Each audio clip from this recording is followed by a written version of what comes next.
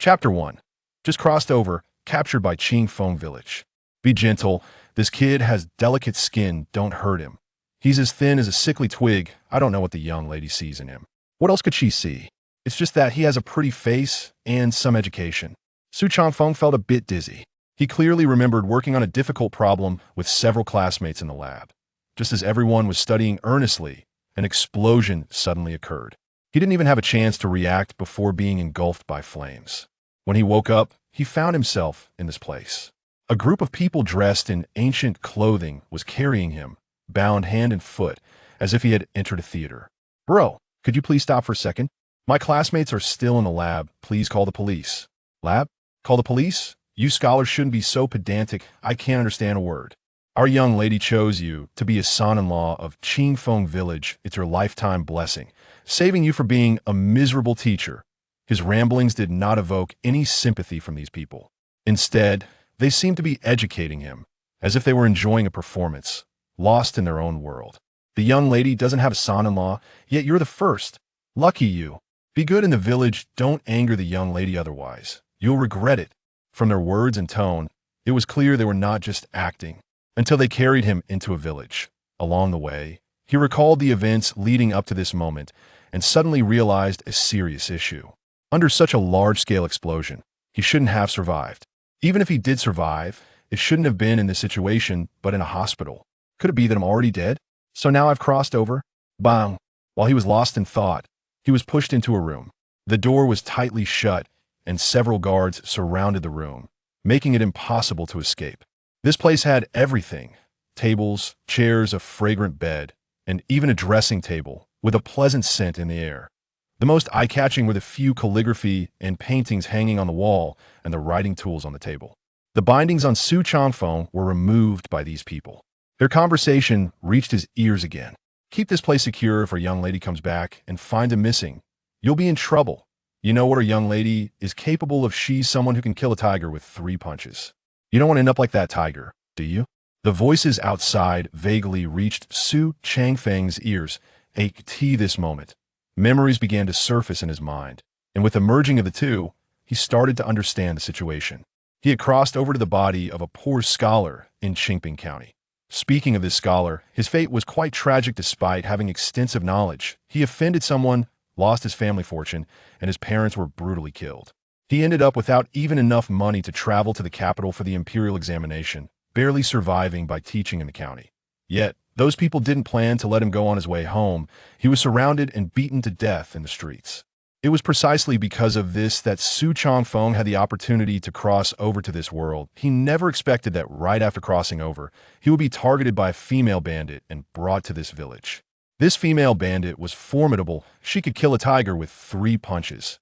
Sitting in front of the mirror, looking at the frail figure reflected back, Su Changfeng felt a bit scared. With this frail body, can I withstand that female tiger? What if I end up being crushed to death? Clearly, this so-called young lady in the bandit's words had already been labeled as a robust and fierce female tiger by Su Changfeng. A decent-looking person would never go outside to capture a man as a husband. It must be a woman so unattractive that no one wanted her, who would do such a thing. I need to find a way to escape from here. Su Changfeng didn't care whose body he had crossed, and he only knew that if he didn't leave soon, he would truly become the most miserable crossover character. To be crushed to death by a woman right after crossing over would be embarrassing to admit. So he began rummaging through the room, searching for anything that could help him escape. However, the room was very clean, and he couldn't find anything useful. After half a day, he found nothing but a pair of scissors. On the other side, Qingfeng Village, Loyalty Hall. Meng Xiaonan had long hair cascading down her shoulders, adorned with a golden ribbon, and wore a white long dress that accentuated her already fair skin, adding to her beauty. She was the daughter of Meng Yi, the leader of Qingfeng Village. At 18 years old, she had reached the marrying age in this era. However, due to her high standards and frequent association with these bandits, she had yet to find a suitable partner. At this moment, she was sitting at a table, playing with a long sword in her hands, listening to her father's nagging. Meng, he had a bushy beard and a glare that could scare anyone. Despite his fierce appearance, he spoke in a soft, gentle manner. Xiaonan, my little ancestor, I've brought you someone a scholar from Qingping County, not only literate but also quite knowledgeable. This time we must settle the marriage that way. When I meet your mother in the afterlife, they'll have something to report. Do you know how hard it is for me to raise you while becoming an outlaw? Meng Xiaonan smiled, and suddenly the soft sword in her hand thrust forward, producing a crisp sound, like a musical instrument, with a long, melodious tone. Father, we didn't grab the wrong person, did you? Su Changfeng, the teacher from Qingping County? Definitely not. I made sure to verify before capturing him this time. Marriage is a serious matter. It can't be taken lightly. Meng Xiaonan stood up, sheathed her sword, and said, they'll go check on him first as long as he's the right person. The marriage is settled. That's what you said. Don't regret it later. Got it, got it. You're the leader of Qingfeng village. Why are you being so wishy-washy? Saying this, she walked toward the exit. She didn't find Su Changfeng through normal channels instead. She changed clothes and was pushed into Su Changfeng's room. One misstep, and she fell right towards Su Changfeng. Su Changfeng reacted quickly and caught her. Immediately, a fragrant breeze wafted into Su Changfeng's nose. Instinctively looking at Meng Xiaonan, Su Changfeng was stunned for a few seconds. What a beautiful woman. Thinking this in his heart, he said, Miss, are you all right? Beautiful? Meng Xiaonan was taken aback for a moment. Then her face flushed as she shook her head and said, I'm fine. Thank you, young master. Observing her appearance and listening to her voice, Su Changfeng suddenly felt that these bandits were truly inhumane to treat a girl like this. Were you also captured by them? Meng Xiaonan was slightly taken aback, then said, so, you're captured too? Just mentioning this made Su Changfeng angry. He placed some tools he had found in the room on the table and said angrily, what bad luck. I was targeted by a female tiger here. Let's not talk about that. What about you? Aren't you worried? Before dark, they'll take you out of here. Female tiger? Meng Xiaonan's expression was quite interesting. Looking at this rather handsome young scholar in front of her, she found it hard to imagine where he got his confidence. Not to mention she was right there guarding. Even with Qingfeng Village's defenses, he probably couldn't escape. Chapter 2. The world is so big. I want to see it. A wooden stick, a few ropes, and a pair of scissors. These are the tools Su Changfeng has found so far. Comparing them to the dismantled bed leg and the mosquito net that has been cut into strips on the bed, it is easy to connect them to the wooden stick and ropes in his hands. Su Changfeng gave her a wink with the wooden stick and then approached the door. He pointed at the table and said, flip the table over. Huh. Meng Xiaonan didn't understand at first. It wasn't until Su Changfeng reminded her again that Meng Xiaonan finally got it. She casually flipped the table, and the items on it fell to the ground with a crash. Bang, bang, bang. Su Changfeng began to pound on the door while shouting outside. Hurry up and open the door. This lady has fainted. Thinking he would have to explain, he was surprised when the door opened immediately after his shout. The guy guarding the door appeared. Su Changfeng struck quickly, hitting the back of the man's head with the stick. The man didn't even have a chance to react before he collapsed to the ground. Simple and brutal. Meng Xiaonan was stunned, standing there with a look of disbelief. What are you standing there for? Hurry up and help. Su Changfeng quickly closed the door and dragged the unconscious man to the bed. Only then did Meng Xiaonan realize what to do and rushed forward to help. However, her clumsy movements gave Su Changfeng a headache. He couldn't help but pull her, saying, forget it, I'll do it. You go guard the door. Meng Xiaonan responded with an "oh" and slowly made her way to the door. At that moment, her mind was filled with the image of the man being knocked out. Fast, accurate, and ruthless. Not at all like a weak scholar. And why was that guy from the bandit camp so easily fooled? Just as she was thinking about this, she suddenly noticed Su Changfeng had stripped the man's clothes and was putting them on himself. Peering over, she asked Su Changfeng, what are you doing? Su Changfeng didn't answer. After changing clothes, he went to the door again, gently opened it, and peeked outside. Despite the commotion in his room, the people outside hadn't noticed at all. This Qingfeng camp was, after all, just a bandit den, and the people here were quite lax in their vigilance. Hey brother, your man has fainted. Su Changfeng shouted to another bandit not far away. Meng Xiaonan was surprised to see the man running over without any sense of caution. She wanted to signal him, but didn't have time before Su Changfeng knocked him out again. So ruthless. His actions were seamless, as if he had done it countless times before. I just wanted to find a compliant husband, but I never expected to end up with such a strong-willed GUY. Meng Xiaonan pondered the seriousness of the situation. Su Changfeng repeated his earlier actions, stripping clothes, binding the man, and forcibly stuffing a cloth into his mouth. Seeing Meng Xiaonan still standing there in a daze, he jokingly scolded, "What are you standing there for? If you want to come with me, hurry up and change your clothes." Meng Xiaonan had already regained her senses and quickly followed Su Chongfeng's instructions, moving with a swiftness that was a stark contrast to her earlier sluggishness. While she was changing clothes behind Su Chongfeng, he was taken aback.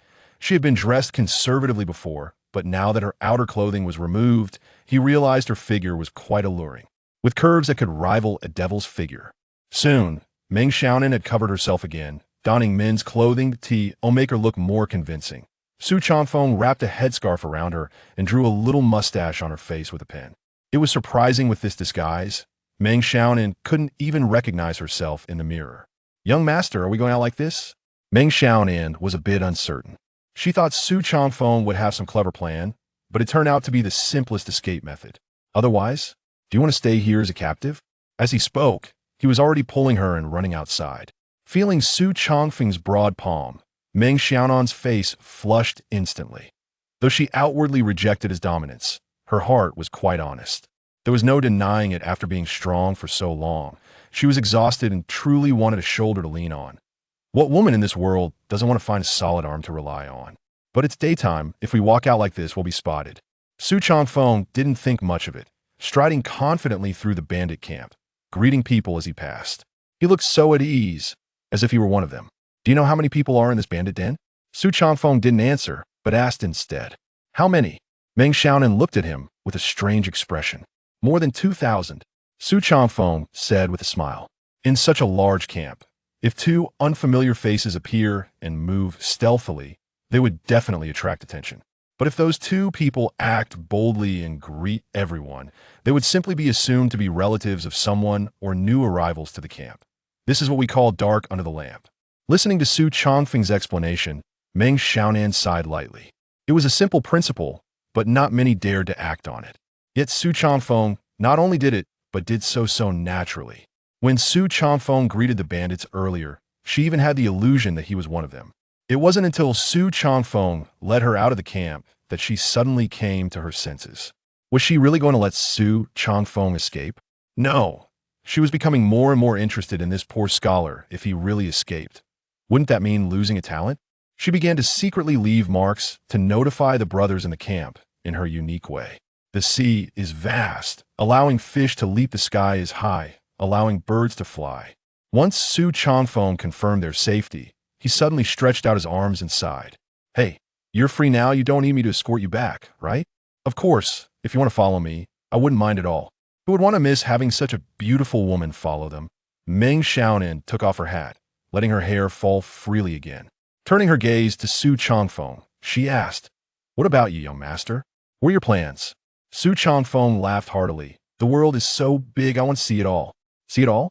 Meng Xiaonan chuckled, her gaze shifting from Su Chongfeng to behind him. "Move quickly, it's right ahead. If you can't even keep an eye on someone, just wait to be punished when you get back." Shouting and footsteps came from behind.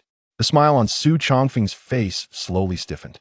It didn't make sense they were either a regular army or a group of bandits. Their reaction time shouldn't be this fast. "What are you standing there for? Run." Su Chongfeng pulled Meng Xiaonan again, running in a direction that if Su Chongfeng had escaped alone, she might have understood but wouldn't have felt more goodwill towards him. But Su Chongfeng, in this critical moment, still remembered to pull her along. The more he did this, the less she wanted to let him go. Because in this world, good men are hard to come by. With the traitor Meng Xiaonan, escape was definitely impossible. They had barely run for less than 500 meters when they were surrounded again by that group of bandits. They were tied up with ropes and taken to Qingfengzhai. This time, being captured made Su Chongfeng think a lot. He gazed at Meng Xiaonan for a long time. In the end, he reached a conclusion.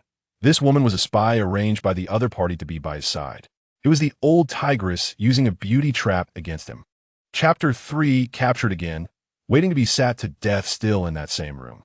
Sitting on the edge of the bed, Su Chongfeng wished he could slap himself, especially with the outside decorated with lights and people constantly coming into his room to stick up big red wedding characters, setting up the bridal chamber. I really was blinded by beauty. How could the other party catch a woman and lock me, the new groom, in the same room? Now, it's just waiting to be sat to death by that tigress. He realized it now, but it was too late. Others who time travel either have a golden finger or a remarkable identity that enjoy the beauty's embrace, waking up to control the world. As for him, up to now, there was no golden finger, and he had become someone else's prisoner. Just as he lamented the unfairness of fate, the door was pushed open, and a middle-aged man with a smile walked in. This man was dressed decently, completely out of place with the style of the entire bandit camp. He looked more like a scholar than a bandit in the camp. Is it comfortable living here? As soon as this person entered the room, he wore a beaming smile. He seemed gentle towards others, but Su Changfeng felt very uncomfortable. Comfortable? How could it not be uncomfortable? Su Changfeng laughed heartily. There was food and drink here, and soon he could celebrate the wedding night. This was a life that many men dream of. My surname is Kong. My single name is Jia, and I am the second in command of this Qingfeng camp. The middle-aged man introduced himself and closed the door, walking to the table to pour himself a glass of water. This action made Su Changfeng narrow his eyes, feeling that the script was a bit off. He heard second-in-command Kong say, "Although you are a weak scholar, your abilities are not small.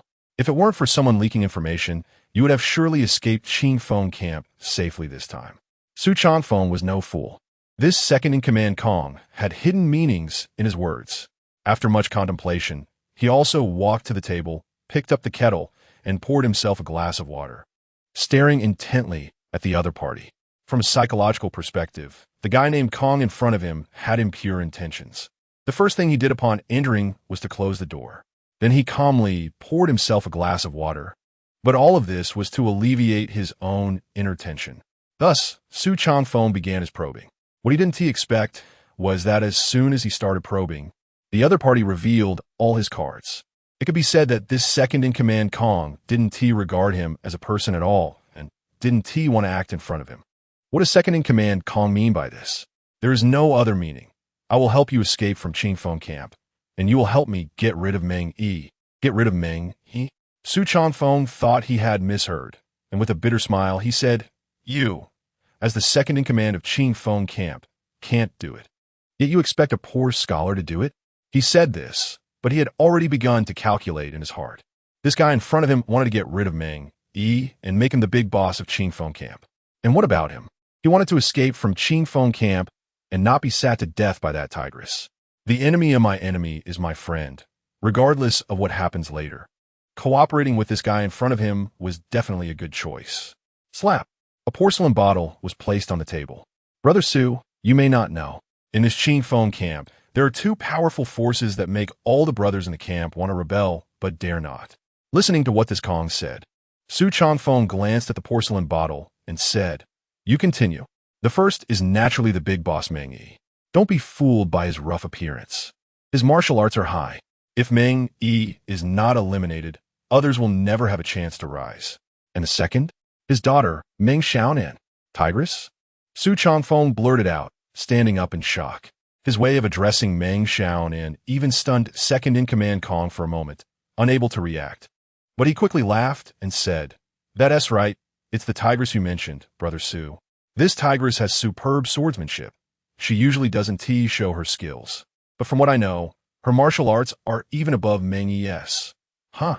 Su Changfeng sat back down on the bench, his gaze alternating between second-in-command Kong and the porcelain bottle in his hand. Second-in-command Kong knew that this matter was difficult, yet he still found me. Which means you must have had a plan already, right? Second-in-command Kong suddenly laughed and said, "On the day of the wedding, I will deal with Meng, and you will take care of Meng Xiaonan. Afterwards, I will sit on the big boss's throne, and you can take a sum of money and go back to Qingping County to continue being your teacher. How about that?" Me? Su Changfeng pointed at his own nose. The second-in-command really knows how to joke. How can I eliminate such a strong Meng Xiaonan alone? Second-in-command Kong pointed at that porcelain bottle and said, "Brother Su, you probably forgot that on the wedding night, the bride and groom are supposed to drink a cup of wine together. Poison?" Su Changfeng was not a fool. Just from the reminder in the other party's words, he immediately realized. That's right, Xiaonan.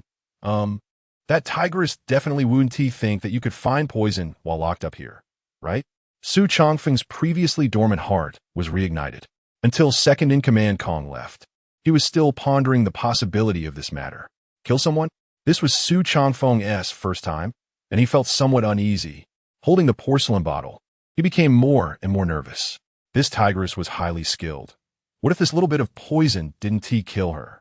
The moment he opened the porcelain bottle, a familiar smell rushed over. He still understood some about medicinal materials. Now, these familiar smells had little to do with poison. What is going on?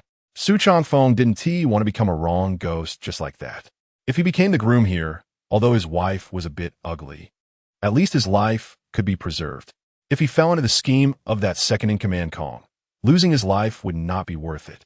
There were not enough experimental instruments here for him to check the authenticity of the poison in this bottle. The only thing he could do was to test it on a living creature. After the last escape, everyone in Qingfeng camp was on guard against him. How could they give him another chance? Groom, this is the wedding dress you will wear tomorrow. Just as he hesitated with the porcelain bottle in hand, the door was pushed open again. But this time, it was an old maid who pushed the door open. She was holding a big red wedding dress, smiling, and occasionally glancing at Su Changfeng. The look made Su Changfeng easily associate her with that scheming tigress, making his heart uneasy. Feeling uneasy didn't matter. The key was that he wanted to use this old maid for an experiment. So, I really trouble you. This little matter requires you to make a trip personally. Su Changfeng changed his usual demeanor, picked up the kettle, poured a bowl of water for her, and using his body as a shield, sprinkled a bit of material into the bowl. This is my first time being a groom, and there are many things I don't understand. I need you to explain the rules to me. Saying this, he naturally handed the bowl of water to her. Afraid the poison was too strong, he didn't dare to add too much. But this old maid was thrilled to receive such treatment for the first time. Her mouth was grinning from ear to ear. Taking the bowl of water, she drank it all in one go. At the same time, she said, "Groom, you jest. If you weren't a first-time groom, how could you be caught here to marry our young lady? To be able to become the groom of our Qingfeng camp? You must have been a great kind person in your last life." Chapter 4 Not Poison. Kong Jie's secret desire marriage is just about the wedding ceremony, right? Anyway, our little village doesn't care much for those rules. What we mainly focus on is the details of the wedding night. After a while, the old woman was talking nonstop, showing no signs of stopping. She was pulling at her collar, waving her hand to create a breeze, and constantly throwing flirtatious glances at Su Changfeng. Something was off. Su Changfeng suddenly felt that there must be a problem at some stage. Generally, a poison meant to kill, even if administered in a small amount, shouldn't have no issues at all, right? So, he poured another bowl of water for the old woman and added some seasoning to it, because it was too hot. The old woman drank the bowl of water in one go. The effect came quickly this time. The old woman's face turned rosy, and instead of just flirting with her eyes, she started to make physical advances toward him. Her wrinkled hands began to move up his leg. Seeing her approaching body and her lewd gaze, Su Changfeng was terrified. This wasn't tea poison, it was an aphrodisiac. What did that Kong Jie want to do? Su Changfeng realized that his head wasn't functioning properly. He had planned to poison and kill that fierce woman. Now, it seemed that the other party had given him a bottle of this stuff instead.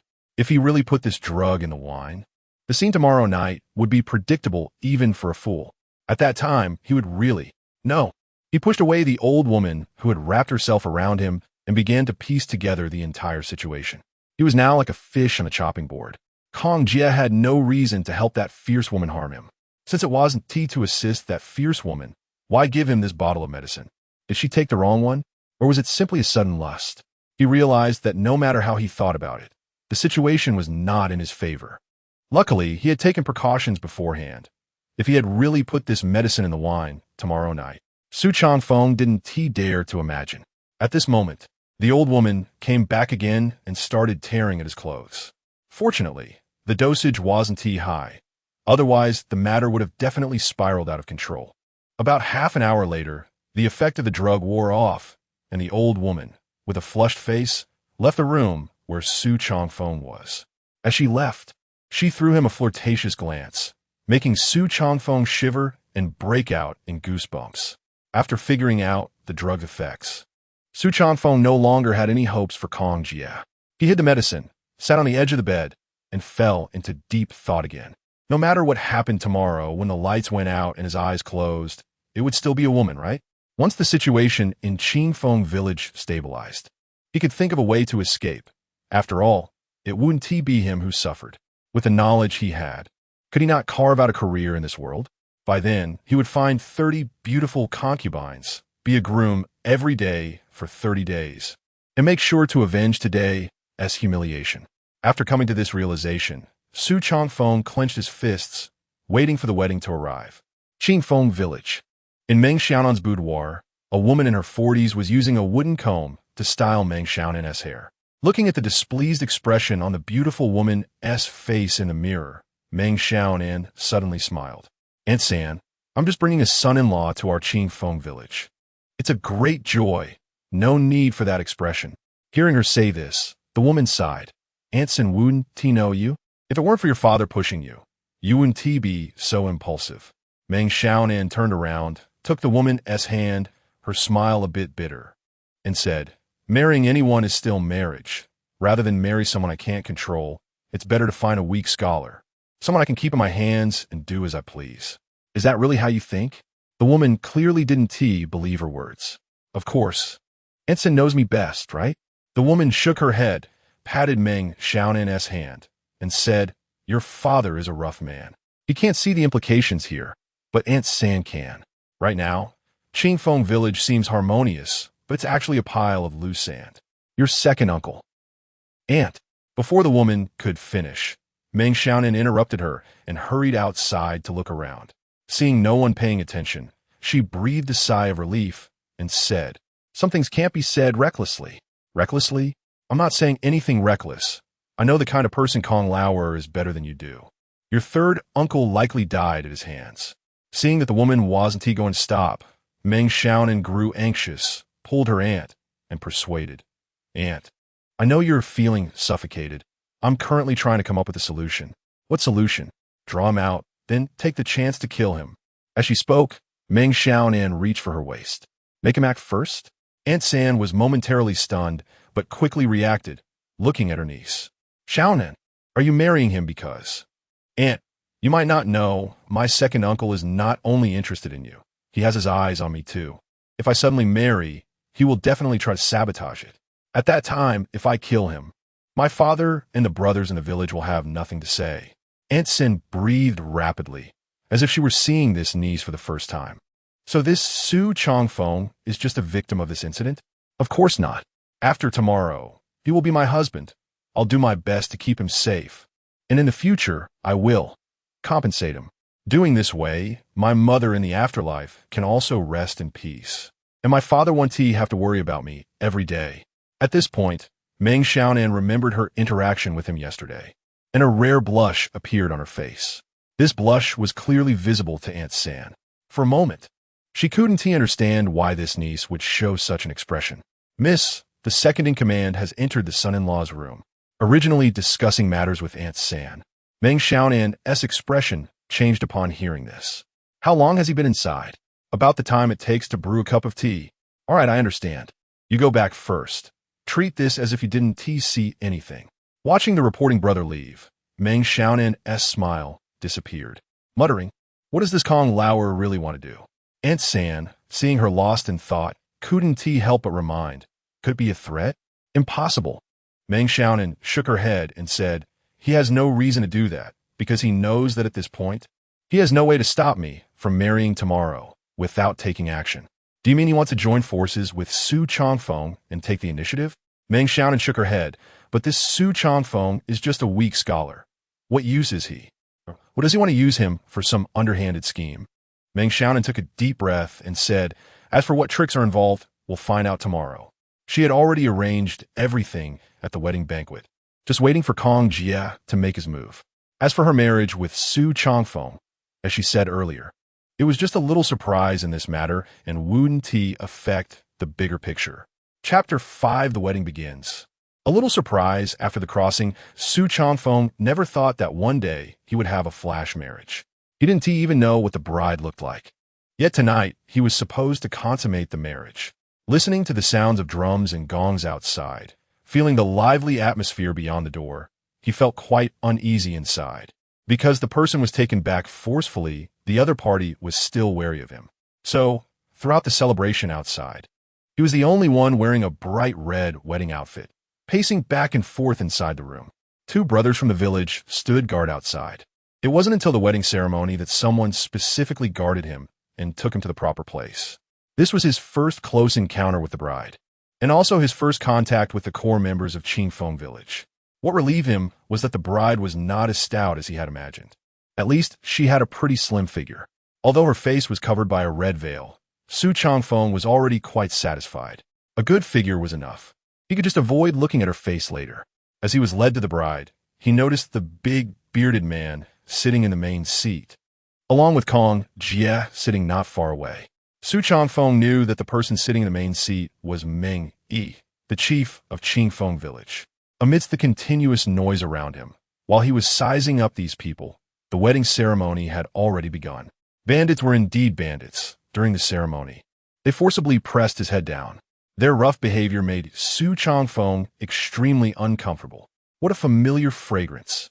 Just as the couple was bowing to each other, a wave of fragrance entered his nostrils, startling him and causing him to instinctively glance at the bride across from him. What are you looking at? Hurry up and bow. A burly man forcibly pressed his head down, quickly finishing the final ceremony.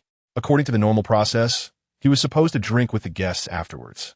But now, he was directly pushed into the bridal chamber. It was still the room he was staying in, which had been arranged quite nicely.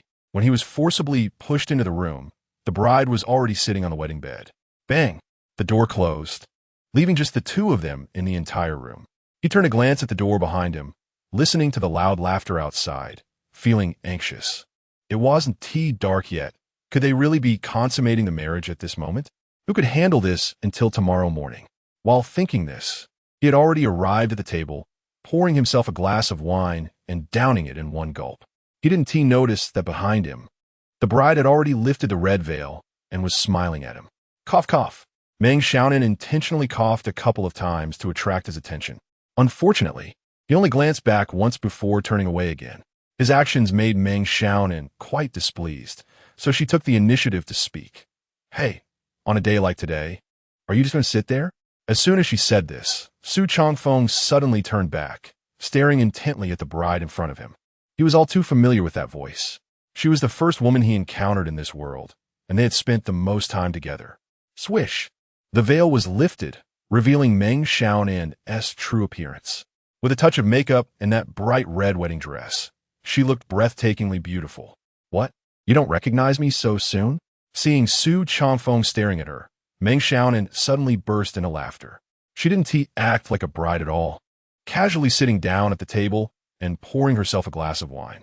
It was only then that Su Changfeng finally reacted. You're that tigress? What? Doesn't seem like it? Why did you tie me up? Because I like you. Su Changfeng. This blunt conversation caught him off guard for a moment. Seeing his reaction, Meng Xiaonan suddenly laughed again. This smile made her even more stunning. All right, I just want to use you as a shield to lure my second uncle into action. If you don't want to stay here afterwards, I'll find a way to send you out. The twist in this matter made Su Changfeng a bit unable to adapt.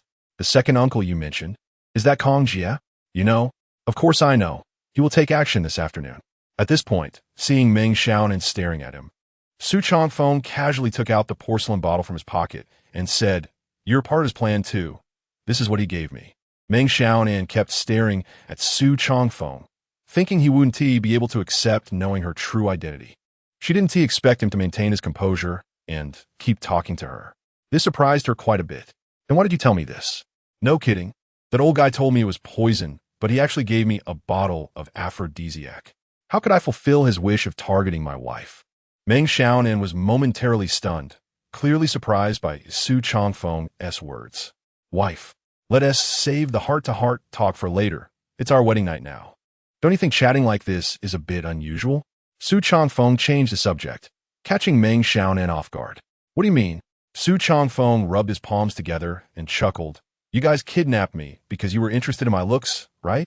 Now that we're married and have bowed to each other, what comes next? As he spoke, he pointed to the big bed behind her. At that moment, even if Meng Xiaonan was a bit slow, she realized what he was implying. Her face flushed, and with a soft snort, she drew a long sword from her waist and pointed it directly at Su Changfeng's neck. Su Changfeng didn't expect her to have a long sword during the wedding. It was a soft sword tied around her waist, and the sound of a sword was clearly not ordinary. Wife, I know you. You're just not ready yet. Let us not rush. Let us have a drink first to calm down and talk about it later.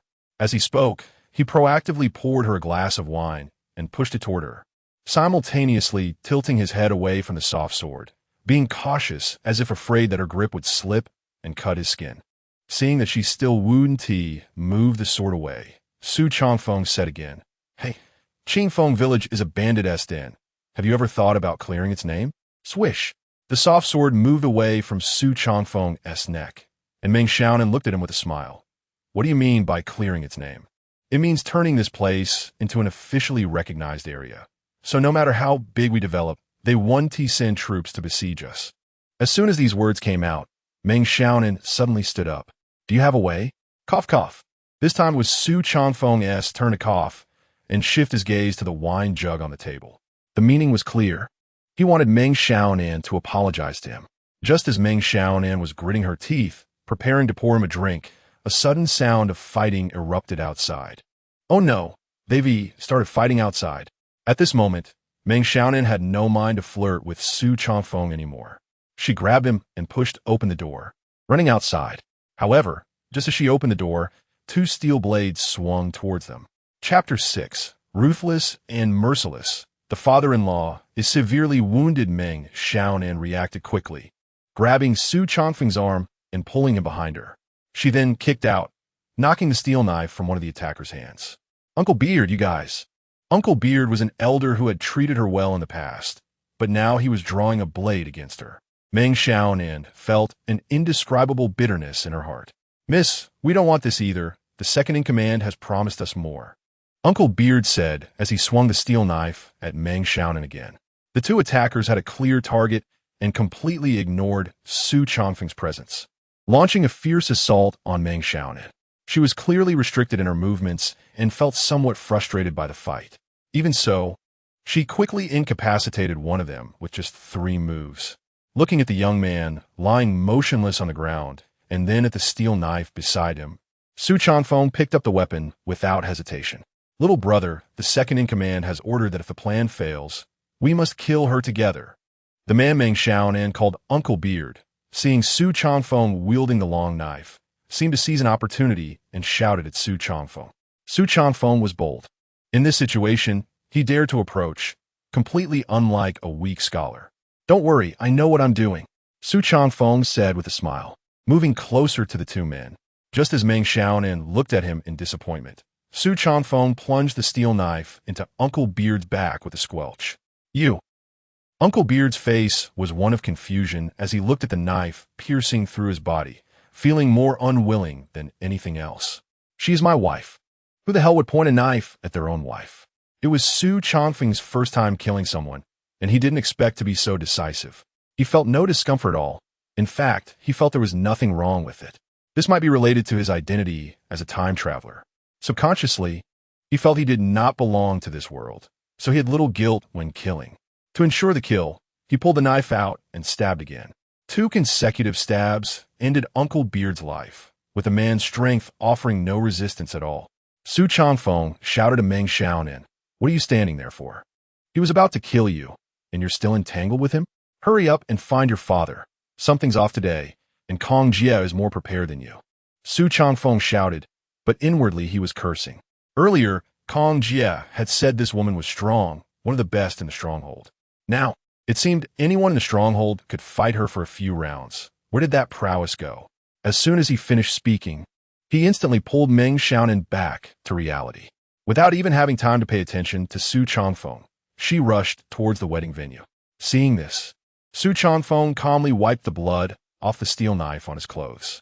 Feeling it was still not enough, he smeared some blood from Uncle Beard onto his face and body, turning himself into a disheveled figure.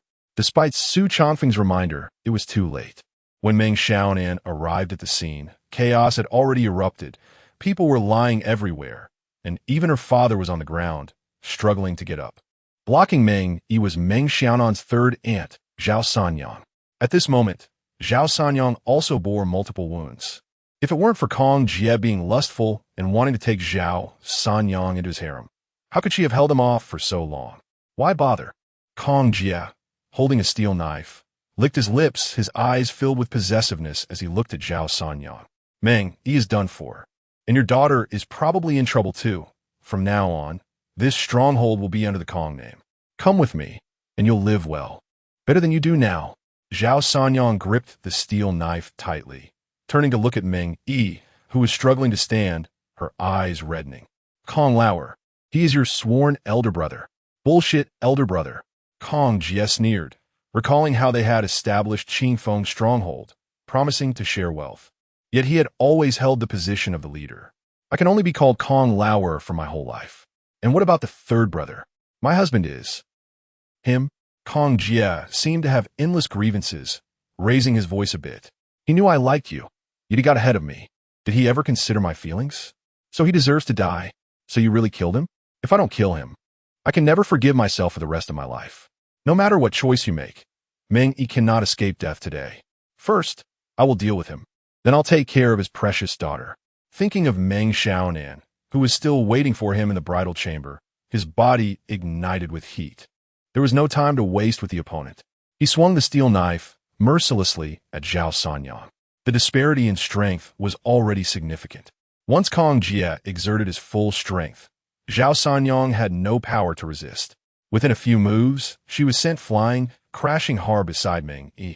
Meng Yi was in despair. He tried several times to get up and save her, but his legs were already useless, unable to move at all. He could only watch helplessly as the steel knife in Kong Jie's hand swung toward him. Sanyang, I'm sorry.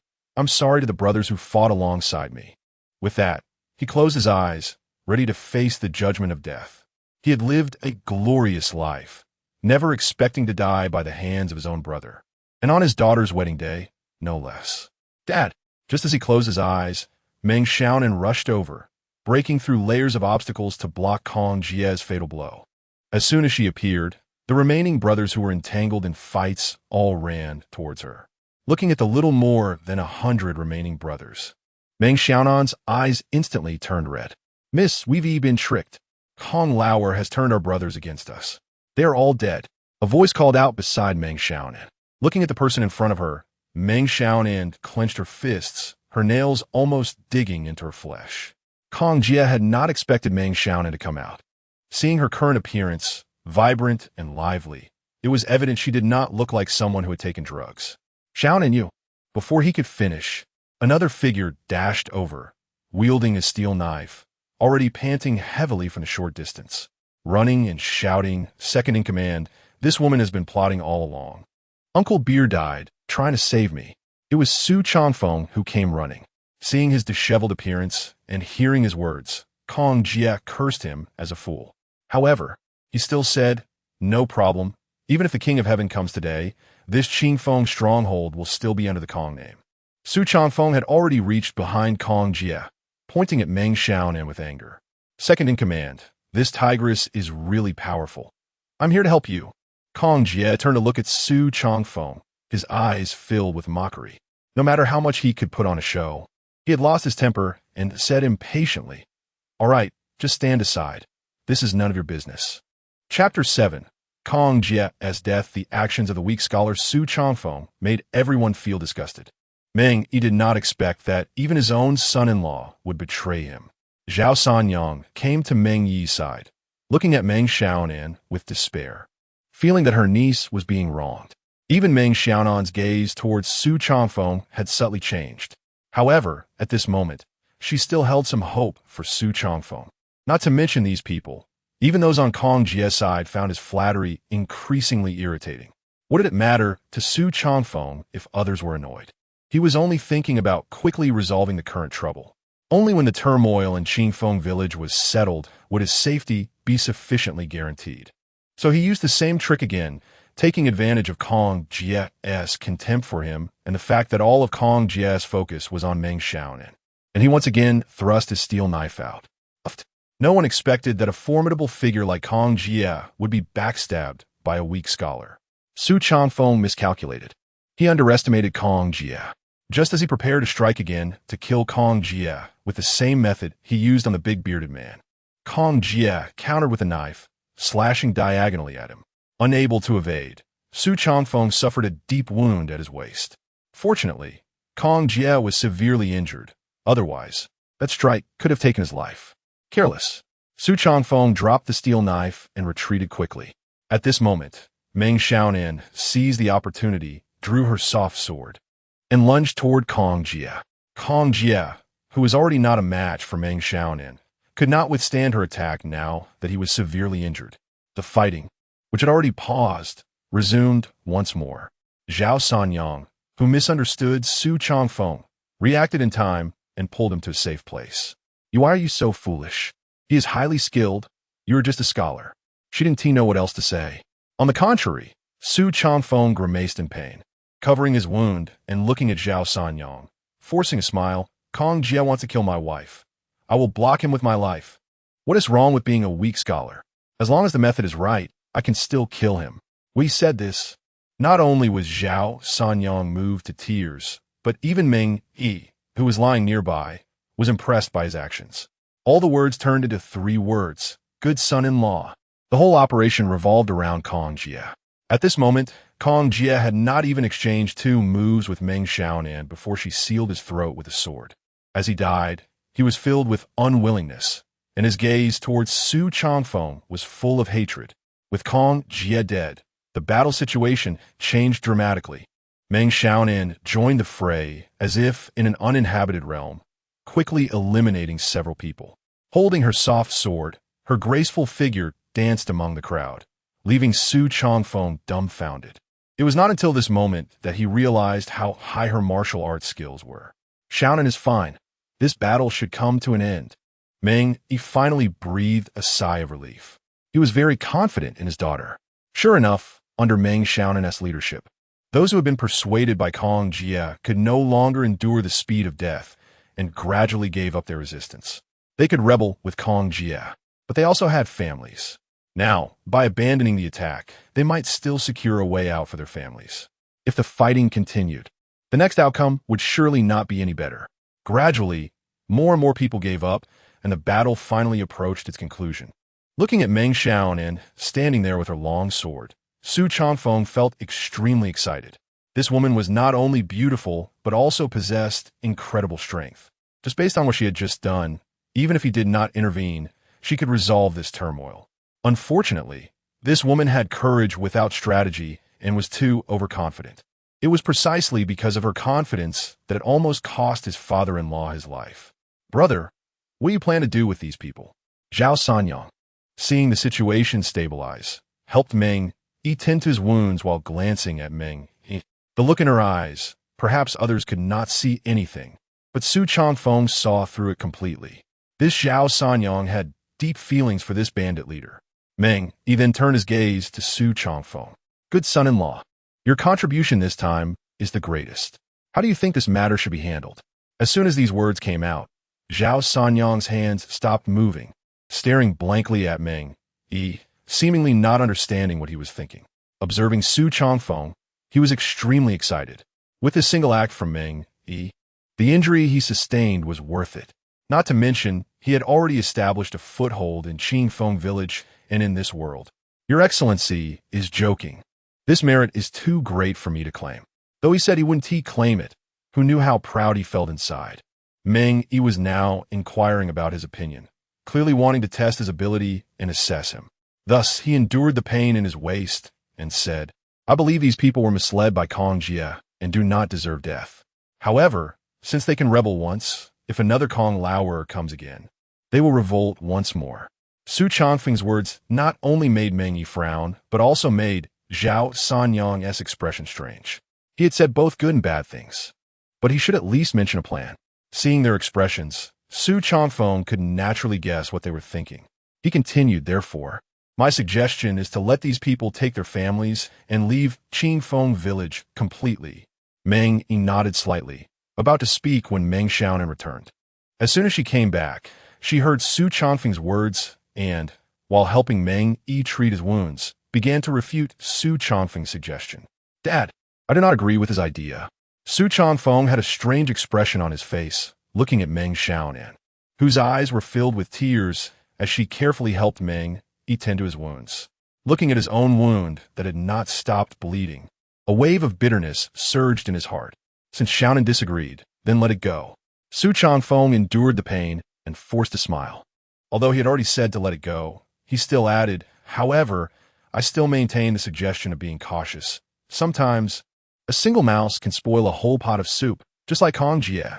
As soon as he said this, Meng Xiaonan, who had initially opposed the idea, suddenly hesitated. Just this moment made Meng even more resolute in his heart. This matter will be handled as right. What is your name again? Meng turned his gaze to Su Changfeng, his face showing no pain but filled with embarrassment. He had been calling him good son-in-law, but could not remember his name. This was really embarrassing. Zhao Sanyang and Meng Xiaonan remained silent beside them. Su Changfeng hurriedly responded, my surname is Su, and my name is Changfeng. You could just call me Changfeng, Your Excellency. Meng nodded and said, this matter will be handled as Changfeng suggested. Being able to spare their lives is already a huge grace. Seeing that Meng Xiaonan still wanted to speak, Meng interrupted her with a wave of his hand. Xiaonan, you are skilled, but a woman's mercy will only spoil great matters. Your father is incapacitated, and in the future, the affairs of this stronghold will be entrusted to you. You and Changfeng will manage it together. Now that Changfeng is injured, you should take him and handle it. The rest will be left to me. Su Changfeng felt very comfortable in his heart and even actively extended his palm, indicating for Meng Xiaonan to help him. After all, he was still an injured person, and he was injured for the stronghold and for her. How could she not treat him a bit better? Meng Xiaonan glared at him fiercely, but had no choice but to step forward and assist Su Changfeng. The sparks inadvertently ignited between the two made Su Changfeng's heart race. Chapter 8. If the lady doesn't believe, a test will reveal the truth. Meng Xiaonan supported Su Changfeng as they walked towards their wedding room. Once they were out of Meng Yi's sight, she suddenly pushed Su Changfeng away and said irritably, all right, there's no one here, stop pretending. Su Changfeng pouted, clapped his hands, and his gaze wandered over Meng Xiaonan. Smiling, he said, what do you mean? I'm also an injured person. Is this how you treat the injured? Meng Xiaonan sized Su Changfeng up and muttered, injured? Your body is too weak, you just scratched your skin, and you can't even walk? Feeling this woman's abnormal concern, Su Changfeng snorted, well, you know, if Hong Jie had put a bit more strength into that knife, you would already be a widow. TCH. Meng Xiaonan supported him again and muttered, with your current condition, I'm not much different from a widow. Su Changfeng was not pleased. He stared at Meng Xiaonan and said word by word, I say, can we change our way of insulting each other? If worst comes to worst, let's consummate our marriage tonight, so you can see my power. Su Changfeng admitted that his body was indeed a bit weak right now. Weak as he was, he reached the level Meng Xiaonan described. Meng Xiaonan's face flushed, and she raised her foot to kick Su Changfeng, but he dodged. All she could do was curse. Keep talking nonsense. Do you believe I'll make you a useless person right now? While they were flirting, Qingfeng village underwent earth-shattering changes that day. Although Meng Yi was a rough man, he was still the leader of the village. That day, he drove all those people out of Qingfeng village. More than 2,000 villagers were driven away, nearly 2/3 of the population. The village suddenly became empty. The remaining people, apart from over 100 fighters, were all the elderly, weak, women, and children. Meng Yi sat in the Zhongyi Hall, his legs unable to move, bloodstains still fresh on his body. Looking at the empty space below, he was filled with worry. Below, 7 or 8 people stood sparsely, all of them injured, their expressions not looking good. Brother, what if they come back for revenge after we drove them away? If they bring government officials, Wun Ti Wei? Listening to the dissatisfaction below, Meng Yi sighed slightly and said, should we just kill them all? As soon as he said this, someone immediately stood up below and said, if it really comes to that, we can also follow Xiaonan's idea. Meng Yi snorted lightly. The core of Qingfeng village's establishment is righteousness. Because of righteousness, we can gather together and grow stronger. Now these people are untrustworthy. Staying here will only cause our village to quickly fall apart. The room fell silent. Everyone understood the reasoning, but who would be willing to see the hard-earned power they had developed revert to nothing? Old John from now on. You will be in charge of the village's internal affairs. Seeing no one respond below, Meng Yi continued arranging. Me, Zhang Deshang, who had been sitting quietly, had not spoken. With a face full of stubble and a fresh scar on his face, his arm was wrapped in bandages. He was just daydreaming when Meng Yi interrupted him. Brother, I'm just a rough man. How can I manage internal affairs? Previously, all internal affairs of Qingfeng village were handled by Kong Jia. That guy could read and do calculations. As for me, I can recognize a few characters, but dealing with so many troublesome matters daily would drive me crazy. Then tell me, who should manage the internal affairs of our Qingfeng village now? Meng, he raised his voice a bit. Zhang Deshang stood up, looked around, and found that, apart from himself, there really weren't many capable people left. Just as he was about to take on the responsibility, a light bulb went off in his head. Brother, I have a good candidate. Meng Yi frowned, feeling like kicking him, but his legs were disabled, and he needed help to stand. Brother, don't rush. Let me explain. Zhang Deshang suddenly became spirited and excitedly said, this person is guaranteed to meet your expectations. Meng Yi took a deep breath and gestured for him to continue. Zhang Deshang, slightly excited, said, this person is your son-in-law, Su Changfeng. Not to mention his contributions in this incident, I specifically investigated him when he was captured. He is a scholar from Qingping County, originally very talented, but because he offended Zhao Shuren, he ended up without even the fare to take the exam, and could only rely on a meager income to be a teacher in Qingping County. With his knowledge, managing our village's internal affairs would be more than enough, right? Meng, he scanned the faces of everyone below.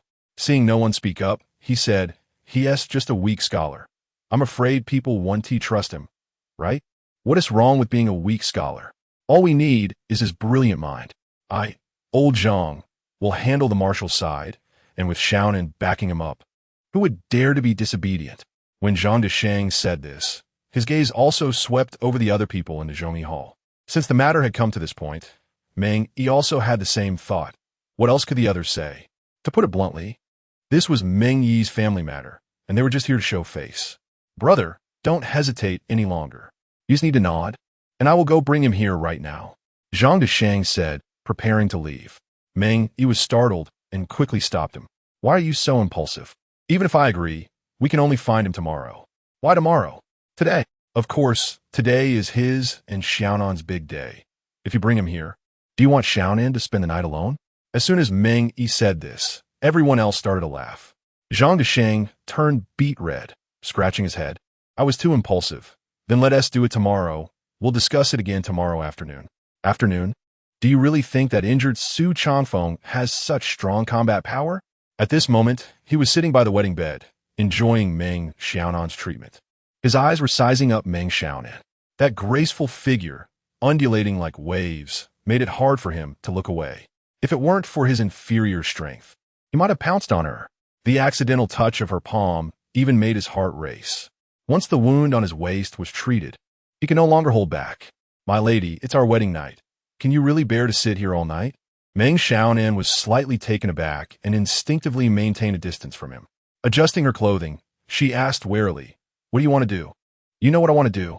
Su Changfeng deliberately showed an evil expression. With someone like you? Although Meng Xiaonan was wary, her words were merciless. What is wrong with that? I'm still in decent shape. If you don't believe me, just try. Saying this, Su Changfeng pretended to pounce towards Meng Xiaonan. Chapter 9. Matters between husband and wife should not be disclosed to outsiders the next day. As dawn broke, Su Changfeng, sporting dark circles under his eyes, was pushed out of the wedding chamber by Meng Xiaonan. Her father's legs were injured, and she had no other thoughts but to check on his condition. Hey, watch your language. Meng Xiaonan tugged at her clothes, clearly a bit nervous. On the contrary, Su Changfeng seemed unfazed, occasionally surveying his surroundings as if he were the master of this place. Just arriving in this world, understanding the situation here was the most important thing. Everything else was off the table. At this moment, Meng Yi was receiving treatment from the doctor. Upon seeing the two, he immediately forced a smile despite his fatigue. How did you not rest well last night? Looking at Su Changfeng's dark circles, he suppressed the pain in his legs and laughed loudly. Su Changfeng naturally knew what he meant. It was just that on the wedding night, the young couple had too much fun. If things were really as Meng Yi thought, it would be one thing, but the key was that he hadn't done anything. Last night, he had barely pounced on Meng Xiaonan before she gave him a beating. With his skills, he was no match for her. This woman was strong enough to make him, a man, feel ashamed. What reassured him was that Meng Xiaonan did not fight him for the wedding bed. Instead, she took part of the bedding and made a makeshift bed on the floor. His tired face was simply due to not getting any rest all night. However, he refused to back down. He said to Meng Yi, "Father-in-law, you're joking. On such a good day, those who just go to sleep are fools." This not only made Meng Yi laugh, but also caught the doctor's attention, who was examining Meng Yi. After just a glance, the doctor snorted with disdain and no longer looked at Su Changfeng. "Uncle Shun, about my father's injury." At this moment, Meng Xiaonan approached Meng Yi and asked the doctor. Hearing her tone and seeing the doctor's attitude, Su Changfeng couldn't help but take a few more looks at the doctor. Although he hadn't interacted much with Meng Xiaonan, he knew that this woman had her pride and did not show respect to just anyone. Before the doctor could respond, Meng Yi suddenly interrupted their conversation. Brother Shun said, "My injury is nothing serious. I just need a rest for a few months." "Really?" Meng Xiaonan's face brightened as her gaze turned back to the doctor.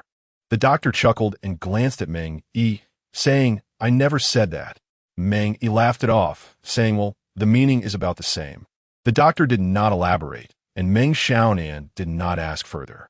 Only Su Changfeng looked at Meng Yi's legs and felt a sense of helplessness. Anyone with a little insight could tell that the chief of Qingfeng village's legs were unlikely to be saved. Given the current situation, he would likely spend the rest of his life in a wheelchair. A wheelchair? Su Changfeng thought to himself and immediately made up his mind. If he had the time, it would be nice to craft a wheelchair for his father-in-law. "Xiaonan, we're just a bunch of rough men here. Some customs can be overlooked. You go out for a moment. I want to talk to Changfeng." At that moment, Meng Yi changed his tone, causing Meng Xiaonan's expression to stiffen. "Dad, what? Just got married, and you're not even listening to your father?" Meng Xiaonan glanced at Su Changfeng. Though she was unhappy, she still walked out. Following her was the doctor surnamed Shun. He left without saying a word, and his cool demeanor made Su Changfeng even more curious about him.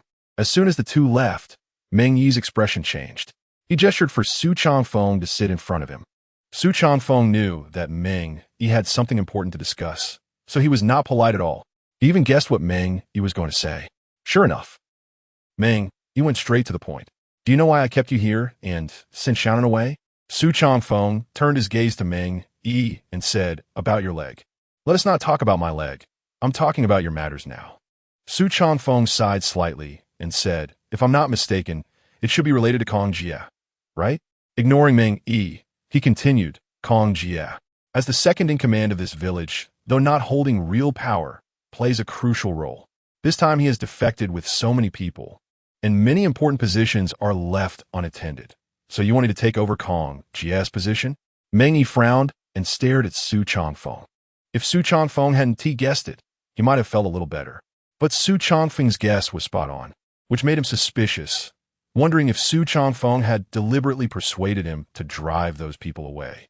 Su Changfeng did not care about Meng Yi's expression and continued, "You're probably thinking if my suggestion yesterday had ulterior motives? Here, let me be honest. There are indeed personal motives, but if I were in your position, I would do the same. I already explained the reasons yesterday. Even if our Qingfeng village lacks people after this incident, I would still find a way to recruit others. But I would use those people again." Humph.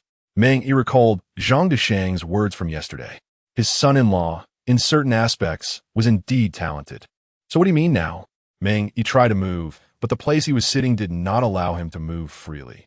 Su Changfeng instantly understood what he meant and stepped forward to help him sit up straight.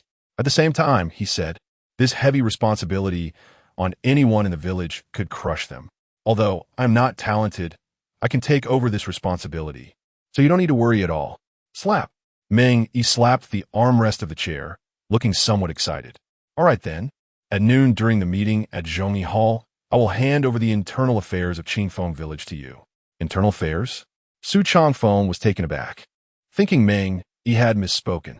Now that Meng Yi's legs were incapacitated, based on his earlier analysis, he should have been given a higher responsibility, such as taking over as the chief.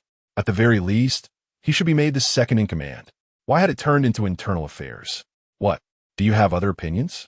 Su Changfeng quickly waved his hand, saying, "No, I just think that after this battle, Qingfeng village needs to recuperate. And taking charge of the internal affairs is just right for me." Meng Yi laughed heartily. He was very satisfied with Su Changfeng's performance. At the same time, he shouted outside, "Xiaonan, you can come in now."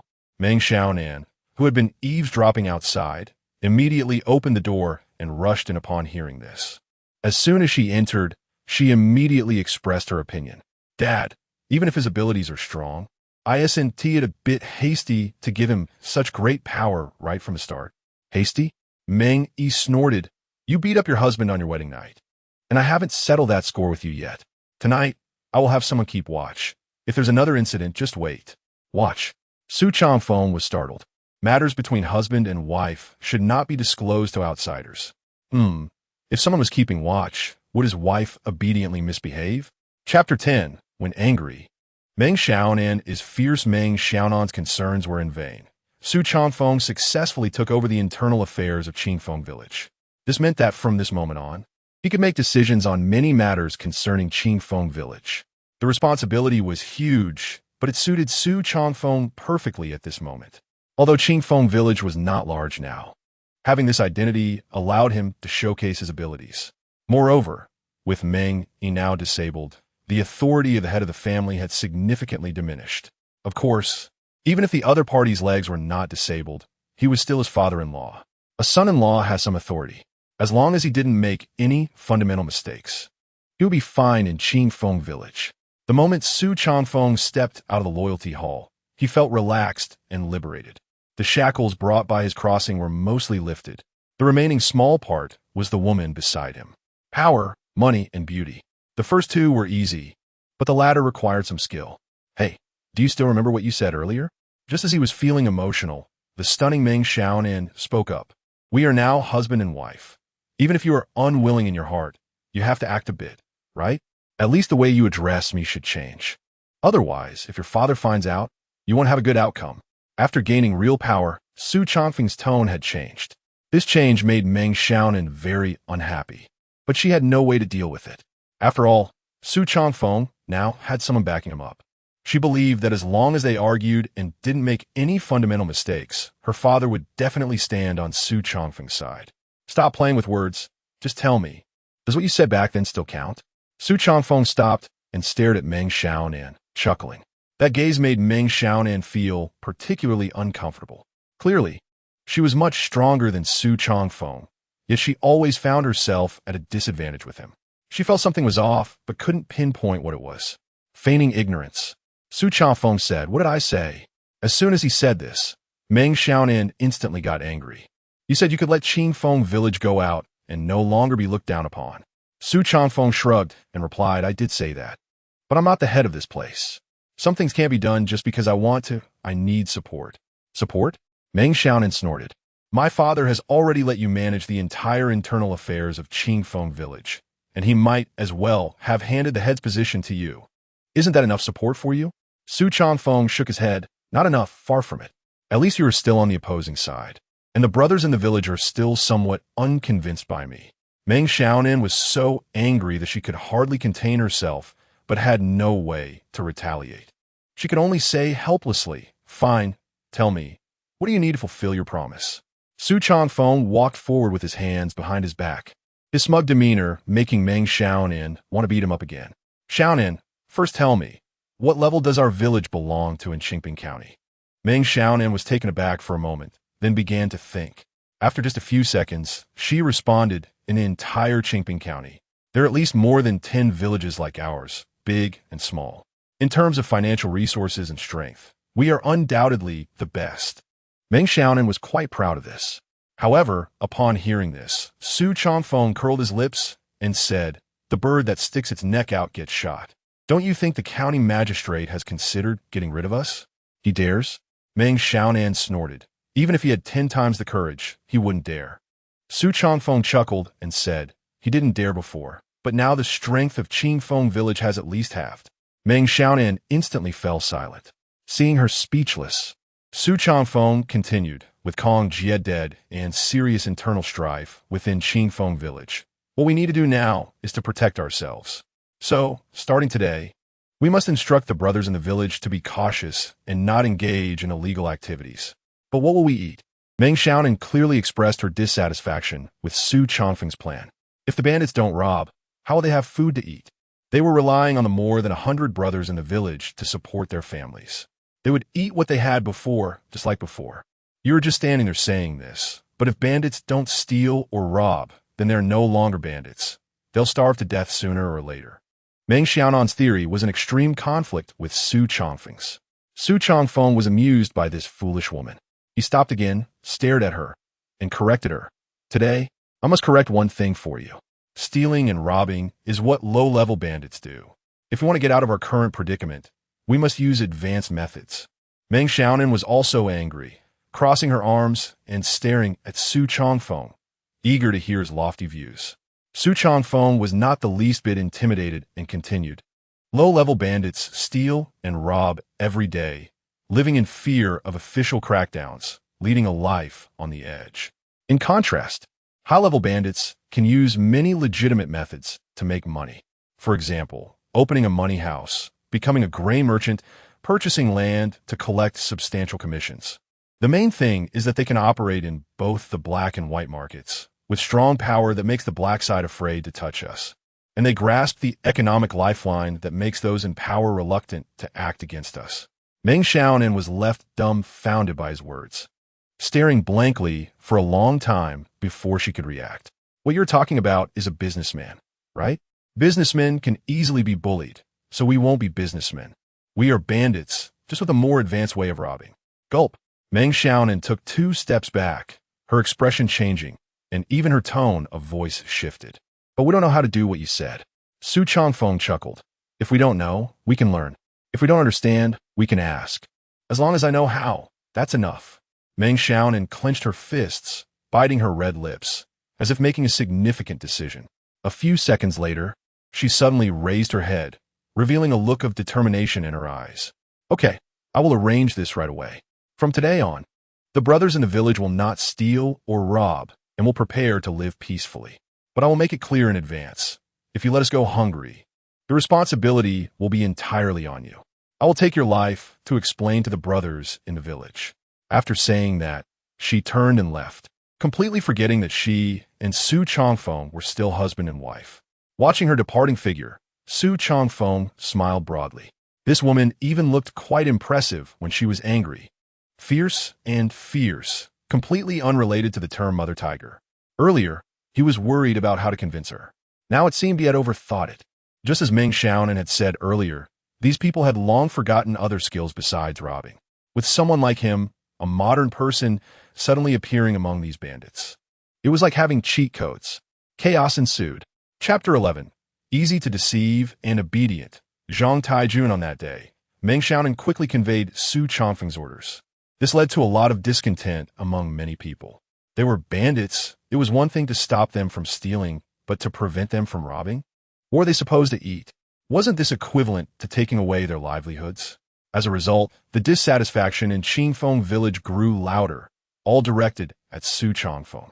This Su Changfeng, a so-called cultured person, was utterly ridiculous to manage their internal affairs. Taijun, this guy was recommended by your father, so you also bear some responsibility. That's right, if I made a mistake, my son should help resolve it. Go find Su Changfeng and make him revoke this order. Zhang Taijun, the son of Zhang Deshang, had a round face and big ears, looking like a rather foolish person. He always carried his steel knife wherever he went, trying to act like a top-notch swordsman. At this moment, hearing the words of his brothers around him, he got hot-headed and stood up. I'm going right now. A pretentious scholar can't be that defiant.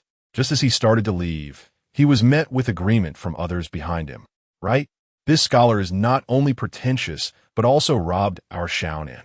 Go over and give him a good beating to vent your anger.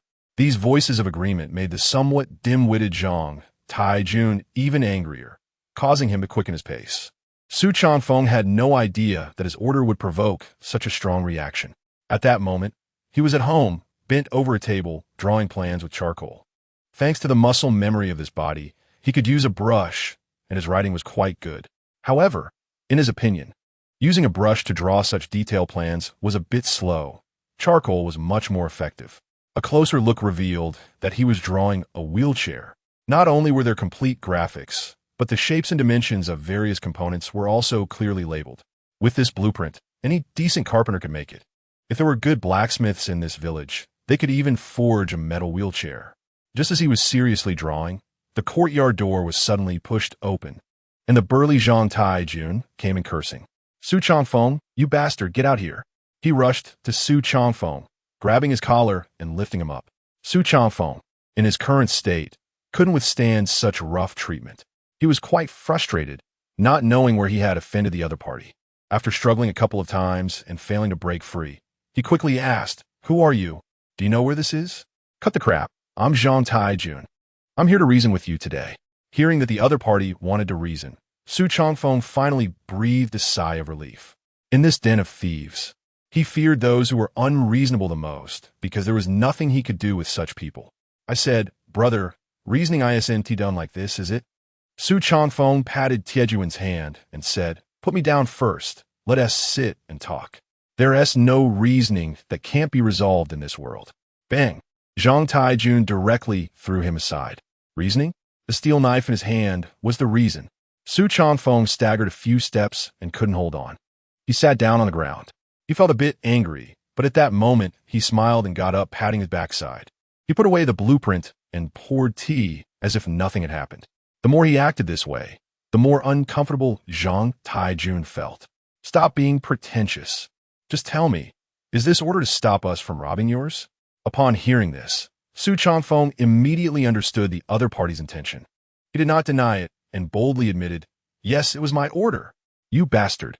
Zhang Taijun stood up abruptly, drawing his knife to strike at Su Changfeng. Seeing the other party's impulsive demeanor, Su Changfeng was not afraid at all. He said, "Have you ever thought that if it weren't for the support of the boss, would I dare to issue this order?" Sure enough, as soon as he said this, Zhang Taijun paused again. His eyes scrutinized Su Changfeng, uncertainly asking, "You mean this order was given by my Uncle Meng?" Su Changfeng shook his head and explained, "The order was mine, but the idea was his." "Impossible." Zhang Taijun huffed. "My Uncle Meng wouldn't destroy our livelihood." Su Changfeng realized that this guy was a brute, one of those without brains. He loved dealing with such people. Easy to deceive. Obedient. "By the way, what did you say your name was?" Su Changfeng handed the brewed tea to Zhang Taijun and casually asked, as if chatting with a friend. "I'm surnamed Zhang." "Zhang Taijun." "Surname Zhang?" Su Changfeng looked at this guy's appearance and suddenly remembered Zhang Desheng he had seen at the Loyalty and Righteousness Hall. The two looked quite alike. "Brother Taijun, I need to correct your viewpoint here first." "Correct me?" Zhang Taijun was about to stand up when Su Changfeng pressed him down. "Don't be impulsive. Let me finish, okay?" Su Changfeng patiently explained his intentions to the other party, rehashing the theories he had used to deal with Meng Xiaonan. Maybe he could convince Meng Xiaonan, but he couldn't make Zhang Taijun understand. Seeing the fierce expression on the other party's face, he suddenly felt a bit of a headache. After thinking for a moment, he patted the other party's shoulder and asked, "Just tell me, do you want to eat well and drink well? Do you want Qingfeng Village to be famous throughout the world? Do you want to?" With each question, Zhang Taijun became increasingly excited. He was so excited that he forgot the purpose of coming here, saying, "Of course, I dream about it, but can you do it?" Su Changfeng snorted, "What kind of talk is that? If I couldn't do it, why would the boss listen to my suggestions? How could I dare to issue an order that everyone is unhappy about?" Upon hearing this, Zhang Taijun thought, "It does make sense." Excited, he drank the tea Su Changfeng had handed over in one go, wiped his mouth with his sleeve, and stood up saying, "I understand. I'll go reason with those guys right now." Seeing the other party holding a steel knife, Su Changfeng's mouth twitched, and he quickly stopped him. "I said, Brother Taijun, you can't reason with them. This matter shouldn't be known by too many people." "Why not?" Zhang Taijun was clearly puzzled. "Because not everyone is as reasonable as you." Upon hearing this, Zhang Taijun straightened his back and thoughtfully said, "That does seem to be the case. But they're all causing a ruckus now. I can't just let them go on like this, can I?" Su Changfeng waved his hand and smiled. "It's fine. We can be a bit tougher with them. They can express dissatisfaction with the order, but they still have to follow the rules. If anyone is disobedient, let them come find my wife, and we'll beat them into submission. Zhang Taijun subconsciously took a couple of steps back, preparing to leave, but was stopped again by Su Changfeng. By the way, Brother Taijun, are there any good blacksmiths or carpenters in our village? Zhang Taijun's attention was successfully diverted, and he asked, what do you need that for? Su Changfeng, to make something fun. Chapter 12, A Blessing in Disguise. The real-life beauty and the beast Su Changfeng has gained a little fan. Zhang Taijun is now in complete admiration of Su Changfeng, especially after he suppressed the opposing voices and found Su Changfeng again. When he saw the carpenter in the village making a perfect four-wheeled cart according to the blueprints in Su Changfeng's hands, his eyes widened. Rubbing his hands together with a curious look, he changed the way he addressed Su Changfeng. Bro, what is this? It looks so advanced. Su Changfeng didn't explain. Instead, he sat on it and gave it a little shake, and the cart slowly moved forward. Although the wooden wheels made a clattering sound, it thrilled Zhang Taijun immensely. I got it, this is for Uncle Meng, right? Snap! Su Changfeng snapped his fingers and said, you little rascal, pretty smart. As he spoke, he got up from the wheelchair, pushed it, and took Zhang Taijun away from the carpenter's house. My old father-in-law can't move his legs for now and is stuck at home all day with no one to take care of him. I have to show some filial piety, right? Zhang Taijun nodded vigorously. However, he quickly retorted, bro, who said Uncle Meng has no one to take care of him? Su Changfeng was slightly taken aback and turned to say, I was just saying that. Did you take it seriously? Zhang Taijun chuckled and said, Aunt Sen has been taking care of him for the past few days, going over every morning and not coming back until dark. Hearing this, Su Changfeng instantly imagined a scene. Coupled with the way Zhao Sanyao looked at Meng Yi back then, an outrageous thought popped into his mind. Could it be that his father-in-law, in a twist of fate, is fooling around with Zhao Sanyao? Just as he was lost in thought, the two had already pushed the wheelchair to the place where Meng Yi lived. Just as Zhang Taijun was about to push open the courtyard door, Su Changfeng pulled him back. Don't rush. Let's check the situation first. Through the half-open courtyard door, Su Changfeng clearly saw the situation in the yard. Meng Yi was sitting in a chair with his shirt off, while Zhao Sanyao was holding a basin of water and a towel, helping him wipe his body. Today, Zhao Sanyao was dressed glamorously, and standing next to Meng, he was like a real-life beauty and the beast. Hey, what are you two doing standing there? Just as the two were observing the situation in the yard, a voice came from behind them. Xiao Nan. Su Changfeng was slightly taken aback and immediately turned to cast an inquiring glance at the other person. The two had been married for a few days, and in those days, they had only spent the first night in the same room, with one on the bed and the other on the floor. For the rest of the days, his wife seemed to have disappeared, and he hadn't seen her around the village. At this moment, Meng Xiaonan looked exhausted, as if she hadn't had a proper rest for several days.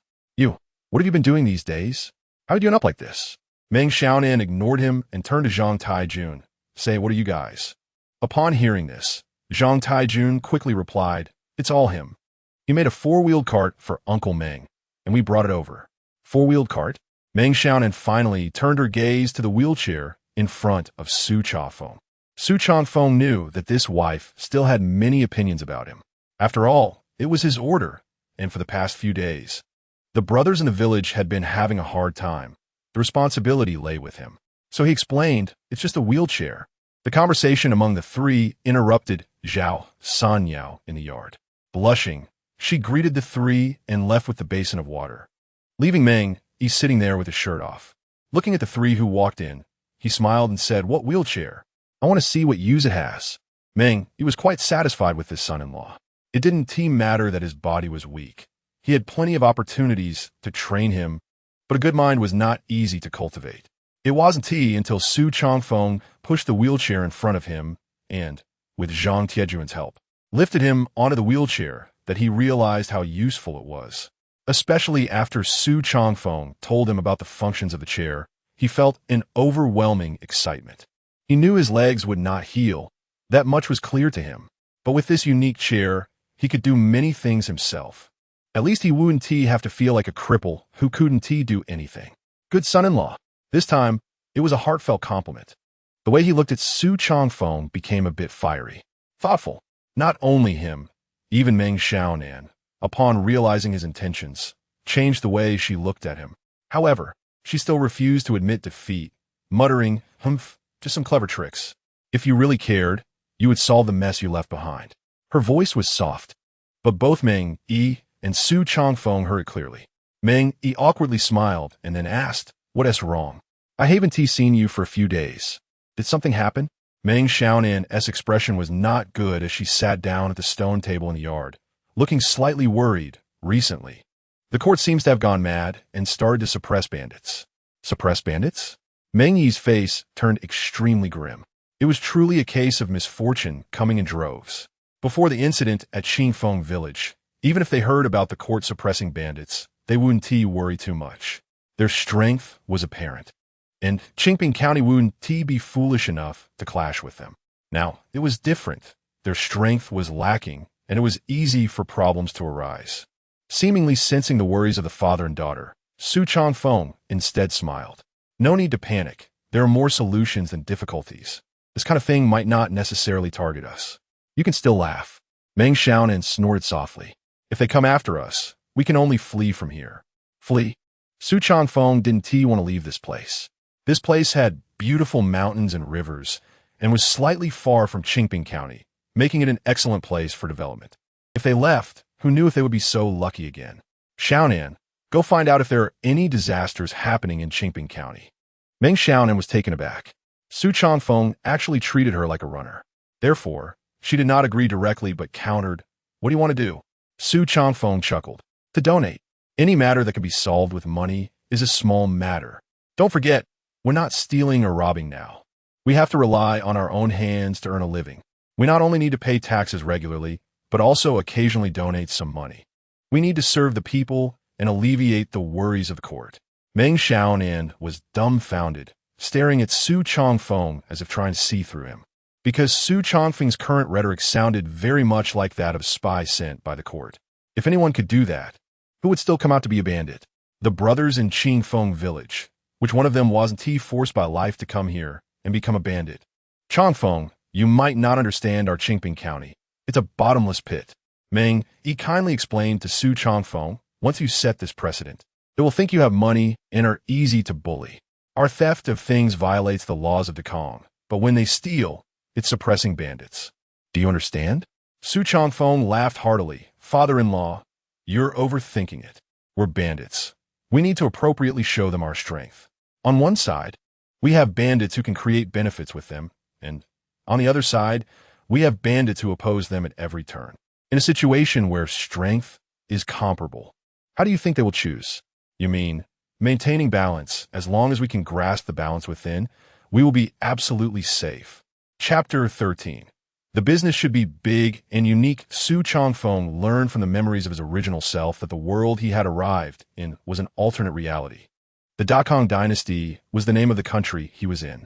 Dakong had 9 provinces and 36 prefectures, each managing 7 to 8 counties, with Qingping County located in Yuzhou under the jurisdiction of Shangha Prefecture. From the information he gathered from Meng Xiaonan, there seemed to be no major disasters in Shangha Prefecture. No disasters are fine. Su Changfeng could find countless reasons to do good deeds with money. That very day, he sent someone with funds to Qingping County. He had already prepared an excuse for the county magistrate of Qingping. Due to the excellent public security management in Qingping County, Qingfeng Village had received many favors during their trading activities. To give back to the court and benefit more people, Qingfeng Village made a special donation of silver for the construction of Qingping County. In the yard where Meng Yi was, Meng Xiaonan was anxiously pacing back and forth like an ant on a hot pan. In contrast, Meng Yi and Su Changfeng were sitting at a stone table, drinking some wine. Zhang Taijun had long been sent away by the two of them. "I say, Xiaonan, sit down and rest. There's no need to keep walking back and forth. If you're not tired, we are," Meng Yi said. Hearing her father's words, Meng Xiaonan got angry and replied, "Our people have been gone for so long and still haven't returned. Aren't you worried?" "Worried about what?" Meng Yi laughed. "You know what kind of person the magistrate of Qingping County is better than I do. We prepare an excuse for him, and now we're sending him money. Why wouldn't he accept it? But the court, didn't Changfeng just say? The court is cracking down on bandits. We are merchants. merchants who were thinking of the court. As long as the magistrate of Qingping County isn't foolish, he won't turn down the money. Hearing Meng Yi's words, Su Changfeng gave him a thumbs up, who said this father-in-law was brave, but not wise. He seemed rough on the outside, but was actually quite meticulous. As long as someone pointed it out, he could see through such matters better than anyone else. Meng Xiaonan angrily came to the table, poured herself a cup of tea, and said, even if this matter passes and our crisis is resolved, we can't rob anymore. What will we use to sustain our lives? Meng, he was taken aback, his hands holding the wine, cup hovering in midair, and he involuntarily looked towards Su Changfeng. He hadn't even noticed that since Su Changfeng arrived, the latter had been taking the lead. Like a strategist, he always had many ideas that made Meng Yi convinced. He had also begun to rely on him. Seeing Meng Yi looking at him, Su Changfeng had to find a way to dispel the doubts in their hearts. After all, he still needed to rely on these two for support. Dear father-in-law, this situation can actually be easily resolved. How? The father-daughter duo turned their attention to him, waiting for his idea. Su Changfeng stood up and explained, self-reliance. I've observed our surroundings. The mountains and rivers are excellent, and the land is very fertile. Moreover, over 30 to 40% of the population here is idle. Relying solely on over 100 brothers to take advantage of the wind is an incorrect way of operating. Hearing this, Meng Yi and Meng Xiaonan did not have a good expression. They thought Su Changfeng had a better plan. Is this it?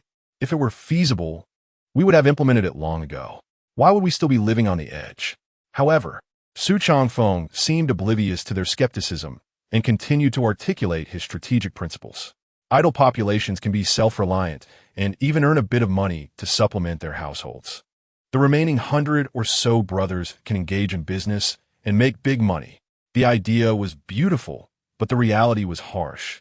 Just as he finished speaking, Meng Yi interrupted him. Farming aside, you know what the situation is like for the common people outside. As for doing business, what do you think we are suited to do? Su Changfeng frowned, somewhat confused by Meng Yi's attitude. However, after searching his memories and understanding the situation in Qingping County, he felt relieved. The common people may not have enough to eat farming, but we are different. What is different? Meng Xiaonan interjected. We don't have to pay taxes for now. This remark left Meng Xiaonan dumbfounded. She suddenly forgot that Qingfeng village was a den of bandits. Moreover, I have some talent in planting. The things we grow will definitely yield better than others.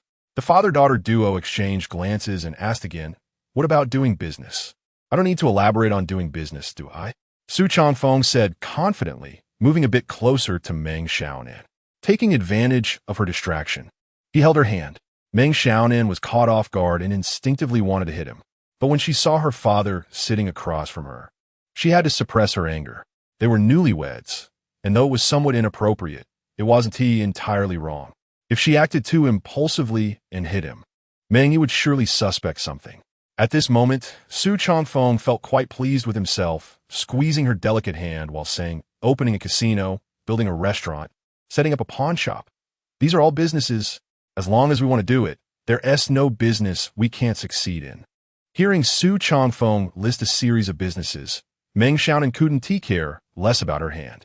She widened her eyes and stared at Su Changfeng, irritated, and said, do you really think business is that easy to do? Besides, the businesses you mentioned have already been monopolized by others. If we go into it now, we'll only face endless exclusion. Seeing her so agitated, Su Changfeng chuckled and said, don't rush. Such matters take time. I never said we should do it right now. Then you. I just said this is our plan moving forward. To achieve these, we need to plan carefully. How do we plan carefully? Su Changfeng grinned and said, let us start by building a restaurant.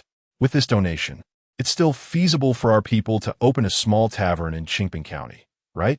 Meng Xiaonan nodded and said, that's fine, even without the donation. We could still open one. But how could the money earned from this tavern sustain the lives of our hundreds of people? That's the big problem. Su Changfeng chuckled, holding her hand more boldly, and said, when doing business, it's natural to aim big and be unique. We can find some beautiful women to work in the tavern. Slap. Before Su Changfeng could finish, Meng Xiaonan had already pulled her hand away and pushed him. Are you opening a tavern? This is just setting up a brothel. Su Changfeng pouted. What brothel? That sounds so harsh. We're running a restaurant. Same difference. Meng Xiaonan gritted her teeth, her eyes murderous.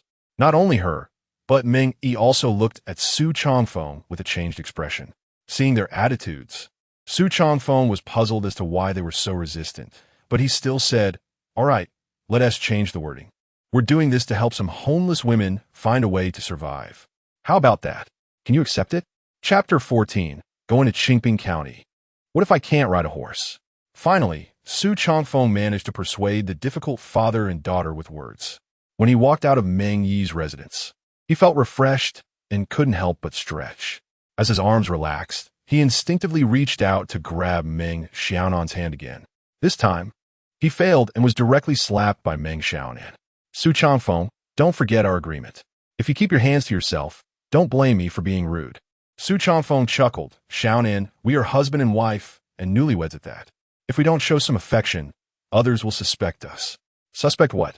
You just want to take advantage of me," Meng Xiaonan retorted. However, despite their limited interactions over the past few days, each meeting had changed her opinion of him somewhat. At least now, she wouldn't act so defensively as she did at first. As long as there is progress, that's enough for Su Changfeng. "Xiaonan, do you think there's a chance between Aunt San and your father?" Su Changfeng's sudden change of topic caught Meng Xiaonan off guard. "What do you mean? Can't you see? Aunt Sen seems to have feelings for your father. Don't talk nonsense. If this gets out, Aunt Sen will be devastated. Isn't that the truth? A lonely man and a woman spending all day together, sharing skinship, and you say it can't be talked about?" Su Changfeng responded. "You're the one talking." Meng Xiaonan glared at him, irritated. "With that time, you should think about how to make money." Su Changfeng didn't say anything further and followed Meng Xiaonan back to his residence. There was no servant to help with cooking or cleaning. Life for Meng Xiaonan, the daughter of a bandit leader, was somewhat miserable. After all, she was a young lady, and her father was a bandit chief. Surely there should be maids to help with housework and cooking, right? But there were none. Meng Yi had none, and Meng Xiaonan had none either. Even the last old woman they had was just a drifter in the stronghold. This puzzled Su Changfeng, as it differed greatly from his perception of a feudal society. Just as Meng Xiaonan was about to enter the kitchen, she was suddenly surprised by Su Changfeng, who was busy inside. "What are you doing?" Su Changfeng, wearing a simple apron, was bustling around the kitchen. "I'm cooking. If I don't cook, what will we eat for lunch? We can't just go to Aunt San's house to eat, can we?"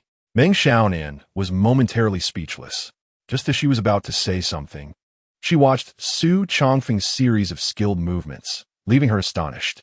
One person started the fire while the other chopped vegetables. Hot pan, add vegetables, stir fry.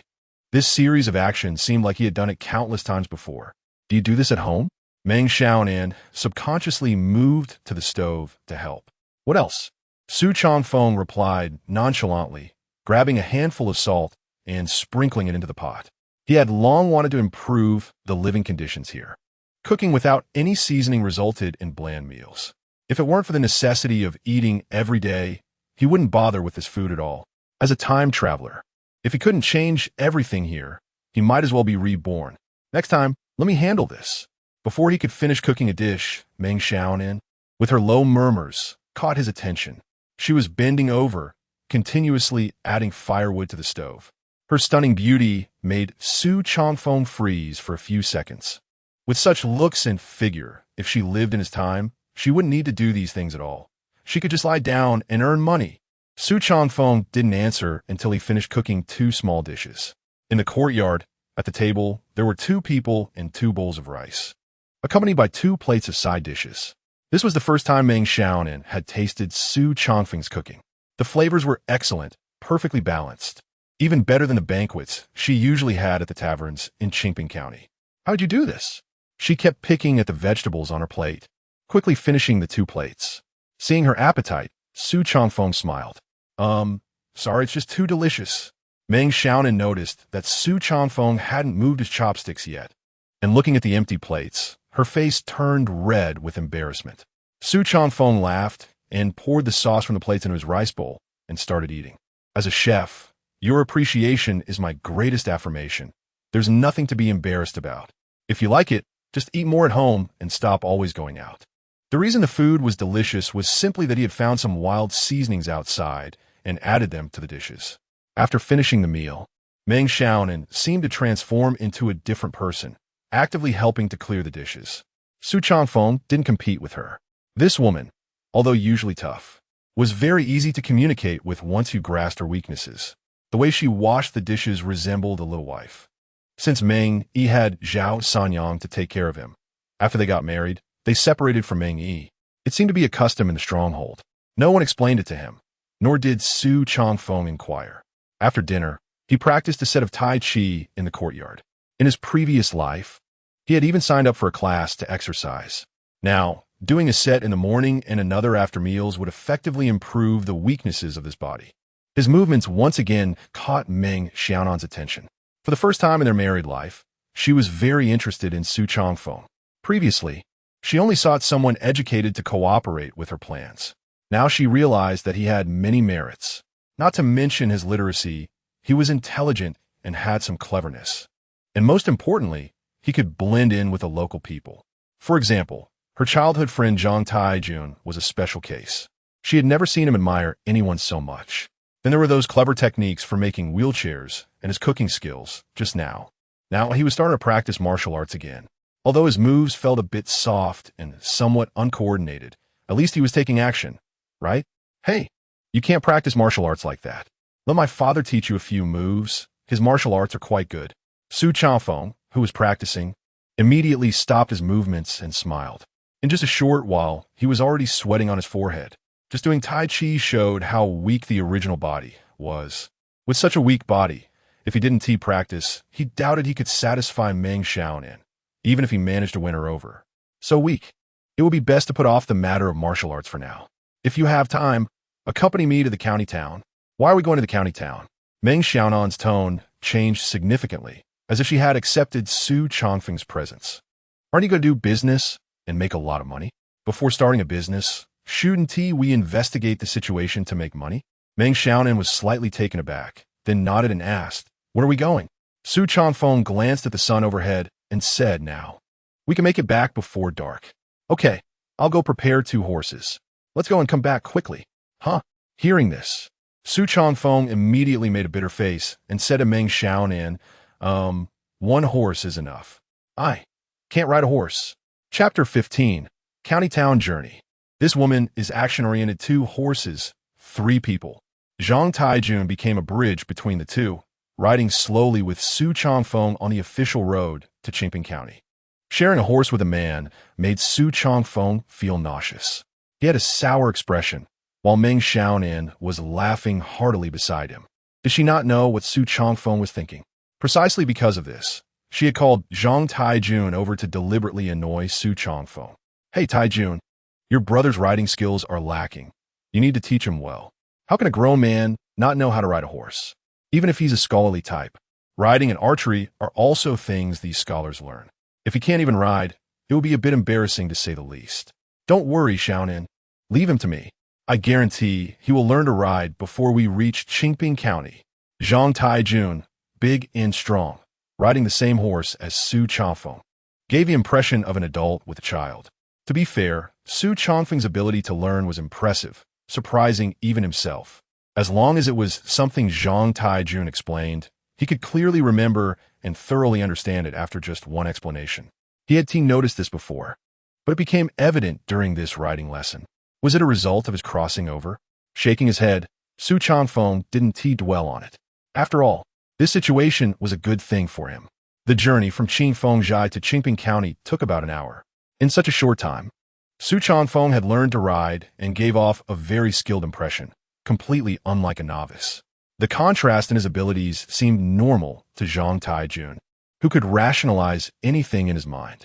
However, it was different for Meng Xiaonan. Her gaze towards Su Changfeng changed once more. This man felt like an abyss, making her feel as if she could never see through him.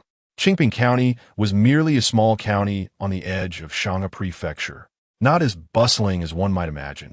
The 3 were quite familiar with the place, especially Meng Xiaonan, who led the way with the horses. "Now that we're in the county, where do you want to go first?" Meng Xiaonan stopped in front of a mansion and turned to Su Changfeng. "The Zhao Mansion." Su Changfeng suddenly halted, looking up at the two large characters on the mansion, and couldn't he help but glance at Meng Xiaonan a few more times. It was strange to ask for his opinion here. What did this mean? The Zhao mansion was the residence of the wealthy Zhao Xian, the very man responsible for the deaths of Su Chongfeng's original parents, and who had forced Su Chongfeng to scrape together money just to go to the capital for the imperial examination. Seeing Su Chongfeng silent, Meng Xiaonan wrapped the reins in a circle and said lightly, "If you're feeling angry, I can go in and kill this Zhao right now." Su Chongfeng was startled and quickly replied, "Don't do anything reckless. Zhao Xian has quite a bit of power." "Oomph." Meng Xiaonan snorted, seemingly not taking his words to heart. Zhang Taijun on the side grinned and said, "Bro, you're overestimating this guy. He.S. just a local tycoon. Just say the word, and tonight I can bring my brothers over and burn this place down. I guarantee no one will know, and there won't even be a hint of it the next day." Su Chongfeng was sweating profusely and turned to leave, not daring to linger. It wasn't that he feared Zhao Xian, but was worried these two might go too far and do something foolish. However, he felt warmth in his heart, his fondness for Meng Xiaonan growing. Although she usually treated him poorly, she still remembered this matter. Otherwise, she would have said what she just did. "Let us go to Tianxiang Tower." Su Chongfeng took the lead toward the city. Tianxiang Tower. Meng Xiaonan's expression didn't look good. "Didn't we just eat? Aren't you full?" "It's not that I'm not full. I want to gather some information about the city, and Tianxiang Tower is definitely a good place for that." Upon hearing this, Meng Xiaonan handed the reins to Su Chongfeng. "You two go ahead. I still have some business to take care of in the city, and I'll catch up later." Before the two could respond, she was already walking back the way they came. "What is she going to do?" Su Chongfeng asked. "Bro, she's your wife. Shouldn't I be asking you that?" Tianxiang Tower was considered the largest restaurant in Qingping County. Su Chongfeng only knew of its existence, but had never been inside. When the two arrived and heard the noisy sounds coming from inside the restaurant, they frowned. It looked quite large, but the atmosphere was not good. The layout and service of the restaurant were lacking. At least that was Su Chongfeng's impression. They sat at a table for a while, and not a single waiter came to serve them. If this place could still be the largest restaurant in Qingping County, it must be because the food and drinks were decent. It wasn't until the dishes were served that Su Chongfeng realized his judgment was completely off. After just a few bites of the small dishes, he set down his chopsticks. As for the wine, even if he couldn't drink much, a few bowls wouldn't be a problem. It wasn't about the alcohol content. It was the brewing process that was simply too poor. "Taijun, I have a task for you." Zhang Taijun, who was eating, suddenly stopped and looked excitedly at Su Chongfeng. "Bro, tell me." Su Chongfeng looked around and then said, "Go find the owner of Tianxiang Tower right now and buy this restaurant with money." "Huh?" Zhang Taijun thought he had misheard. The restaurant was running well. How could it be bought just like that? "Bro, isn't that a bit inappropriate? Does Tianxiang Tower have backing?" Zhang Taijun shook his head. "Not really. I just think this might be a bit of bullying." Su Chongfeng chuckled. "Forget it then. When Xiaonan comes, I'll let her handle it." Zhang Taijun twitched his mouth, but ultimately stood up and walked toward the counter. Bang! He slammed his steel knife on the counter. "Shopkeeper, get your boss. I have business to discuss with him." Zhang Tiejun's voice was loud. Su Chongfeng filled his cup with wine, listening to the commotion not far away, a smile creeping on his face. The matter of Zhang Taijun buying the restaurant was not over yet when a sudden ruckus erupted in the restaurant. Zhao Xian is dead, hanged on the door beam of the Zhao mansion. The death was extremely gruesome. He must have offended some big shot. Hearing this, Su Chongfeng stood up abruptly. Just then, Meng Xiaonan, who had separated from them, walked in from outside. As soon as she entered the restaurant, she attracted countless gazes, and Su Chongfeng was no exception. Watching her approach, his expression didn't improve. When she finally sat down in front of him, he darkened his face and quietly asked, "Did you do this?" "What?" Meng Xiaonan's eyes dodged, clearly reluctant to admit it. "Zhao Xian is dead." "Dead?" Meng Xiaonan looked up at Su Chongfeng and said, "You don't suspect me, do you?" Su Chongfeng didn't respond, but instead said, "Next time, don't be so impulsive. It's best to inform me first about such matters." Meng Xiaonan continued eating her food, completely ignoring his words. Chapter 16. The boss is dead. We need to use extreme measures, bro. We can't buy it. Zhang Taijun came back, looking dejected. "What's wrong?" Su Chanfeng felt something went wrong in the process. He had Zhang Taijun handle the purchase of the Tianxiang building because Zhang Taijun was a big, burly man who liked to reason with a knife and would resort to violence if things didn't go his way. But now, the knife hasn't even come out, and he's already backing down? The big boss of Tianxiang building is dead, so he can't buy it now. Zhang Taijun felt a bit upset, and seeing no one was paying attention, he whispered, "Bro, how about we go hard? Dead?" Su Chanfeng ignored his latter words and was instead curious about how the big boss died. "That's right, you know that big boss at Zhao Datsai Zhao Xian." Su Chanfeng glanced at Meng Xiaonan, who was still focused on eating. Eating was just an excuse to cover up her nervousness. "Let's go." Su Chanfeng was furious and stood up to leave. Zhang Taijun and Meng Xiaonan followed closely behind. Seeing Meng Xiaonan silent all the way, Su Chanfeng couldn't help but smile bitterly. He didn't blame her, and there was even a warm feeling surging in his heart. The entrance to Zhao's residence was bustling, with a large crowd of onlookers and many constables maintaining order. The scene hadn't been disturbed, clearly waiting for the head officer to arrive for the investigation. Zhao Xian's fat body hung at the entrance of his own house, while his family members were wailing loudly. Seeing this scene, Su Chanfeng felt an inexplicable wave in his heart. "Bro, this guy is covered in sword wounds. Looking at these injuries, the murderer must be a swordsmanship expert." Zhang Taijun unexpectedly started analyzing the situation. After this analysis, Su Chanfeng turned his gaze back to Meng Xiaonan. At this moment, after hearing Zhang Tiejuan's words, Meng Xiaonan shot him a fierce glare and scolded, "Can you just shut up?" Zhang Taijun was startled and shrank his neck, not knowing where he had offended her. However, he wisely closed his mouth. Neither of them noticed that at this moment, Su Changfeng's body underwent subtle changes. The previous Su Changfeng gave people the impression that his limbs were clumsy, as if his hands and feet couldn't keep up with his thoughts and didn't obey his brain's commands. Now, however, just in that brief moment, that feeling completely vanished. A smile appeared on Su Changfeng's face as he led the horse and said to the two, "Don't worry about this. Let's head back first and come back when we have time. Get on the horse." With Su Changfeng's command, the nervous Meng Xiaonan was instinctively pulled to the front by him and jumped onto the horse's back. The action was very skilled, and it wasn't until they had gone quite a distance that Meng Xiaonan realized something was off. Riding together, her body was held by Su Changfeng, and it took this long for her to blush. Turning her head to glance at Su Changfeng, she suddenly noticed that he seemed different.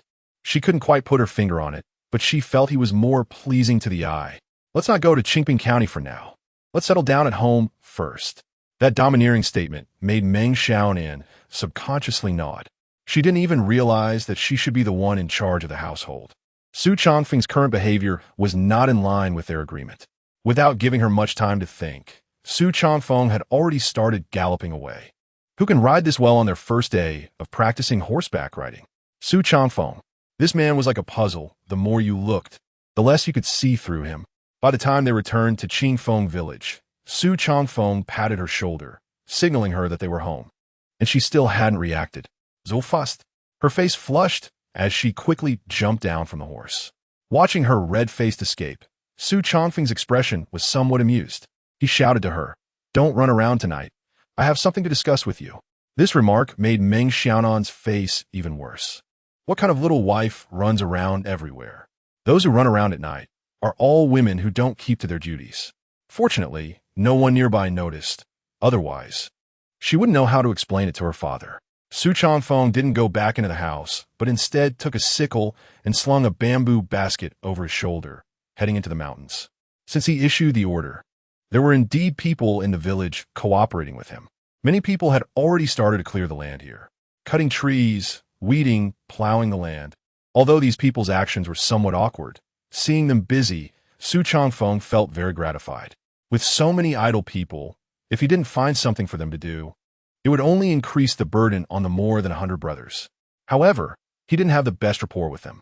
Walking through the mountains, so many people were busy, yet not one greeted him. He wasn't the type to mind, so he just plunged into the woods.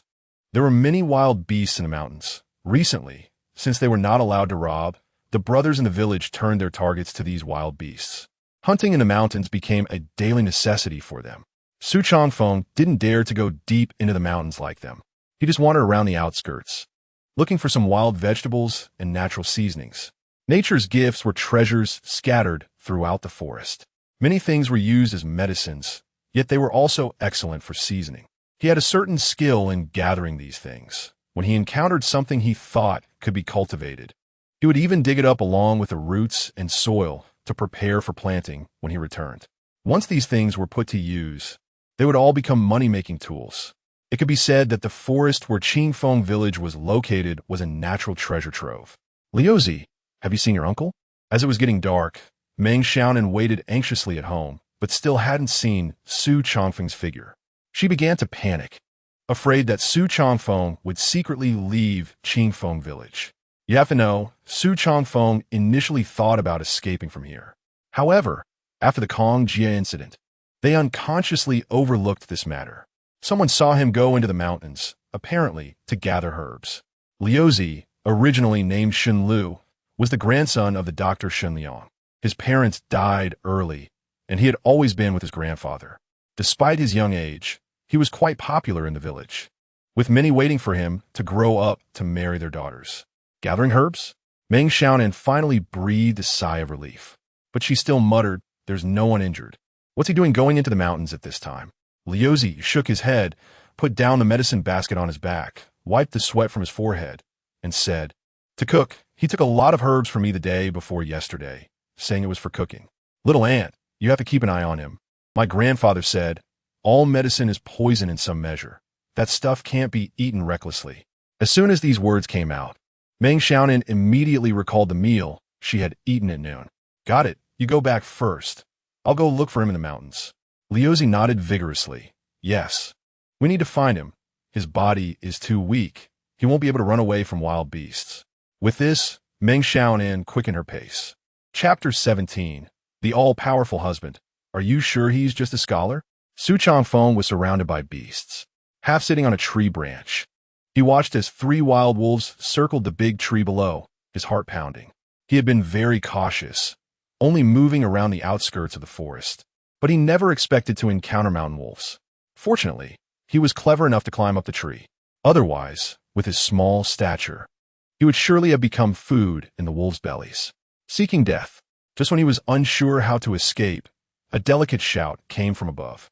Holding a long sword, she leaped up from the ground, using the surrounding tree trunks for leverage, reaching a height of 3 or 4 meters.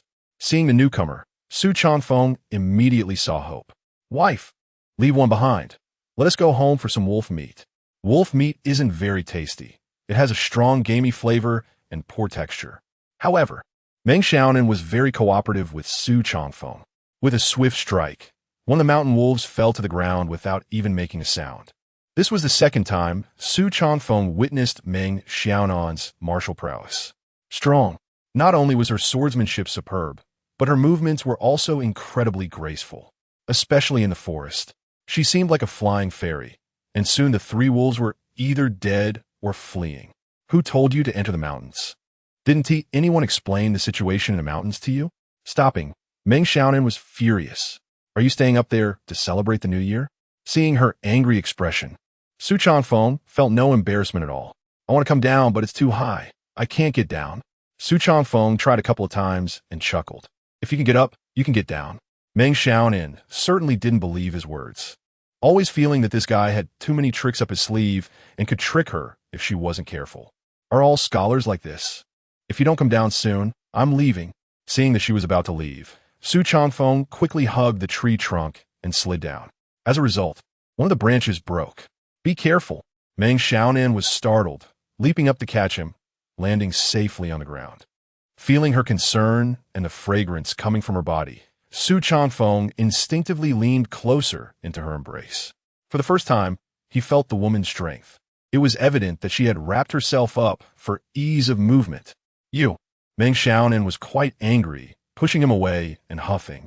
"Who told you to enter the mountains?" Only then did Su Changfeng dust off his clothes and grab the dead mountain wolf. "I saw you liked the food I made at noon, so I thought I'd go in the mountains to find some more seasoning for you to enjoy." This explanation earned full marks, at least after hearing it. Meng Xiaonan was left speechless. Even her gaze towards Su Changfeng changed. She no longer blamed him and even helped him drag the mountain wolf. Wolf meat isn't tasty. Why are you bringing it back? Not tasty? Su Changfeng chuckled. That's because you don't know how to cook it. When we get back, watch me make it for you. I guarantee you'll eat 2 more bowls of rice. By the time they returned to the village, it was already late. Smoke was rising from the village, and many people had started preparing dinner. The two originally wanted to stop by Meng Yi's place, but when they arrived at his door, they saw Zhao Sanyang eating with him. So they didn't dare to disturb them and left. Both were single, so if they liked each other, there was nothing wrong with being together. Su Changfeng muttered to himself, completely disregarding Meng Xiaonan's thoughts. Some people are bound by various rules, leading to everyone being unhappy in the end. What is the point? If it were me, I wouldn't care what others said and would prioritize my own comfort. When he got home, he began washing vegetables and cooking, his mouth never stopping. Help me remove the bones. Meng Xiaonan's face turned cold, but she still took the knife and obeyed him. At that moment, the two of them busy in the kitchen truly looked like a young couple. This meal didn't take long to prepare, and as the aroma wafted through the courtyard, some people in the village hadn't finished their meals yet. When the sumptuous dishes were served, Meng Xiaonan's mouth watered. Without waiting for Su Changfeng to sit down, she eagerly picked up her bowl and chopsticks and began eating. This situation had never occurred with other women. In this world, when eating, if the man hadn't sat down, the woman didn't have the right to start. But now Su Changfeng was the son-in-law. So Meng Xiaonan didn't need to follow this rule. By the way, when I went into the mountains to find you, I ran into Liu Zi. He asked me to tell you that some medicinal herbs shouldn't be eaten randomly. Medicine can be toxic, she said while continuing to work with her hands. Su Changfeng understood what she meant. She was just worried he might eat something wrong. Don't worry, I know a bit about medicinal properties. These things belong to the category of ingredients and can be eaten safely. As he spoke, Meng Xiaonan, who had previously said wolf meat wasn't tasty, had already devoured a wolf leg. Seeing her ravenous appearance, Su Changfeng couldn't help but laugh out loud. After the meal, Meng Xiaonan unexpectedly burped. Noticing Su Changfeng laughing at her, her face turned red, and she huffed, pretending to ignore him. Today marked the first normal meal Su Changfeng had since arriving in this world. He also ate an extra bowl of rice. You know, if it weren't for your impulsiveness today, we wouldn't have bought Tianxiang Tower. And with my supply of seasonings, how would our business have turned out? Meng Xiaonan was slightly taken aback, and her expression turned cold. I know you did it to get revenge for me, but in the future, it's best to discuss things with me before taking action.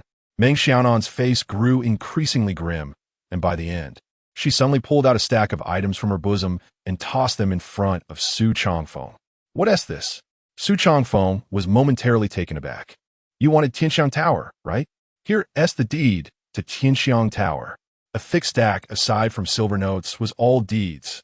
Looking at these items, Su Changfeng felt a buzz in his head. You took this from Zhao Shuren? Just casually took it. Meng Xiaonan corrected Su Changfeng's wording. Su Changfeng examined the deeds closely, beads of sweat pouring down his forehead. Sometimes he couldn't help but marvel. Robbery was indeed the fastest way to acquire wealth. But this path was very dangerous.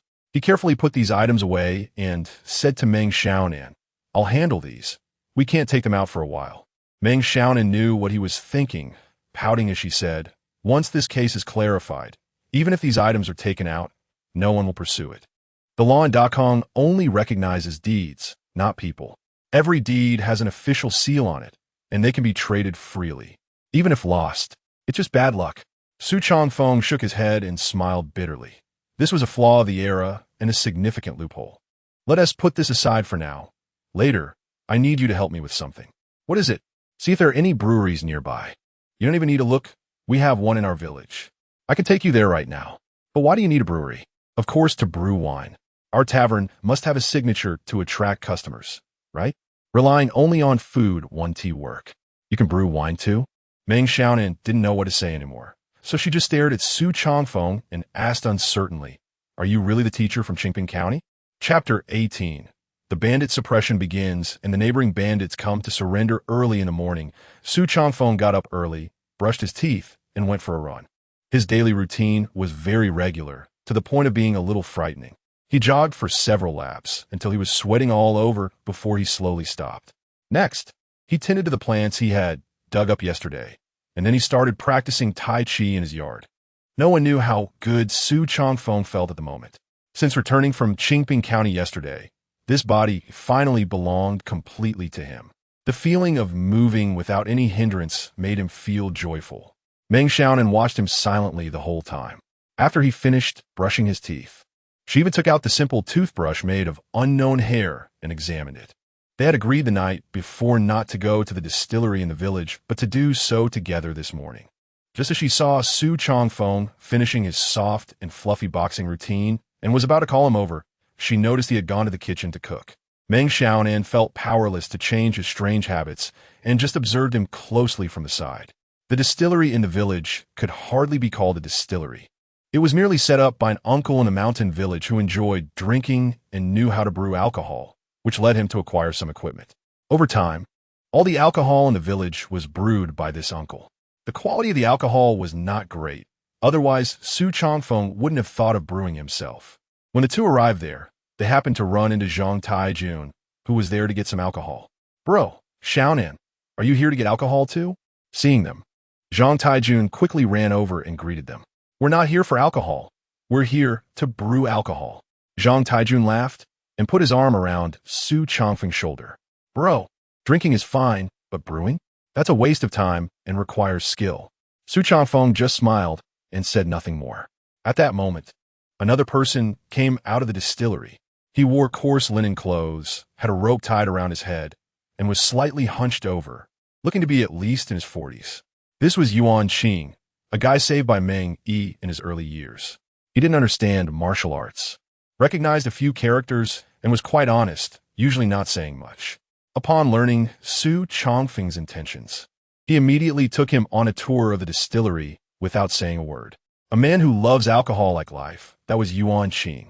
If it were anyone else, they might have doubted Su Changfeng's intentions, but after touring the distillery, he surprisingly sat down with Su Changfeng at a table, using charcoal to write and draw on paper, starting conversation.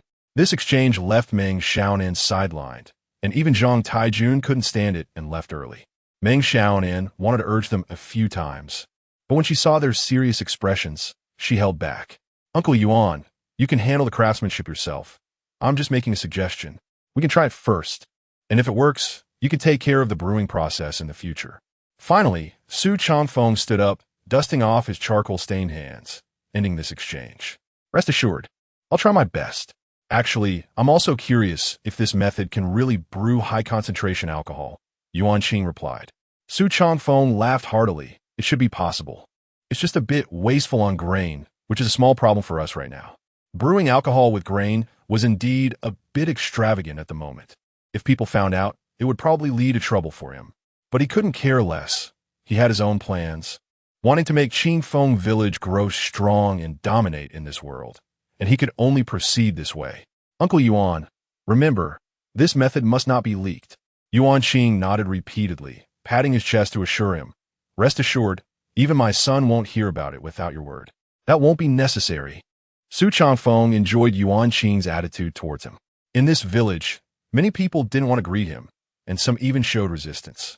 However, Yuan Qing's attitude today gave him a slightly better impression of some people in the village.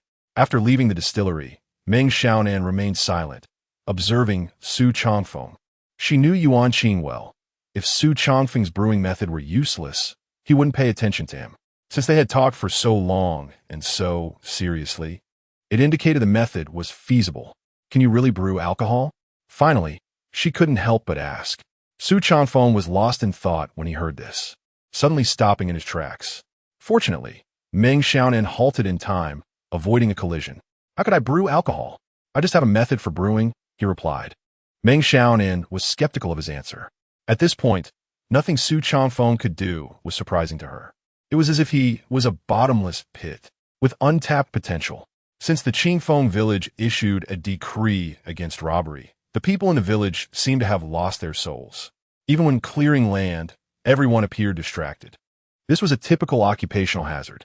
To change this habit, there was no shortcut but time. "Xiaonan, something's happened. Come with me to see your father." Before they could return home, Zhang Desheng ran over.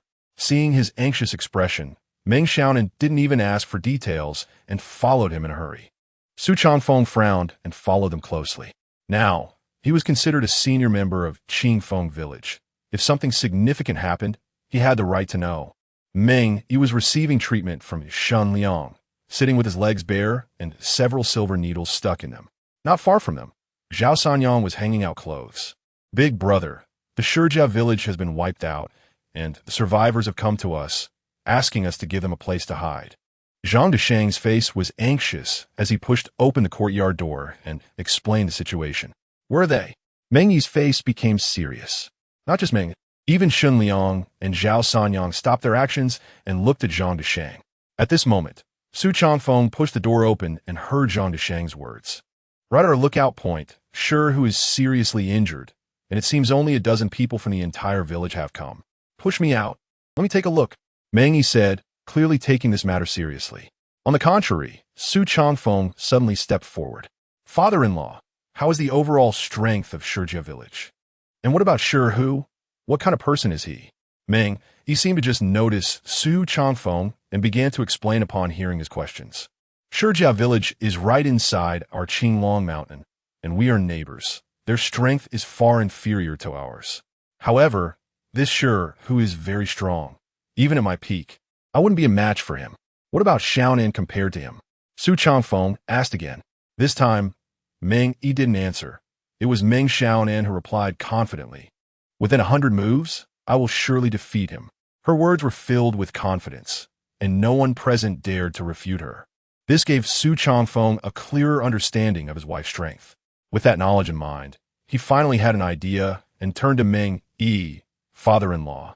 How about letting your son-in-law meet this Shi Hu? Chapter 19. The cuckoo occupies the magpie's nest. First, look at your own worthy outpost. It is actually just a stronghold of Qingfeng village in the Qinglong mountain. 2 thatched cottages and a wooden gate. It looks like a hunter living in the deep mountains. Little brother, where's your big boss? I, Shi Hu, have come to join you with my brothers, and this is how you treat me? The impression Shi Hu gave Su Changfeng was not as he had imagined. This guy looked particularly clean and did not seem like a mountain bandit. Instead, he resembled a scholar. Behind him, more than 10 people were all injured and looked very disheveled. Only he, even though his clothes were stained with blood and his face had a cut, could not hide that scholarly aura. Don't blame me, Uncle Shi. My father-in-law is unwell and cannot come in person. However, I am fully responsible for all matters in this stronghold, and I am here for the same reason. Su Changfeng clasped his hands together and bowed to the other party. He represented Qingfeng village and even bowed to the other party, calling him uncle, which had already made the young people behind him dissatisfied. It seems the rumors are true. Qingfeng village has suffered a significant blow, and even a young lad is in charge now. As Shi Hu spoke, he had already approached Su Changfeng and the others. As soon as he moved, Zhang Desheng and the others immediately went into a defensive stance. Their actions made Shi Hu laugh out loud. Qingfeng village has been severely injured. I, Shi Hu, have come to join you. Since you're the person in charge here, tell me, with my strength, can I become a big boss? Swish. The steel knife was drawn, and Zhang Desheng glared angrily. Shi Hu, although Qingfeng village has encountered changes, it is not something you people can provoke. Finally, Shi Hu turned his gaze to Zhang Desheng, a hint of a smile flashing in his eyes. Meng Xiaonan had been silently following Su Changfeng, ready to engage in battle at any moment. Instead, Su Changfeng took 2 steps forward and said, Uncle Shi, you jest. Once the decree to eliminate bandits from the Great Kong is issued, Qingping County will target your Shijiazhuang first. Do you know why? Shi Hu's smile disappeared, and he clenched his fists, staring hard at Su Changfeng. No matter whom you align with, your Shijiazhuang, in its current state, will not be accepted by anyone. You might even have your heads taken to appease Qingping County. Shi Hu's face grew even darker, and he took 2 steps back. Now that you have come to join Qingfeng village, we will treat you with courtesy, considering it a rescue from fire and water. But Uncle Shi is thinking of taking advantage of us? Su Changfeng continued. Do you think you have that strength, or that Qingfeng village does not know how to respond? This time, not only Shi Hu, but even the brothers behind him drew their weapons. The world calls us bandits, yet they do not know that we, people of the Jianghu, value righteousness the most. If Qingfeng village were to take you in, Uncle Shi would be grateful, not hostile. So, let us stop joking around. If Uncle Shi trusts me, Su Changfeng, then bring your brothers along. We at Qingfeng village have prepared food and drink, having spoken both sweet and harsh words. Su Changfeng had even placed a label on him. Shihu's face was not pleasant, and he stood there for a long time without moving. What's the matter? Does Uncle Shi think Qingfeng village is a den of dragons and tigers, and is afraid? With the provocation, Shihu snorted lightly and led the way towards Qingfeng village. The food and drink were indeed prepared, and Su Changfeng had used high standards for the reception. He took out the condiments he usually used and even brought out the game that everyone had tea finished. He set up several tables just to entertain these people. It must be said that Meng Yi truly trusted him. This kind of clearly thankless task in the past he would not have done. Yet, he followed Su Changfeng's wishes and held a welcome banquet here. Drinking wine and eating dishes, the brothers from Shijiazhuang felt a lump in their throats.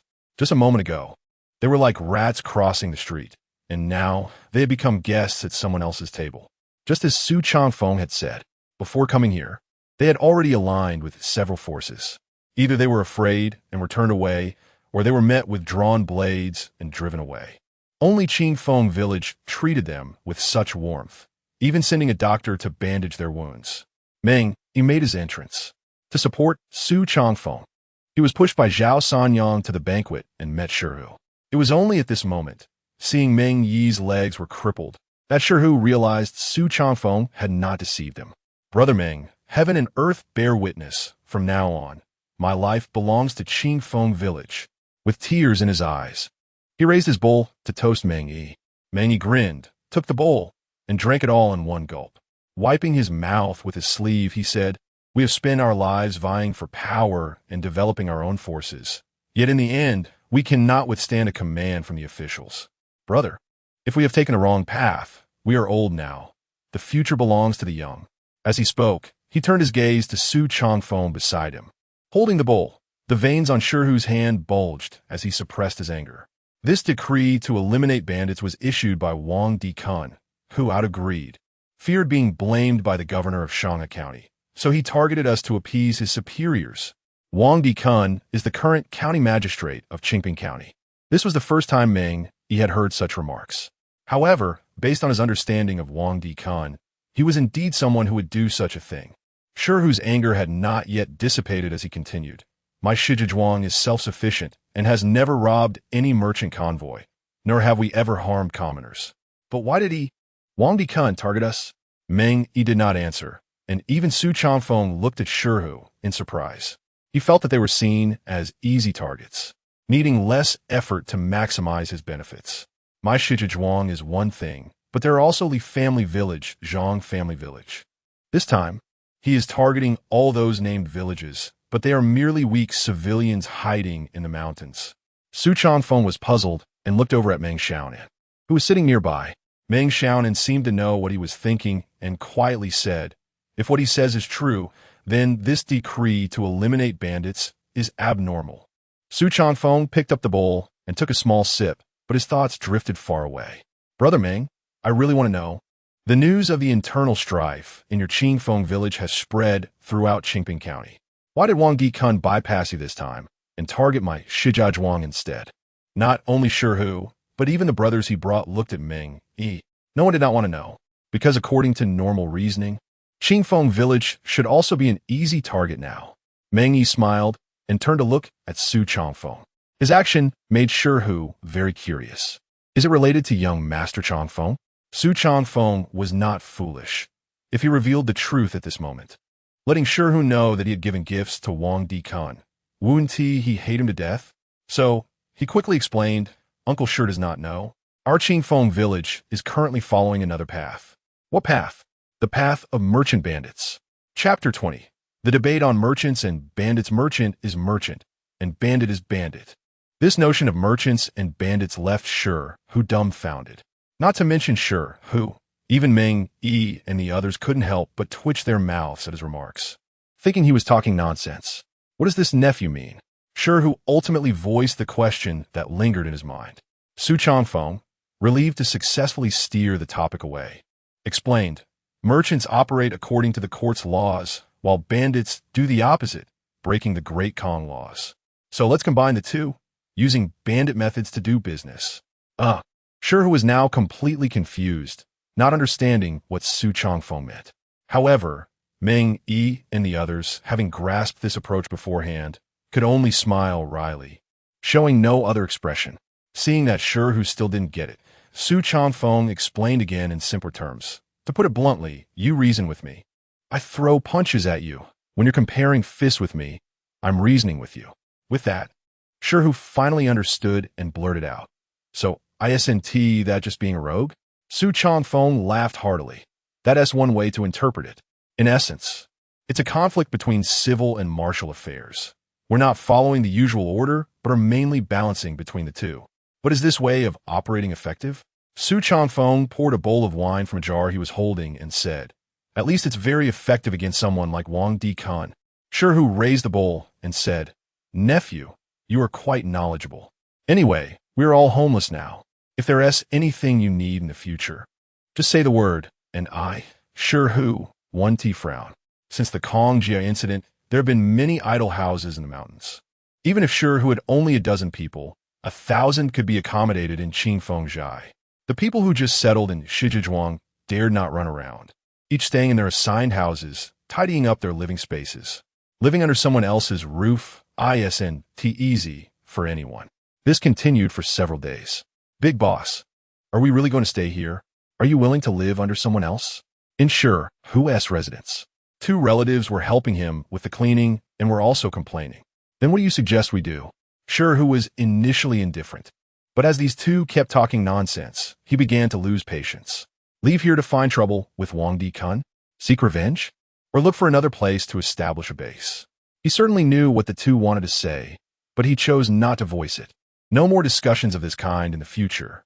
Shi snatched the broom from one of them and said, we, the people of the Green Forest, value righteousness. Qingfeng Jia has shown us kindness. We just need to remember that. The two exchanged glances and ultimately shut their mouths, daring not to say anything further. With the cleaning not completed, Shi, feeling upset, walked out of the courtyard and aimlessly wandered around the village. Qingfeng Jia was not entirely united.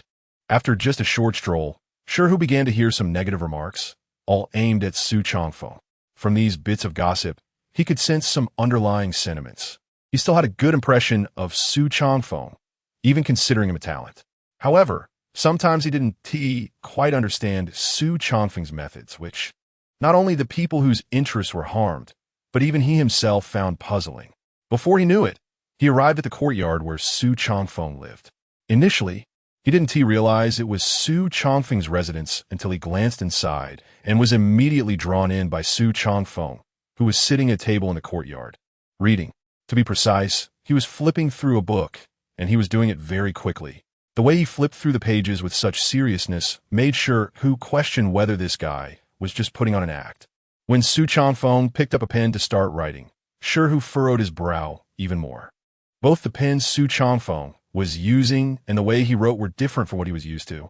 The writing speed was so fast that it made him want to go closer and see what Su Changfeng was actually writing. Cousin, it's done. Just as Su Changfeng was vigorously writing with a feather pen, Shi was seriously watching from outside when an excited voice sounded behind him. Oh, brother Shi, you're here too? Shi was caught sneaking a glance and felt a bit embarrassed, quickly saying, I had nothing to do, just happened to wander over here. Perfect timing. Come in and try our new brew. Yuan Qing was very excited, holding a wine jar in one hand and 2 bowls in the other, and had already made his way into the courtyard while talking. Su Changfeng had just cleared the table when Yuan Qing's voice rang out again. Cousin, this method works. The aroma and richness of this wine are absolutely up to standard. Saying that, he poured a bowl for Su Changfeng. In an instant, the fragrance of the wine wafted through the air, awakening Shi, who's craving for alcohol. Cousin, give it a try. Unlike others in the village, Yuan Qing's attitude towards Su Changfeng was completely different, referring to him as cousin repeatedly. Su Chanfeng glanced at Shi Hu, but said nothing more and simply lifted the bowl to take a sip. Yuan Qing couldn't help but swallow nervously and asked, "How is it? Is it fine brew?" Su Chanfeng shook his head and said, "The taste still needs a bit of work, but for us, it's already good enough. We can improve it further later. There shouldn't be any major issues." Phew! Upon hearing this, Yuan Qing finally let out a sigh of relief. At this moment, Su Chanfeng handed the remaining bowl of wine to Shi Hu and said, "Uncle Shi, would you like to try?" Shi Hu was slightly taken aback and said, "Can I have some too?" In fact, the moment he caught a whiff of the wine earlier, his craving had already been piqued. Of course, with Su Chanfeng's consent, he quickly took the bowl. After just a sip, a spicy flavor shot straight to his head. Shi Hu was certain he had never tasted such a fine brew in his life. This wine was worth its weight in gold outside. "So, how is it?" Su Chanfeng chuckled at Shi Hu's expression and continued, "If we were to sell this wine, could we fetch a good price?" "Sell?"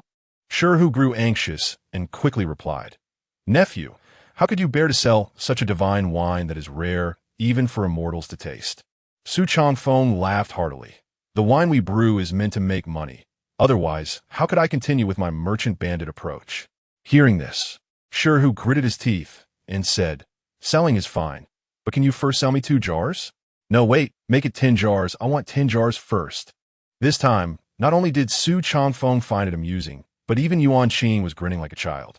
"This wine, let us drink it ourselves. No need to sell." Chapter 21 Time's Up. The land deed comes in handy after a round of drinks. Everyone overestimated their alcohol tolerance. They were all drunk. Shi Hu lay flat on the ground, looking up at the sky, seemingly recalling the events of the past few days, and began to cry bitterly.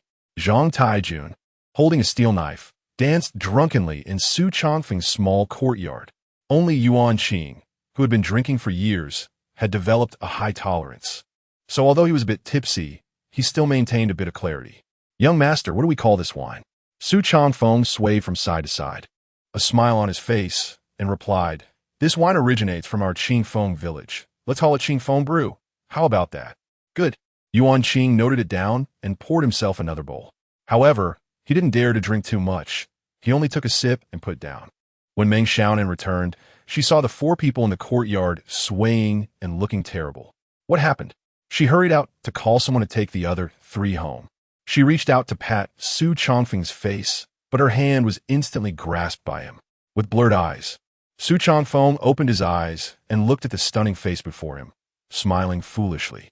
In an instant, his drunkenness grew stronger as he stumbled to his feet, shouting that he wanted to continue drinking.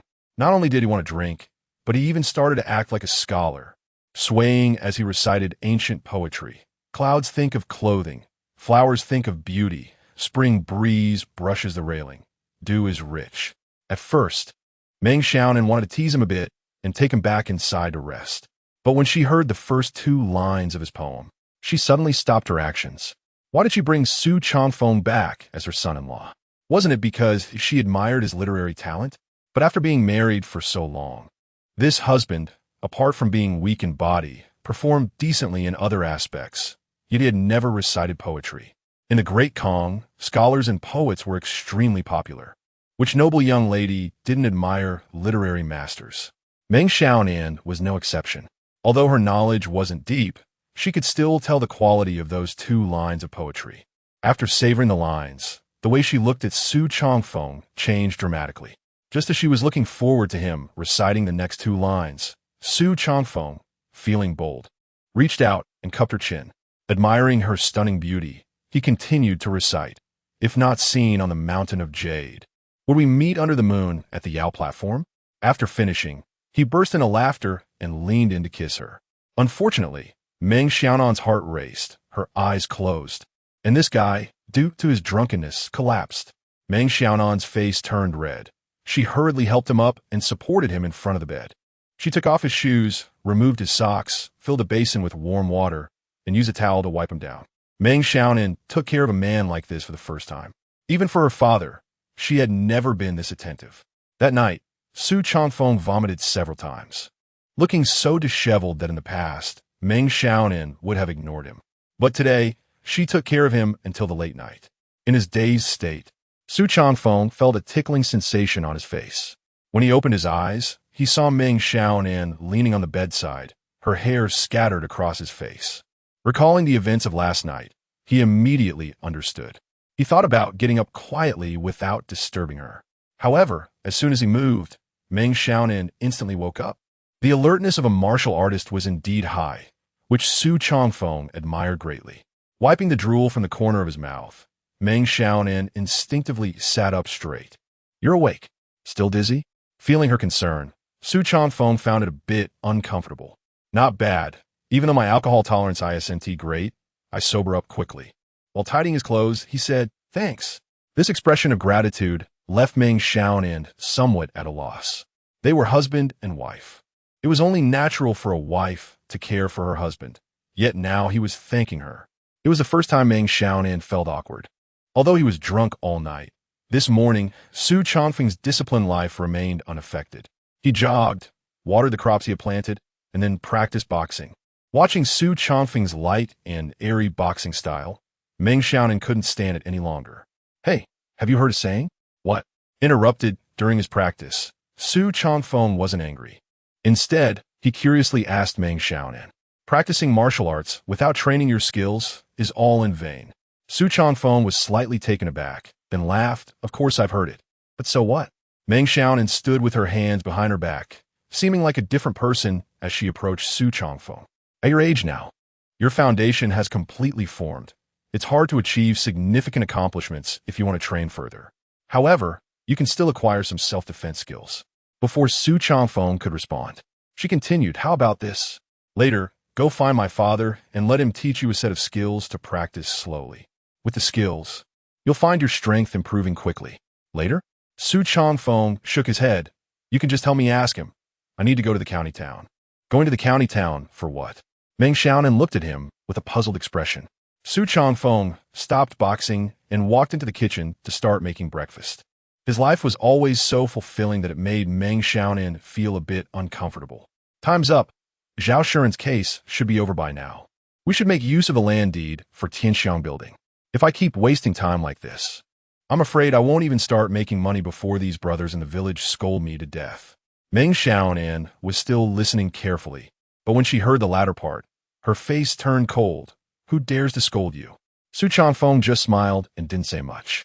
Instead, Meng Xiaonan, seeing this, said, "I'm going with you to the county town." "No need." Su Changfeng laughed. "Just let Tai Jun come with me. You take care of your own things." "No way." Meng Xiaonan shook her head. "That big brute, I don't trust him to be with you." Su Changfeng paused his actions and turned to look at Meng Xiaonan. She seemed to realize that she was caring too much for Su Changfeng. Her face turned red, and she forced an explanation. "Don't misunderstand. I just don't want you to die too early, otherwise I won't know how to explain it to my father. Besides, if you die, I'll have to find another one to deal with my father, which is very troublesome." "Oh, I see. Then fine, help me find a horse. After breakfast, we'll go together." "Find a horse?" Meng Xiaonan recalled the feeling of riding together when they returned from the county town a few days ago. She almost said it wasn't necessary. "Oh, I'll go right now, but you need to be prepared that you might not find one. The horses in this village are very precious. You can't just borrow one." Watching her leave, Su Changfeng almost laughed out loud. This woman was gradually beginning to change. He believed that it wouldn't be long before she would be completely won over. Chapter 22. Making Friends Through Poetry. My daughter-in-law is a bit fierce. Qingping County, Central Avenue. A luxurious carriage slowly drove through the streets and stopped in front of Tianxiang Tower. Inside the carriage sat the eldest daughter of the Rong family, Rong Yoshue, along with her personal maid, Shang Yun. Rong Yoshue held a scroll, her expression calm, and the serious look on her face was enough to make all the talented scholars in Qingping County fall for her. The curtain of the carriage was lifted, and Shang Yun smiled widely. "Miss, we've arrived at Tianxiang Tower. As you wished, the poetry meeting is about to begin. I really don't understand what Miss Bai is thinking, holding a poetry meeting in such a small place. Can we really attract talented people?" Rong Yoshue finally put away her book and smiled as she said, "The poetry meeting is just a way for our Rong family to settle here quickly. As for attracting talent, if we can find some, that's great. If not, we won't lose anything." Shang Yun had already lifted the curtain and got down from the carriage. Yes, yes, miss, you're so calculating that even the master admires you greatly. This time, we will surely be able to establish ourselves in this small county. Using Qingping County as a springboard, we can then go to Shanghai and make a name for ourselves, winning over the master. That way, Miss can find a suitor who meets her desires. Roan Yoshue rolled her eyes at her, and with Shang Yun's support, she got down from the carriage. She teased, "You girl, your tongue is getting sharper. Our target this time is Tianxiang Tower, the best restaurant in Qingping County. Don't say those useless things." Roan Yoshue had big ambitions, intending to use her limited resources to expand and strengthen the business to counter her father. She had a bet with her father.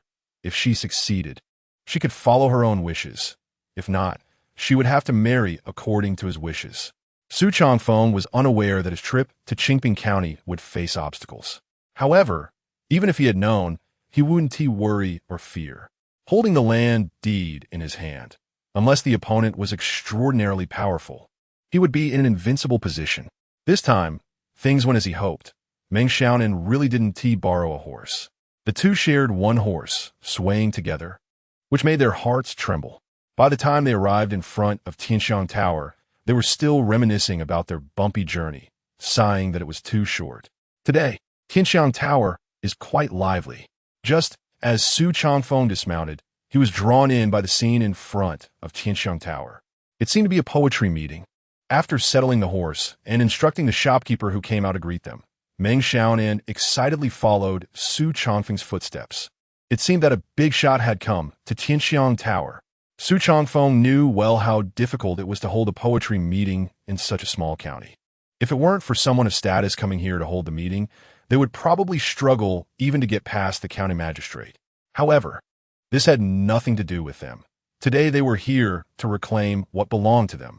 The two stepped into Tianxiang Tower one after the other.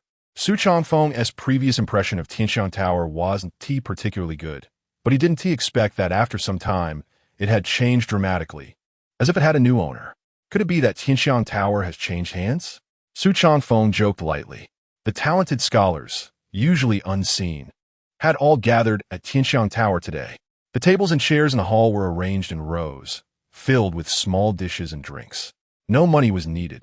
One only had to match the couplets, correctly respond to the upper line left by others, and then leave a couplet of their own in order to eat for free here. As for those who couldn't match, they would either have to watch from outside or pay a high price for a spot. Seeing this novel seating arrangement, Su Changfeng clearly showed little interest. His target today was Tianxiang Tower.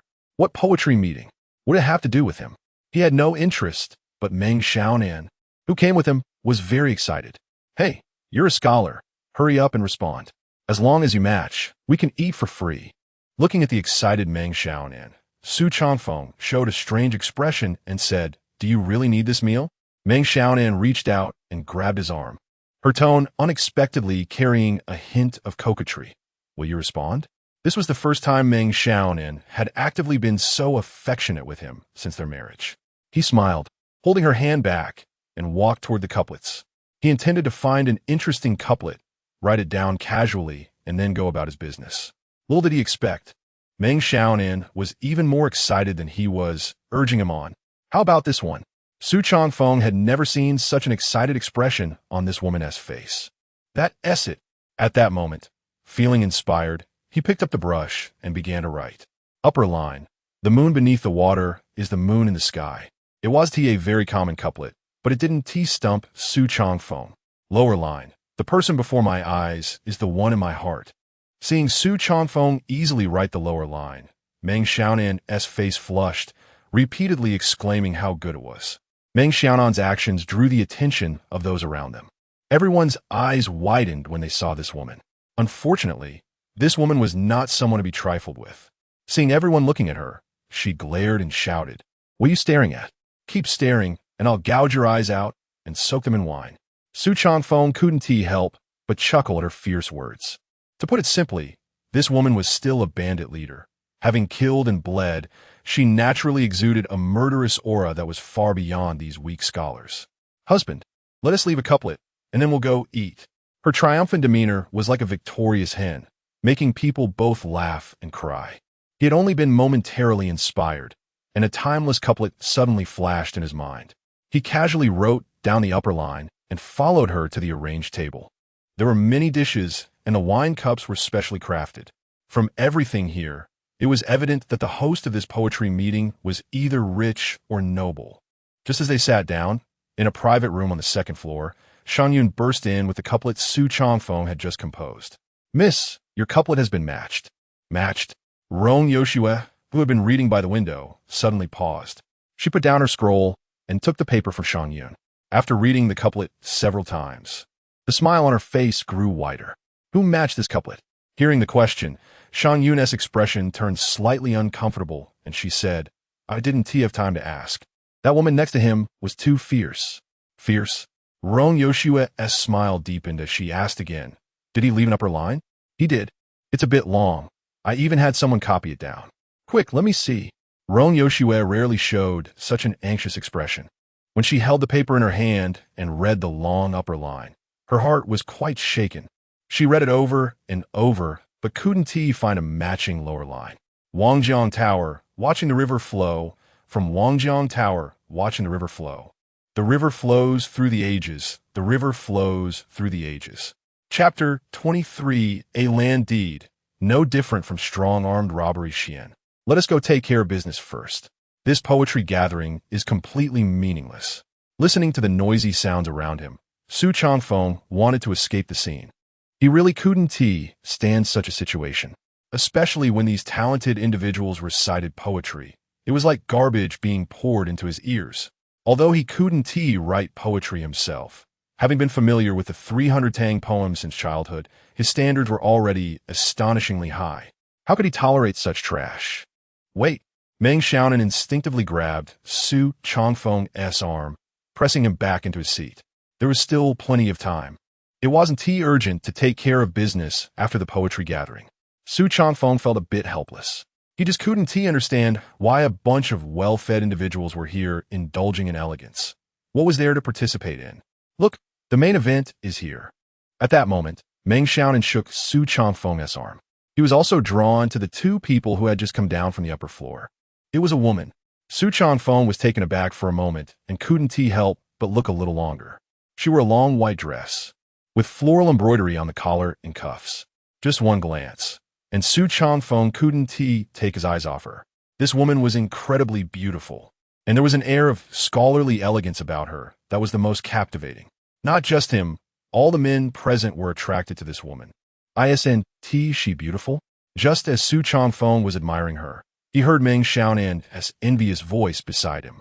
Huh? Su Changfeng was slightly startled and came back to his senses.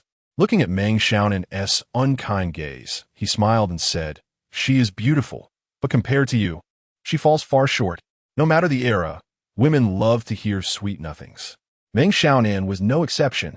"Don't kid me. I know you well enough. All men like her type." She said this, but a smile appeared on her face. Su Changfeng wasn't the only one. She liked this type too. At this moment, Rong Yoshue, accompanied by Shan Yun, had already arrived on the high platform. A long table was set up with food and drink laid out. "Thank you all for giving the Rong family face. This young lady, will first raise a glass in respect." Rong Yoshue lifted her wine glass and drank it all in one go. If it were Meng Xiaonan, Su Changfeng would really think she was drinking wine. But since the glass was in Rong Yoshue's hand and went to her lips, whether it was wine or water was a matter of speculation. Today we make friends through poetry. I hope our talented youths in Qingping can showcase their skills. Anyone who excels at today as poetry gathering will enjoy sponsorship from the Rong family for the next few years, until they pass their exams. This was an opportunity. If Su Changfeng hadn't died and was still a poor teacher, he would definitely do everything possible to seize this chance. Similarly, there were many like Su Changfeng in Qingping County, which was why the poetry gathering was so lively. As the saying goes, there is no first in literature, no second in martial arts. In such matters, whether one wins or loses is all up to their eloquence. Throughout the event, aside from having a strong interest in Rong Yoshue herself, Su Changfeng pushed everything else aside. After just listening for a while, without even drinking, he stood up and was about to leave. "Hey, you're leaving just like that?"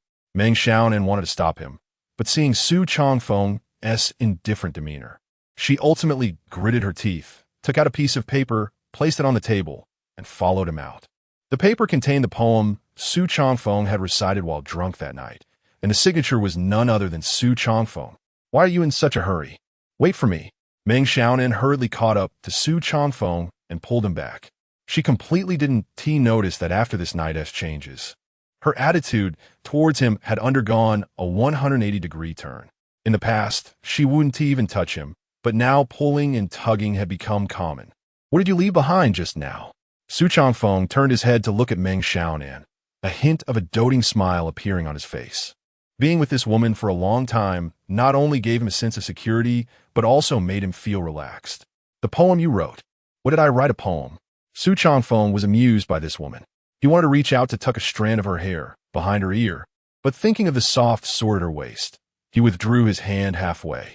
Last night, after you got drunk, you recited the poem to me.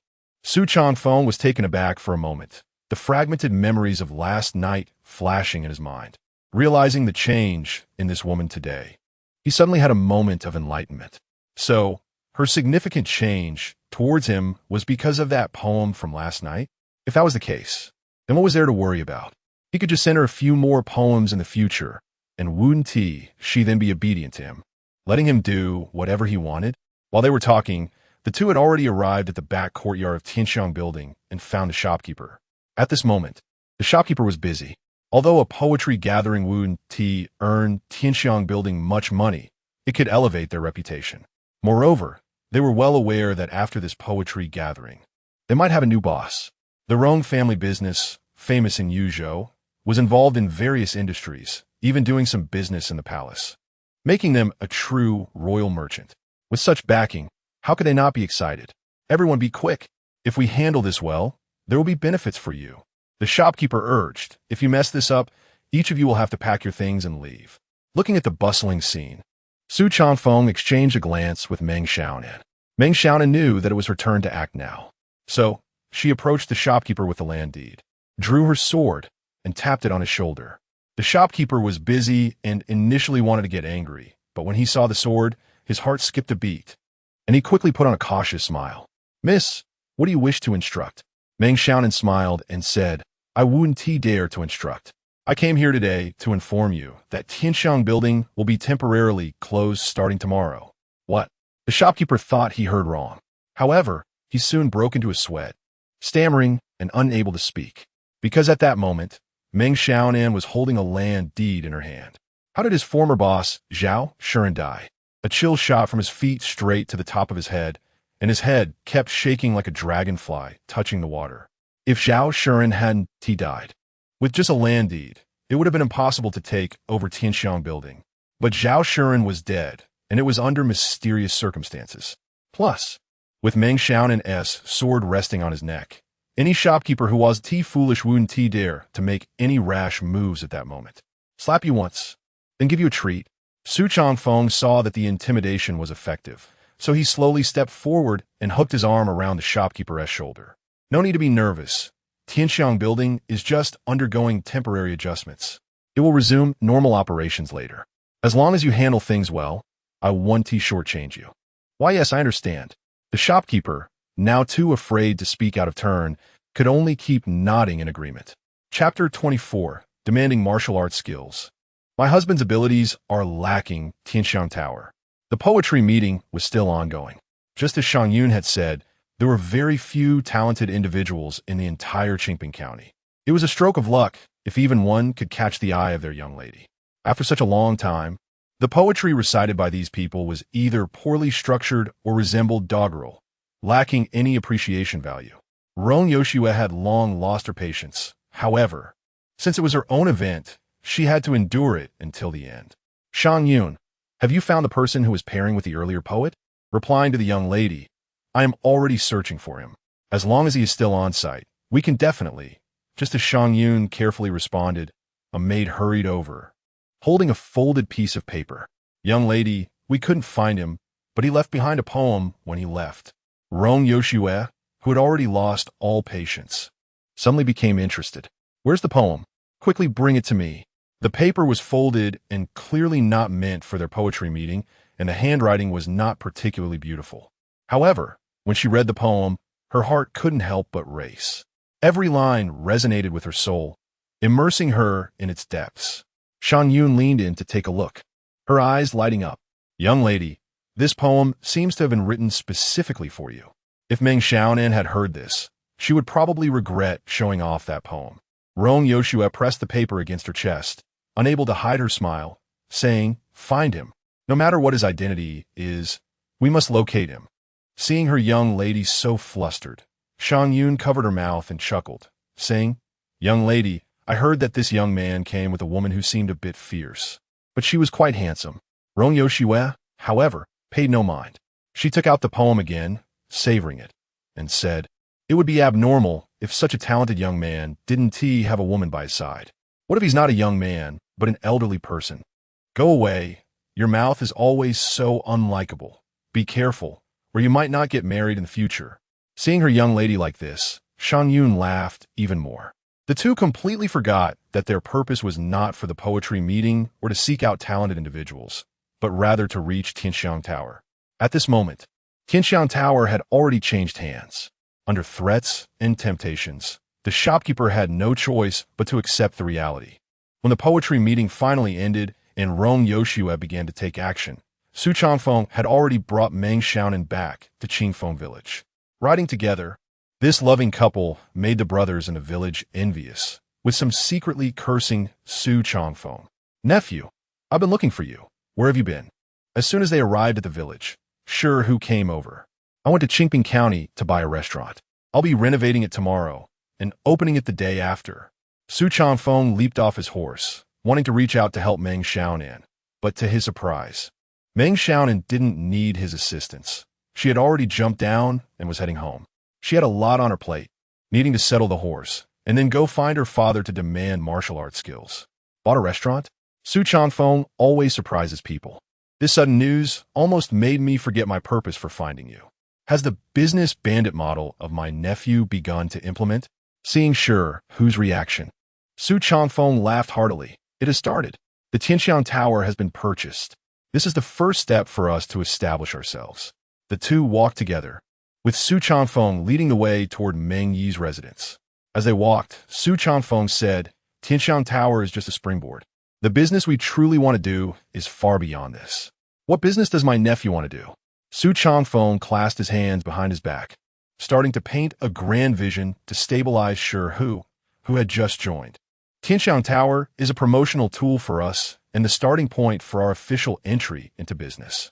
Using Tianxiang Tower, our Qingfeng brewing can gradually build its reputation, eventually becoming well-known throughout the Great Kong. Once we have money, we can engage in more businesses like fabrics, grains, whatever makes money, we will do it." "Huh." Hu swallowed, clearly satisfied with this grand vision. "Nephew is truly talented. Hu, may not have much ability, but if there's anything I can help with, just let me know." Su Changfeng laughed heartily and said, "There's indeed something right now. I wonder if Uncle Shi is interested." "What is it?" "Go to the county and take over Tianxiang Tower." "Me?" Hu stopped in his tracks. "Is that all right?" As they spoke, they had already arrived at Meng Yi's residence.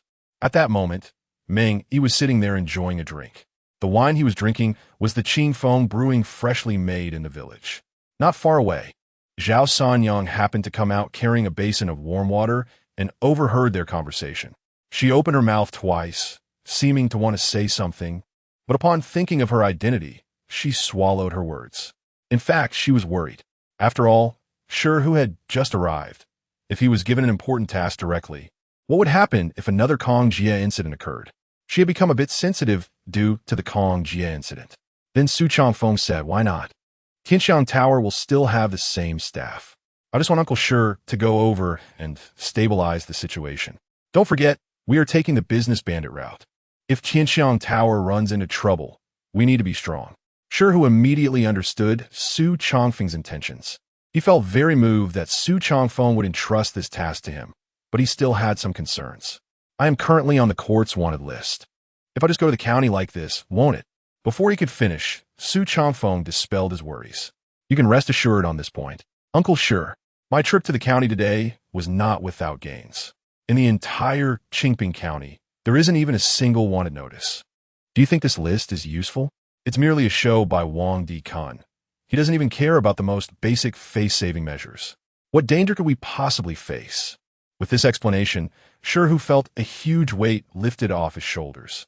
Moreover, we will be operating behind the scenes at Tianxiang Tower. Openly, we are still merchants. And we won't easily expose ourselves, right? All right, I'll go prepare now. Shu completely forgot the purpose for which he had come to find Su Changfeng. Just as he walked away, Zhao Sanyang expressed her concerns. Changfeng, there are many capable people in the village. Why let him go? Meng Yi, sitting nearby, also looked over, wanted to see how he would explain.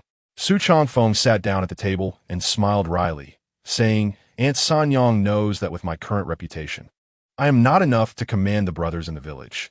No matter who I send, they could potentially oppose me. We're just starting out and cannot afford to lose. Sure, who is different? He has just pledged loyalty to us and urgently needs to accomplish something big to repay us. It's most appropriate to entrust this task to him. Zhao Sanyang was momentarily speechless, while Meng Yi looked at Su Changfeng with admiration, sighing, Good son-in-law, you have worked hard. Just then, Meng Xiaonan burst in excitedly from outside. Dad, oh, my husband is also here. Her address made Su Changfeng feel very pleased. Before the three could ask, Meng Xiaonan spoke first. Since everyone is here, I want to discuss something with you. Meng Yi looked at his daughter with affectionate eyes, and even Zhao Sanyang looked the same. Just say it. No need to be so mysterious. Meng Xiaonan laughed and moved behind Su Changfeng, pushing a wooden wheelchair, saying, You have a lot of internal martial arts manuals, right? Send my greetings to your son-in-law and let him practice slowly while combining it with his boxing technique. Meng, he was slightly taken aback, then gave Su Changfeng a meaningful glance and said with a smile, What's wrong? Are you starting to think that Changfeng's physique isn't up to par? Upon hearing this, Su Changfeng felt utterly embarrassed. He hadn't even tried yet, so how could anyone say he wasn't capable? It was simply slander. Chapter 25. The World Turns. The father-in-law has a hidden identity. Joking aside, Meng Yi was indeed quite generous, with Meng Yi being pushed by Su Changfeng. The two exited the courtyard and arrived at an open space in front of the mountain stronghold. Meng Yi's voice rang out, With your current bone age, it's too late to practice martial arts. Su Changfeng had heard such remarks more than once before. The last time was when Shu said the same thing to him, and his wife, Meng Xiaonan, had also mentioned it. I know, I never intended to become a martial arts master, just to improve my physical strength a bit. At least for self-defense, right? This mindset was something Meng Yi appreciated. He glanced at Su Changfeng, and the smile on his face gradually faded. I only have Xiaonan as a daughter. Su Changfeng was puzzled. They had just been discussing martial arts, and now the topic had taken a sudden turn. I promised her mother to raise her until she gets married. Now that I have entrusted her to you, I naturally hope you can protect her. Letting Su Changfeng protect Meng Xiaonan? If those words were to be spoken out loud, the brothers in the stronghold would probably laugh at them. To be fair, given their current situation, it was definitely Su Changfeng who needed protection, not Meng Xiaonan. Seeing Su Changfeng's astonished expression, Meng Yi laughed again and casually took out a cloth bag, handing it to Su Changfeng. The bag looked somewhat worn, as if it hadn't been opened in many years. What is this? Su Changfeng asked, curiosity piquing as he took it in his hands. Aren't you looking to learn internal martial arts? This is it. Carefully opening it, he saw a book without a cover revealed before him. Take it back, study it diligently, and remember it in your mind so you can never forget. Once you've memorized it, burn the book so no one knows you have learned this skill. Listening to Meng Yi's solemn words, Su Changfeng felt there was a big secret involved. Even Xiaonan shouldn't be told. Su Changfeng began to flip through the book in front of Meng Yi. There were illustrations and text, but the wording was obscure and difficult to understand. Even with his excellent memory, he couldn't memorize it in such a short time. What is the name of this technique? Meng Yi grinned. The world turns. It's from my master's sect. Sect? Looking at Meng Yi again, Su Changfeng suddenly felt that this father-in-law was not simple. He actually had a hidden identity. Seeing Su Changfeng still browsing, Meng Yi said with a smile, There's no rush. This thing is no longer of use to me. Keeping it would only be a disaster. Moreover, it's best to start learning this while young. Otherwise, you'll end up like me, unable to even beat my own daughter. Su Changfeng. He slowly put away the book without a cover and continued to push Meng Yi around the stronghold. From then on, he did not mention martial arts again, nor did the other party. They wandered for over 2 hours until Meng Xiaonan ran out, calling for the two to return for dinner. This was the first time since Su Chongfeng's marriage that the family sat down together for a meal. Sometimes Su Chongfeng wondered what ridiculous rules existed in this stronghold. Did getting married mean having to live apart from one's parents? All right, let's go back for dinner. Starting tomorrow, follow the book to practice until you've memorized everything. And then I'll teach you the fist techniques. This was Meng Yi's last mention of martial arts. Su Chongfeng didn't really care about martial arts. He was more concerned about Meng Yi and Zhao Sanyang's situation. Father-in-law, I have something to say. Not sure if I should? Cut it out. Just say what you want. We're not outsiders. Su Chongfeng pushed him as they returned, saying, actually, you and Sanyang could form family. As soon as he said it, he realized he had misspoken. At that moment, Meng Yi's face darkened, and he snorted, don't say such things again. If it had been before, Meng Yi might have listened to such words. Now that his legs were disabled, if the two were really to be together, wouldn't he be harming her? Su Chongfeng opened his mouth, but ultimately didn't say anything more. When the family sat at the dining table, enjoying the fragrant meal, Su Chongfeng glanced over at Zhao Sanyang across from him. In this situation, if it were anyone else, they would have left. However, Zhao Sanyang was sitting at the same table, her intentions clear. Unfortunately, Meng Yi's legs were disabled, and he simply couldn't accept this woman. Moreover, she was his sworn brother's woman. The meal was not very enjoyable. At least that's how Su Chongfeng felt. While they were eating, Shi had already gathered a few brothers and set off towards Qingping County. To be safe, they had dressed up for the occasion. Just as Su Chongfeng had said, Shi urgently needed to accomplish something significant. Only then could they establish a foothold here. Otherwise, in their current state, they would face exclusion from everyone. Just like Su Chongfeng. Boss, are we heading into the tiger's den by going to Qingping County? Isn't that a one-way trip? Yeah, I think Su Chongfeng is deliberately trying to put us in danger. What business can we do? We're all bandits at heart. How can we compete with the merchants in the city? Listening to the complaints of the brothers around him, Shi rode his tall horse, looking straight ahead without making any comments. In fact, he was also worried, afraid of falling into Su Chongfeng's trap. But right now, he had no choice. Boss, otherwise Enough. Finally, Shi interrupted the brothers, saying, once we enter the city, Monkey will go in first to check for danger. Only after confirming it's safe will we all enter together. The main thing is that Tianxiang Tower. At that time, you take the token and find a shopkeeper to scout the way for us. Be cautious. Even Su Chongfeng had nothing to say upon hearing these words. The more Shi acted this way, the more it proved that Su Chongfeng had not chosen the wrong person. They were already taking over Tianxiang Tower. While in Qingping County, Rong Yoshue had just walked out of poetry meeting. In the private room on the second floor of Tianxiang Tower, Rong Yoshue listened to the shopkeeper's words with a grim expression. Originally possessing a stunningly beautiful face, it now seemed like ice. Shopkeeper Tong, you weren't saying this a few days ago? The shopkeeper of Tianxiang Tower stood nervously in front of Rong Yoshue, his hands fidgeting. Miss Rong, it's not that I don't understand the rules. It's just that I can't make this decision. Our master no longer intends to sell it and wants to manage it themselves. So you all conspired against me? Rong Yoshue's tone was flat, but anyone who knew her could tell she was on the verge of exploding. Seeing the other party standing there without further argument, she forced herself to calm down. Help me contact your master. I want to speak with him personally. Shopkeeper Tong looked up at Rong Yoshue and whispered, that can be arranged, but the timing is uncertain. Bang! Rong Yoshue slapped the table, saying, no problem, I can wait. Chapter 26, Collecting Rent. What goes and must come out. Shi successfully entered Qingping County. There were no dragon lairs or tiger dens, as he had imagined. Everything seemed as if nothing had happened. Even when they entered the city, there were no soldiers to check them. The monkey successfully contacted Manager Tong, and they agreed to meet at Tianxiang Tower to discuss the opening the next day. Manager Tong was still somewhat afraid. Although he didn't know the identities of Su Chongfeng and the others, he could guess a rough idea. Just now, after meeting Shi, he was even more certain of his thoughts. These people were bandits from the mountains, each with blood on their hands. He had thought about reporting them, But he was afraid that if he reported them, these ruthless bandits would kill him first. After all, the previous owner, Zhao Shuren, was a good example of that. So now he just wanted to keep his head down, do this job well, take the money, and withdraw in time to seek a better opportunity. On the second floor of Tianxiang Tower, in a private room by the window, Shu habitually looked out. Not just him. Even his brothers were scattered in various corners of Tianxiang Tower, watching the surroundings at all times. Manager Tong's heart was pounding. Facing Shu, who was even more uncomfortable than facing the young lady of the Rong family. Sit.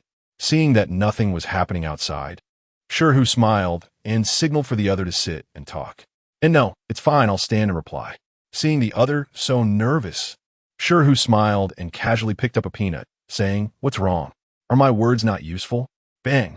Manager Tong sat down opposite him, his legs trembling, and his mind was in chaos.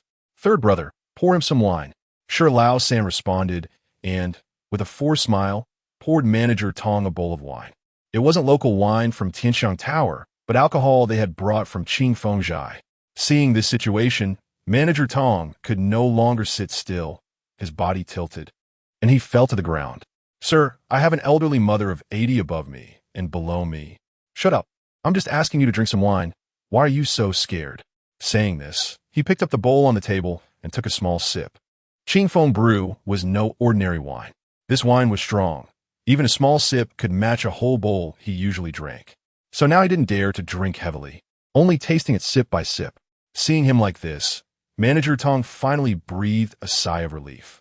He had thought the other party was going to kill him, and had given him a bowl of poison wine for him to end it all. "Drink!" Wiping the sweat from his forehead, Manager Tong hurriedly picked up the bowl, wanting to down it in one go. After all, he was the manager of Tianxiang Tower, and he usually drank a couple of bowls when nothing was going on.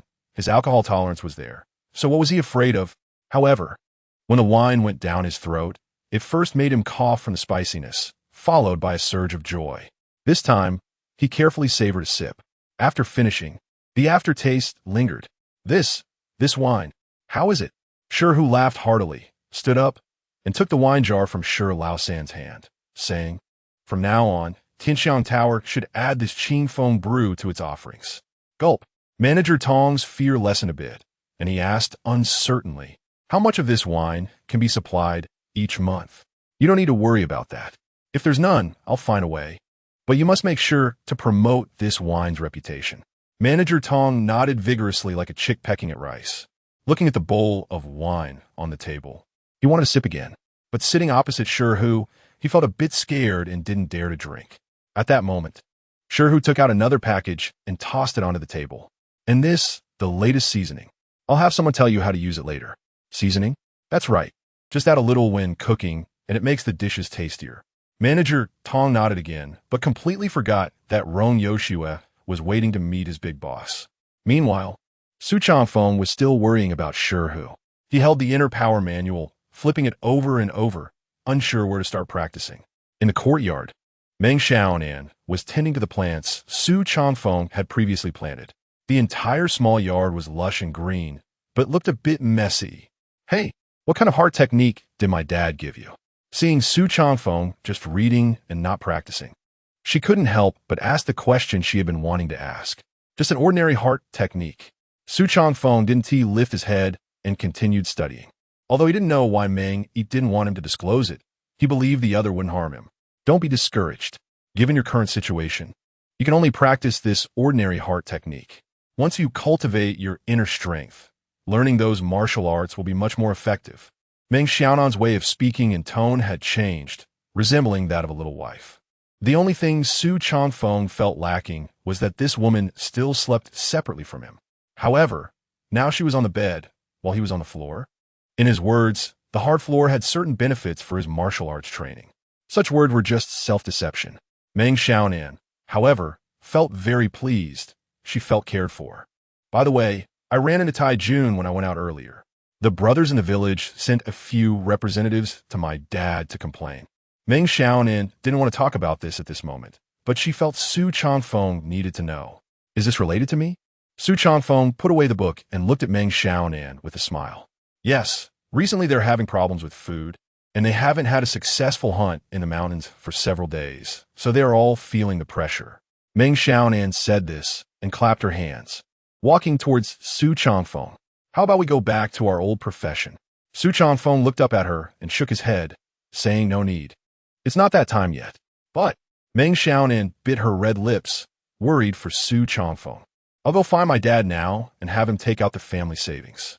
Over the years, he still has quite a bit of extra money. Su Changfeng. He stood up and went to the room.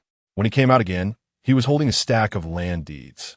He placed them on the table and said, "We still have so many good things. It's more convenient to collect rent from these than to beg your dad for money." Collect rent?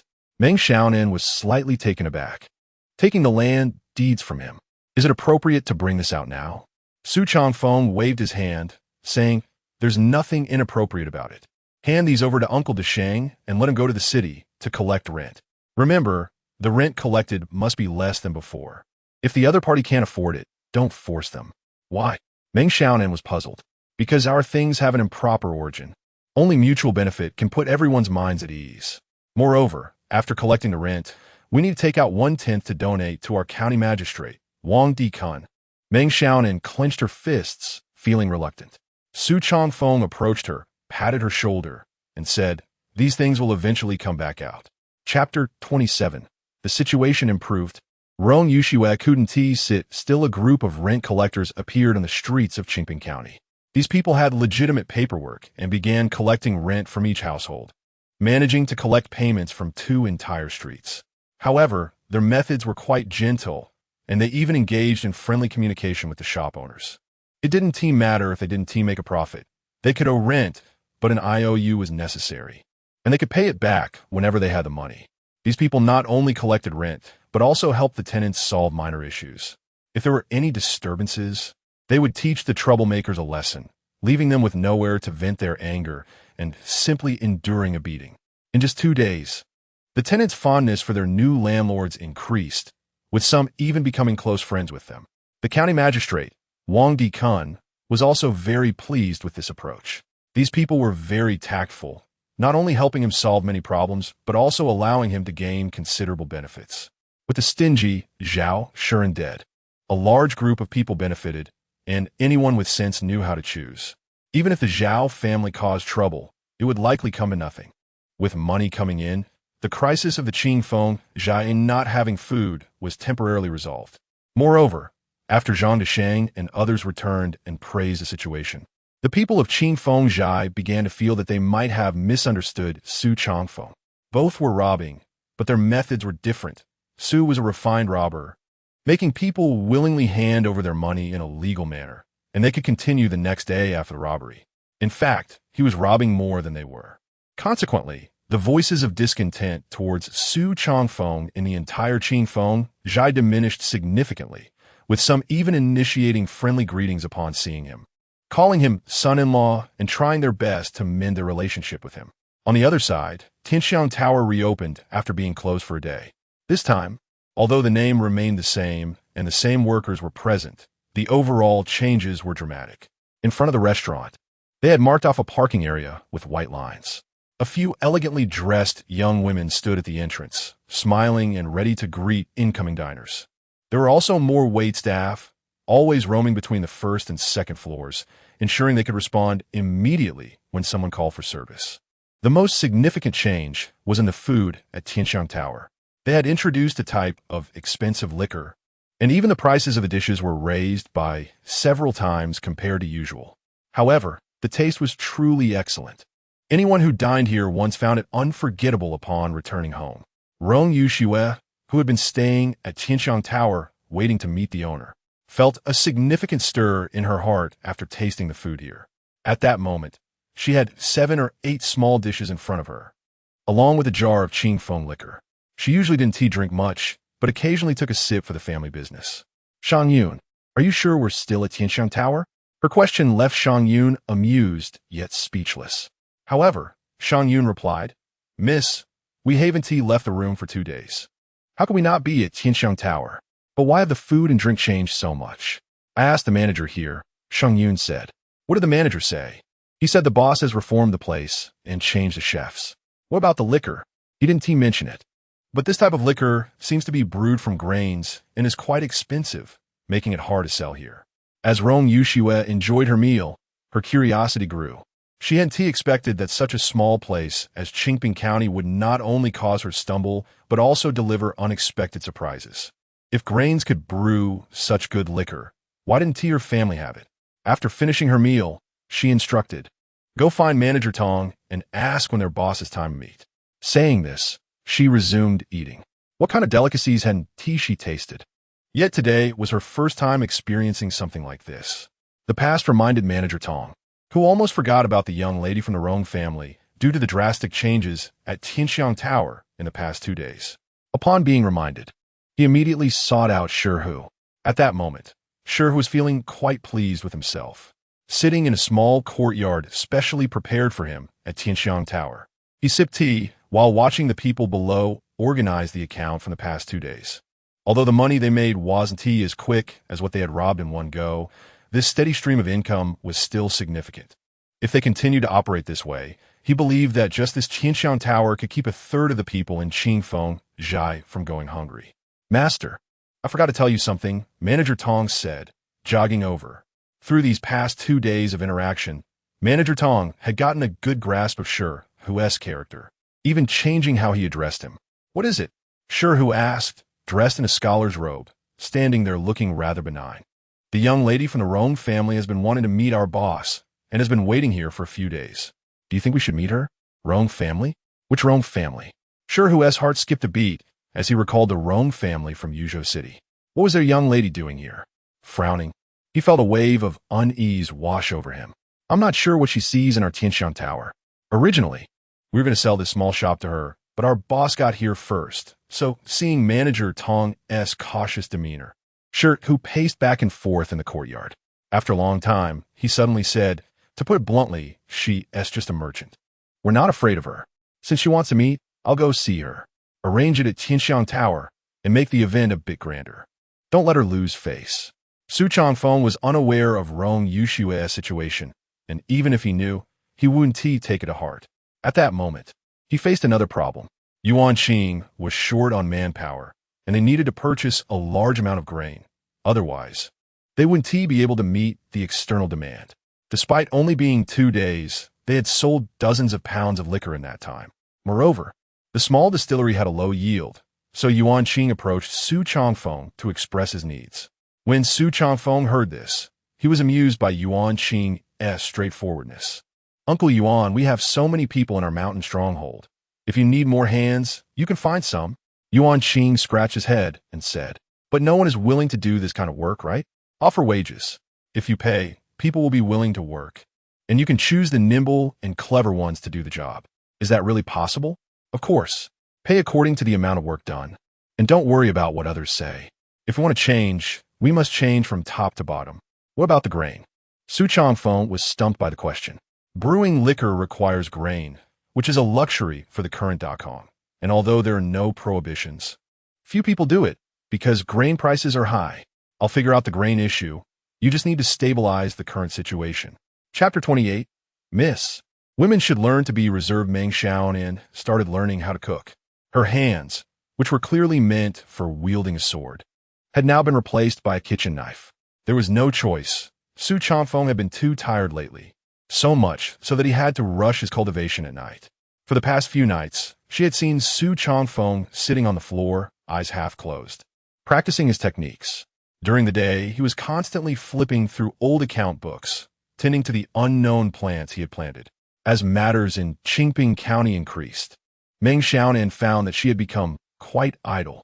In the past, she could rely on her skills to stand up for her brothers in the village. Now, without the need for fighting, she had become the laziest one.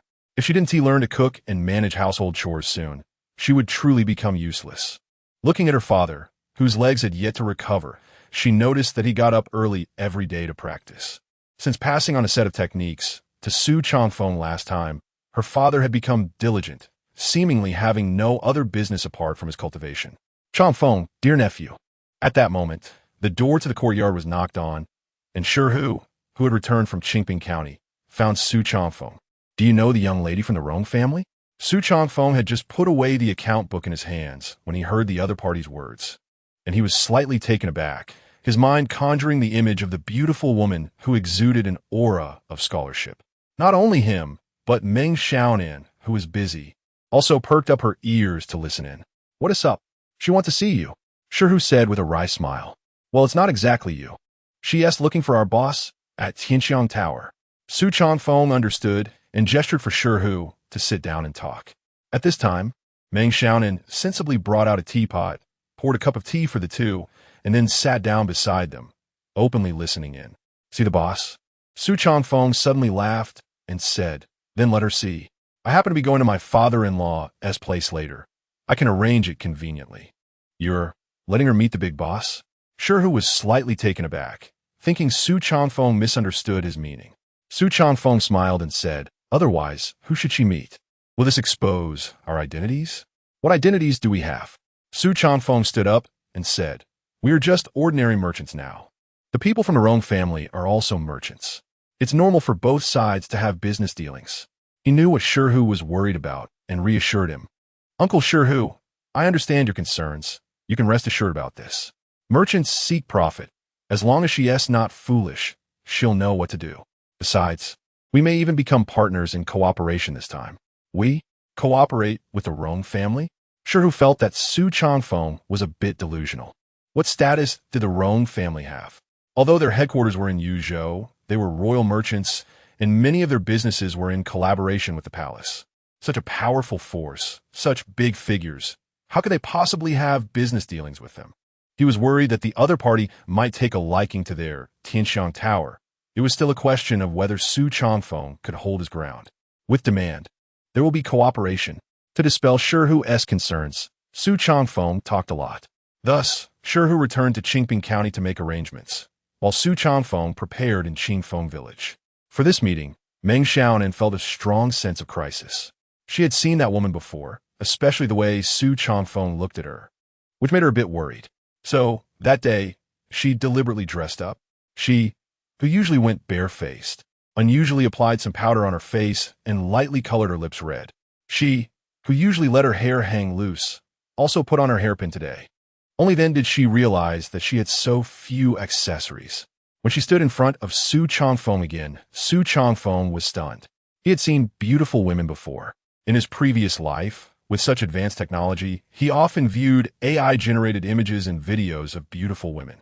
Moreover, actors and celebrities on TV, with makeup and beauty filters, also looked stunning. But the person in front of him, Su Changfeng, was unable to come back to his senses for a long time. "Do I look good?" Meng Xiaonan felt a bit embarrassed under Su Changfeng's gaze, blushing as she softly asked. Just this one sentence instantly pulled Su Changfeng back to reality. He nodded subconsciously. Seemingly recalling the other party's fierceness, he instinctively shook his head again. Meng Xiaonan was naturally somewhat satisfied with Su Changfeng's reaction. She liked seeing him captivated by her. However, when she actually met Rong Yoshua, she instantly felt overshadowed. Because the other party had a maid. Even when getting off the carriage, she needed the maid to support her. That appearance seemed somewhat noble. In comparison to herself, the difference was stark. In front of Qingfeng Village, Zhao Sanyang pushed Meng Yi forward, while Su Changfeng brought Meng Xiaonan behind. This level of reception might not be high, but it was enough to give face. Even the one in a wheelchair came out to welcome them. What more could be said? As soon as Rong Yoshua got off the carriage, her first glance was at Meng Yi, who was sitting in a wheelchair. Even if she were foolish, she would know this was a bandit lair. Yet she still came, because she believed the other party wouldn't dare to do anything to her. However, when she turned her gaze to Su Changfeng and Meng Xiaonan, she was slightly stunned. They looked somewhat familiar, but she couldn't recall where she had seen them. The man was handsome, and the woman was pretty. They were simply a match made in heaven. Mississippi. Found them, it's them. Before getting close, the maid Shang Yun was already so excited she couldn't speak. "What do you mean them? What is going on?" Rong Yoshua, confused, turned to her little maid. Shang Yun had been by her side for many years. She knew very well what kind of person she was, and it was rare for her to be this excited today. Moreover, in such a situation, even if there was something, she should have waited to speak afterward, not now. The couple from Wangjiang Tower, and the creator of that poem. Shang Yun spoke without stuttering. But due to her excitement, her voice was a bit louder. It's them. Are you sure you're not mistaken? Absolutely not. I was there when the couple was exchanging couplets. This time, Rong Yoshua understood why the other party was excited. Even when she learned this information, her usually calm demeanor began to get excited. She was holding Shang Yun's hand, which began to tremble. From start to finish, her gaze remained fixed on Su Changfeng, unable to move away even a bit. The more she looked, the more she felt Su Changfeng was good-looking and he exuded talent. So much so that when she got close and Meng Yi began to greet her, her gaze had yet to leave Su Changfeng. Miss Rong's visit truly illuminates our Qingfeng village. I have specially prepared food and drinks, and I hope Miss Rong won't find them unsatisfactory. After a long pause, Rong Yoshua still hadn't responded, which made everyone feel awkward. At this moment, Shang Yun couldn't stand it anymore. She nudged Rong Yoshua's arm and leaned in to whisper at her ear, "Miss, you taught me that women should learn to be reserved. Your current behavior is a bit too much." Chapter 29, The Beauty Trap. Su Changfeng exclaims, innocent. The reactions of Rong Yoshua were evident to everyone, stirring doubts in their minds. Initially, they thought the two were quite familiar, until they arrived at the banquet hosted for Rong Yoshua. Before even asking for the young gentleman's name, Meng Yi was taken aback and then introduced, "This is my son-in-law, Su Changfeng." Son-in-law? Rong Yoshua's expression clearly changed. Earlier, when she saw Meng Xiaonan, she had been pondering their relationship. At this moment, an inexplicable pain flickered in her heart. Meng Xiaonan, at this point, was like a victorious hen, deliberately moving closer to Su Changfeng, asserting her claim. This poem was composed by young Master Su. Rong Yoshua's obsession was so deep that even Shang Yun beside her couldn't bear to watch. They had come for Tianxiang Tower, not for poetry. How had the topic veered off course before it even began? As Rong Yoshua produced the piece of paper, Su Changfeng had yet to respond. And Meng Xiaonan took over the conversation. "Miss Rong, this poem was written by my husband for me. He left it behind on a whim during the poetry gathering." "For you?" At that moment, the pain in Rong Yoshua's heart intensified. Her trembling hands were so apparent that even Shang Yun couldn't ignore them. If it weren't for the inappropriate setting, she would have called her young lady back to rest. Each blow struck hard, leaving no room for her to retaliate. By this time, anyone with a bit of sense in the room could see Rong Yoshua's distress.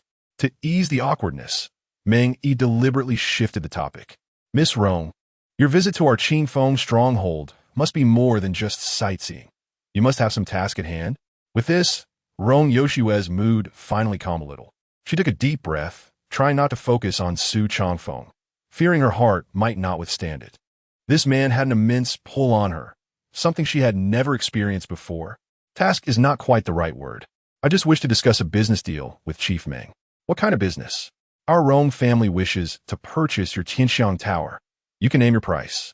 Meng Yi suddenly chuckled, not responding directly, but turning his gaze towards Su Changfeng. "Good son-in-law, what are your thoughts on this matter?" As he spoke, Rong Yoshua's attention was once again drawn to Su Changfeng. "Father-in-law, we have great use for Tianxiang Tower. We're not planning to sell it for now." Su Changfeng's interruption slightly diminished Rong Yoshua's fondness for him. However, what he said next piqued her interest. "I think Miss Rong's purchase of Tianxiang Tower is for our Qingfeng brewery, right? We may not sell Tianxiang Tower, but we can collaborate on the beverages." Su Changfeng knew Rong Yoshua wasn't there for the brewery, and she understood he was offering her an escape route. Yet, his words genuinely attracted her. "You brew Qingfeng liquor yourselves?"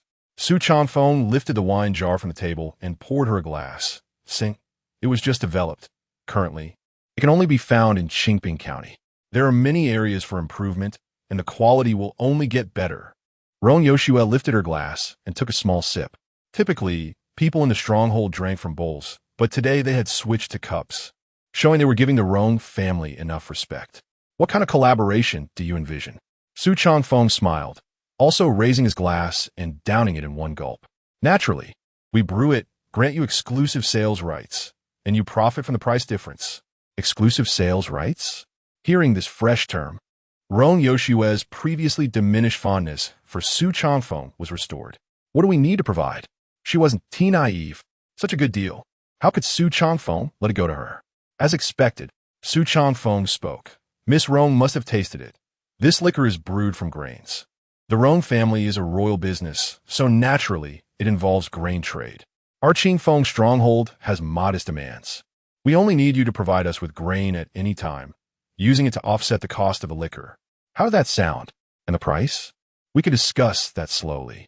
Collaboration is about mutual benefit to ensure our partnership lasts. With the conversation reaching this point, after talking for so long, Rong Yoshue realized that while Meng Yi appeared to be the head of Qingfeng stronghold, the one truly calling the shots was his son-in-law. Rong Yoshue stared at Su Changfeng for a full tea's worth of time. Su Changfeng also held her gaze, their eyes almost intertwining, which even made Meng Xiaonan feel a twinge of jealousy. It was at this moment that Rong Yoshue took a deep breath and said, "All right, I agree to this." Shan Yun panicked. What were they here for? They came for Tianxiang Tower, and now, instead of acquiring it, they were starting a business with the other party. She could hear the mention of grain clearly.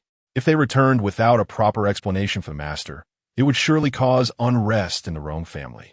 In her view, her young lady was enchanted by the other party and had fallen for his beauty trap. Therefore, she tried repeatedly to signal her young lady, but Rong Yoshue remained oblivious. The banquet didn't last long, and when they left, Meng Yi and the others did not say much. At this point, Rong Yoshue became even more convinced of one thing. The true master of Qingfeng stronghold was Su Changfeng. Young Master Su, I have a matter to consult. Please enlighten me. She finally couldn't hold back and spoke as they were leaving. Miss Rong, please go ahead. Rong Yoshue took out the long couplet she had initially encountered and asked if it was indeed the one left by the young master. Seeing this, Su Changfeng laughed heartily. He understood her intention. This ancient couplet had stumped her, and she was asking him for the second line. He laughed heartily, turned, and went back into the room. He picked up a brush and wrote until he finished the second line, handing it to Rong Yoshue, finally putting her heart at ease. Looking at the second line, she exclaimed it was brilliant. So much so that as she was leaving, she felt a twinge of reluctance and, disregarding Meng Xiaonan beside her, softly said, I hope our cooperation is pleasant, and I also hope the young master can write such fine works for me again someday. After saying this, she climbed into the carriage with Shang Yun. As she watched the carriage slowly leave, Su Changfeng was just about to express a sentiment when he suddenly felt a sharp pain in his arm. Say, were you just flirting with her? Trying to become a son-in-law of the Rong family and enjoy wealth and glory? Huh? Looking at the jealous Meng Xiaonan beside him, Su Changfeng exclaimed his innocence. How could that be? I have a clean relationship with her. Don't believe me? Ask father-in-law. Hey, father-in-law, third aunt, don't go. Chapter 30, not just angry, but also comparisons. Su Changfeng had never seen Meng Xiaonan in this state before. Her sulky and jealous demeanor gave him a sense of accomplishment. In his own yard, he watched her watering the flowers and couldn't help but walk over. Acting as if they were quite familiar, he lightly tapped her arm. Hey, still angry?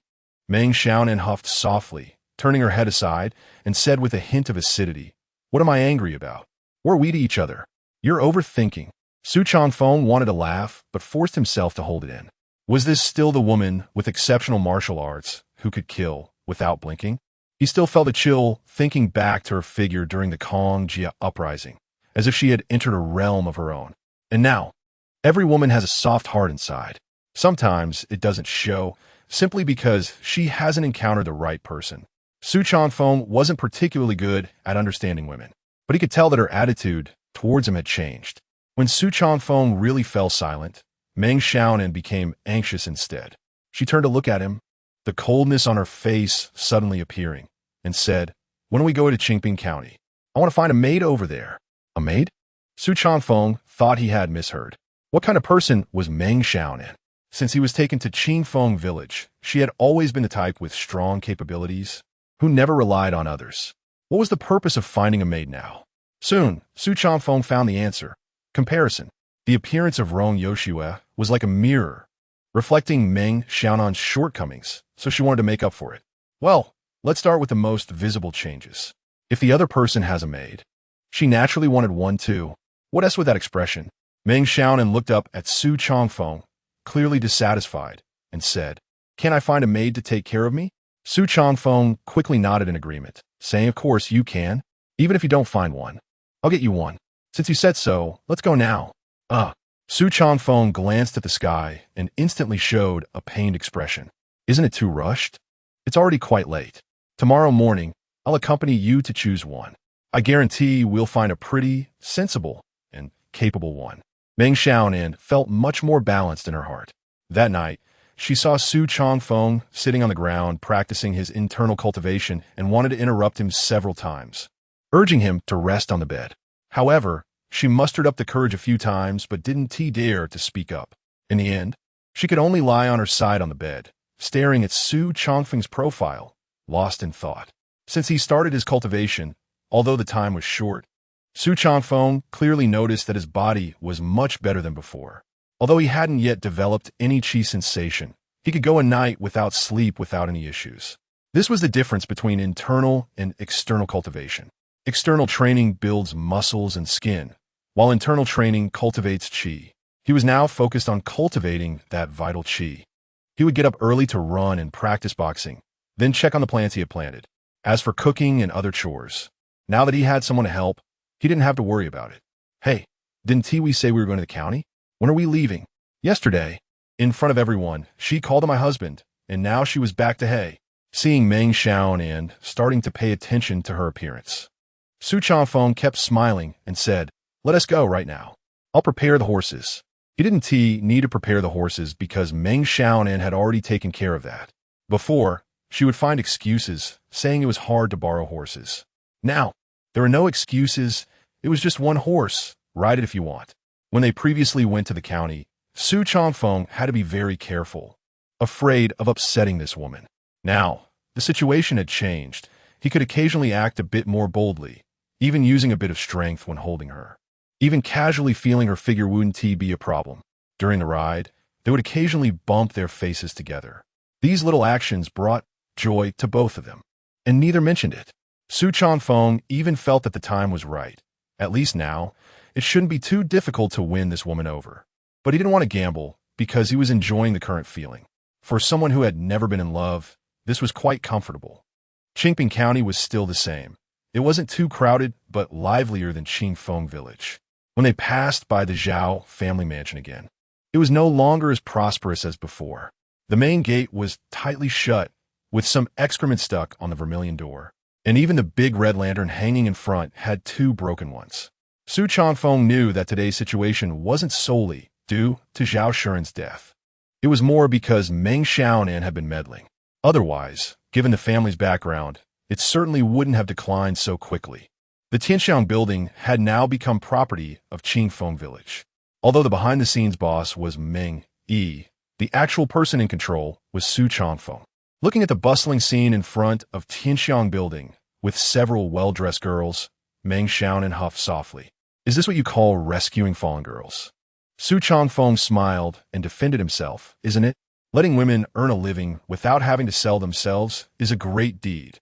But you let them expose themselves." Su Changfeng became displeased.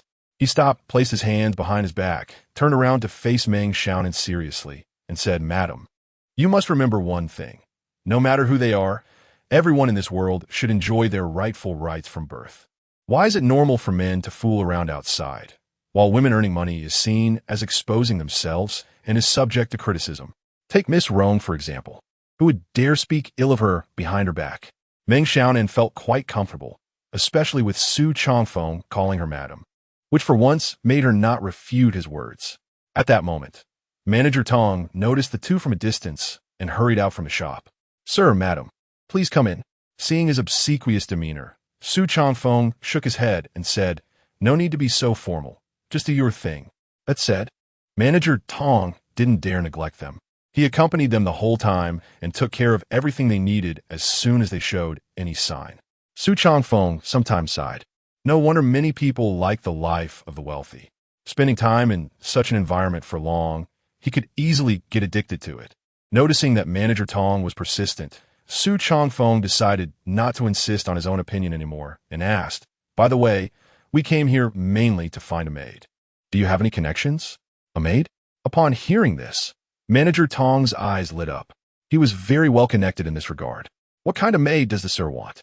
Su Changfeng glanced at Meng Xiaonan, who quickly replied, she shouldn't look too bad. Otherwise, it would be embarrassing to go out. She should also be perceptive, at least not to be in the way. Oh, if she can read, that would be the best. Chapter 31, Maid? This is just finding a master for oneself. Manager Tong was very excited. When he came out of Tianxiang building, he had already selected a candidate. Along the way, he had even thought of persuasive words. As soon as he arrived home, before the courtyard door was even opened, he heard scolding voices coming from inside. Listening to his wife's merciless curses, he sighed slightly, but had no way to deal with it. When the courtyard door opened, he saw a little girl sitting in front of the water tank, crying while washing clothes. The little girl had red lips and white teeth, with delicate features. Apart from her slightly dry skin, she looked quite good overall, a beauty in the making. In contrast, his wife stood behind her with hands on her hips, scolding away. Cursing, all day long. Can this family still be lived in? Manager Tong muttered under his breath, glaring fiercely at his wife before approaching the girl. Dongxing, stop washing, come with your uncle. The little girl was named Dongxing, Manager Tong's niece. Orphaned at a young age, she had been living at her uncle's house. Initially, everything was fine, and the family lived harmoniously, but as time passed and Manager Tong's children grew up, the situation changed. Arguments began to break out at home, often over trivial matters. And in the end, all the blame fell on Dongxing. Uncle, don't say much. This time your uncle has found a good family for you. Hearing this, Dongxing felt a pang in her heart and almost cried again. In the end, she still couldn't escape the fate of being sold. Behind her, that just finished scolding aunt was still demanding money. The head of the household said, marriage is fine, but the betrothal gift cannot be less, otherwise, we will have raised her for nothing. Manager Tong completely ignored her, forcibly pulling Dongxing out of their yard and hurriedly heading towards the direction of Tianxiang building. Dongxing, you must remember, this time your uncle has found you the mistress of Tianxiang building, my employer. Once you follow her, you must be diligent.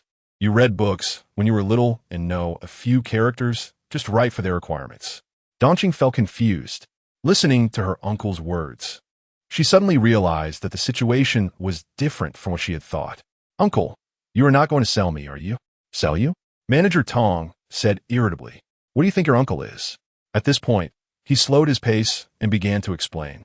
It's because the big boss behind your uncle wants to find a maid for his wife.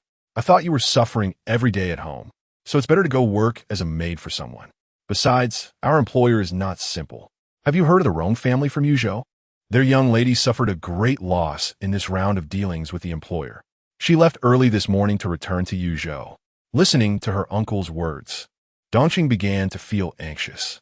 She tugged at her clothes and said, Uncle, will I be a bit dirty like this? What if they don't like me?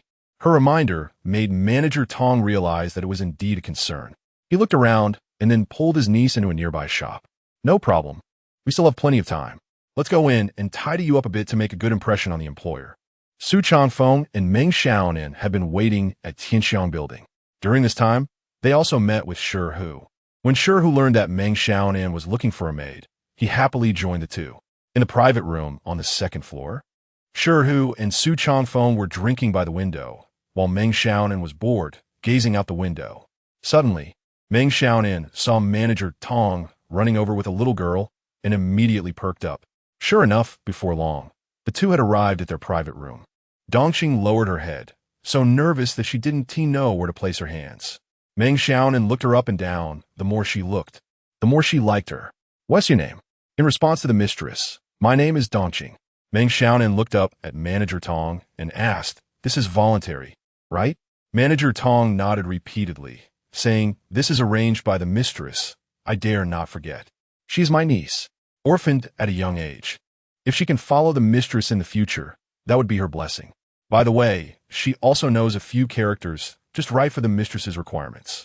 Hearing this, Meng Xiaonan had a rough understanding of Dongxing. If it were someone else, they might have conducted some kind of assessment. But Meng Xiaonan didn't do any of that. It wasn't that she didn't understand, but she felt it unnecessary. Just a maid, as long as she looked good, everything would be fine. All right, it's her. After making the decision, she turned to Su Changfeng for a glance, seemingly seeking his opinion. Although this opinion was optional, It was still a sign of respect towards Su Changfeng. With a maid, she considered herself somewhat of a person of status. However, Meng Xiaonan still couldn't get used to the life of having a maid, especially when she saw a 15-year-old girl with scars all over her arms and calluses on her hands. Her heart ached. Just after manager Tong and Sure, who left, she started pouring water for Dongqing. This action startled Dongqing. She had come here to be a maid, not to enjoy luxury. She hadn't even started taking care of others yet, but her master was pouring water for her. How could that work? With a thud, Dongqing knelt down. If the mistress thinks Dongqing is not doing well, just say it directly. Dongqing will change. This also startled Meng Xiaonan. What are you doing? I just saw your mouth was dry. Drinking more water will be better. Madam, just put the cup there. Dongqing can do it herself. Watching the interactions between the master and servant, Su Changfeng, sitting by the window, couldn't help but smile. If anyone was not adapting, it should be him, a person from another world. But Meng Xiaonan, this local person, also couldn't adapt to this life. How could that be explained? When returning, not wanting Dongqing to walk, she specifically asked manager Tong to arrange a carriage. Upon returning home, she saw Dongqing preparing to cook and even went to help. Su Changfeng suddenly realized that this woman, who usually looked fierce, was quite endearing after spending time together. Meng Xiaonan wasn't struggling with the life of a master and servant. She was heartbroken for Dongqing, using her actions to express her dissatisfaction with this society. I say, just calm down and let her do it. Su Changfeng could no longer watch and pulled Meng Xiaonan aside. He spoke seriously. If you keep this up, she won't even be able to eat properly.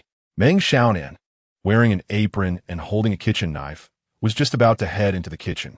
Hearing Su Changfeng's words, she immediately stopped her actions and retorted. But I have nothing to do right now. Su Changfeng shook his head and said, you hired a maid, not a young lady. If you take over her work, she will fall into self-doubt. Doubt what? Doubt her own abilities and even wonder if you don't want her. Actually, Su Changfeng was also beginning to doubt. What kind of family background could turn Meng Xiaonan into who she was now? He suddenly became curious about the mother-in-law that no one had ever mentioned before. Chapter 32. Accumulate grain, build high walls with an extra made in the house. Su Changfeng was enjoying the benefits. The girl named Dongqing was truly capable. Meals were being cooked, the house was being cleaned, and clothes were being washed. His daily tasks now included practicing martial arts and reading, and occasionally flirting with his wife. Everything else was none of his concern. With so much time saved, he could focus on many important matters. I need to find a couple more maids if I get the chance. Su Changfeng thought to himself, a smile plastered on his face. Young master, news from the county says our first batch of grain has arrived. You should arrange for someone to receive it. Yuan Qing excitedly ran over while Su Changfeng was tending to the plants he had cultivated. Recently, he had been quite busy with the Qingfeng brewing project. Working with the Rong family, they produced as much as the other party wanted, which also meant he had more people working under him. Although he hadn't seen any money yet, everyone felt reassured and was no longer anxious.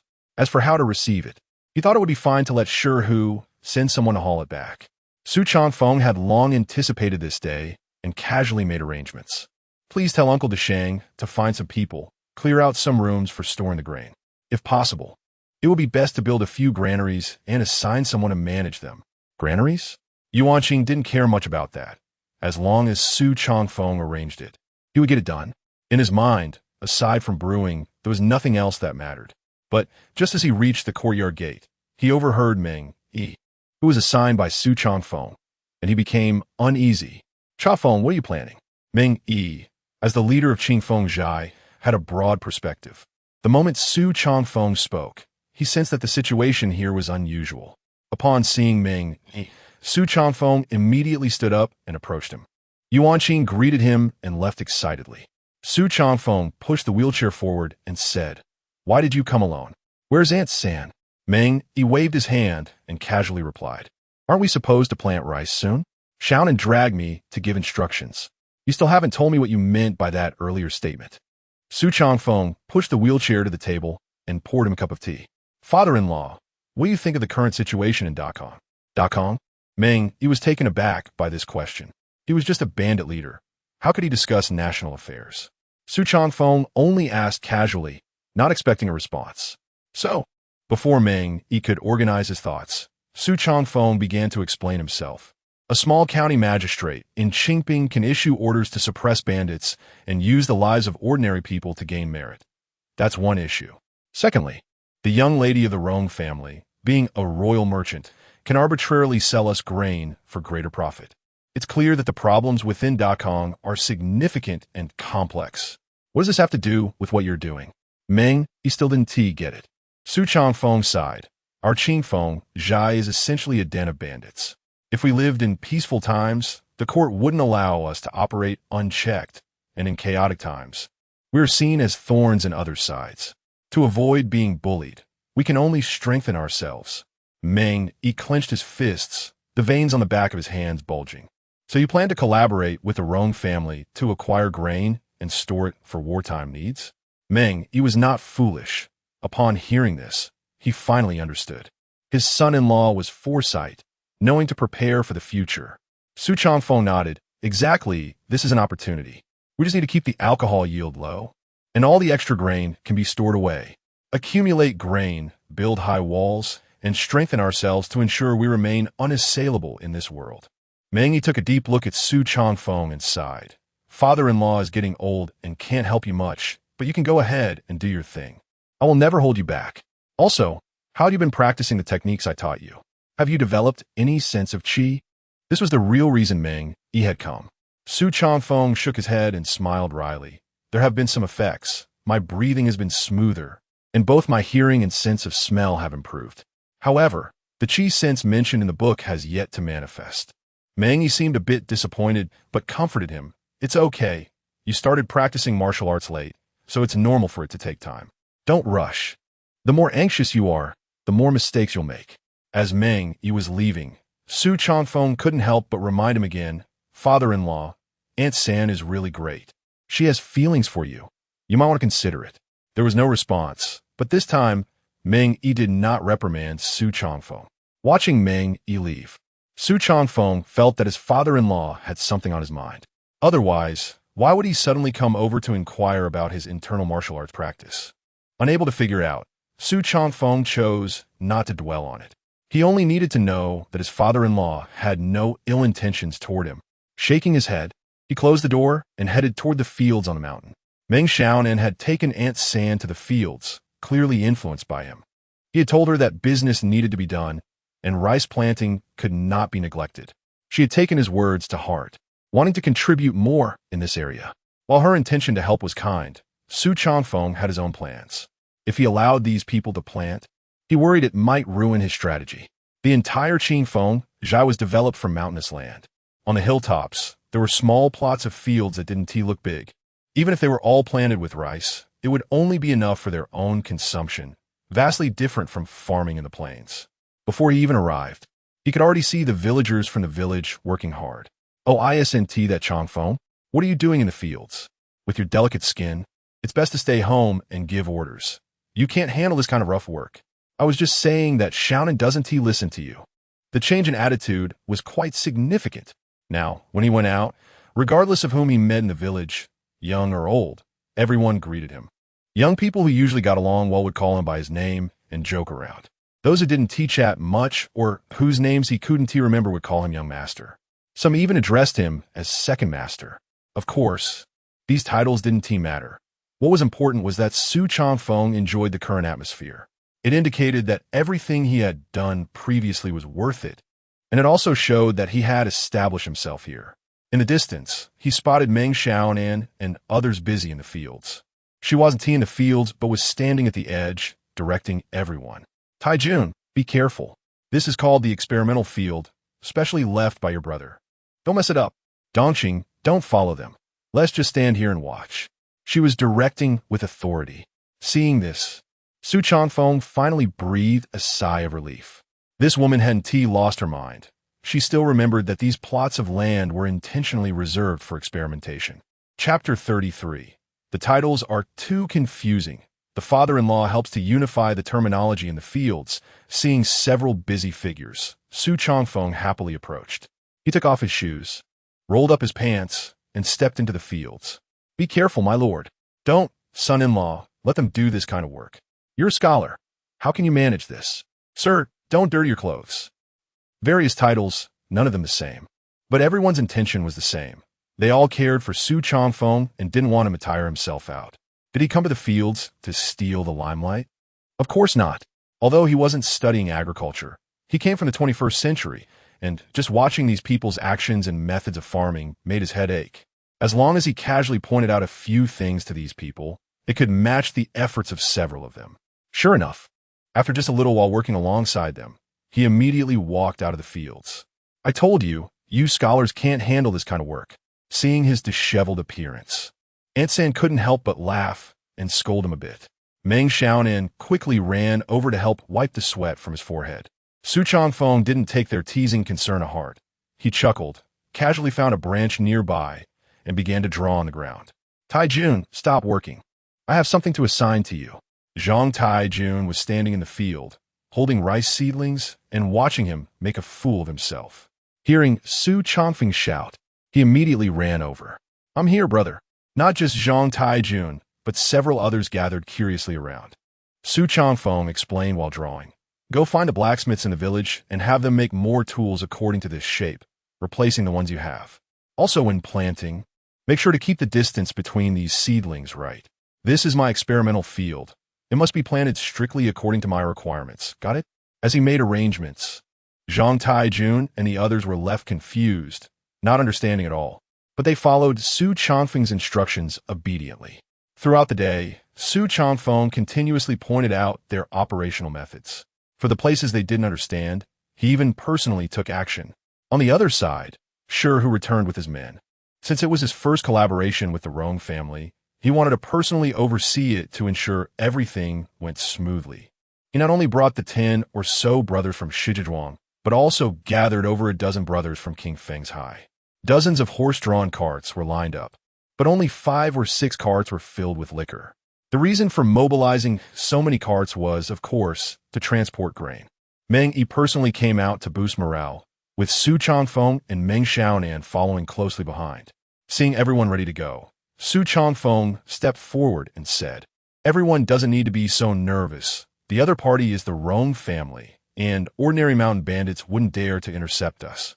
Besides, our handover point is in Qingping County, which mountain bandit wouldn't give a little face. Even so, we must be careful. We need to send someone back to the stronghold to report every so often. Though he said this, Shi, who also didn't dare to be careless, and nodded vigorously. Also, our Qingfeng wine is priced at 1 tael of silver, and as for the grain, it's all at market price. When you hand over to their person in charge, keep a scale in mind and record the accounts at all times. 1 tael silver? Currently, in .com, 1 tael of silver could be exchanged for 1,000 won. The cost of their Qingfeng wine was only about a few dozen won. Su Changfeng's pricing was simply highway robbery. No, it was even worse than robbery. Not only Shi who, but even Meng Yi, who was sitting in a wheelchair, frowned and said, Changfeng, isn't that price too high? Too high. Su Changfeng walked over to the cart and stroked the wine jar. Our Qingfeng wine's technology is only in our hands. Looking across .com and even the whole world, we're unique. Selling to the Rong family. They will have our exclusive selling rights and can price this wine at 2 taels or even higher. Do you really think Rong Yoshua acted on impulse? She has been in business for years and knows the market well. She understands what exclusive selling rights mean, which is why she cooperated with us. Don't say 1 tael. I could price it even higher, and she would have to agree. Su Changfeng spoke without fear of the brothers in the stronghold because he was confident. He wasn't afraid to say this even in front of Rong Yoshua. After all, if the roles were reversed, she would be even harsher. In business, without enough ruthlessness, how could one build a Rong family business so large? Qingfeng Wine just happened to encounter Rong Yoshua, so he was willing to take a slight loss for now to benefit from her influence. Once they stabilized their foundation and fortified their walls, they would have even better wines like Qingfeng Zue and Qingfeng Qiongjiang to offer. By then, that would truly be highway robbery. Watching Shi Hu and the brothers embark on their journey, even Su Changfeng felt a bit excited. This was their first large-scale transaction. If successful, their path as merchants and bandits would be on the right track.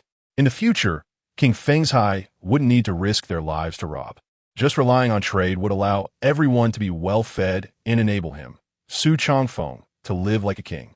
Meng Yi looked at his son-in-law with increasing admiration. At this moment, he finally had an idea in mind and solidified his thoughts. Taijun, go notify everyone in the stronghold to gather at the square. I have something to discuss. Before returning, Meng Yi had already started making arrangements. This sudden scene left everyone stunned. Everyone has to be present? Zhang Taijun asked uncertainly. Yes. Regardless of age, everyone who can move must be there. The so-called square was actually the largest open space in King Feng's High. Various weapons were displayed there, and there was a small arena for the brothers in the stronghold to spar. Because the place was spacious enough, any major events in the stronghold would usually gather there. Dad, did something happen? Meng Xiaonan, taking over for Zhao Sanyang, actively pushed Meng Yi's wheelchair and asked with some concern. He turned his head to look at his daughter. He had noticed her recent changes and was pleased. It was precisely because of this that he had this idea. Don't you realize that everyone's titles for Changfeng are a bit chaotic? Chaotic? Meng Xiaonan was slightly taken aback and asked, does this have anything to do with his title? Meng Yi laughed heartily. It does very much so.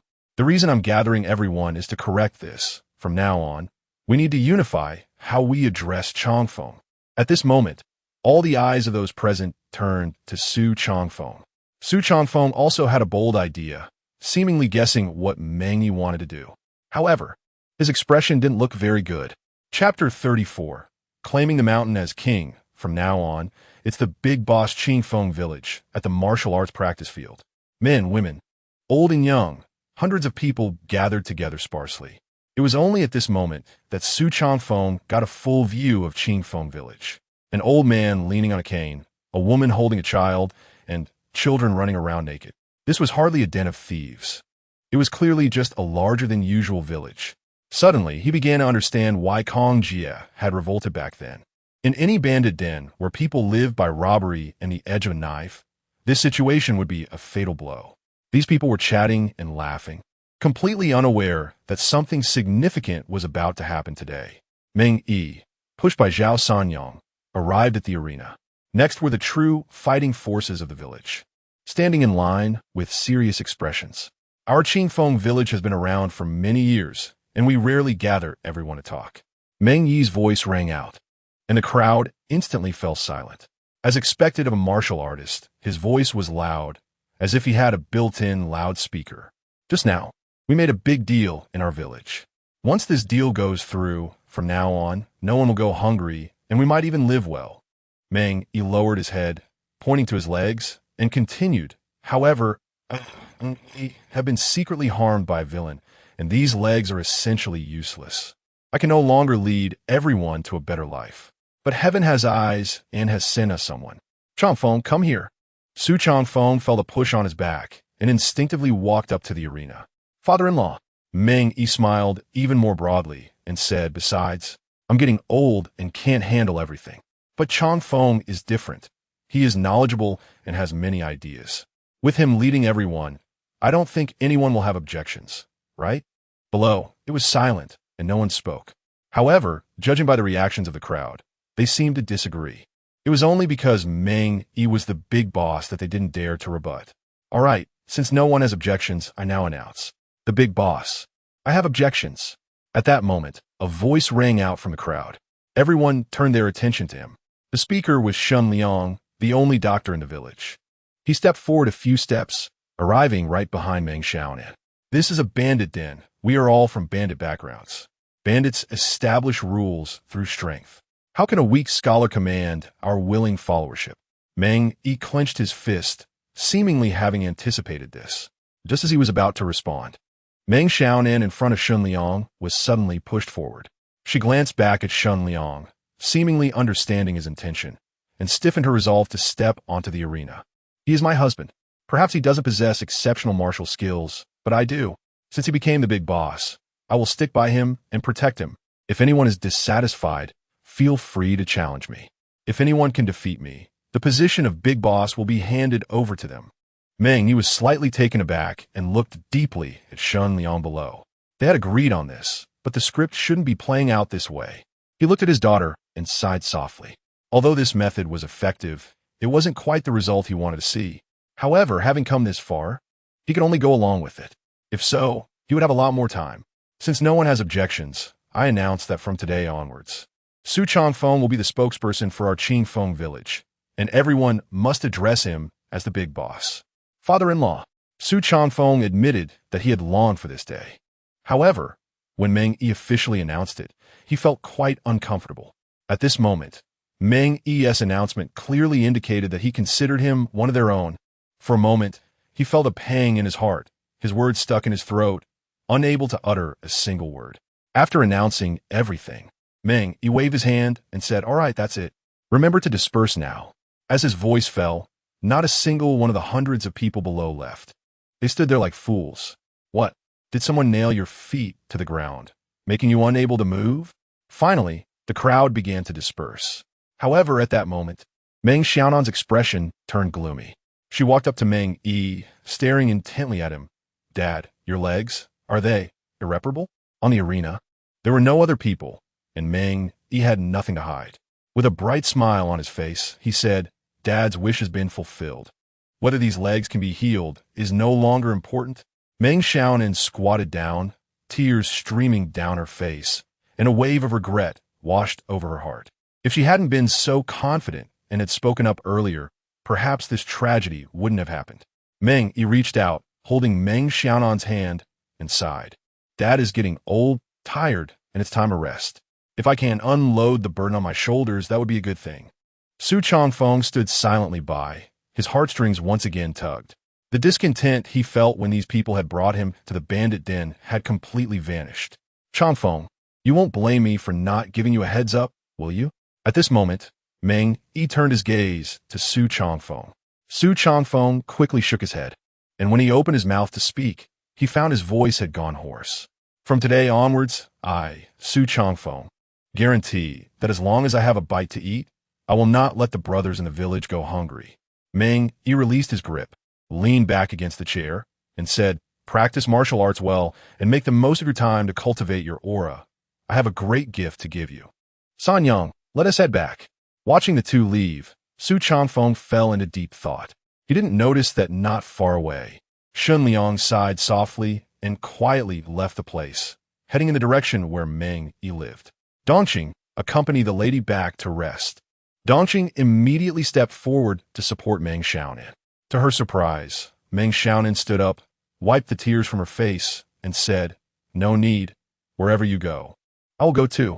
I said before that, until you have the ability to protect yourself, I will not leave your side." Su Changfeng was slightly taken aback and said, "I was just saying that casually. Why are you?" "This is not just a casual remark. My father believes in you and wants you to lead everyone on the right path. Naturally, I must do my utmost to assist. Moreover, you are my husband, and protecting my husband is my duty." "What's going on today? It's as if everyone in Qingfeng village has turned into a monk." Meng Xiaonan said, "Well, I'm tired and need to go home to rest." Saying this, she had already started heading home. Meng Xiaonan snorted lightly and truly followed closely behind. Dongqing, trailing behind, looked at the two figures and suddenly burst into laughter. Chapter 35. Suspicion. Sure who might be in trouble at Meng Yi's residence. 2 plates of snacks and a jar of good wine were laid out. Shun Liang and Meng Yi were drinking together. As for Zhao Sanyang, she had long been sent away by Meng Yi to take a walk and clear her mind. "Old Shun, you've gone back on our promise today. You didn't even tell me that kid hasn't cultivated his qi perception yet." If one looked closely, it could be noticed that Shun Liang was different from normal people. The old man had 6 fingers on the hand holding the bowl, and they were evenly spaced. If one didn't look closely, they really wouldn't notice. Both hands were the same. Hearing Shun Liang's words, Meng Yi felt no guilt at all. They were both equally matched in strength. He had no foundation in martial arts, and only knew a move called Dozhuan Qiankuan. Even if he hadn't cultivated his qi perception, it didn't matter. But it has a great impact on you. Me? Meng Yi took a sip of wine and grinned. "My wish has been fulfilled." "What wish?" Shun Liang said irritably. "You haven't even held your grandson yet. And you haven't given Sanyang an explanation." Meng Yi fell silent and could only drink heavily. Meanwhile, Su Changfeng led Meng Xiaonan back to his residence. It was only at this moment that Meng Xiaonan seemed to let him go. However, she was now sitting in her own yard, lost in thought, her mind wandering far away. Su Changfeng couldn't stand it any longer and said irritably, "Didn't you say you would protect me? In your current state, how can you protect me?" Meng Xiaonan propped her chin up with one hand and glanced at Su Changfeng out of the corner of her eye. "No matter what my state is, I can definitely protect you. If you don't believe me, you can try." "What? You want to practice with your husband? Just say whether you dare or not." "Am I afraid of you?" The couple, who had just seemed normal, suddenly turned hostile, leaving Dongqing dumbfounded. She wanted to intervene, but before she could speak, the two had already started fighting. It was expected that they would get serious, and even if they didn't use weapons, they would at least use martial arts, right? After all, Meng Xiaonan was a master. But what happened? The two completely disregarded their image and rolled around like two children, venting their emotions. At first, Dongqing tried to dissuade them carefully, but later on, they started tearing at each other as clothes and even biting. Dongqing realized that staying any longer would only make these two masters dislike her, so she wisely left the yard and closed the door. About half an hour later, the noise in the yard subsided, and Su Changfeng's voice came out instead. "Dongqing, go prepare 2 dishes." The yard door opened again, and when Dongqing saw the two of them, she almost gasped. Fortunately, she forced herself to hold back, lowered her head, and rushed into the kitchen to do her own work. At the table, 2 disheveled figures were busy tidying their clothes and the weeds in their hair, while still complaining. You don't have any martial ethics. Why did you bite me? You bit me first. That doesn't mean you can bite randomly." After venting, Meng Xiaonan felt much better. While complaining, she adjusted her clothes. It was clear that there were marks where Su Changfeng had bitten her, with saliva still on them, and her clothes were damp. As for Su Changfeng, there were also rows of bite marks on his neck and arms. They were equally matched. "By the way, you've clearly cultivated your qi perception. Why did you lie to my dad?" After Meng Xiaonan tidied her clothes, she turned her gaze to Su Changfeng. However, upon seeing the bite marks on his neck, her face flushed slightly, showing a hint of shyness. "What qi perception?" Su Changfeng momentarily didn't react. "Don't play dumb. When we were wrestling just now, you clearly had an internal power boost." "Really?" Su Changfeng's heart leapt with joy, forgetting about his injuries. He immediately sat cross-legged and began to run the Dozhuan Qian Kuan heart method. After one circulation, he was overjoyed. What Meng Xiaonan said was true. He had really cultivated his qi perception, although it was only a faint sense, one that wouldn't be felt if not actively focused on. It was enough to excite him for a long time. When he stopped, he was so thrilled he danced around. He grabbed Meng Xiaonan's arm and shook it, saying, "I've cultivated my qi perception. I'm a martial arts master now." Martial arts master? Although Meng Xiaonan was also happy for him, she couldn't help but internally scoff when she heard him call himself a martial arts master. Soon, Dongqing had prepared the meal. After this incident, the distance between the two had narrowed once again, and they finally resembled a married couple. Playful antics only earned them a roll of the eyes. "Master, madam, it's time to get up for breakfast." Since Dongqing became Meng Xiaonan's maid, she had gotten used to their lifestyle of 3 meals a day. When the door opened, Su Changfeng stretched and stopped Dongqing from entering the room. Dongqing was also accustomed to this operation. Ever since she came here, she and entered their room in the morning, only serving them outside. "Half sure who and the others returned?" "Master, not yet. Has anyone come back to report?" "No." Su Changfeng suddenly furrowed his brows, and a bad premonition surged in his heart. It was just Qingping County. Under normal circumstances, this transaction should have ended yesterday afternoon.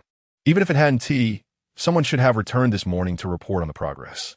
He had specifically instructed this before they left to know the situation at all times, just in case. "Xiaonan, hurry up, let us go to the county town." "Dongqing, you immediately find Uncle Deshang and have him gather dozens of brothers to come with me. Move quickly." Hearing Su Changfeng's words, Meng Xiaonan, who had just walked out of the room, was confused. "What is going on?" Su Changfeng shook his head and said, "I can't say for sure. When they left yesterday, I specifically reminded them that regardless of success or failure, someone should come back to report this morning. Now that no one has returned, I suspect something has happened." That shouldn't be the case. This is Qingping County. Who would go against us? Meng Xiaonan's tone was somewhat uncertain. Regardless of whether something has happened or not, this transaction is very important to us. Making a trip won't be a great loss. This time, Meng Xiaonan didn't say anything more because Su Changfeng was right. This transaction was crucial and directly affected their future business and whether they could live peacefully. Soon, Zhang Desheng gathered more than 50 brothers to follow Su Changfeng toward Qingping County. This matter even alarmed Meng Yi. Chapter 36. Ambush Encounter. Personally leading the rescue, more than 50 brothers galloped on horseback along the main road, charging straight towards Qingping County. It wasn't that Zhang Desheng couldn't muster more men. It was simply that there were only so many horses left in the stronghold. These were the horses that Kong Jie and the others had left behind after they departed. Adding those taken by Shi, who earlier, this was all the property that Qingfeng's stronghold currently possessed. Don't underestimate this property. It was the reason why Qingfeng's stronghold could dominate in Qinglong Mountain. Even though their strength had been greatly diminished, they were still not comparable to an ordinary bandit group. Boss, there is no need to be too nervous. Our Qingfeng stronghold has a great reputation in this area. Ordinary people won't be so blind as to provoke us. It's likely that Shi who forgot your instructions. I say we don't even need to go. We could just wait at home. Su Changfeng also hoped for the best, wishing he wouldn't have to run this trip for nothing. However, when they were midway through and had a skirmish, the group finally started to feel anxious. More than 10 bandits were coming from the opposite direction, dragging the injured Shi Lao-san behind them. When Shi Lao-san was rescued, he seemed to deflate, immediately sitting down on the ground. Quick, go save him. They are lying in ambush in the woods ahead, trying to steal our supplies. Su Changfeng dared not linger any longer. He left one person and one horse to escort Shi Lao-san back and then sped forward with the rest of the group. This time, the brothers in the stronghold were filled with rage, and no one spoke a word along the way. The woods? They were extremely familiar with this terrain. Just hearing Shi Lao-san's words, they already knew where to go. The essential routes to Qingping County, Fenghua Forest, and Ghost Head Slope were the best ambush spots for these mountain bandits. Su Changfeng knew about these two places every time he went to the county town and passed through here. Meng Xiaonan would make a little joke to scare him. But at this moment, there was no fighting happening in Fenghua Forest. It was very quiet. So quiet that not even the chirping of insects or birds could be heard. In the distance, a dozen horse-drawn carts were slowly approaching, led by Shi Hu. They were chatting and laughing, completely unaware of the impending danger. Originally, the transaction had been completed yesterday afternoon. If they had returned to Qingfeng's stronghold at that time, with their pace, they wouldn't have arrived until dark. For safety's sake, Shi Hu chose to set off the next morning and even sent 2 people back to relay information according to Su Changfeng's arrangement. One person was sent back yesterday afternoon, and another was sent on a fast horse this morning. What he didn't know was that the person sent back yesterday had already lost their life. It was only because Shi Lao-san was a person of significance and still had some value that he survived. Unfortunately, he didn't get to see Miss Rong this time. Among the group, a brother walking beside Shi who made a joke. Hearing his words, the others started to laugh along. Come on, even if you saw her. What would happen? Would she even take a liking to you? Even if she doesn't take a liking, it would still be a feast for the eyes. She is the famous beauty of Yuzhou. There are many beauties. Your Xiaonan is even prettier than her. That is different. Xiaonan is married, while Miss Rong is not. Seeing these people getting more and more ridiculous, Shi Hu couldn't stand it anymore and scolded with a laugh. What are you all trying to do? Keep your eyes wide open. We're approaching Fenghua Forest. The boss is too cautious. Who would dare to ambush us here? Shi Hu replied irritably. I've told you all many times, don't call me boss anymore. We are now people of Qingfeng's stronghold. Right, look at my mouth from now on. Call you Uncle Hu. The young man chuckled, riding his horse closer to Shi Hu, walking alongside him. Excitedly, he said, Uncle, the supplies we're bringing back today are worth several months of our plundered rations, right? Shi Hu snorted lightly, since you know that. Then work hard for me in the future. Su Changfeng is a capable person. Don't be fooled by his lack of martial skills. He is worth the effort of all of us. After all, he is a scholar. Scholars are clever. When I have a son, I'll make him study too. Studying is much better than practicing martial arts. Finally, the caravan reached Fenghua Forest. Their arrival broke the silence here. Whoa, stop. Shu suddenly pulled the reins, and the horses leaped to a halt. What's wrong? Some were confused, turning their gazes toward Shu. There's a smell of blood. Shu dismounted swiftly and began to check along the sides of the road. In just a moment, his expression changed drastically. Prepare for battle. In an instant, a tense atmosphere descended, and rustling sounds suddenly came from the woods on both sides.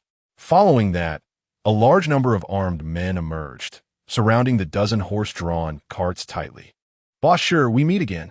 The sight of these men holding steel knives and coming prepared made Shu's face darken as he glared at the middle-aged man in front of him.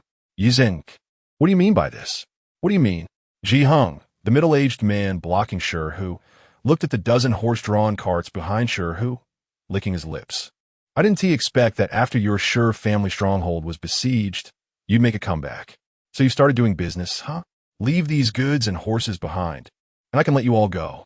Shu's expression was extremely poor as he said loudly, Don't you know that my brothers from Shu family stronghold have already joined Qingfeng stronghold? It was clear that Ji Hung's information was a bit outdated, as his expression changed slightly. Stop using Qingfeng stronghold to scare me. They're just a paper tiger now, looking good but useless. Shu held the reins, maneuvering his horse back and forth, trying to prevent his mount from getting agitated. A dead camel is bigger than a horse, no matter how weakened Qingfeng stronghold is. It's not something your Blackwind stronghold can chew on. Whether we can chew it or not, we'll have to see about that. Attack! With Ji Hung's command, both sides immediately engaged in a fierce battle. Being an ambush with a larger number of people against fewer, it didn't take long before Shu found himself at a disadvantage. Watching his brothers retreat, Shu knew he couldn't force it at this moment. He had to find a way to break through. Losing supplies could be recovered, but losing lives meant losing everything. Monkey, lead the way to break through and go back to the stronghold to get reinforcements. Shu was locked in combat with Ji Hung, both of them evenly matched. However, riding on horseback, Shu surprisingly gained the upper hand after several rounds. Uncle, our supplies. If we lose our lives, what's the point of the supplies? Hurry up and break through. After knocking Ji Hung's steel knife away, he turned back and scolded Monkey harshly. Monkey had no choice but to lead the others in preparation to break through. Run? Not a single one of you is getting away today. Ji Hung, who had been pushed back, quickly retreated and suddenly snatched a bow from a nearby person, aiming directly at Monkey. Chapter 37. Enmity in the Jianghu. Revenge on the same day whoosh. An arrow shot towards the monkey. Watch out. By the time Shu wanted to rescue, it was too late. Just then, a stone struck the arrow, altering its trajectory and saving the monkey's life. Our people. The monkey looked towards the direction from which the stone came, his eyes shining with excitement as he shouted to Shu, Uncle, our people are here. At that moment, the battle intensified again as over 50 warhorses joined the fray, instantly changing the tide of battle. Ji Hung, you have some nerve, daring to rob from our Qingfeng village. Zhang Desheng, wielding a steel knife, charged directly at Ji Hung. Ji Hung was stunned, witnessing the sudden turn of events, and without thinking, he immediately attempted to escape. Kill him. Su Changfeng watched from a distance, noticing that Meng Xiaonan was closely by his side, and couldn't help but remind her. Meng Xiaonan turned her head to glance at him, seemingly ignoring the command, remaining unfazed. I say, you really are single-minded. The battle is in our favor now. I don't need your protection. Before he finished speaking, an arrow flew towards him. Meng Xiaonan leaped into the air, performing a high spin, and caught the arrow mid-flight. Then, she casually tossed it, hitting the assailant squarely in the forehead, killing him instantly. Hiss! Su Changfeng gasped, cold sweat breaking out on his back. At that distance, with that kind of force, it was no wonder she was a woman who could kill a tiger with 3 punches. Meng Xiaonan shot him another glance, her expression one of triumph, as if she were showing off to Su Changfeng. Even without Meng Xiaonan's help, Ji Hung was intercepted by 2 others and surrounded. Shu was already a match for him, and with Zhang Desheng joining in, Ji Hang's hope of escape had turned to despair. Soon, the Black Wind Village's men suffered heavy casualties and lost the will to fight. Even without Ji Heng's orders, they began to flee the scene. Su Changfeng did not order a pursuit. Their primary task now was to escort the grain back. If any further incidents arose, it would be more trouble than it was worth. At that moment, Ji Heng finally found an opportunity, snatched a horse, and fled. But not before Zhang Deshang scored a cut on his back. Uncle Deshang, don't chase a desperate enemy. Let's get the grain back first. Some stayed behind to clean up the battlefield, while the others continued with the horse-drawn carts.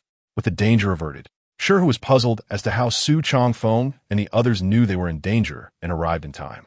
When he heard that the two men he had sent out had not returned to the village, he admired Su Changfeng even more.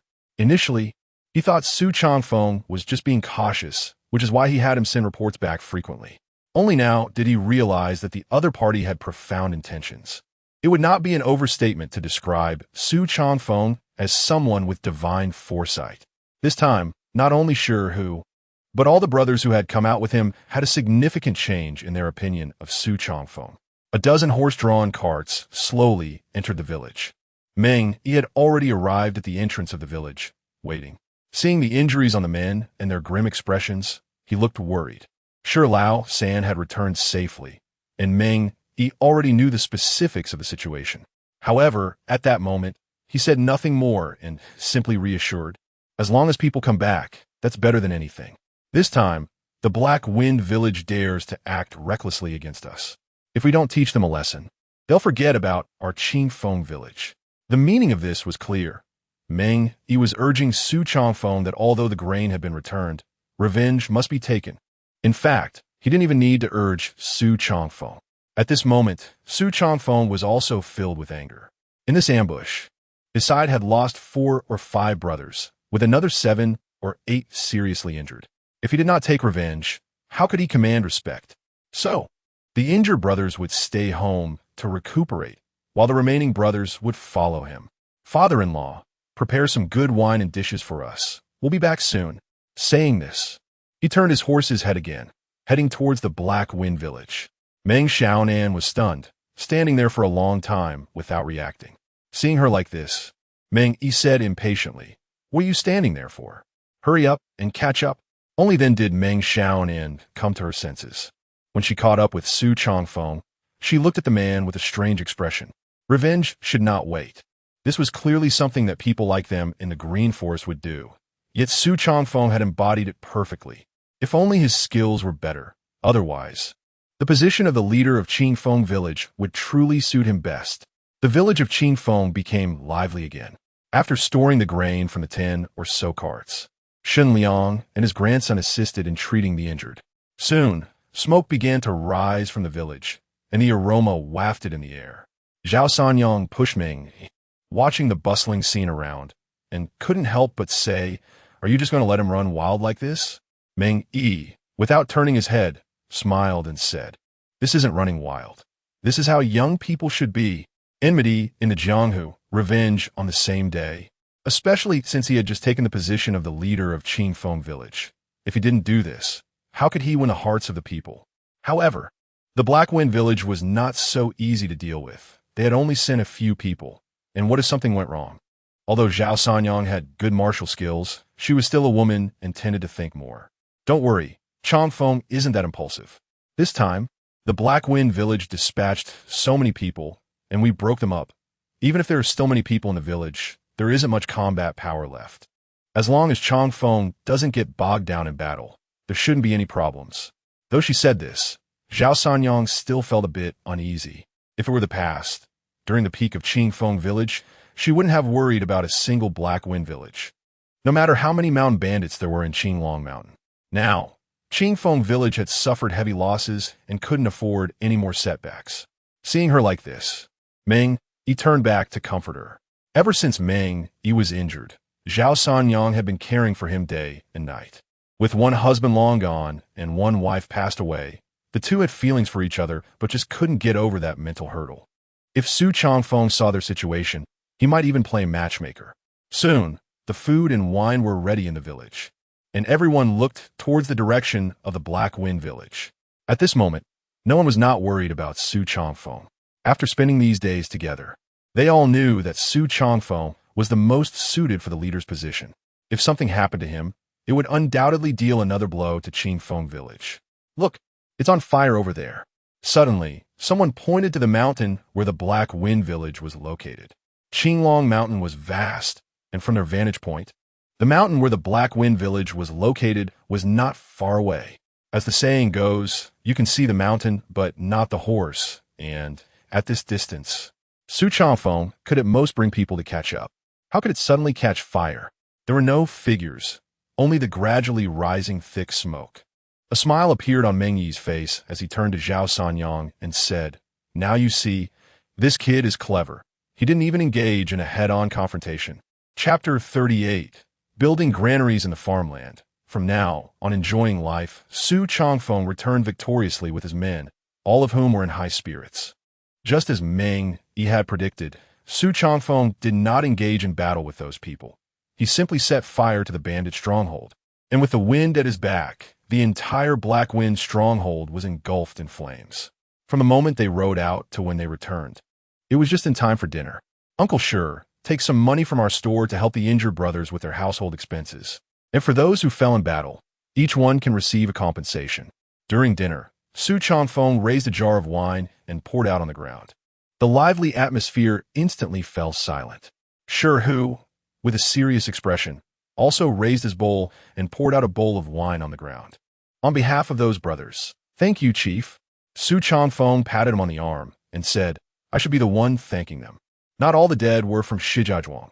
There were also people from Qingfeng stronghold." Su Changfeng's actions deeply touched everyone, regardless of who it was.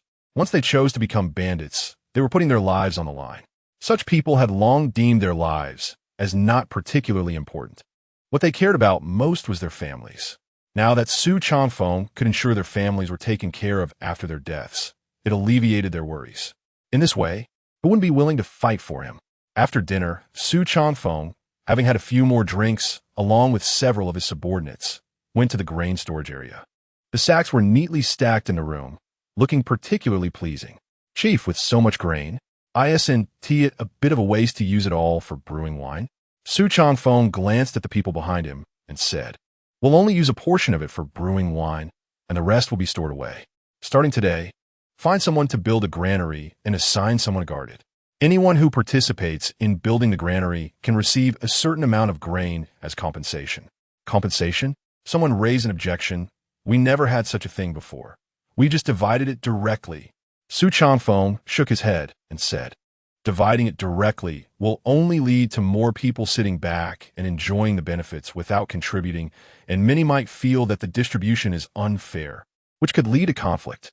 Previously, when Kong Jie rebelled and gathered so many people, it was because they felt the distribution was unfair. Otherwise, who would follow him in rebellion?" No one spoke up again. They all closed their mouths and fell into contemplation. Exchanging labor for grain not only ensured fair distribution, but also guaranteed that our stronghold would develop quickly. In the future, not only would those who built the granary receive compensation, but anyone who accompanied us on tasks would also receive a certain amount of money. Perhaps some people disagreed with Su Changfeng's arrangements, but time after time, they had seen Su Changfeng's capabilities. Even if they held opposing views in their hearts, they would keep their opinions to themselves and try out the suggestions Su Changfeng provided. As soon as the order was given, Zhang Deshang and the others were surprised to find that everyone in the stronghold who could get tools rushed to sign up. This situation was a stark contrast to when they had previously commanded people to do things. It was like two extremes.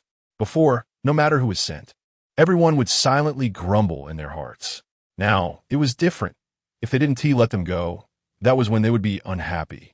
Although the results were not yet visible, Zhang Deshang and the others had already tacitly accepted that what Su Changfeng was doing was correct. This management style gave them a refreshing feeling. For Su Changfeng, it seemed like he had just done something trivial. It wasn't just about the granary. All matters in the stronghold were handled under this system of exchanging work for compensation. Even farming had its benefits. The wasteland was cleared, and rice was planted in large quantities. At this time, Su Changfeng distributed the seeds of the plants he had cultivated, including various vegetables, fruits, and some seasoning materials. As long as you planted them, he would buy them with money, providing security for the people in the stronghold. In an instant, the previously laid-back atmosphere was adjusted by Su Changfeng, and a wind of hope swept through Qingfeng's stronghold. Su Changfeng remained busy every day, having developed a sense of qi. He was not in a hurry to share this with Meng Yi. He practiced martial arts, read books, managed the various affairs of the stronghold, and even set aside some time for small inventions. However, as he became busier, he gradually got used to directing others. For instance, Dongxing, who originally belonged to Meng Xiaonan's maid, was often ordered around by Su Changfeng, even though Meng Xiaonan herself was reluctant to command her. Dongxing, it's cloudy. You can collect those things I left outside. Dongxing, the bamboo I had steamed should be ready. Go tell the person in charge to stop the fire. Dongxing, the master has a sore back. Go get the lady to give him a massage. Dongxing, he called her dozens of times a day, and Meng Xiaonan couldn't bear to watch. Seeing Dongxing, who was exhausted without any rest, Meng Xiaonan felt distressed and said, Dongxing, find 2 more maids when you go to the county. Dongxing quickly nodded, saying, I also think we should find 2 more maids. The master is too tired. Meng Xiaonan, turning to look at Su Changfeng, who was already asleep in the chair, her heart ached. The chair was designed by Su Changfeng and made by the carpenter in the stronghold. When folded, it could be a beautiful chair, better looking than the ones they usually sat on. When unfolded, it became a reclining chair with a footrest and a neck pillow, very comfortable. When this chair was made, Meng Xiaonan treated it like a treasure and immediately had the carpenter make another one for her father. It was simply the perfect instrument for enjoying life while basking in the sun in the yard. While she was lost in thought, Su Changfeng, who was sitting there, tilted his head and almost fell over. Meng Xiaonan reacted quickly and walked over to let him lean on her. At that moment, Dongxing brought over another chair and placed it behind Meng Xiaonan. Madam, does the master not rest well every night? As soon as those words came out, Meng Xiaonan's face turned bright red. Not only was his rest poor, but he practically hadn't rested at all. Su Changfeng practiced meditation daily to replace sleep. This method was fine at first, but over time, it became problematic, leading to the situation Su Changfeng was in now. Dongxing knew she shouldn't speak out, but the master's body was indeed somewhat weak, and there was only the madam to worry about. Unlike those wealthy young masters, who had multiple wives and concubines, none of them were like the master. Meng Xiaonan's face turned even redder, and she glared fiercely at Dongxing. This was completely 2 different matters. How could they be compared? Chapter 39. Profound Depth. This poem can only be written by the young in the main city of Yuzhou, on the Wind and Wave River. A large boat sails with the wind. On this boat, there are more than 10 guards and over 10 maidservants. An old man and a young girl are sitting at the bow playing chess. I didn't expect, my girl, that after a trip to Shanga County, your chess skills have greatly improved. Grandpa Su, are you saying that if I hadn't gone to Shanga County, my chess skills wouldn't have improved? Holding a chess piece, Rong Yoshua plays quickly, appearing like a child who hasn't grown up, even acting a bit spoiled in front of the old man. You girl, I watched you grow up. How could I not understand you? You must have met some interesting people or encountered something fun during your trip to Shanga County. Otherwise, you would have changed so much. Hearing this, Rong Yoshua suddenly laughed and said, Grandpa Su, you really understand me. As she spoke, she clapped her hands. Soon, her maid Shangyun came over holding a jug of wine and 2 jade cups. Grandpa Su, this is the good stuff I got from my trip to Shanga County. I just got it and brought it to you. As she spoke, she had already taken the jug, filled the 2 cups, and handed them to Su Shoan. Just smelling the aroma of the wine made a look of interest appear on Su Shoan's face. He picked up the cup, took a sip, and immediately beamed with joy. Good wine. Rong Yoshua, slightly proud, said, Of course it's good wine. If it weren't good, I wouldn't be able to present it. Su Shoan took the wine jug and poured himself another cup. His casual demeanor showed that he didn't regard Rong Yoshua as an outsider at all. You didn't come here just to have me taste wine, did you? Grandpa Su, you're still so sharp. Stop flattering me. Just say what you want directly. Don't play tricks with me. Finally putting away her little schemes, Rong Yoshua directly stated her intention. In fact, she just wanted Grandpa Su to make a trip to the imperial capital. Su Shoan poured himself another cup. This time, he didn't dare to drink it all at once, but took small sips to savor it. You want to go to the imperial capital, then enter the palace, and let those powerful figures in the palace taste your wine, right? He knew Rong Yoshue's routine. She just wanted to promote her wine. Moreover, she had used this tactic more than once, and Su Shoan always cooperated with her. It was tea because he doted on this girl, but because what she offered each time compelled him to take the initiative to go. Take this wine, for example. After living for most of his life and having once held immense power, he had drunk countless fine wines, yet he had never tasted such exquisite wine. If such wine couldn't enter the palace, then it would be a mistake on their part as subjects. Grandpa Su, even though you have retired to your hometown, you were once a sage, and it's normal for you to recommend good things to His Majesty, right? Su Shoan raised his hand, looking helpless, and said, "It's not that complicated. You just want your wine to enter the palace, right?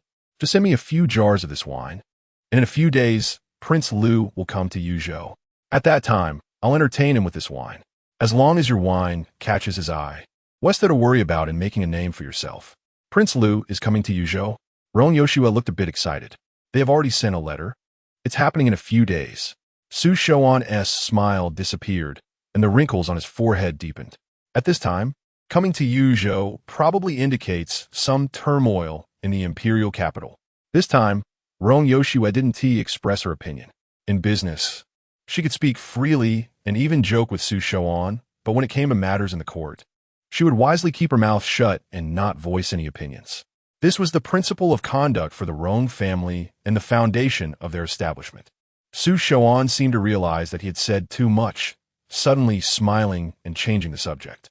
"By the way, this wine, what is the name?" "Qingfeng wine. Currently, apart from the brewer, only my Rong family has the selling rights. In other words, if you want to drink this wine, you either have to go to their wine house or buy it from me. Moreover, the wine house has limited supply, only for internal consumption, and cannot be taken out to drink." Su Shoan was taken aback for a moment, then burst out laughing. "You girls still so crafty? This way. What is the difference from your own wine?" Rong Yoshua proudly said, "There is still a difference. At least we don't know the brewing method." "Then how much is this Qingfeng wine worth?" 10 taels of silver." 10 taels? Su Shoan's mouth twitched twice, and he said irritably, "Why don't you go rob a bank?" Rong Yoshua shrank her neck, her voice weakening a bit, and said, "This wine is extremely difficult to brew, and it was also very expensive when I bought it. The transportation, labor, and management fees are needed. My Rong family has to make a profit too, right? So, 10 taels is already very cheap. No need to explain so much to me." Su Shoan waved his hand, glancing angrily at the wine cups on the table. He suddenly felt that he had been a bit extravagant earlier. How much did those 2 cups cost? 5 taels of silver. This wine sold to the palace. At most 5 taels. You should know that His Majesty dislikes extravagance the most. If you set the price of the wine so high, wouldn't that lead to His Majesty blaming me? Seeing Su Shoan's agitated expression, Rong Yoshua readily agreed. "Grandpa Su, this is what you said. 5 taels of silver, no backing out. Once this matter is settled, I will go to Shanghai County again to negotiate a big deal, and then you can drink as much Qingfeng wine as you want." Su Shoan was taken aback by her readiness to agree, feeling as if he had swallowed a fly. Disgusting, uncomfortable. "What, are you still going to Shanghai County?" "Of course. I found that Shanghai County is my lucky place. Every time I go there, good things happen." At this point, she suddenly remembered something and took out a piece of paper from her sleeve. "Grandpa Su, what do you think of this poem?" As soon as poetry was mentioned, Su Shoan became spirited, even more so than when he heard about Qingfeng wine. He reached out to take the paper. "Qingping Tiao?" He first frowned, then read it aloud. "Clouds desire clothing, flowers desire beauty. The spring breeze brushes the railing. The dew is thick." As he read on, the expression on his face changed, and he even stood up in excitement, picking up the wine jug on the table and drinking straight from the spout. Who cared about the price of the wine? Good poem. The words are rich, each one a gem. This poem, read just once, fills the page like a spring breeze, naturally conjuring an image of a beauty in one's heart. By the way, this poem is written for you, right? Which young talent wrote it? Originally happy to hear this, but upon hearing the next sentence, Rong Yoshua's expression darkened. This poem was not written for me. It was written for his wife. Su Shoan slapped the table, excitedly saying, "Then that essay. This poem uses words and phrases very skillfully. It's not something a young person should possess. You must introduce this person to your grandpa, Su, when you get the chance." Rong Yoshua looked up at the excited Su Shoan. Her mouth opened twice, but couldn't bring herself to tell the truth. She was afraid of hurting his confidence. At the same time, she made a decision in her heart. The next time she met Su Changfeng, she must ask him for a poem. No matter the cost, she would do it. Chapter 40. Papermaking. Having had enough of those bamboo strips, Meng Xiaonan originally planned to find 2 maidservants for Su Changfeng to relieve Dongqing's pressure. However, before she could find the maidservants, she ended up getting herself involved. Su Changfeng collapsed onto her, drooling on her clothes. Suddenly, Su Changfeng tilted his head and woke up. Dongqing Mai. As soon as he opened his mouth, he saw Meng Xiaonan sitting beside him. Dongqing had gone to the county town with Iron Army and the others. "Oh, is that so?" Su Changfeng rubbed his head, got up and said, "You're coming with me now." "What for?" Seeing Su Changfeng get up and run, Meng Xiaonan shouted, but ultimately followed him with a face full of complaints. In a large pot, the things being steamed and boiled were not all bamboo. There were also some reeds and straw mixed in. It felt like a chaotic stew. The key was that some inedible things were also being boiled. This led the people in the village to say that Su Changfeng had gone mad. Otherwise, why would he have people do such things? However, Su Changfeng had made arrangements, and they had to comply. Looking at the large pot of things, Su Changfeng showed a delighted expression and said to Meng Xiaonan, "Everyone, come with me and scoop these things out and crush them." No one knew why Su Changfeng was so excited. This was papermaking. Since his arrival in this world, the paper he had used was all silk cotton paper, which was very precious. He usually hesitated to use it for writing, let alone for the toilet. So he usually used those pre-made bamboo strips, and they weren't even disposable. If those things were made well, it would be fine, but what if there were splinters? Anyone who used them would know. Thus, after becoming the chief, the first major task he wanted to accomplish was to make paper, ensuring his own freedom to use paper first. "Chief, what's the purpose of doing this?" Seeing Su Changfeng wielding a big hammer, repeatedly smashing in the large stone mortar, someone couldn't help but ask. "Papermaking." "Papermaking?" A group of people stared blankly, all turning their gaze towards Meng Xiaonan. Seeing that Meng Xiaonan was clueless as well, they felt a bit lost. However, once they had a unified answer in their hearts, they became motivated to work. The ancient method of papermaking involved complicated steps, and after this step, it required pulping, sheet forming, drying, and a series of operations. Su Changfeng was a bit anxious, constantly repeating one step. Fortunately, there were many people, and it wasn't dark yet, so they managed to complete this step. Looking at their results, he was extremely excited.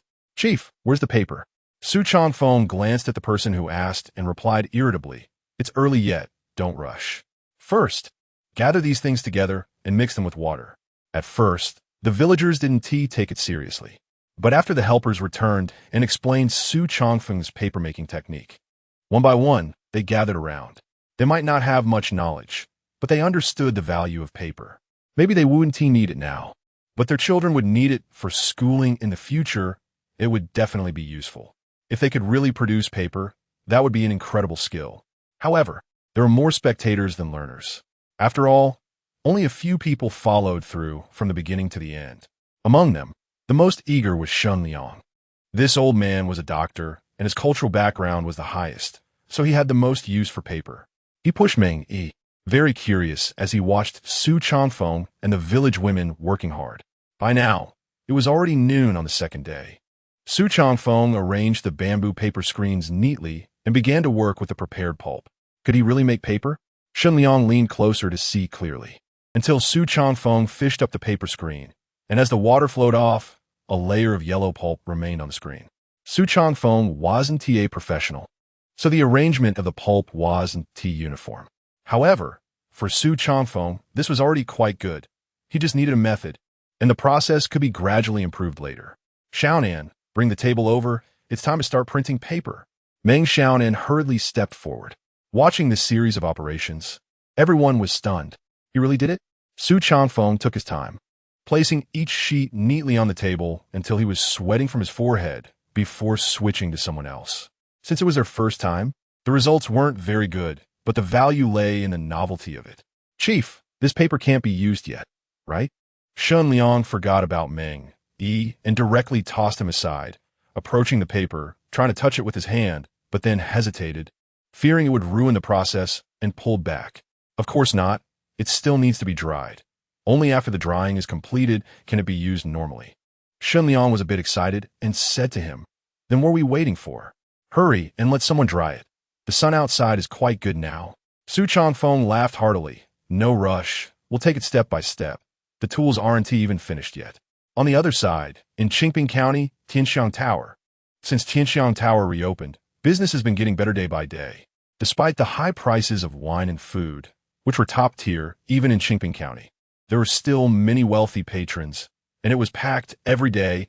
Even Qingping County Magistrate Wang Dikun had become a regular here. Others came for the Qingfeng brew and the delicious dishes, but Wang Dikun, as the county magistrate, had interest beyond that. He also had his eye on the staff who greeted guests at the door every day. "Master Hu, the county magistrate has made another request, asking for Chiyue to accompany him for drinks. What do you think?" Manager Tong was in a difficult position, not daring to meet Shi Hu's gaze as he spoke. Shi Hu had a grudge against Wang Dikun. A few times was enough. But he didn't expect this old man to be such a lecher, relentless in his pursuits. "How did you respond?" Manager Tong showed a bitter face and said, I don't know how to reply. This is the third time. If I make another excuse, I'm afraid I won't be able to withstand his anger." Shi Hu rubbed his head and waved his hand, saying, "Go get Chiyue for me." Manager Tong hurriedly went out. Just as he stepped out, the monkey beside him clenched his fist and said, "Uncle, should I go?" He reached out and rubbed his neck. The meaning was clear: to get rid of Wang Dikun. "No, we still need to rely on him. If we fall out now, all the efforts we made before would be in vain. Then what should we do? Just let him bully us?" Chiyue is already suffering.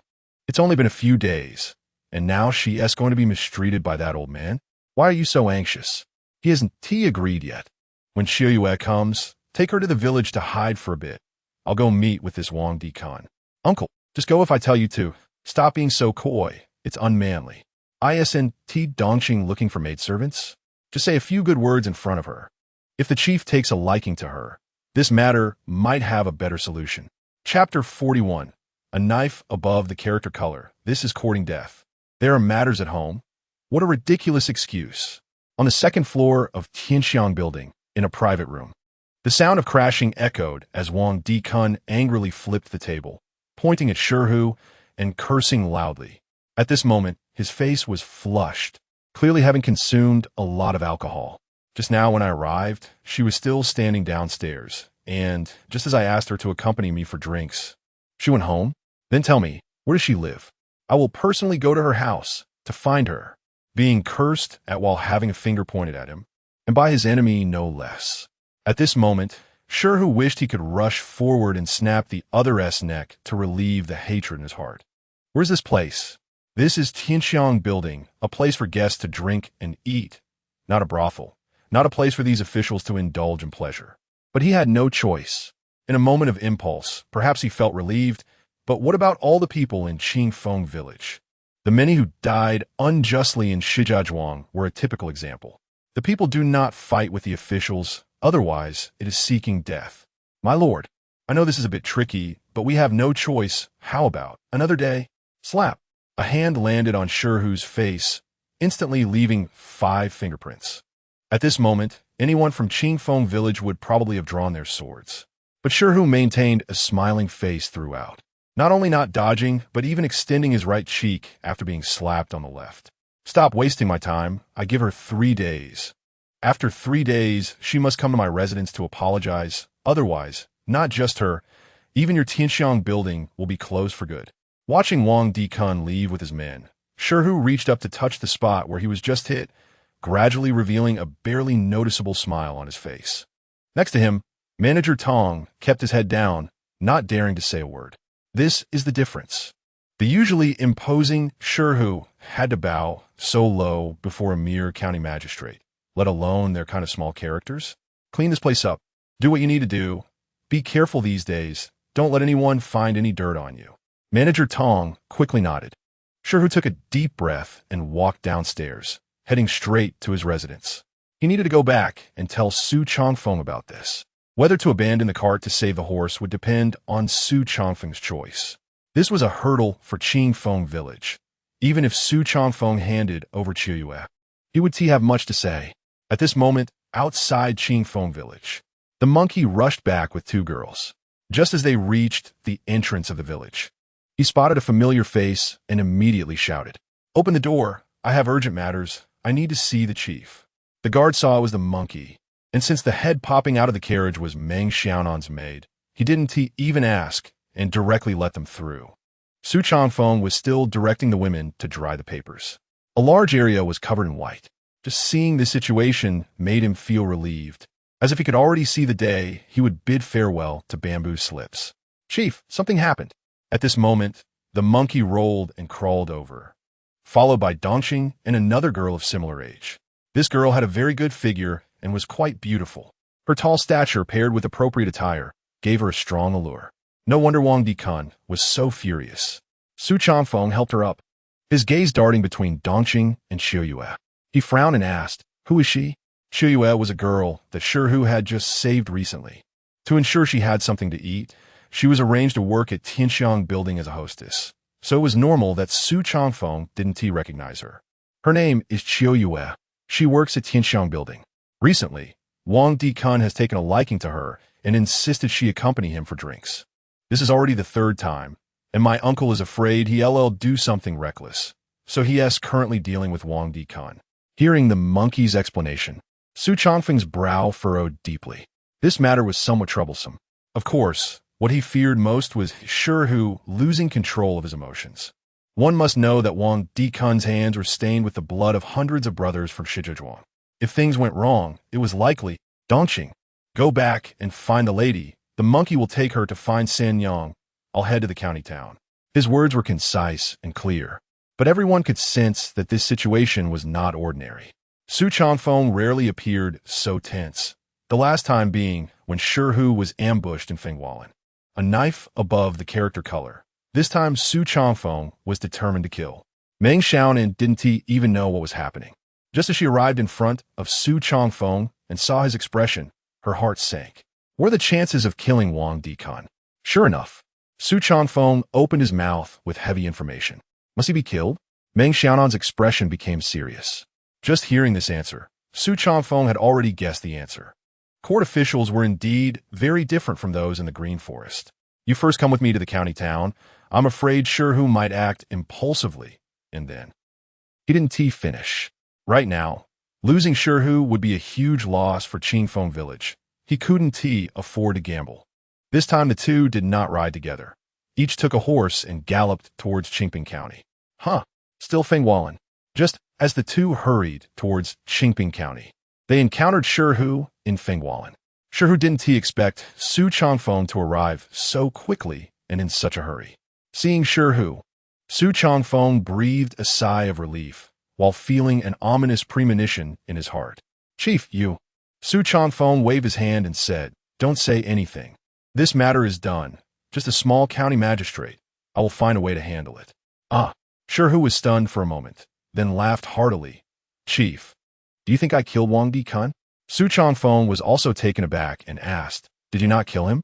"Though I, Shihu, am from the Green Forest, I'm not a brute who only knows how to fight. Naturally, I want to kill Wang Dikun, but I have to consider the safety of everyone in Qingfeng village. If you didn't kill him, how could he possibly let you go?" Shihu snorted lightly and said, "He gave us 3 days. Within 3 days we must hand Qiuyue over to him. Otherwise Tianxiang building won't be able to continue." Su Changfeng's expression was quite interesting. He asked again, "What exactly is Qiuyue's identity?" "She has no identity, just a girl who fled here, came to Qingping County, was bullied, and was saved by me." Su Changfeng. He thought there was some relationship between the two. However, he still said, "Don't we still have 3 days? Let us go to Qingping County first. I want to see what kind of tricks Wang Dikun has. If it really doesn't work, we could just make him the next Zhao Shuren, and we can support another county magistrate." Hearing this, Shihu looked at him with newfound respect. He even considered that Su Changfeng might abandon Shiyue. But he didn't expect the other party to be so righteous. Following such a person, even if Shihu died, it would be worth it. Chapter 42. The trouble shifts east. It's up to you whether to panic. The Tianxiang Tower was operating normally. But the beautiful and charming receptionist at the entrance had disappeared without a trace. Manager Tong was a person who feared trouble. After the incident with Shiyue, he worried about further complications and withdrew these people without notice. Su Changfeng didn't say much about it. Sitting at the table, he held a brush and wrote rapidly. My scurry at night, foxes smile slyly, stealing from the national granary, deceiving the emperor with lies. Thick as an arm, bold as a lion, deceiving the emperor to commit theft. Leaves not green, land not flat, little county magistrate, you really are something. Su Changfeng continued to write intently, leaving Meng Xiaonan and Shi, who's standing beside him, in confusion. What was the use of writing this? Did he think writing it out would solve Qiuyue's problem? It wasn't until Su Changfeng stopped writing that Shi who leaned forward and said, Boss, what should we do now? We can't just sit here, can we? Meng Xiaonan frowned and added, You aren't thinking of using these to cause him trouble, are you? Although her knowledge wasn't extensive, she understood that while these lines were catchy, they weren't exactly highbrow. However, Su Changfeng smiled and handed the paper to Shi. Wang Dikun gave us 3 days' time, so we'll use these 3 days to shift the trouble east. We'll find enough trouble for him to make him too busy to handle our matters. Just based on this? Shi held it in his hand, looking again but still not understanding Su Changfeng's intention. Exactly, just based on this. Su Changfeng stood up, placing both hands on the table, and said, Sometimes a soft knife can hurt more. What do you mean? Not only Shi, but Meng Xiaonan also didn't understand. Of course, if Rong Yoshua were here, she would have grasped Su Changfeng's intention at a glance. You'll send out your brothers, each with a copy of this nursery rhyme, to different places. Then spread this around. It would be best if all the children on the streets could sing it. This, Shi found it a bit challenging. 3 days wasn't enough time to spread too much, was it? Su Changfeng laughed. That's why it's called a nursery rhyme. I'm not asking you to bribe adults, but to get children on board. You can't do that? At that moment, Shi suddenly understood, his face lighting up with excitement as he said, I get it. I'll arrange it right away. Watching Shi leave, Meng Xiaonan turned to Su Changfeng and asked, Is it worth offending Wang Dikun over a woman? A woman? I'm not doing this for Qiuyue. Then for what? For the brothers who died in Shijiazhuang. For those villages he destroyed on Qinglong Mountain. Huh? Meng Xiaonan momentarily couldn't understand Su Changfeng's reasoning and stared at him, unable to look away. Su Changfeng sat back down, poured himself a glass of water, and explained, Qiuyue is just a fuse. Even without her, I would have dealt with Wang Dikun. If we don't get rid of Wang Dikun, how can we rule over Qinglong Mountain? If we don't eliminate Wang Dikun, we will always be bandits. With our fate in his hands, how can we clear our names? If we don't get rid of Wang Dikun. Su Changfeng listed several examples in one breath, causing Meng Xiaonan's heart to tremble. She hadn't expected that Su Changfeng had already marked the other party for death. Notify Manager Tong that the Tianxiang Tower will remain as it was before. Withdrawing people at this time makes it seem like we are guilty. After Su Changfeng finished arranging things, he and Meng Xiaonan settled down in the Tianxiang Tower. Spreading this nursery rhyme sometimes took less than 3 days. In just 1 day, the streets of Qingping County were filled with this sound. What do children understand? They knew nothing. If someone offered them a small candy figure, they would eagerly sing. The next day, in several counties below Shanghai County, the nursery rhyme was everywhere, even reaching the ears of the county magistrate. It was also on this day that Rong Yoshua returned to Qingping County. This time, not only her, but also a burdensome companion followed her. Clad in brocade robes, holding a paper fan, he exuded an air of elegance. Behind him were several obedient servants, exuding an aura of arrogance typical of officials. Yoshua, is this the Qingping County you've been praising? It's nothing special. Dirty, chaotic, far from our Linjiang city. Rong Yoshua completely ignored the other person's words. Comparing this remote small county with the capital of Yuzhou, she was lucky the other party even dared to say it. She ignored him, but he kept clinging to her. Yoshua, I just inquired, and the best place in Qingping County is the Tianxiang Tower. A small tavern. I think it should listen to me. Let's find the county magistrate here and have him arrange things. How about that? Rong Yoshue rubbed her temples. She wanted to get rid of him, but his status made it difficult. If you think the county office is better than Tianxiang Tower, then let us part ways here. Saying this, she began to quicken her pace. Hey, Yoshue, it's just Tianxiang Tower. I didn't say anything. The group walked through the streets of Qingping County, clearly the kind that was not to be trifled with. No matter where they went, the common people would deliberately avoid them. At first, there was laughter, but before they reached Tianxiang Tower, the laughter faded. On the streets and in alleys, officials were driving children away. Some children were even frightened to the point of crying. Initially, they didn't understand, but when Rong Yoshue inquired about it, she learned the reason behind it. Instead of solving the problem, they were dealing with these children. Wasn't that self-incrimination? She was a merchant. No matter how big her business was, she was still a merchant and couldn't meddle in official matters. So, she could only grumble. But the young noble beside her was different. Yuan Jin, son of the Yuzhou governor, wielded immense power. Seeing Rong Yoshue angry, he appeared indifferent and said, "It's his own fault for self-incrimination. What does it have to do with us?" Rong Yoshue stopped, turned back, and her beautiful eyes scrutinized Yuan Jin. He felt uneasy under her gaze and quickly explained, "I didn't mean it that way, you know." No one would have expected that the son of a powerful governor, typically so assertive, would be so timid in front of Rong Yoshue. Forget it. I'll write a letter to inform the county magistrate about the situation here. If he's negligent in his duties, let him handle it. Rong Yoshue shook her head and said, "You're mistaken. This matter may have already reached the county magistrate's ears." Such a commotion here clearly indicates that someone is unhappy with Wang Dikun's actions and deliberately wrote some nursery rhymes to deal with him. Who is it? Yuan Jin's anger flared up when he heard this. How bold to slander an official. Huang Yuxu. This was the reason she disliked him. Clueless. Perhaps this person's actions are indeed inappropriate, but if one has done nothing wrong, they have nothing to fear.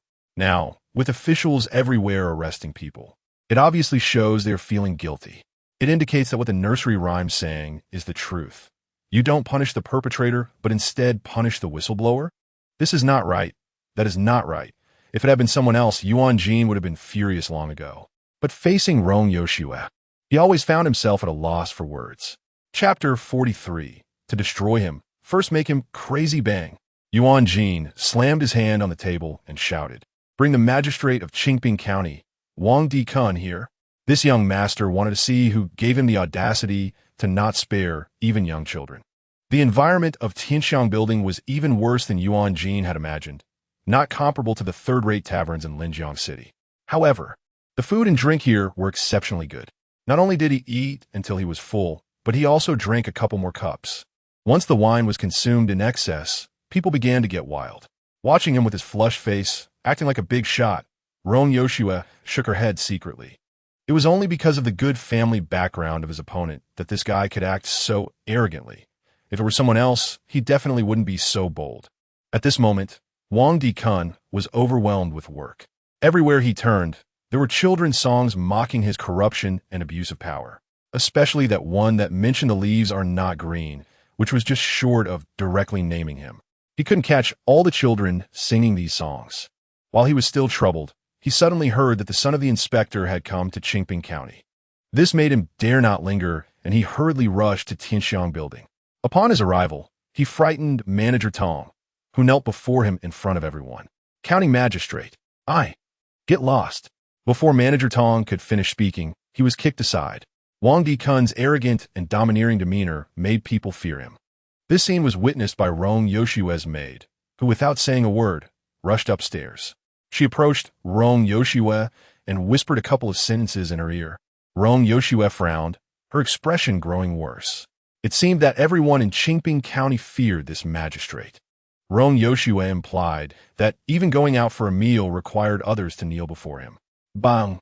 Yuan Jin slammed the table again, his anger boiling over as he shouted, "Why hasn't Wang Dikun arrived yet?" Just as his words fell, Wang Dikun's voice sounded from outside. "Wang Dikun, magistrate of Qingping County, pays his respects to young Master Yuan." As the magistrate, Wang Dikun should not have to bow such great courtesy to Yuan Jin, the son of the inspector. This showed what kind of person Wang Dikun was. You are Wang Dikun? Yuan Jin flushed, slowly approaching him and lifting his chin with his hand. Bang! A slap landed on Wang Dikun's face, leaving 5 clear fingerprints in an instant. This slap was strikingly similar to the one he gave to Hu. Wang Dikun was stunned by the blow, completely unaware of what was happening, let alone where he had offended Yuan Jin. Corruption was one thing, but to not spare even young children in broad daylight. Did he really think that being in a remote area meant his father couldn't manage him? Thud! Wang Dikun fell to the ground, repeatedly banging his head and crying out injustice. Young Master Yuan, I am wronged. I don't know which villain spread rumors everywhere. Rumors? Yuan Jin snorted. If it were just rumors, why are you so guilty? As the magistrate of Qingping County, you are the cause of disasters in the region. Someone, tie him up and send him to Shanghai County to be handed over to the county guard. I want to see how many heads he dares to deceive above and below. Watching Yuan Jin's imposing manner, Rong Yoshu couldn't help but laugh coldly in her heart, while clapping her hands. Once Wang Dikun was taken away by Yuan Jin's men, and no one else was around, she said, a good man should have high aspirations and accomplish great things. According to my information, the 6th prince will come to Linjiang in the next few days. If you can resolve the children's song incident at this time, you will surely make an impression in front of him. By then, with Uncle Yuan's mediation, it would be a great opportunity to enter the court as an official. Huh? Upon hearing this, Yuan Jin's drunkenness faded half away. The 6th prince is coming to Linjiang? Am I lying to you? What will you do if I go back now?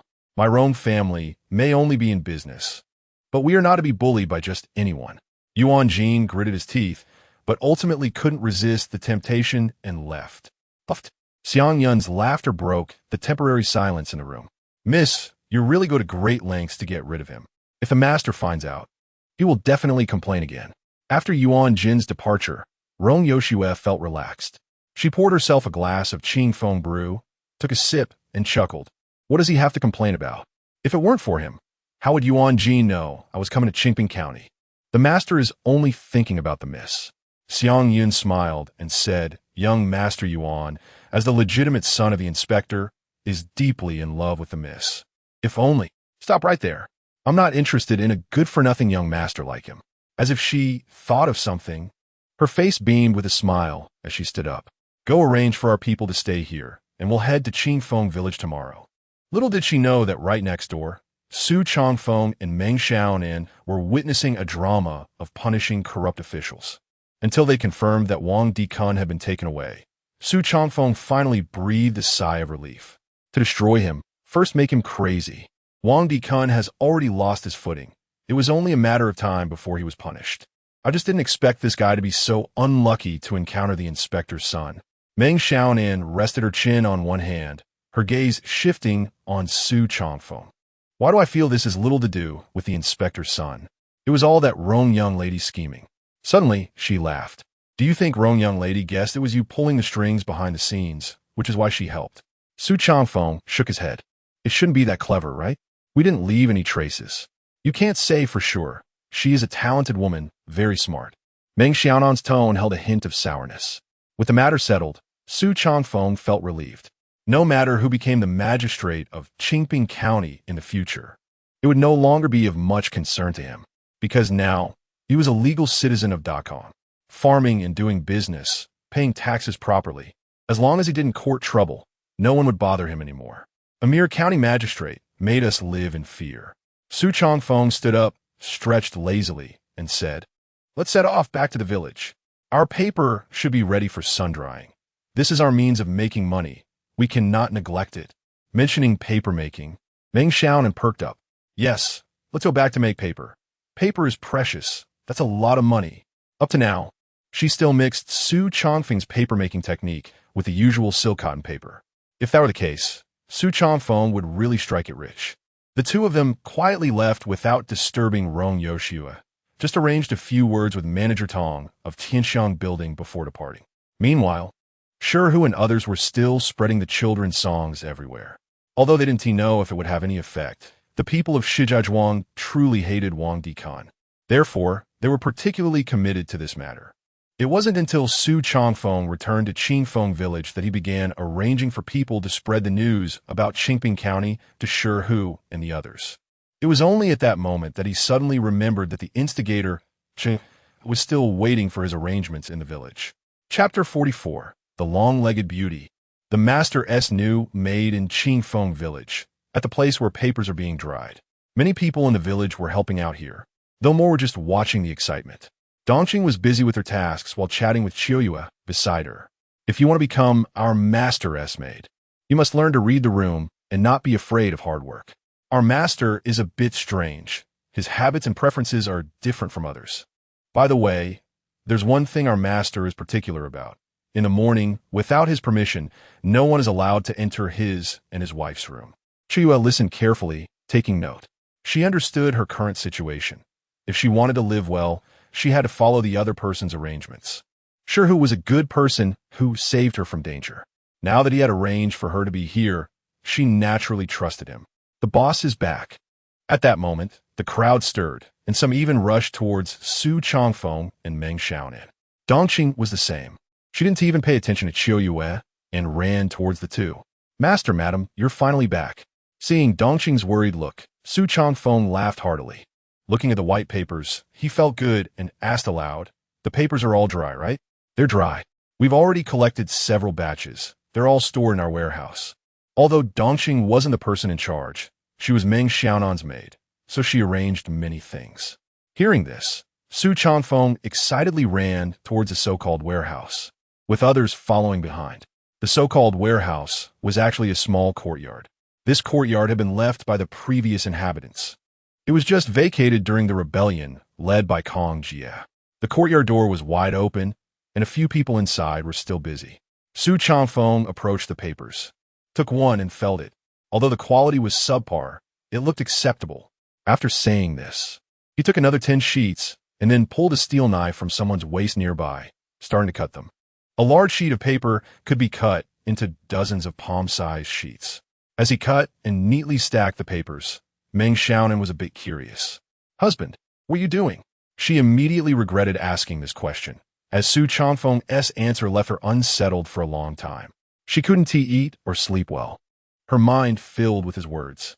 "Oh, I'm taking some to put in our toilet to use as toilet paper." "What is toilet paper?" Meng Xiaonan's expression began to change. She still hadn't figured out why these papers had to go to the toilet. "You can think of it as toilet scrap." "What?" Meng Xiaonan was shocked, looking at Su Changfeng with strange eyes. This was precious paper, and Su Changfeng actually wanted to use it as toilet scrap. Su Changfeng was still oblivious to Meng Xiaonan's odd expression and excitedly said, "I know this stuff is a bit rough, but it's okay. We can gradually improve it. Sooner or later, I'll make these papers soft and comfortable to use." Not just Meng Xiaonan, but everyone around stared at Su Changfeng, thinking his statements were a bit ridiculous. Su Changfeng didn't care. Even if he noticed his actions were unusual, he wouldn't mind. Why go through so much trouble to make paper? Mainly to replace those small bamboo slips. Holding the cut papers, he disregarded the confused gazes and headed home. "Madam, the master. Don't mind him. His behavior has always been strange. This time, it should be for making money." Dongqing opened her mouth, but ultimately didn't discuss the matter further. If using paper as toilet scrap was to make money, then the logic behind it was hard to comprehend. "By the way, madam, didn't the master ask me to find a few maids? I found one." "Who?" Meng Xiaonan followed Su Changfeng at a leisurely pace. "It's her. Her name is Qiuyue, introduced by Lord Hu." Meng Xiaonan stopped and turned to look at Qiuyue. Having worked at Tianxiang building for a couple of days, Qiuyue understood some etiquette. Seeing the other looking at her, she immediately stepped forward to bow. "I've met the madam." Meng Xiaonan had a deep impression of this key figure in the Wang Dikun incident, especially regarding her figure. Though young, she was taller than the average woman, even taller than Meng Xiaonan by half a head. Coupled with the tight-fitting clothes she wore, her legs were particularly eye-catching.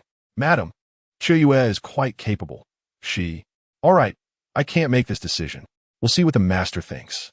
Dongqing wanted to say more good things, but was interrupted by Meng Xiaonan. In truth, Meng Xiaonan knew that if Su Changfeng were to make the choice, he would definitely agree, because this girl was beautiful. What man wouldn't want a beautiful maid? Of course, the main reason was that this woman was introduced by Shirhu. Given her understanding of Su Changfeng, he would want to undermine Shirhu's reputation at this moment, as there weren't many characters like Shirhu in Qingfeng village. As soon as he returned home, Su Changfeng immediately went into the toilet. After about a cup of tea's worth of time, he came out. He looked refreshed, and his expression showed that he was in a good mood. Dongqing, prepare the ink and brush. Let us try our new paper. He treated Meng Xiaonin's made as his own, without any sense of awkwardness. He had already gotten used to it. Usually, Dongqing would have quickly done these things.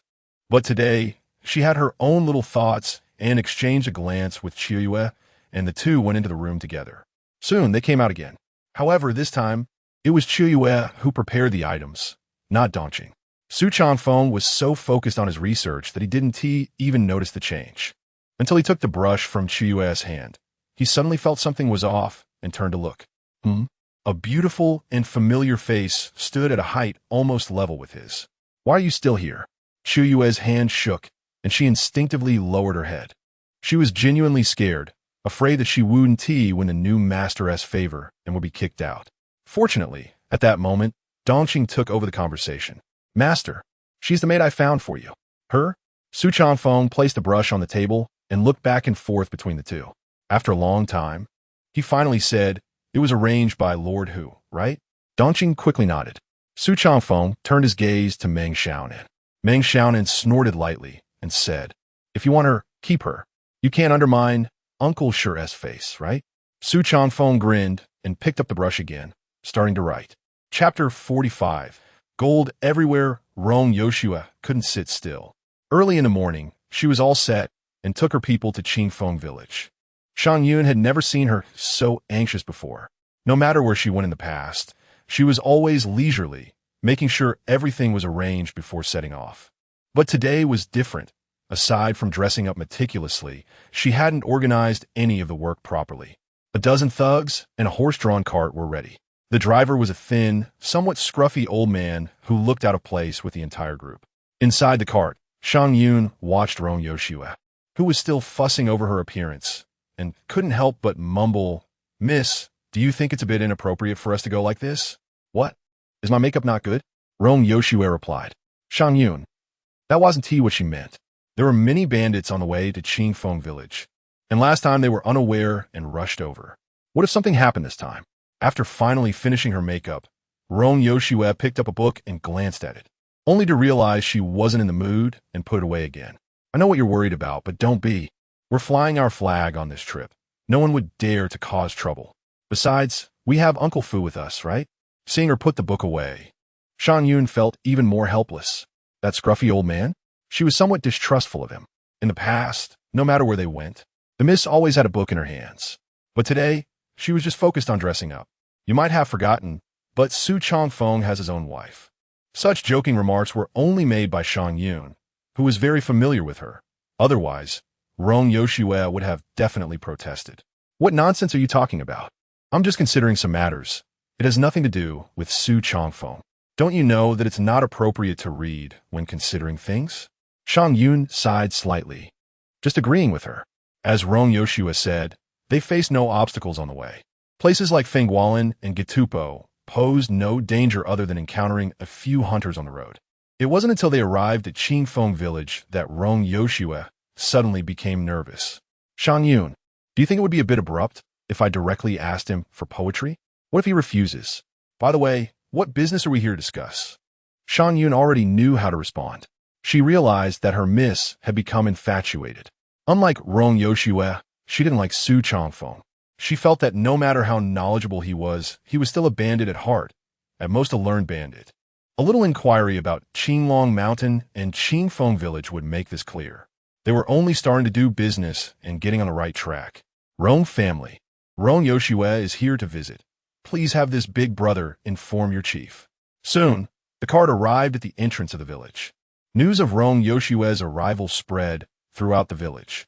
To the people in the village, Rong Yoshua was their biggest client. Upon receiving the news, Su Changfeng was practicing Tai Chi beside him.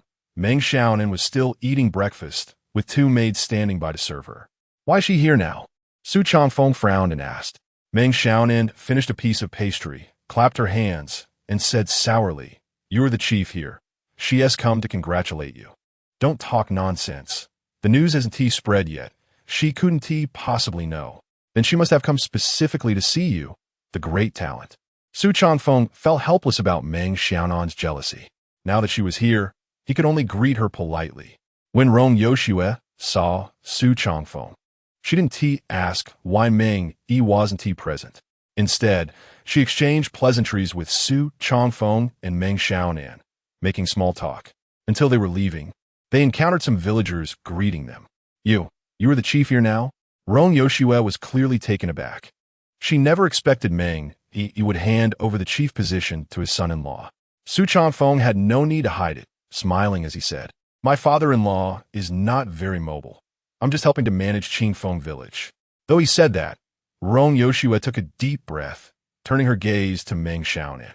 The Loyalty Hall was not only where Qingfeng village held meetings, but also where they entertained important guests. The last time Rong Yoshue came, she and been invited to the Loyalty Hall. However, this time, Su Changfeng led the group towards the Loyalty Hall, passing by the paper-making site. Rong Yoshue and her group were stunned, especially Rong Yoshue, who paused for a long time to watch from a distance. "Is this paper?"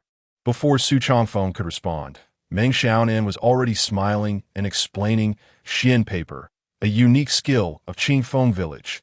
While explaining, Meng Xiaonan led her to the paper drying area, took a sheet, and handed it to her. "It's not as good as the silk paper sold outside. It still needs improvement." Rong Yoshue didn't hear the latter part because she was already examining the sheet of paper. She couldn't see the details of the site clearly. But with so many sheets of paper, if they were sold, this business should be more profitable than alcohol, right? Though she had only been to Qingfeng village twice, both times gave her the impression of gold everywhere. Anyone not foolish could pick up money here. "How much does this Xian paper sell for?" She asked the question everyone wanted to know. Meng Xiaonan couldn't answer. She knew the cost of the paper. But when it came to business, Su Changfeng was the expert. So, she turned her gaze to Su Changfeng. "Tirti wen per sheet." Upon hearing Su Changfeng's quote, Meng Xiaonan almost spoke out again, but thankfully held back. Not only Meng Xiaonan, even Dongqing and Xue, who were following behind, were stunned into silence. They knew that the paper was made from some common materials mixed together. The only trouble was in the production process. Once the technique was mastered, it could be produced in bulk. Thankfully, there were people nearby. Otherwise, various problems would arise.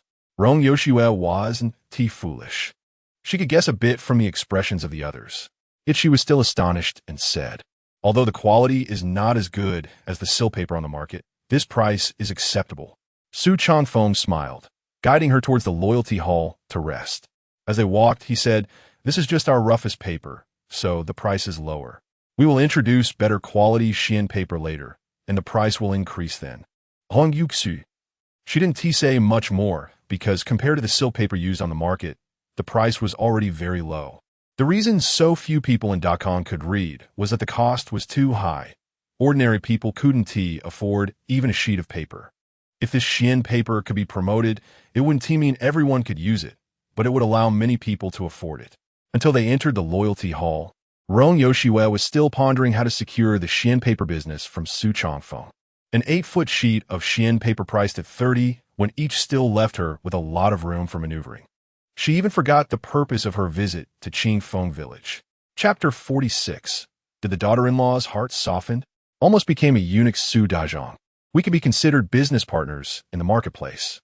Looking at Dakong, although the Rong family is not the largest trading company, we are still well known. If you hand over the Xian paper business to our Rong family, it will definitely maximize profits. Before even finishing a cup of tea, Rong Yoshue already changed the topic. Su Changfeng chuckled, but kept speaking in a way that the maid beside him couldn't understand. This time, he might disappoint the young lady. The technology for Xian paper is still not mature, and the paper we produce can only be used internally for now, with no plans to sell it. But can your King Fengzhai really consume so much Xian paper? Su Changfeng picked up his teacup and savored it, not responding at all. The more he acted this way, the more uncomfortable Rong Yoshue felt. Speaking of which, this isn't our first meeting, Su Dage doesn't need to call me Mississippi. Just call me Yoshua. Roan Yoshua changed her tone so quickly that even Shang Yun beside her couldn't help but look on. Just a moment ago, she was calling him the big boss. And upon hearing that the Xian paper wouldn't be sold, she immediately switched to calling him Su Dage. Not only Shang Yun, but even Meng Xiaonan and several accompanying guests from Zongyatang were twitching their mouths. This woman really knows how to put herself out there for business. Moreover, Su Dage just mentioned that the Xian paper is priced at 30 won a sheet. Since it has a price, it must be for sale. Selling it to someone else or putting it on the market is still selling. So why can't it be sold to our Rome family? Su Changfeng smiled lightly and said, "It's not that we won't sell. It's just that we still have many areas to improve, so no problem. I'm not in a hurry. As long as the business deal is good, the timing can be decided by Su Dage. Just say the word, and we can come and pick up the goods at any time." For the sake of the paper business, Roan Yoshua truly pulled out all the stops.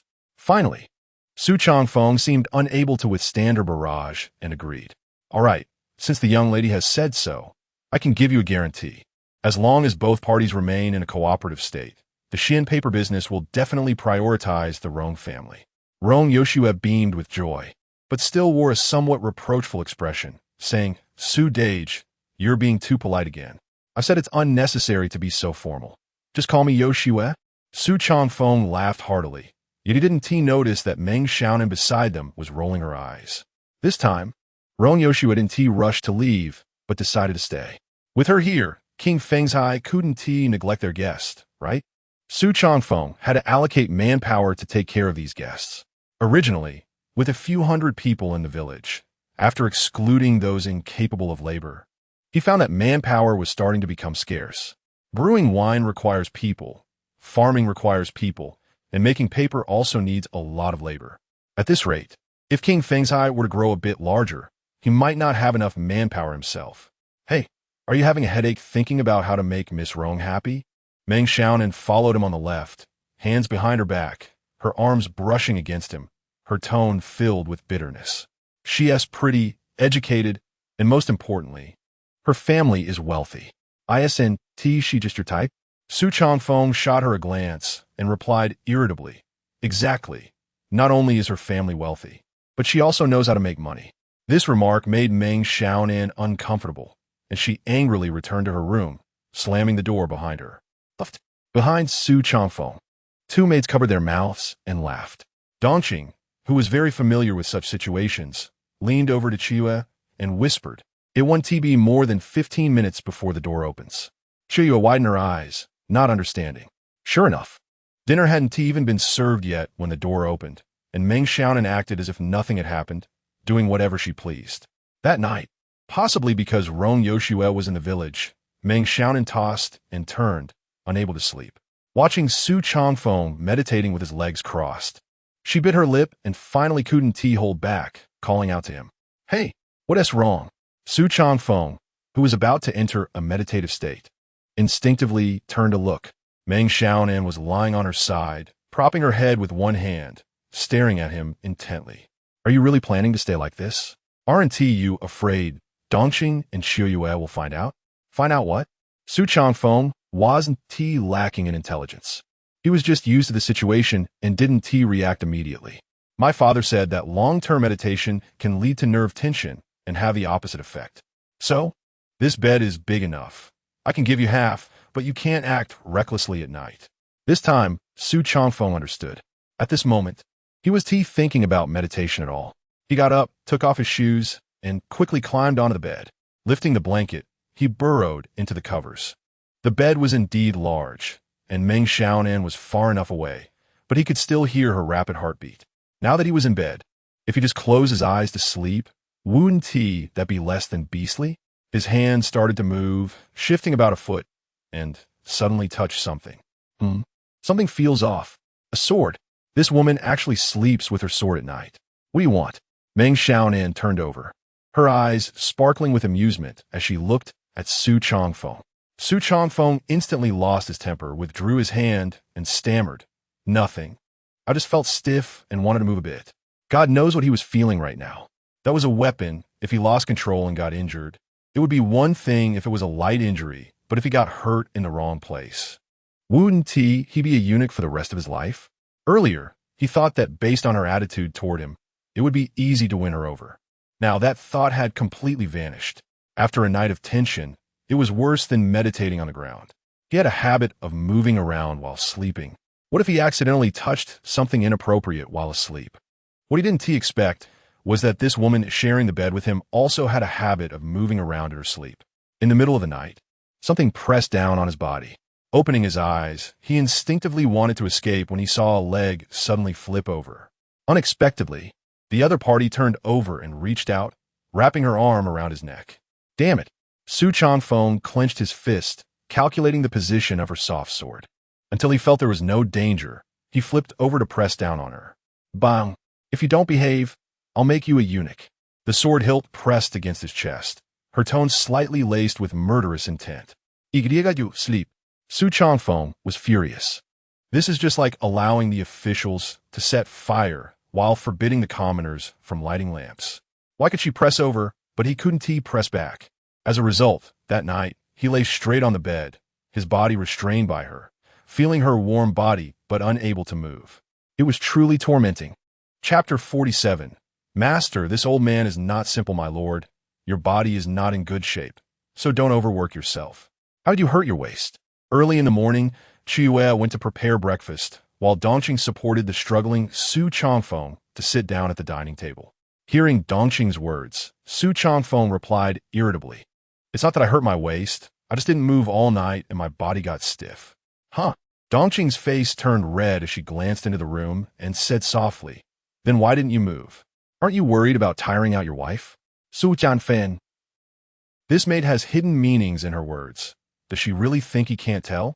What kind of people are these, learning to speak like this? It's pointless to explain it to you. Su Changfeng waved his hand and finally sat down in the chair he had designed. Normally, after getting up and washing up, he would first do a set of Tai Chi and then go for a run. Today, his routine was completely disrupted. He still had a face full of complaints when Meng Xiaonan came out of the room. Meng Xiaonan's face was red, and she seemed a bit shy. Especially when she saw Su Changfeng in his current state.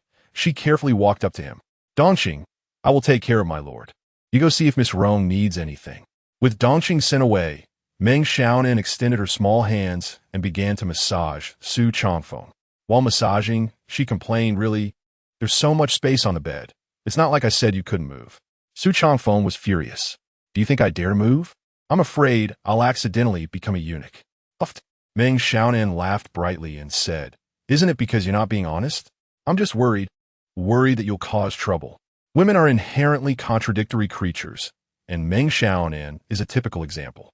Although she had been stopping Su Changfeng's little antics last night, she felt quite happy inside. Not sleeping well meant he wouldn't have much energy for work the next day. The task of accompanying Rong Yoshua fell on Meng Xiaonan. Only women can share common topics with each other. Of course, this was Su Changfeng's opinion. Meanwhile, Su Changfeng was attracted to a coachman of Rong Yoshua. With a scruffy appearance and an out-of-place personality, the coachman sat alone in an undisturbed area, lighting a fire, eating roasted meat, and drinking a bit of alcohol. His carefree demeanor and the way he tore into the wild game delighted Su Changfeng's eyes. "Old man, eating like this isn't hygienic, and it doesn't taste good." Su Changfeng approached, squatted down, and gave his evaluation after taking a look. The coachman, happily taking a bite of meat and a sip of wine, became displeased upon hearing this. "What do you mean? I'm the big boss of Qingfeng village. Is that how you talk to me?" Su Jianfen sat down in front of him and pulled out 2 bottles from his body. "If I were too polite, wouldn't it seem too pretentious? Besides, the ruder I am, the closer we get, right?" Saying this, he grabbed a skewer of roasted meat from in front of the coachman, opened one of the bottles, and sprinkled seasoning on it. The coachman watched without fighting back. Interesting, it's the first time I've heard someone make rudeness sound so refreshing. While speaking, Su Changfeng handed the skewer of roasted meat to him. Normally, anyone else would hesitate to eat in such a situation, but the coachman didn't care and took a bite right away. Just one bite, and his eyes lit up. "What did you put on this? It's even better than the food from Tianxiang Tower." Su Changfeng laughed heartily and casually tossed the remaining food to the coachman. "It's just a seasoning. The seasonings from Tianxiang Tower were provided by me." The The coachman treated it like a treasure and handed his wine flask to Su Chongfeng. Su Chongfeng accepted it without hesitation and took a small sip. Just that one sip made him pause. This is our Qing Feng brew. He then became even more interested in the coachman. The coachman was equally intrigued by him. Young man, you're the big boss of Qing Feng village. Why would you come here to drink with an old man like me? Su Chongfeng seemed to have anticipated this question, so he didn't hide anything. The Rong family, along with Rong Yoshue, brought a total of 15 people, of which 14 are very well behaved. Only you hid away as soon as you got here. The key is that everyone ignores you, which is itself abnormal and not in line with the Rong family style of doing things. So, the coachman chuckled. Wanted to hear Su Chongfeng's insights. No reason.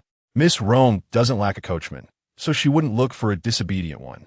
The only reason to find you is that she can't manage you but still needs to use you. Now that I see the wine you're drinking, I'm even more convinced of my guess. The coachman laughed, and his laughter echoed over the empty space. Young man, you should go to the court. You would be much better off there than in a small place like this. Hearing the coachman's words, Su Chongfeng replied, You shouldn't be with the Rong family. You should follow me. What? The coachman suddenly laughed. If he thought Su Chongfeng was somewhat interesting before, now he thought Su Chongfeng was a bit arrogant. Even Rong Lu wouldn't dare say such things in front of him. Why? Because I have the most delicious roasted meat in the world, along with fine wine that even gods can't drink. The coachman looked down at the roasted meat in his hand, then at his flask of wine, and asked, Better than Qing Feng brew? Qing Feng brew is just my experimental product, the worst wine there is. Arrogant. This was the impression Su Chongfeng left on the coachman. But he liked it. If you want this old man to follow you, you need to have the ability. Wait until you brew something even better before we talk. With that, the coachman got up and, with a flicker, disappeared from Su Chongfeng's sight in an instant. Master. Su Chongfeng rubbed his eyes and muttered, Now that's what I call a master. I must get you. Saying this, he kicked the firewood scattered around and headed back to his dwelling. Meanwhile, Meng Xiaonan was accompanying Rong Yoshue as they strolled around the village. It's no wonder Rong Yoshue was a businesswoman. She had a knack for handling human nature to perfection. Meng Xiaonan was so charmed that she was about to consider her the best friend. Xiaonan, how did you meet Su Dage? The two walked ahead, with two maids following behind, chatting and laughing. Him?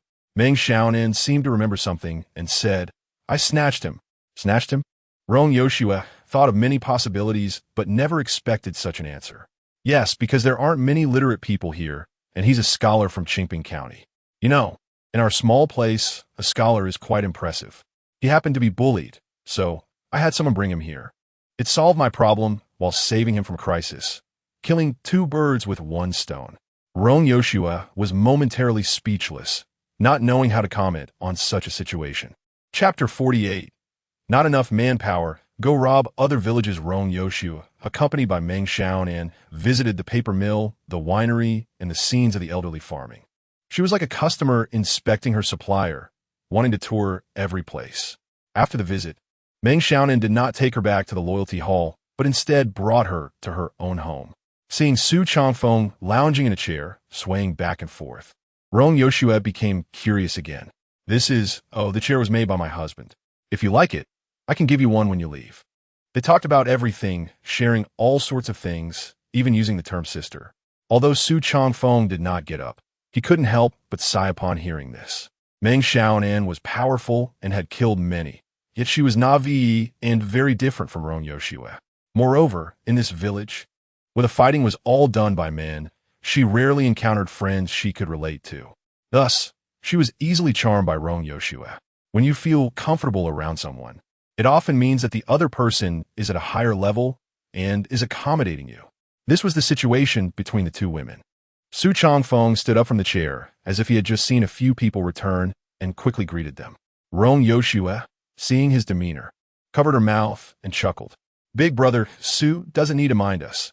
I'm just here to explore with Sister Xiaonan. Saying this, she pulled Meng Xiaonan towards Su Chongfeng's small vegetable garden. What is this? Sister Xiaonan, what is this? And this, what effect does it have? A series of questions poured out of her mouth, resembling a curious little girl. Meng Xiaonan explained enthusiastically, like children sharing their favorite things, her smile never fading. Dongqing and Shangyun followed from a distance, occasionally whispering to each other. Only Qiuyue, since returning here, had been closely attending to Su Changfeng. Su Changfeng was organizing recent accounts with a self-made, convenient pen. Suddenly, as if he had thought of something, he turned to Qiuyue and asked, "What do you think of Miss Rome?" Qiuyue never expected Su Changfeng would suddenly inquire about her opinion. Standing there, she was momentarily at a loss for words. "Don't be afraid, speak boldly." Qiuyue lightly bit her red lip and said softly, "She's beautiful, gets along well with the lady, is knowledgeable, but what about her?" Qiuyue felt that she was quite scheming and that everything she did had her own agenda.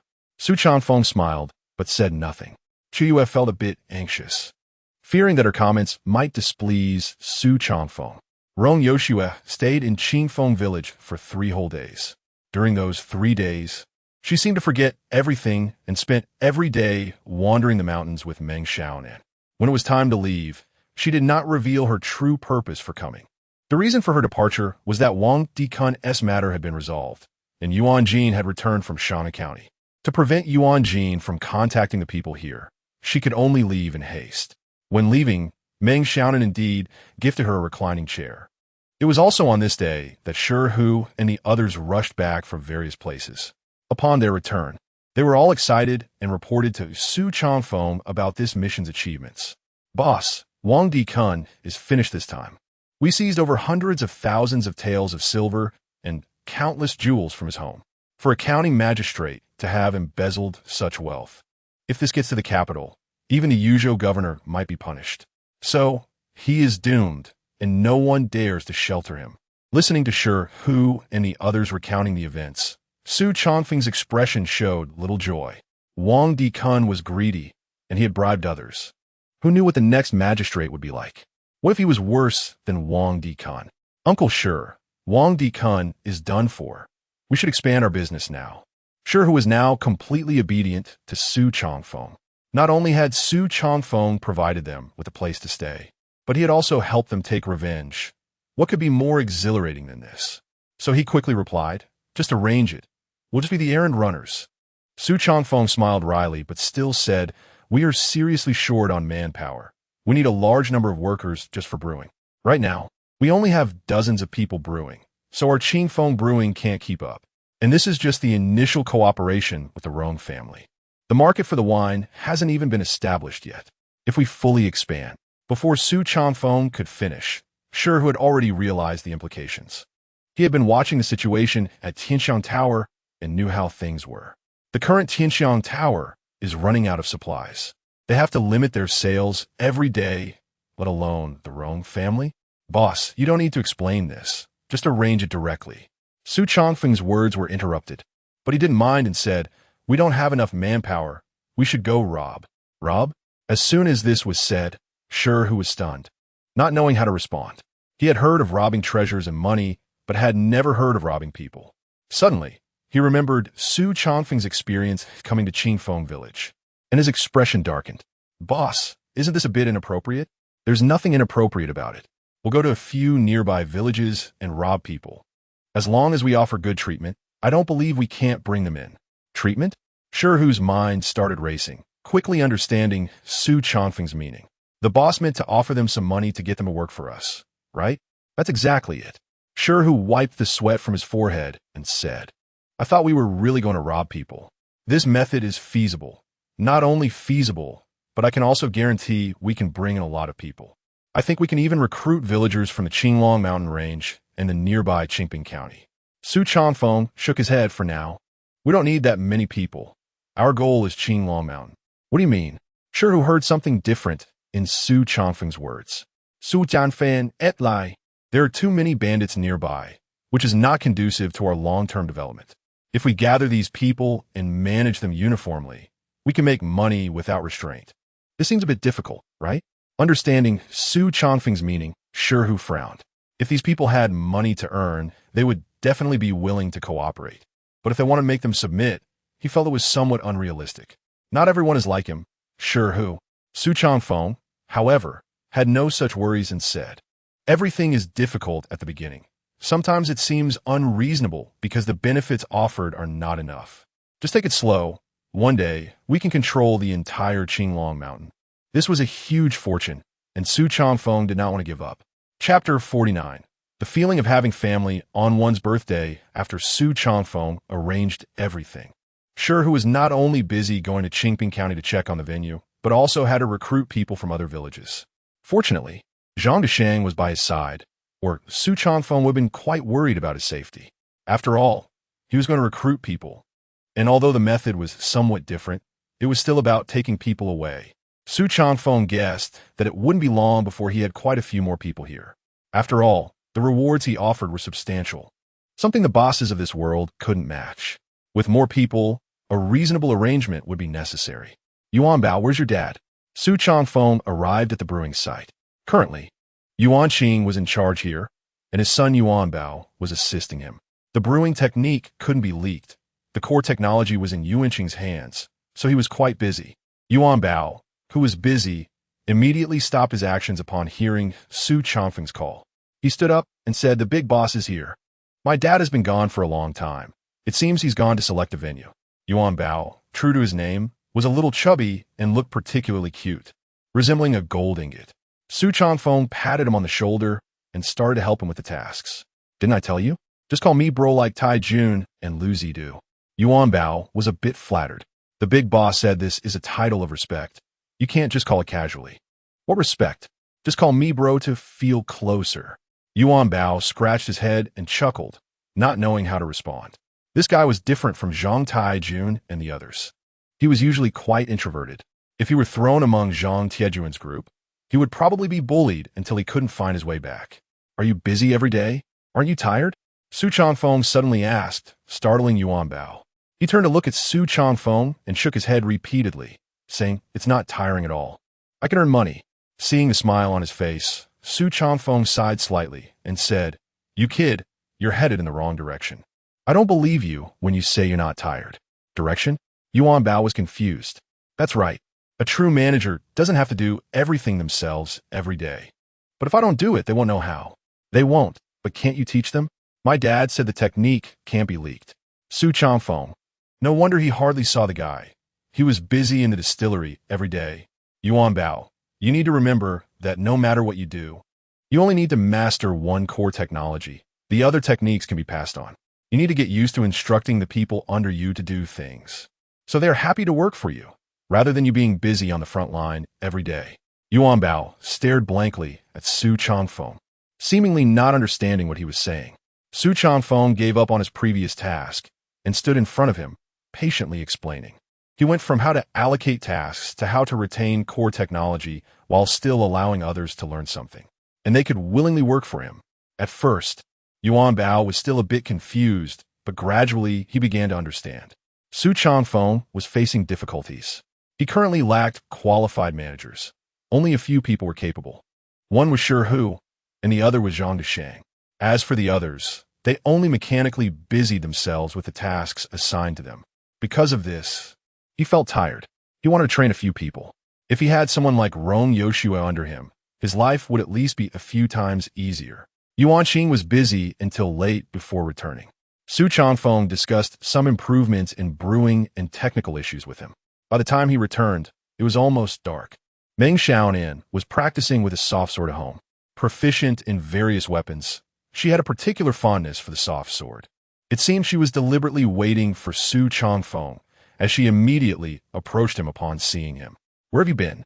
My dad has been looking for you for a long time." Seeing this charming girl in front of him, the exhausted Su Changfeng instantly felt more energetic and smiled as he asked, "Did he have something to discuss?" "I don't know. I didn't see you here, so he went back. Then I'll go see him." Just as he was about to leave, Meng Xiaonan stopped him. "No need. If he was in a hurry, he would have told me. Since he didn't say anything, it means there's no big problem. You can go tomorrow." Saying this, she pulled Su Changfeng to sit at the table and had Dongqing bring some small dishes. Looking at the table full of small dishes, Su Changfeng felt a bit confused. Was there something special about today? Meng Xiaonan's eyes darted around, shaking her head repeatedly and saying no. "Then why are you all just happy? You don't like it? Then forget it." Seeing her getting anxious, Su Changfeng quickly shook his head and pressed her down. The meal was quite lavish.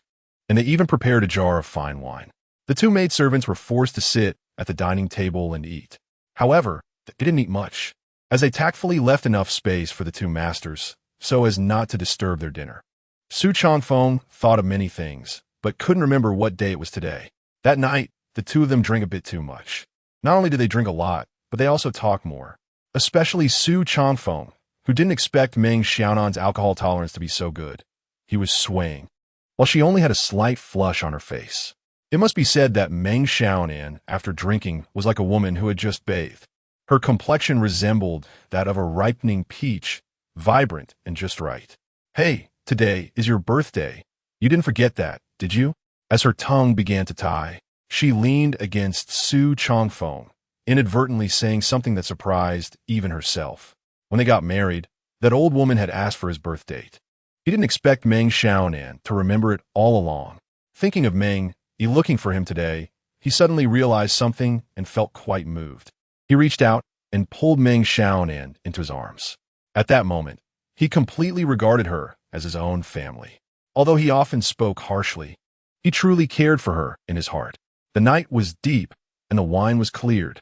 Facing the wind, Su Changfeng, who was already somewhat tipsy, suddenly shook his head. At that moment, Dongqing walked out of the room. "Master and madam, the bed has been made. It's time to sleep." Su Changfeng glanced at Meng Xiaonan in his arms, feeling her tightly hugging him. Helplessly, he had to carry her toward the room, stumbling and reeking of alcohol. Once they entered the room, it was Dongqing and Qiyue who helped remove their clothes and shoes. When the two maidservants placed the two of them together, they were still tightly hugging each other. "I didn't expect the master and madam to have such a good relationship."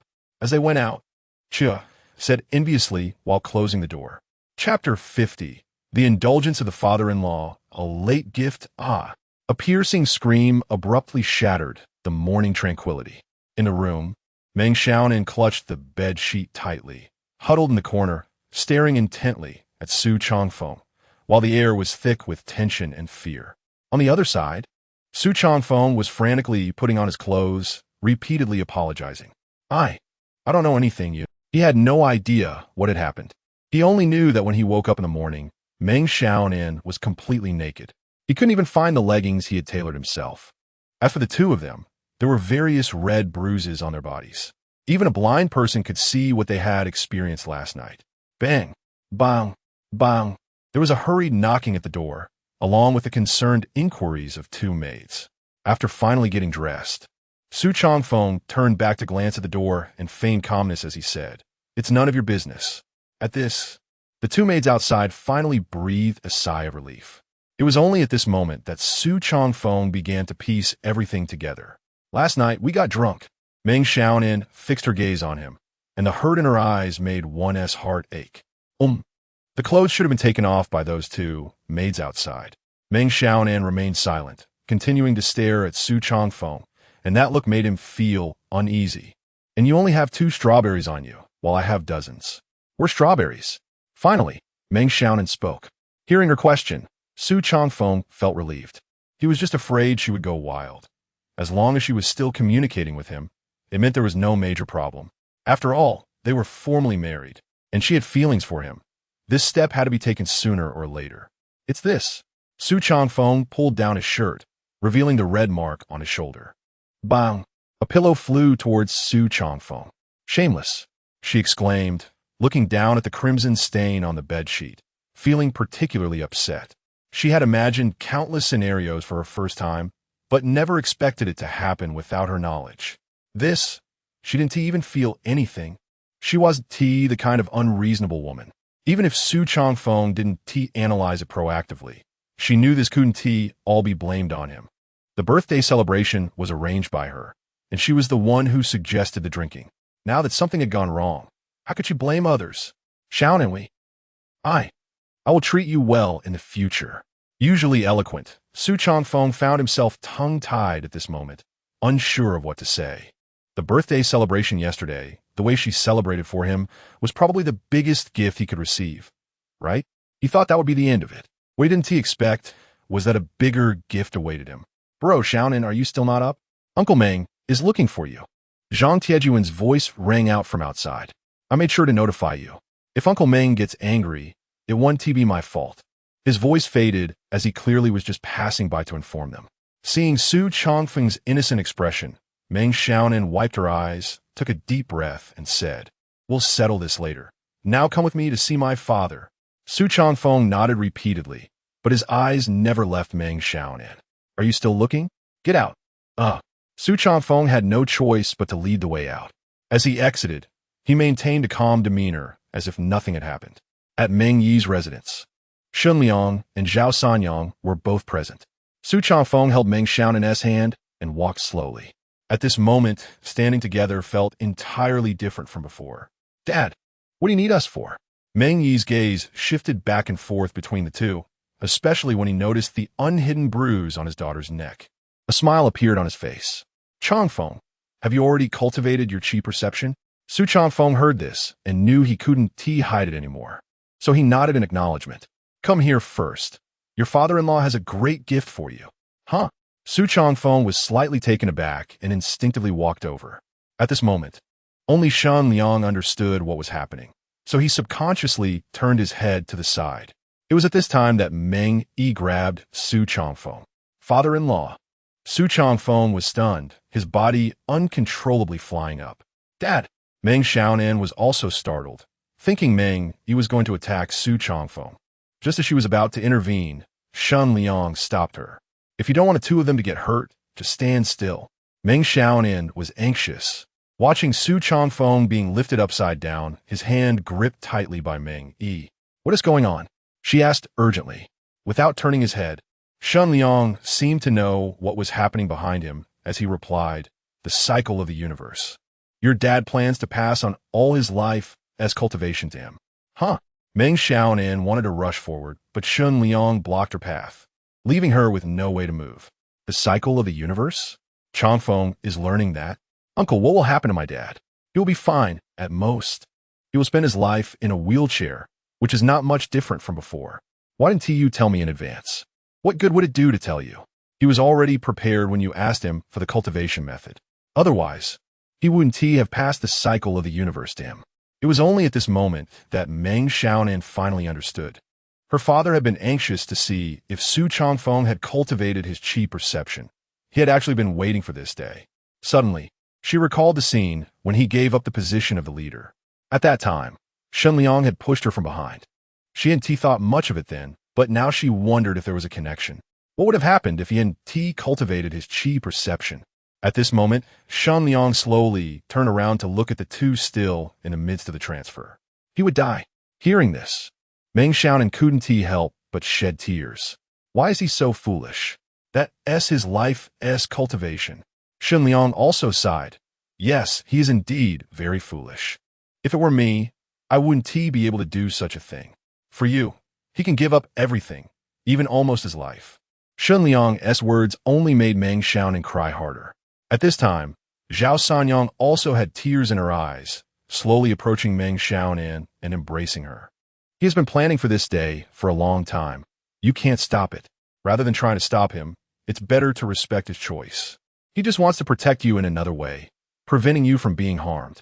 While trying to comfort her, the transfer had already entered the final stage. Su Chongfeng was suspended in midair, feeling as if he was about to explode. He quickly operated the cycle of the universe. Tried to absorb the energy as much as possible. Only in this way could he avoid exploding and dying. Chapter 51, How to Repay This Great Favor? Bang! Su Chongfeng's body flew out, crashing heavily to the ground, raising a cloud of dust. Ignoring the pain, he just got up and wanted to rush to Meng, but was blocked by Shun Liang. Not wanting his efforts to go to waste, he immediately sat down to adjust his breathing. Gritting his teeth, Su Chongfeng sat still, practicing his internal energy under Shun Liang's guidance. At this moment, Meng Yi seemed like an old man in his twilight years, not wanting to move at all. Meng Xiaonan and Zhao Sanyang rushed to the wheelchair. "Dad, why are you so foolish?" Looking at his daughter, who was crying like a flower in the rain. A faint smile appeared on Meng Yi's face. "Don't think of your dad as so noble. I have my own selfish desires." At this point, he turned his gaze to Zhao Sanyang beside him, wanting to reach out, but found he didn't even have the strength to do so. Zhao Sanyang seemed to understand his thoughts and quickly extended her palm. Holding hands, Meng Yi suddenly smiled. Now, do you dislike me, this old man? Tears streamed down Zhao Sanyang's face, shaking her head vigorously. Meng Yi's voice continued, but this time he spoke to Meng Xiaonan. I fulfilled the promise I made to your mother. Now I feel relieved. If I accept your third aunt, you won't blame your dad, will you? Meng Xiaonan also shook her head repeatedly. Not to mention her dad hadn't done so. Even under normal circumstances, she would be willing to let the two be together. She just never knew her father's thoughts. In the future, Dad won't be able to take care of you anymore, but it's okay. Changfeng will take care of you just the same. Everything I've practiced for half my life, I've given to him. If he takes care of you, it's like I'm taking care of you. After saying this, he suddenly started coughing. Meng Xiaonan was startled and quickly turned to shout at Shun Liang. Shun Liang, unfazed, said, Don't worry, he's just an ordinary old man now, still adjusting. The medicine I prepared for him has been taken for many days. He'll be fine after a few more days. Hearing this, the others breathed a sigh of relief. Su Changfeng practiced for nearly half a day, and only when his internal energy gradually stabilized did he stop. As soon as he stopped, he immediately looked around. Where's my father-in-law? Where's Xiaonan? Not far from him.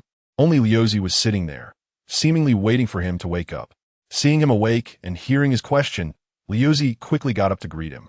Uncle, my grandpa said not to worry. Meng grandpa is fine, just needs to rest for 2 days. By the way, they've gone back. If you're worried, you can go now. Su Changfeng didn't dare to stay any longer.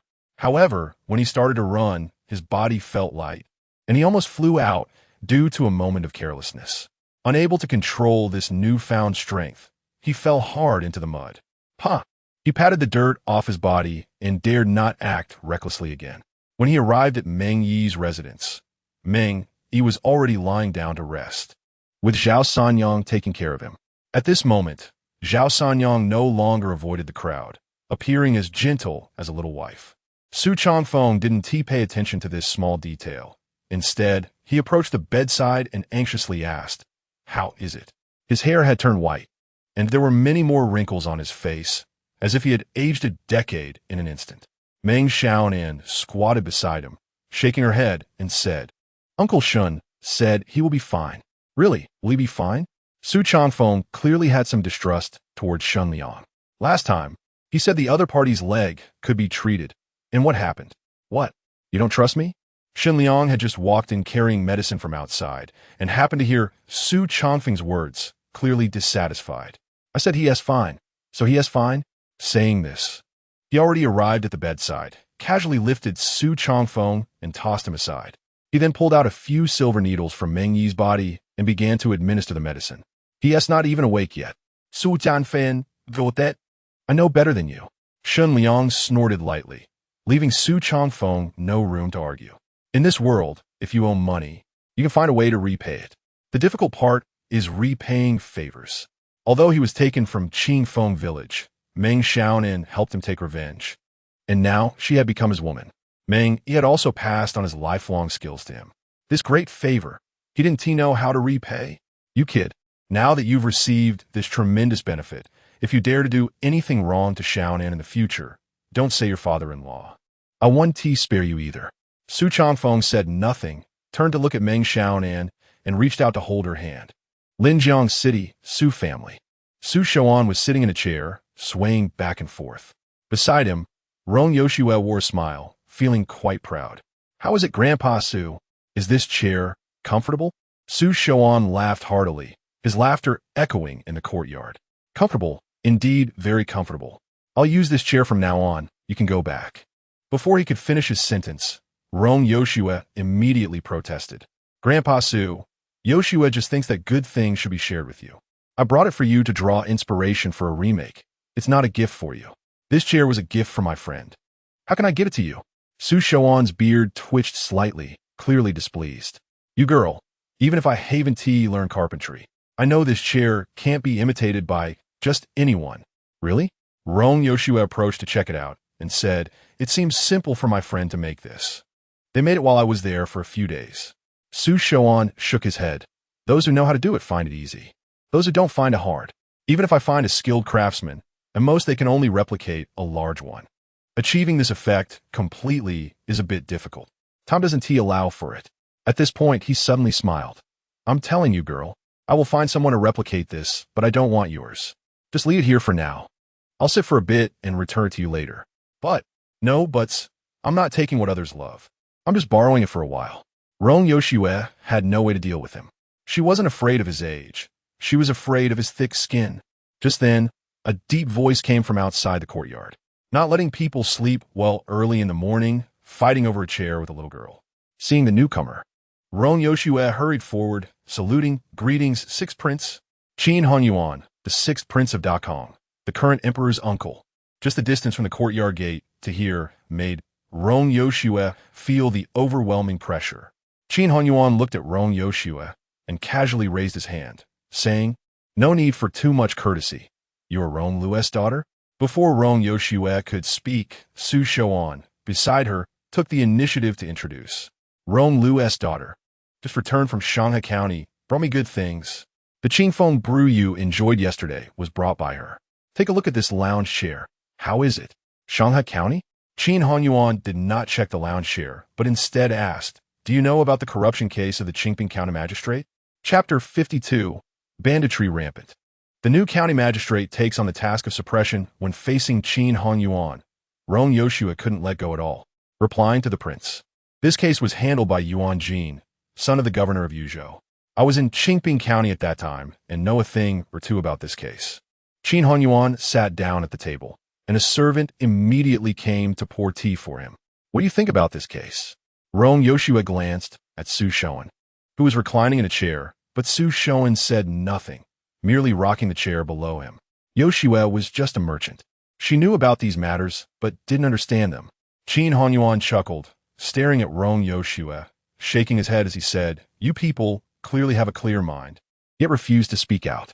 Anyone with eyes can see that this incident was caused by someone dissatisfied with that little county magistrate, who was deliberately designed to be eliminated. Rong Yoshue quietly lowered her head, her lips tightly closed, not daring to make sound. Instead, it was Su Shouan, lying there, who suddenly spoke up. But the fact remains that the county magistrate was corrupt, a mere county magistrate, yet he embezzled nearly $1 million in assets.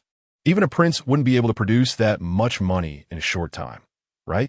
Qin Honyuan sighed slightly and said, yes, corruption is a fact, so his death is not regrettable.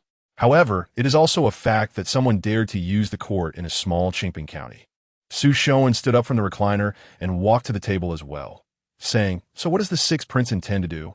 Qin Honyuan snorted lightly. I've heard of Qingping County for a long time. Banditry is rampant and can't be completely eliminated. Before Wang Dikun's corruption incident, he had sent people to suppress the bandits to gain political achievements. The time gap between the two is not long. So the prince thinks this incident was caused by those bandits? Regardless of whether it was them or not, when I return to the imperial capital this time, I will report to the emperor that the new county magistrate must take the suppression of banditry as his own responsibility. If banditry is not eliminated, such incidents will continue to happen in the future. Rong Yoshue stood by, listening to the conversation between the two. Her heart sank. She had originally intended to see Su Shouan recommend Qingfeng Brewing, but unexpectedly heard such remarks. For a moment, she began to worry about Su Chongfeng and others. At this time, Su Chongfeng, of course, had no idea what was happening on this side. After a few days of recuperation, Meng Yi finally recovered. Zhao Sanyang had moved in openly to take care of him every day.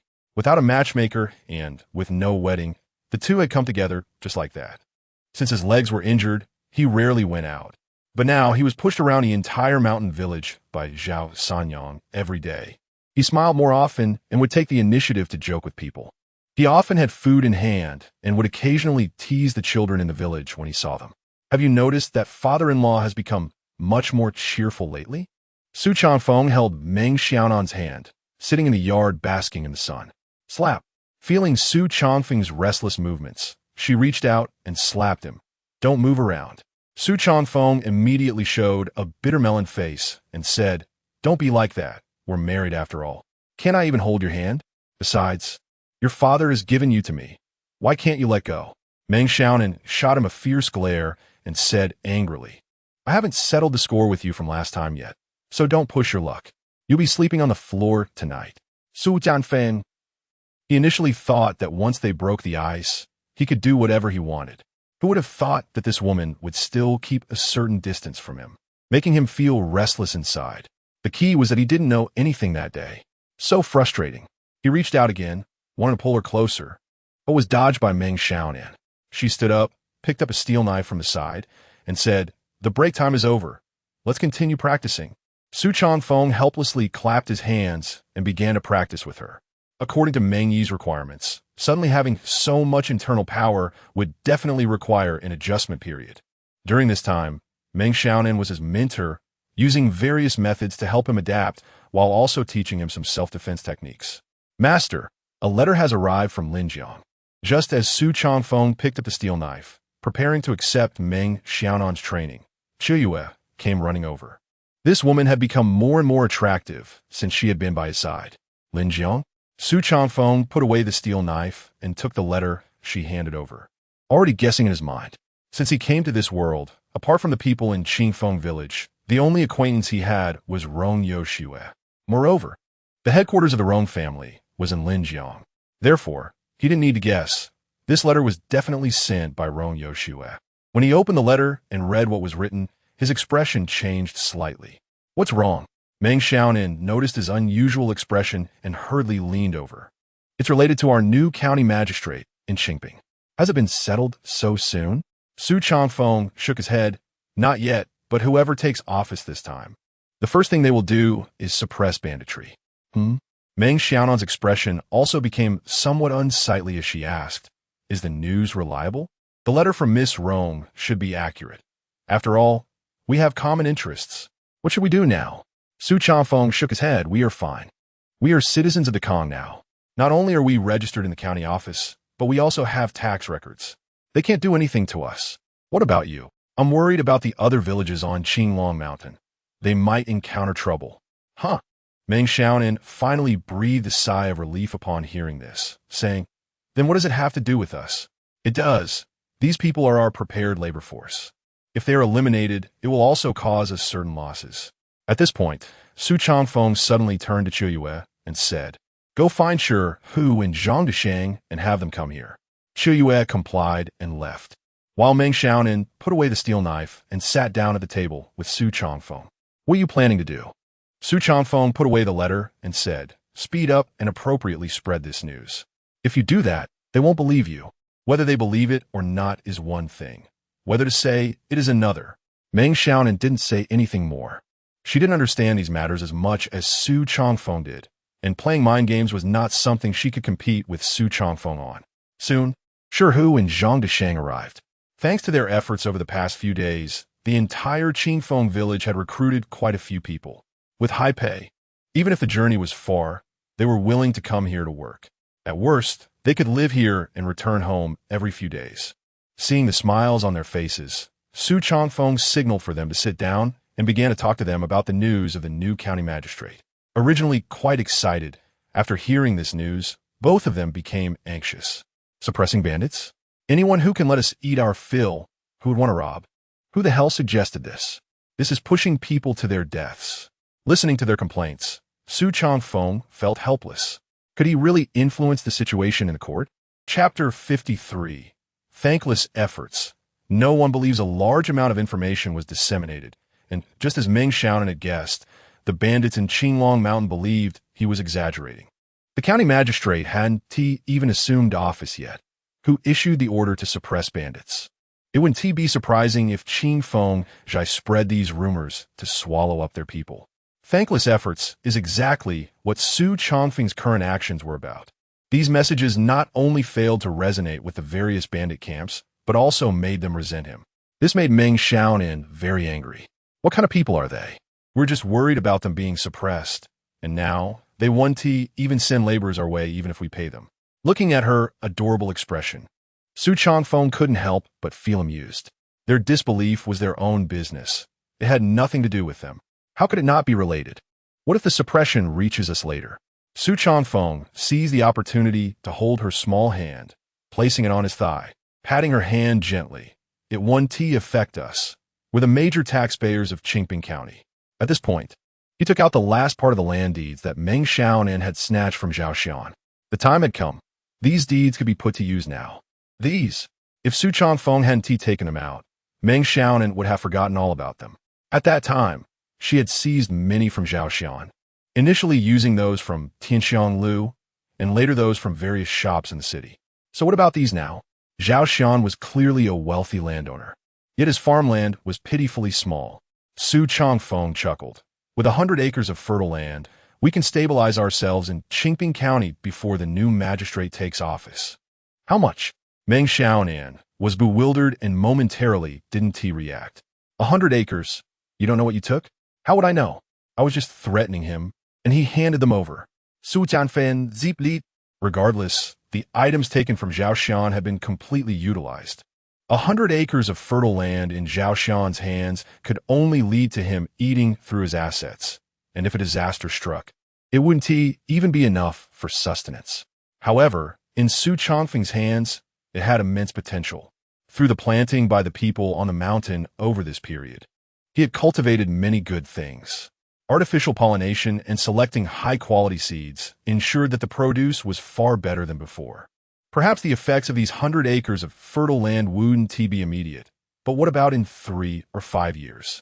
It would at least be able to sustain a portion of people, right? With the land deeds used up, Su Changfeng finally relieved some of the pressure in his heart. Every day, he practiced sword techniques with Meng Xiaonan and formulated future plans for the entire bandit camp. The distillery still lacked manpower. All daily output was reserved. And although Tianxiang Lu had sales, it was also limited. The papermaking was better, as it was all done by the women in the camp. It had to be said that he provided these women with a good livelihood. At least it wasn't the previous arrangement of men working outside and women inside. Women could also earn money to support the family, which was groundbreaking. Master, there's news from Tiger Yi. The new county magistrate has taken office. Huh? Su Tianfen, holding a steel knife and with Meng Xiaonan wrapped around his waist, suddenly perked up. What is his name? What kind of person is he? Qiu Yu excitedly said, I heard he was recommended by the sixth prince, named Mo Zhengping, and he is quite young. By the way, according to news from Tiger Yi, this Mo Zhengping is quite a character and has 2 top experts protecting him. Su Changfeng frowned, sheathing the steel knife, and said with some confusion, a mere county magistrate has experts protecting him? How powerful are they? Qiu Yu shook her head. I'm not sure, but anyway. That's what Tiger Yi said. This county magistrate is not easy to deal with. Su Changfeng began to pace back and forth in the yard. Meng Xiaonan and Qiu Yu dared not disturb him, standing quietly to wait. After a while, Su Changfeng finally stopped. Arrange it. Everyone should keep a low profile recently, and must not cause trouble. New officials bring 3 fires. Don't let them catch us on something. And about Tianxiang Lu, we'll discuss the expansion after this storm passes. According to his plan, Tianxiang Lu was supposed to expand soon, and it might even open branches in other counties. Now that such an incident had occurred, his plans could only be put on hold. The first thing to do was to see the attitude of this new county magistrate. With Su Changfeng's south arrangements in place, everyone acted cautiously. Even if others provoked them, they would respond with a smile and apologies. Though this was frustrating, they felt they had no other choice. Conversely, the people from other bandit camps on Qinglong Mountain began to become arrogant. For them, the recent Qingfeng Zhai was no ordinary bandit camp. They opened a restaurant in the county town, did business with the Rong family, and even came to poach their people. If Qingfeng Zhai were still the previous dominant leader, they might have been wary. But now, Qingfeng Zhai had changed. Their strength had significantly diminished, and the new leader was a frail scholar. Wasn't he this like doing business in their bandit nests, like livestock raised in a pen, ready to be slaughtered at any time? Especially in recent times, several clashes had made them realize that the people of Qingfeng Zhai were particularly easy to bully. In just half a month, there had been 7 or 8 clashes. Boss, our people have been robbed.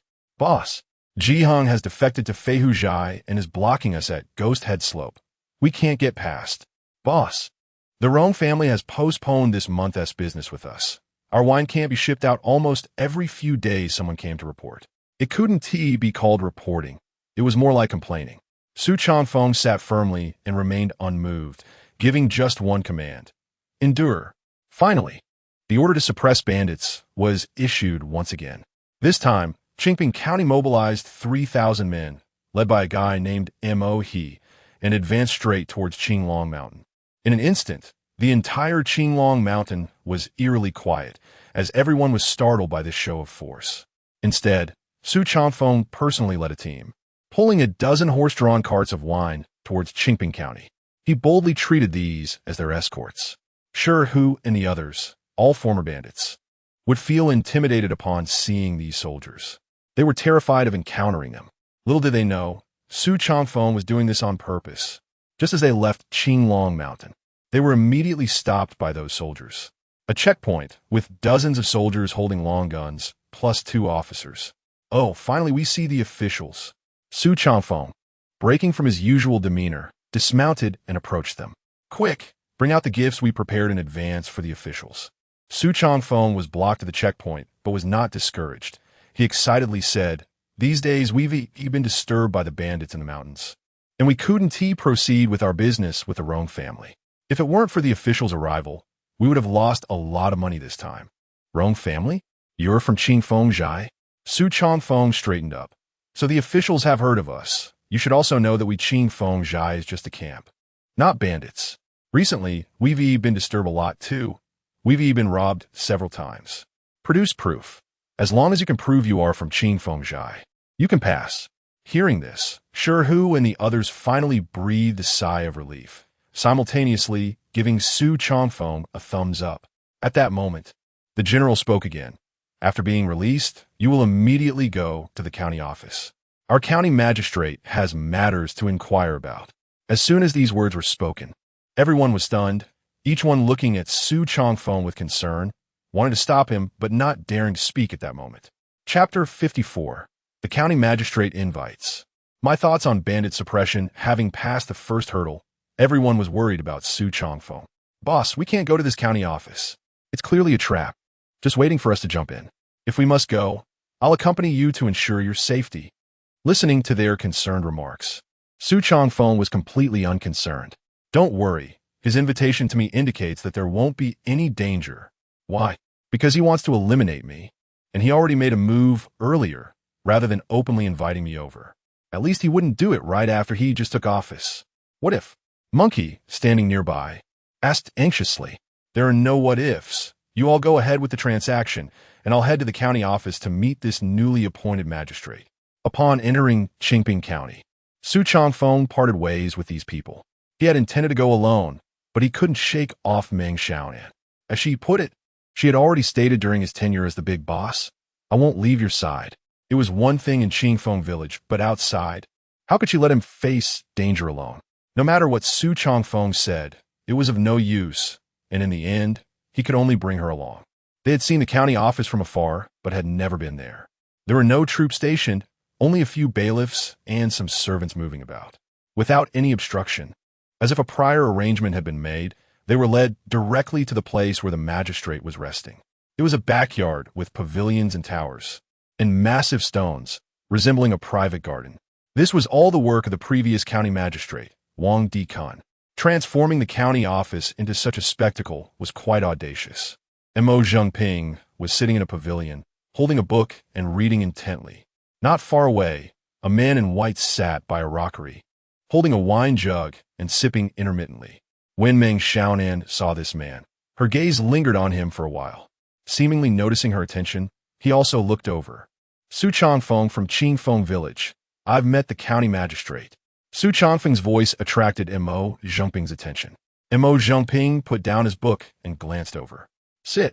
He did not get up, but merely gestured for Su Changfeng to take a seat, then instructed a servant to pour tea. Su Changfeng was not polite and took a seat at the stone table. Meng Xiaonan, dressed in practical attire, stood behind him like a guard, remaining still.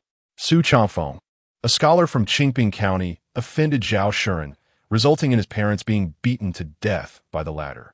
You were then assigned to the school as a teacher. Mo Zhengping recounted Su Changfeng's story, his face devoid of expression, as if he had buried all emotions deep within. However, Su Changfeng couldn't help but frown at this moment. Later, you caught the eye of Meng Yi's daughter from Qingfeng Village, entered Qingfeng Village, and became the big boss. You killed Zhao Shuren, seizing all his land deeds, and openly claimed them as your own. Su Changfeng, you have some audacity. As soon as this was said, Meng Xiaonan's hand had quietly slipped to her waist, and she took a couple of steps forward. It was at this moment that the man by the rockery also became alert. Su Changfeng raised his hand to block Meng Xiaonan and suddenly laughed. Sir Mo, you jest. Everything requires evidence. Our Qingfeng village may be powerless, but we cannot allow you to wrongfully accuse us. Can we? Mo Zhengping snorted lightly and said, bribing the former county magistrate with money to destroy all evidence is a crime that adds to your guilt.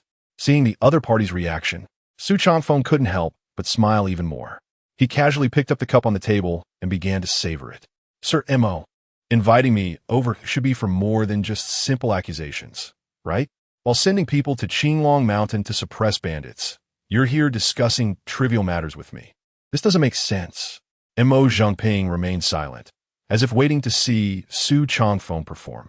The situation in Qinglong Mountain is complex. You only sent 3,000 men to suppress the bandits there. The final result will likely be the same as Wang Di Khan's, injuring some common folks like us from Qingfeng village. The real bandits, however, will be hard to touch. So, sir, inviting me over should be because you want to hear my opinion, right? A subtle tremor finally crossed Mo Zhengping's lips, and he showed some movement. He picked up the teapot and refilled Su Changfeng's cup. What does the big boss Su think about my suppression of bandits?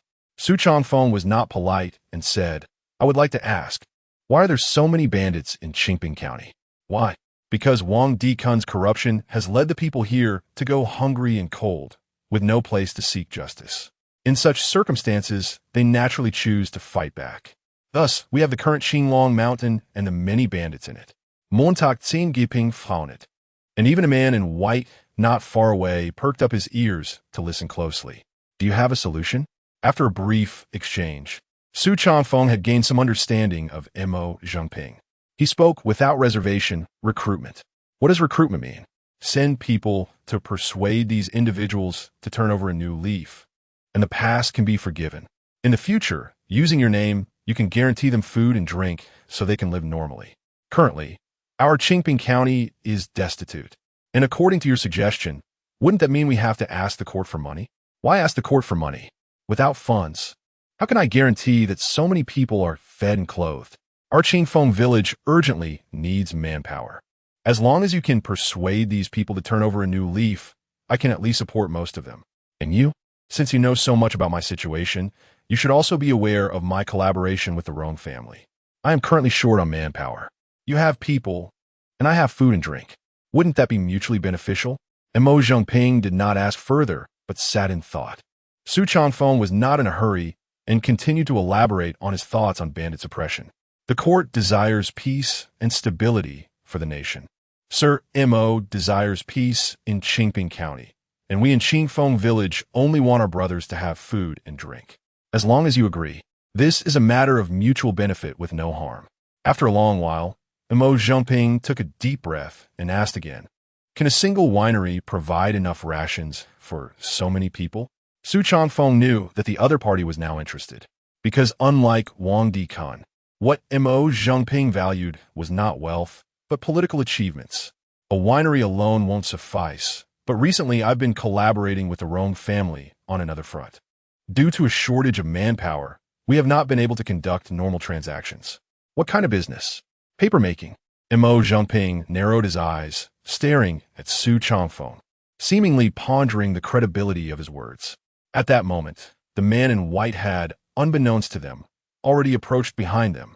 Chapter 55, Expanding and Building Our Own Factory. When Meng Xiaonan came out of the county office, she still felt a bit dizzy. How could you be so sure that the other party would agree to you? She couldn't understand, because Su Changfeng had been so calm throughout the whole process, giving off a sense of confidence. Su Changfeng smiled and did not answer. This Mo Zhengping is not simple. In what way is he not simple? This time Su Changfeng became interested, stopped in his tracks, and turned his gaze towards Meng Xiaonan. He was certainly different from Wang Dikun, and the man beside him was very strong. The one in white clothes? Yes, I sensed a dangerous aura from him. Su Changfeng considered himself a skilled person. At least, he had inherited all of his father-in-law's lifelong abilities. However, he did not feel any dangerous aura from that man in white, regardless of how strong he was. Mo Zhengping had agreed, and we could start making plans. What plans? After coming out, Meng Xiaonan felt much more relaxed, radiating a youthful energy. The expansion of Tianxiang Tower must become the hallmark of Qingping County. Also, the site for the winery and the paper mill. A paper mill? Meng Xiaonan knew about the winery, but what was the situation with the paper mill? Yes, the paper mill. As long as we can work with Mo Zhengping to persuade the various villages on Qinglong Mountain, we can build a large workshop up there. Choose a hilltop, produce a large quantity of paper, and sell it. Su Changfeng was not sure about other things, but once the paper production became skilled and the process was improved, it would definitely be extremely profitable. As for those expensive prices, he wouldn't mention them, just producing some affordable paper for the common people. By then, this skill of his would belong to a monopolized industry. When the two returned to Tianxiang Tower, Shi had already completed the transaction with the Rong family. A large amount of grain filled dozens of carts, parked in front of Tianxiang Tower in a spectacular display. Big boss. As soon as he spotted Su Changfeng and Meng Xiaonan, the monkey rushed over. That dog officer didn't do anything to you, right? Su Changfeng didn't say anything about the monkey's address. It was already a fact that they had no good feelings towards the county magistrate, and that wouldn't change overnight. What would he do? Su Changfeng smiled and followed the monkey towards Tianxiang Tower. The elegantly dressed reception girls stood at the entrance. If you called it a brothel, they were appropriately dressed, and they didn't even physically contact the guests. If you called it a normal restaurant, these women indeed had the ability to attract customers. So, Tianxiang Tower was still following the modern hotel model, using borderline techniques to provide these women with jobs to support themselves. At least, it seemed to be working well so far. Just as they arrived upstairs, Shi, who had received the news, ran over. He immediately asked, "How is it? Are we going to change our policy next?" Seeing his anxious look, Su Changfeng said, "No need. Tianxiang Tower must expand normally. It has to become the hallmark of Qingping County. Furthermore, we need to find someone familiar with the terrain of Qinglong Mountain." For what? Shi thought he had misheard and stared blankly at Su Changfeng. Su Changfeng knew that this kind of thing was hard for Shi to accept, but he had no choice. It was the best outcome. The sixth prince issued orders for a full-scale crackdown on bandits. If he didn't do this, the entire Qinglong Mountain would surely be drenched in blood. You must know that there are many elderly, weak women and children on Qinglong Mountain. Letting them live normal lives, or letting the imperial army directly attack. Which do you think is better? Shi, who fell silent. The monkey suddenly spoke up. "Uncle, the big boss is right. If there's a chance to live, no one wants to become a bandit. Now that the opportunity has come, I don't believe they would want to go against themselves. Besides, they all have families. If they resist, do they want to follow the old path of our Shi family village?" These words struck Shi, whose heart hard. "Fine. I will carry this out. As long as Mo Zhengping is a good official, I guarantee I can persuade most people." Shi left without even escorting the grain back to Qingfeng village, because he knew that in this situation, no one would dare to act recklessly. Tianxiang Tower began a new round of renovation. They reclaimed the two shops around, expanded the area, and redecorated according to Su Changfeng's requirements. Yuanqing's winery, at Su Changfeng's request, occupied a hilltop, building some simple houses solely for brewing. The paper-making industry also found a hilltop, becoming a place for these women to work independently. To ensure the paper produced met standards, the entire process was managed by several people, with each step carried out separately to avoid interference. This way, they could maintain the craft to the greatest extent. In no time, the entire Qingfeng village was bustling with construction, working vigorously. No one expected that with so few people. They moved faster than during their peak period. With enough grain and financial rewards, everyone wanted to work harder, earn more money, and contribute to their households. Sometimes, when the family laborers saw that their wives were earning more money than they wanted to join this workforce. The granary was built and had dedicated guards. Shi and Mo Zhengping's cooperation began to stir the villages, especially those who were not very strong. but had benefited from Qingfeng village. In just a few days, more than 300 people joined their ranks. Those with martial skills were directly assigned to the transportation teams. The elderly and women were all arranged to work in the winery and paper mill. During work hours, meals and accommodation were provided. After a month, they could also receive payment based on their labor results.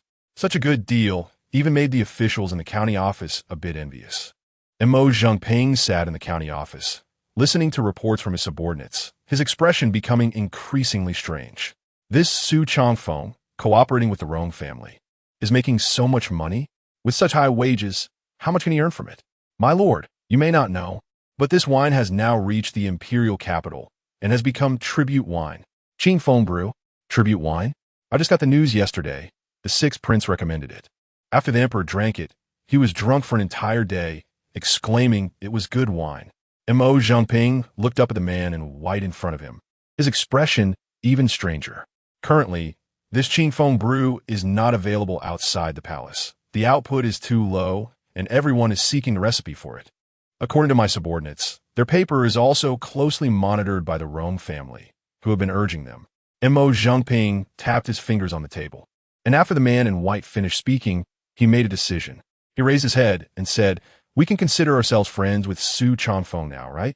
The man in white looked puzzled and did not answer. Mo Zhengping stood up and said, "It's normal for friends to exchange gifts and visit each other, right? Now, have someone prepare a small gift. Let's pay a visit to our old friend." The man in white finally understood, but he quickly frowned and said, "My lord, what about the money? You don't have any money on you? Have you already bought Qingfeng brew?" Mo Zhengping waved his sleeve. "I don't have money either. Just put it on account." The man in white turned around, his gaze shifting to the artificial hillock. Chapter 56, Official Certification. The stingy county magistrate came to visit, bringing with him a huge gift.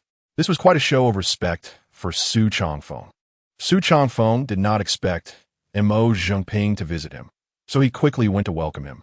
At the entrance of the village, seeing the gift being pulled by a cart, a smile appeared on his face. The county magistrate came, and he brought such a large gift. How embarrassing!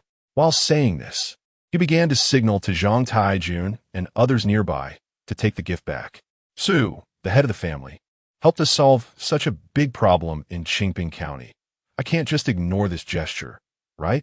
He said this while his eyes were scanning around. Behind him, the man in white followed closely, but he was rather carefree. Holding a wine jug in his hand, he occasionally took a sip for himself, his eyes also scanning the area as if searching for something. Led by Su Changfeng, the group headed towards the loyalty hall. Initially thinking the visit was simply to express gratitude, Su Changfeng was surprised when Mo Zhengping could not stay for more than a quarter of an hour. "Su, I mainly came this time to see how those who have been pacified are living here," he said. Su Changfeng was not foolish. From the various actions of the other party, it was clear that this guy wanted to probe into his affairs. The winery and the paper mill. Since both places were already on the right track, the other party wouldn't be able to discern anything from them. He led Mo Zhengping to the wine shop on the Qingfeng Mountain. Mo Zhengping was one thing, but Su Changfeng did not expect the man in white to start pouring wine from his jug here. Did he really think this was a free drinking place? Baihe, this wine is not cheap. Don't be greedy. With Mo Zhengping's words, Su Changfeng finally learned the true name of this guy. By this time, it was already too late. The jug was full, and he was also hugging a large vat. Mo Zhengping's cheerful demeanor clearly indicated he was intentionally trying to take advantage of the situation. The winery was one thing, but when they reached the paper mill, the situation suddenly changed. Bai had a great interest in wine, but showed no interest in the Xian paper at all. Mo Zhengping was different. He was a scholar and also an official of the court. Looking at the sheets of Xian paper, he was so excited he couldn't speak. Su Changfeng stood by, watching the other party's expression, and sighed softly. Paper making and brewing were just two small things among his vast knowledge. If this was enough to shock the other party, wouldn't everything in his mind make the world tremble? "Su, how much does this Xian paper cost?" Mo Zhengping asked. Su Changfeng had no intention of hiding anything and directly replied, "I trade with the Rong family for 31 per sheet. As for their selling price, I'm not sure. Only 31? Contrary to Rong Yoshua's reaction, Mo Zhongping actually thought this was cheap. And this wine? Why, he quickly inquired after hearing their conversation. Wine? Su Changfeng chuckled. We have a contract with the Rong family for the wine. They have exclusive selling rights, so I can't casually share the price with others. Does that mean the wine isn't as expensive as outside? Why, he seemed a bit unhappy, feeling that the money he spent on wine earlier was somewhat wasted. That's fine. If this brother likes to drink, when we release our next wine, that's even better than Qingfeng brew. I'll make sure you have enough. Su Changfeng painted a grand picture again. Last time, he used this tactic with Rong Yoshua's coachman, but he didn't manage to deceive anyone. There's a wine better than Qingfeng brew? Not only by he, but even Mo Zhongping beside him was somewhat intrigued. There's indeed. And we've already thought of a name. It'll be released soon. Mo Zhongping, holding the 8-foot Xian paper, asked again. If we want to buy this kind of paper, Lord Mo, you're joking. Based on the great gift you just sent, what is the harm in me giving you a few sheets? Upon hearing the word great gift, Mo Zhongping's expression became slightly awkward, but he still asked, what does a few sheets mean? Su Changfeng paused for a moment, then remembered that there was no standard measurement for paper here. To make it clear and understandable, he thought for a while and replied, in the final stage of our Xian paper production, we cut it with a knife. When the sheets are laid out neatly, one cut can perfectly finish the job. So one cut, regardless of how many feet of paper, is standardized at 100 sheets.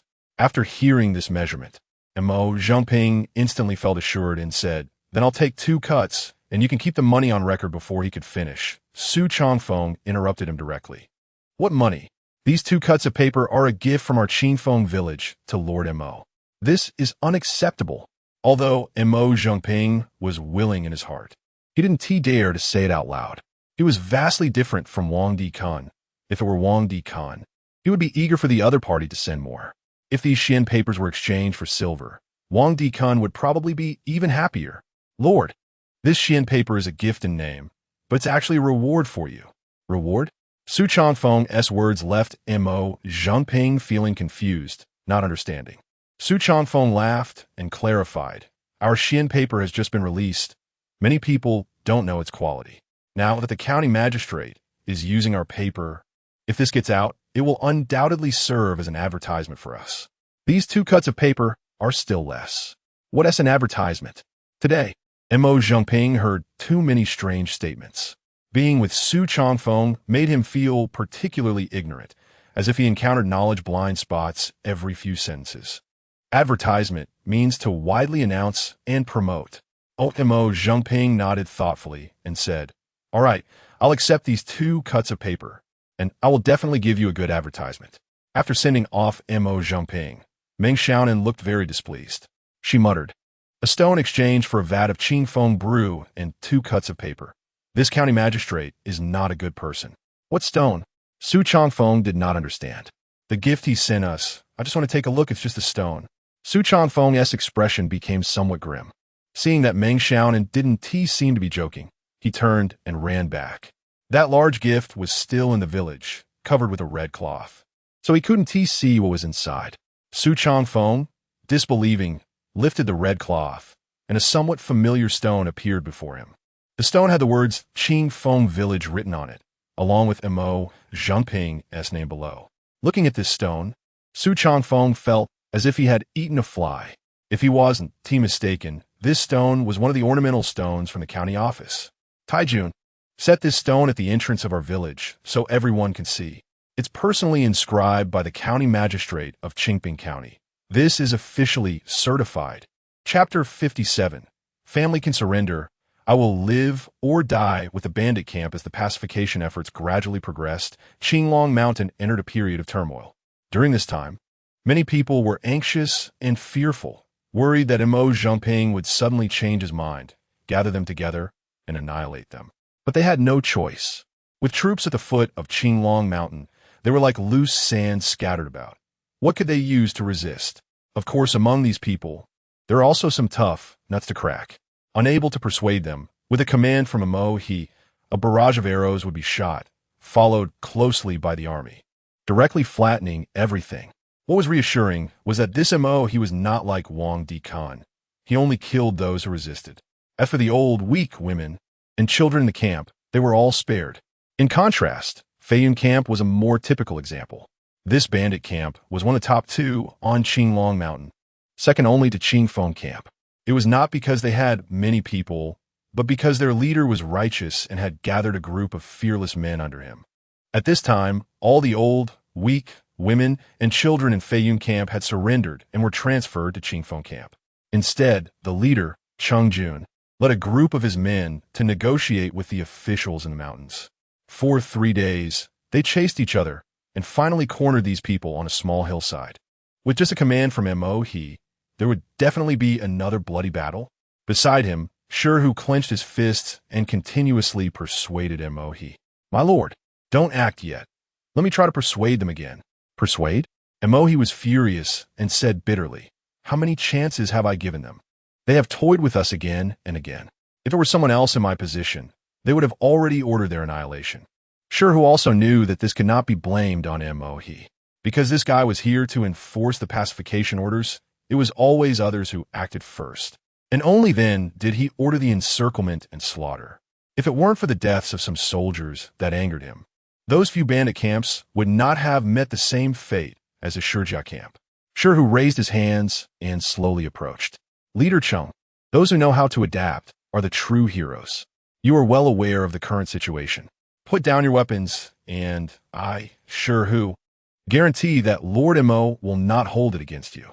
Sweat was pouring down his forehead, fearing that if these people became angry, they might kill him too. The reason he was trying to persuade them was not for any other reason, but because he admired Cheng Jun's character. This guy was just like Meng Yi. When something happened in Shijia camp, if they hadn't sought refuge in Qingfeng camp, they might have leaned towards Feiyun camp. Moreover, there was a high probability that Feiyun camp would have accepted them. "Your families are all settled in my Qingfeng camp. Our leader has said that as long as he has food, he will never let anyone go hungry. Wang Dikun was dead, and the situation was different now. I guarantee that as long as you put down your weapons and come with us to the city for registration, you will enjoy the treatment that normal citizens deserve. I will also persuade our leader to give you a place in my Qingfeng camp, where you will not be marginalized." Hu spoke earnestly, but the only response he received was the sudden rustling of birds and beasts disturbed in the mountains. "Brother Sh, don't waste your effort. I know these people. They have their own beliefs and won't surrender." In the distance, Mo He was touched by Hu's persistence, and his tone was no longer as tough as before. On the hillside, in the dense forest, a group of people hid there, motionless. They heard Hu's calls clearly, yet none of them put down their weapons. Cheng Jun stood by a tree with a steel knife in hand, and aside from exhaustion on his face, no other expressions could be seen. Hu's voice continued. "Cheng Jun, you are just being stubborn, determined to push your brothers to their doom. Even if you don't trust me, Hu, you must trust Meng Yi, right?" Upon hearing this, Cheng Jun, who had no expression on his face, glanced at his brothers. "Old Wang, take the people out. Big brother, what about you?" "Me?" Cheng Jun tilted his head, letting the sunlight filter through the dense leaves and shine on his face. "You can surrender. I, Cheng Jun, vow to live or die with the bandit camp. If Big Brother doesn't surrender, how can we leave Big Brother behind?" A group of people surrounded him. Each of them bore some scars, but since they had been pursued, not a single person had died, which was also the reason Cheng Jun had just said those words. "You all have families. I, Cheng Jun, am all alone. We are not the same." Old Wang shook his head vigorously, glanced back at the few people behind him, and then seemed to make a decision. Taking advantage of Cheng Jun's inattention, he struck a knife hand at the back of his head. "You." Cheng Jun did not faint from this, but looked at his most trusted brother in disbelief. "What are you waiting for? If you don't want Big Brother to die, tie him up." Old Wang reacted quickly. While Cheng Jun had not yet realized what was happening, he directly pounced on him and pinned him down.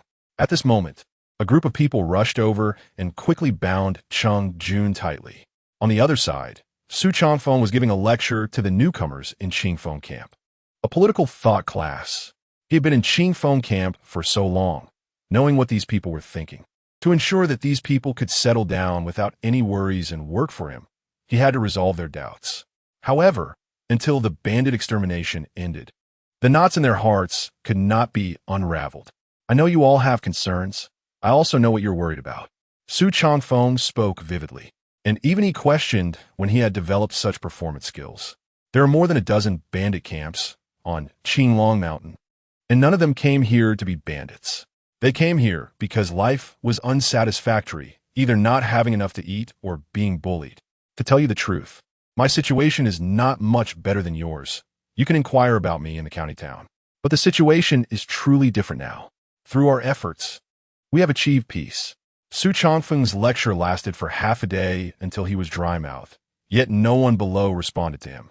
The ones who truly did not need his lecture had long gone out with the brothers in the camp to work. Either they went to the county town to help Sure watch over the place, or they were scattered by Zhang Deshang to deliver goods. Those who remained were all the old, weak, women, and children without combat power. In the next period of time, I will have people in the camp teach you some technical skills. Working here, you will have food and drink, and you can also earn quite a bit of money to support your family. I can't say that everyone will be wealthy, but at least you and your families will not have to worry about food and clothing. Su Changfeng began to paint a bright future. In the future, I will also build a school here so that every child can read and write. Qinglong Mountain is our shared home, and we need to build this beautiful home together. Not far away, Meng was being pushed by Zhao Sanyang, watching and listening from a distance. At this moment, Meng suddenly laughed and turned to Zhao Sanyang, saying, "Did you see that? If this kid were to go to the court as an official, he would achieve quite a bit." Zhao Sanyang rolled her eyes, exuding charm. "Is that why you went through so much trouble to bring him here?" Meng laughed even more heartily and retorted, "It wasn't me who wanted to bring him. It was Xiaonan. Xiaonan was also toyed with by you." Zhao Sanyang glanced at Meng Yi's leg and sighed slightly. "Likewise, you have also played yourself out." Chapter 58. Bound to see the world, making you willing to submit, old Wang, you bunch of traitors. Even if you tie me up, I will never yield. I want to live or die with Feiyun village. In front of Qingfeng village, Sure led a group of people to surrender. Chungjun, on the other hand, was tied up tightly and brought here. Su Changfeng was very familiar with this scene. When he heard the commotion and rushed over with his people, he couldn't help but glance at Meng Xiaonan and beside him upon seeing this evocative sight. "Shifu, what's going on? How did you, Chiuyue? Hurry and take the people to Liuzi's house. Let them treat their wounds first." Su Changfeng stepped forward, looking at these people, and without waiting for an explanation, began to make arrangements. However, no one moved.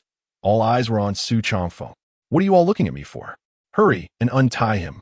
Sure forced a smile and stepped forward. "Big boss, this is Chungjun from Feiyun village. This guy is stubborn and insists on fighting with the government. Even they couldn't bear to watch and tied him up. I had a hard time getting him back from that emoji guy." Upon hearing this explanation, Su Changfeng was momentarily stunned. "Oh, in that case, keep him tied up and find his family to come and talk to him.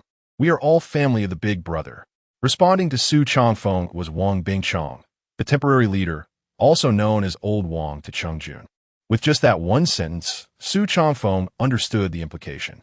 He approached Chungjun, sizing him up and saying, "Why bother? If you fear death, what is there to be afraid of about living?" "Huh?" Chungjun was momentarily taken aback by this statement and forgot to shout, "What's your name, brother?" Su Changfeng turned his gaze to Old Wang. "Wang Bingchong, just call me Old Wang." Su Changfeng nodded. "All right, settle down here. You don't have to lick blood off knives to live a stable life. This Qinglong Mountain was your home before, and it will be in the future too. Chung, the big boss, seems a bit unstable. You should take him back first, tied up like this. Let him take a good look at Qinglong Mountain. We'll make him willingly stay here, making him submit in heart and mouth." Hearing this, Meng Xiaonan and the others twitched their mouths but didn't say anything further. It was only when Old Wang and the others, led by Chua, headed towards Shunliang that Sure finally approached. "Big boss, Chungjun is quite a character. There are many skilled people in Feiyun village, and their strength is formidable. Those people just now?" Su Changfeng became interested. "Exactly. Those guys all owe their gratitude to Chungjun. Any one of them could fight me for a few rounds." Sure seemed a bit concerned and continued. "The reason Chungjun doesn't yield is that he is all alone. His family was killed by Wang Dikan." Su Changfeng understood, his expression becoming a bit serious. "First, we need to calm him down. Wang Dikan's death was facilitated by us. As long as he is a person of substance, he should understand gratitude. We can approach it from this angle. Shirhu nodded vigorously. Understood, I know what to do. While the two were still quietly discussing, Cheng Jun, who had just reacted, shouted again, I want to see Meng Yi. Bring Meng Yi to me. Su Changfeng frowned. No matter how he looked at Cheng Jun, he didn't seem like a particularly formidable character. He even wondered if Shirhu had made a mistake. With Su Changfeng's arrangements, Cheng Jun remained tied up, watched, and persuaded by Old Wang and the others. He wanted to see Meng Yi and indeed saw him. Looking at Meng Yi, who was sitting in a wheelchair with white hair, his heart sank. Especially with the words Meng Yi said to him. It made him feel a bit awkward, confused, and at a loss. The food at Qingfeng village was excellent. Before being tied up, he had never eaten so well. The women from the former Feiyun village would greet him often upon seeing him. The fear he once felt was gone from these people, replaced with smiles. He even saw children sitting together, being taught to recognize characters by dedicated instructors, regardless of whether they were boys or girls. Initially resistant, he suddenly became curious about this place. Old Wang, can you leave your big brother to me? Is that okay? One day, Su Changfeng came over with a jar of wine. Following him at a distance was Chiyue, ready to take orders. Big boss, you're joking. We trust you with him. I need to go out with Shirhu to register at the county office. Once Old Wang left, Su Changfeng directly drew a steel knife and cut the rope on Cheng Jun's hands. Big boss Cheng, shall we go for a walk? Cheng Jun was not surprised at all. He simply moved his wrist and said, there's nothing to walk about. I admit your Qingfeng village is quite impressive, but for Cheng, bowing to the government is impossible. Su Changfeng opened the jar of wine and handed it to him. New wine, not yet sold outside. I guarantee you haven't tasted it. Seeing Cheng Jun take the wine jar, Su Changfeng said, I didn't ask you to bow to the government. It's just a different way to live. You've been in Qinglong Mountain longer than I have. You have feelings for it. From now on, this will be our shared home. Cheng Jun raised the wine jar and took a big gulp. The fiery liquid went down his throat, but it felt refreshing. Good wine. Su Changfeng smiled and continued. He can be the county magistrate, and after a few years, when he has achievements, he will be transferred away, but we will still be here. Since he wants achievements, we'll help him achieve them, but he needs to pay a certain price. Cheng Jun was taken aback for a moment, staring at Su Changfeng, signaling him to continue. We need protection to ensure our people can live and work in peace. While the idea of protection did not impress Cheng Jun, the notion of living in peace and stability broke down his defenses. Live and work in peace. Is that really possible? Just look at my Qingfeng village, and you'll know. In such a short time, we have plenty to eat and surplus grain at home. Cheng Jun had no way to refute this. He had seen the granary of Qingfeng village and had witnessed Su Changfeng's dealings with the Rong family. He had also seen the trucks of grain being delivered to the granary. Moreover, people like Wang Dikun were numerous, but as long as they opposed us, we could also wield the knife to cut him down. Cheng Jun took a deep breath and downed another gulp of wine, saying, just like how you set a trap for the other side this time? Su Changfeng stood at the windward side, looking at the distant mountain peaks, his clothes fluttering in the wind. His carefree demeanor captivated Chiyue, who was following far behind. Sometimes, the world of Jianghu is not just about fighting and killing. It's more about human emotions and worldly affairs. If you swing your knife at Wang Dikun, you violate the law of the court and ultimately become a bandit. Like a rat crossing the street, losing your home. Using strategy is different. It not only kills people, but also allows you to remain at ease.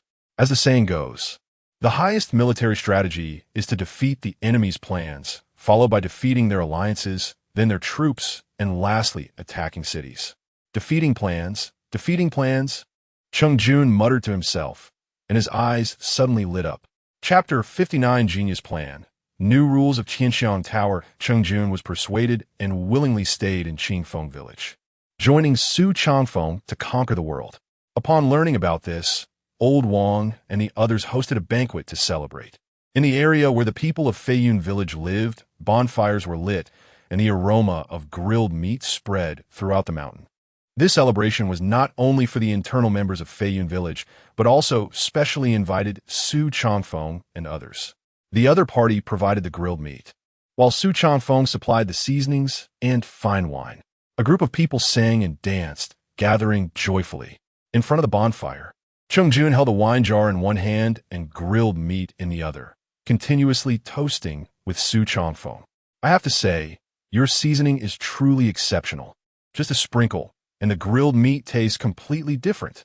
Holding that small porcelain bottle, Chung Jun no longer appeared as despondent as before. So, if I hand this business over to you, do you have the confidence to make it bigger? Su Chongfeng was also munching on grilled meat. Beside him, some pre-cut rice paper was ready for use. What business? The seasoning business. Su Chongfeng shook the bottle in his hand and said, mass-produce these things and sell them widely. Just like the salt we usually eat. If we can make this seasoning reach every household, there should be money to be made, right?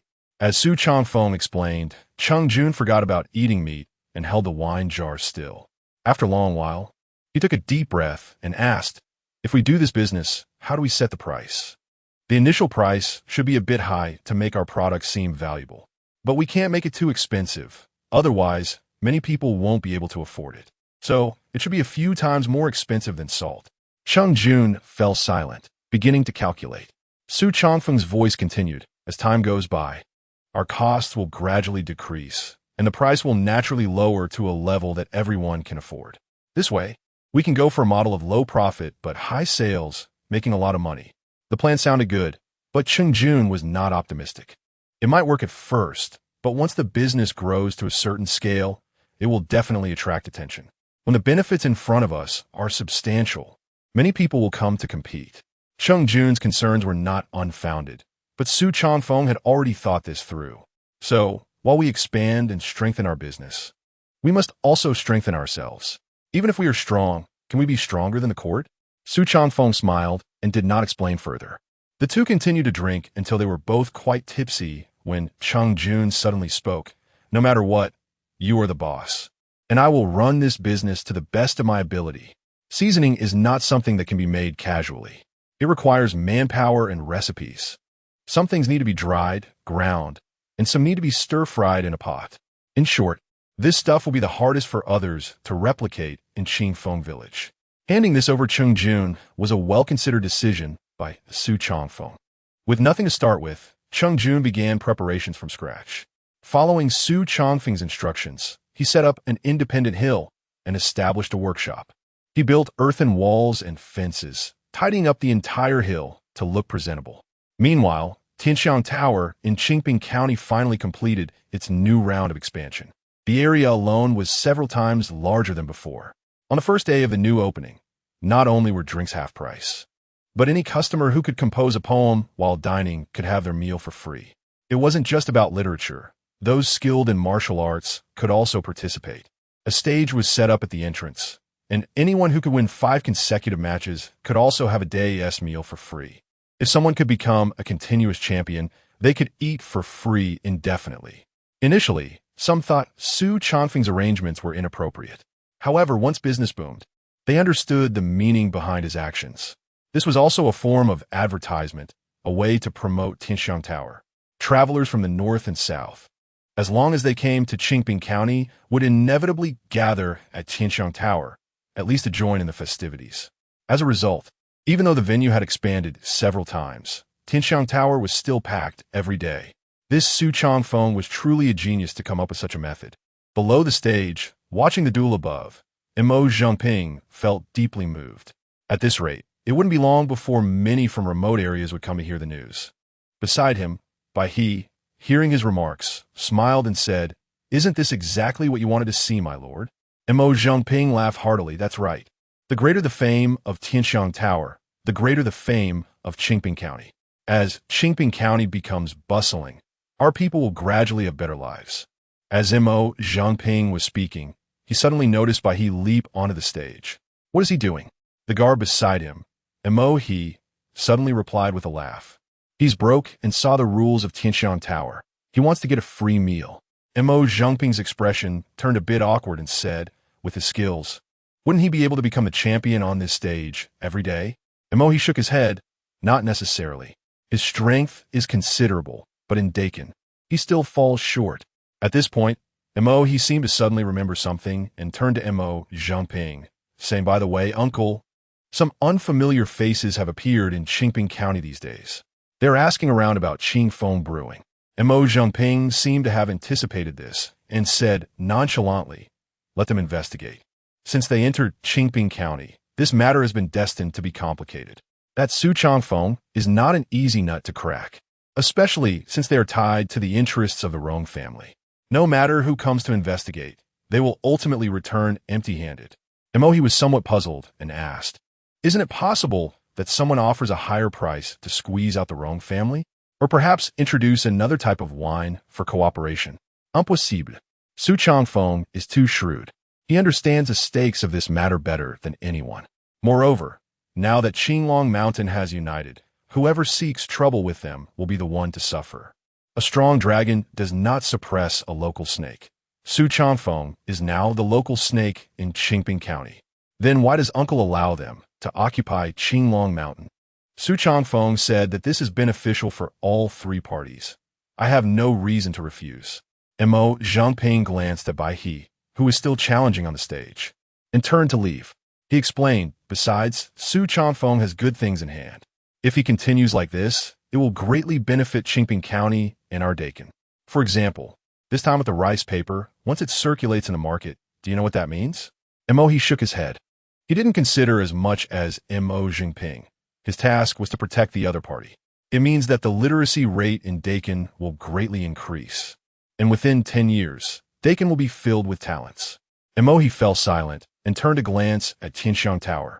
Because on the second floor of Tianxiang Tower, Su Changfeng was sitting by the window, watching the situation on the stage below. Chapter 60. "Madam, are you feeling unwell?" Su Changfeng sat in the private room on the second floor, constantly paying attention to the situation outside Tianxiang Tower. He was not here to watch any arena matches, but to observe the response to the Xian paper. The poetry left for free meals, and the arena matches were merely small tricks to attract customers. Writing poetry at Tianxiang Tower required writing materials, and the paper used for writing was the Xian paper they produced. The promotional materials at the entrance of Tianxiang Tower also used their Xian paper. Such things were often spread by literati. In less than a day, many people had already started inquiring about the source of the Xian paper. Anyone who had used Xian paper would ask the attendants at Tianxiang Tower. The attendants were well prepared with a unified response. The paper used was Xian paper. And in a few days, a study would open across from Tianxiang Tower that would sell some Xian paper. The prices would be low, ensuring many could afford it. Once the news spread, all the literati and wealthy young masters in Qingping County were looking forward to it. On the contrary, Meng Xiaonan, sitting across from Su Changfeng, rested her chin on her hands, staring at him like a little fan. "Isn't what you're doing going to ruin our partnership with the Rong family?" Su Changfeng understood Meng Xiaonan's concern. She was worried that the tavern business would fail. However, since Su Changfeng dared to act this way, he had already made various preparations. "Don't worry, we haven't signed a contract with the Rong family regarding the Xian paper. They only have priority rights." "Isn't that also a kind of agreement?" Meng Xiaonan said, puzzled. "By openly selling the paper, how can they make money from it? Our paper will be sold at 2 different prices." "What do you mean?" Not only Meng Xiaonan, but even the 2 maids nearby perked up their ears to listen. Since following Su Changfeng, they had learned a lot of knowledge they had never been exposed to before. One price will be the factory price, which is the one I discussed with Rong Yoshua beforehand. That price is limited to that type of paper. The other price will be the retail price at all Dakong stores. For example, the type of paper we made earlier was sold to the Rong family for 30 won per sheet. However, if we sell it ourselves, we will charge at least 51. This way, we can give the Rong family a 21 buffer profit. And they can also sell it at a higher price due to regional differences. Do you understand now? Fearing that Meng Xiaonan might not fully grasp it, he described it further. After his explanation, Meng Xiaonan finally understood and gave Su Changfeng a thumbs up, saying, "If it's really like this, we haven't breached our promise." But Sister Yoshua must be feeling bad about it. Su Changfeng didn't care about that. He wanted to think long-term. Once the Qingfeng study opened, they would not only sell paper. They would sell brushes, ink, paper, and inkstones. These were all big businesses. As long as they expanded these businesses, even if they weren't imperial merchants, they could still compete with trading firms like the Rong family. At that moment, across from Tianxiang Tower, The busy monkey was leading people this way. He had seen this guy run into his private room. "Boss, everything is arranged. The paper will be delivered tomorrow, and we can open for business." Su Changfeng gestured for him to sit down and talk. After spending so much time together, Monkey knew Su Changfeng's temper and didn't bother with pleasantries. He sat down and poured himself a cup of tea. "My uncle has already taken people back to prepare for loading the cart." Su Changfeng smiled and said, "You all know the watermark marking on the paper, right?" "Yes." Monkey replied excitedly. "We can't sell any paper without a watermark. My uncle arranged that long ago." Su Changfeng nodded. "Good, you guys can handle that. But I need to visit our farm." With the autumn harvest season approaching, as a small landlord, he had to check on his fields. Seeing Su Changfeng's demeanor, Meng Xiaonan rolled her eyes, not understanding what he was so happy about. Small landlord? Not just in Qingping County, but looking at the entire Dakong. Small landlords are also the epitome of poverty. Owning 100 acres of good land qualifies one as a small landlord. But these people have to support their families and the farmers working for them. Most importantly, they have to pay taxes to the court. So, to live a decent life, 100 acres of good land is far from enough. She had promised everyone at Qingfeng village to protect their safety, so naturally, she would follow Su Changfeng closely wherever he went. A carriage carried the two of them, while their maid sat outside driving it. The distance from the city to their farm wasn't very far. It was just outside the city.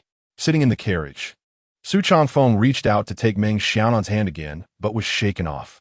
"Don't move." Su Changfeng, thick-skinned, was not embarrassed at all and continued to tease her. When he reached for her a second time, Meng Xiaonan didn't resist anymore. It was as if she understood Su Changfeng's temperament. He wouldn't give up until he got what he wanted.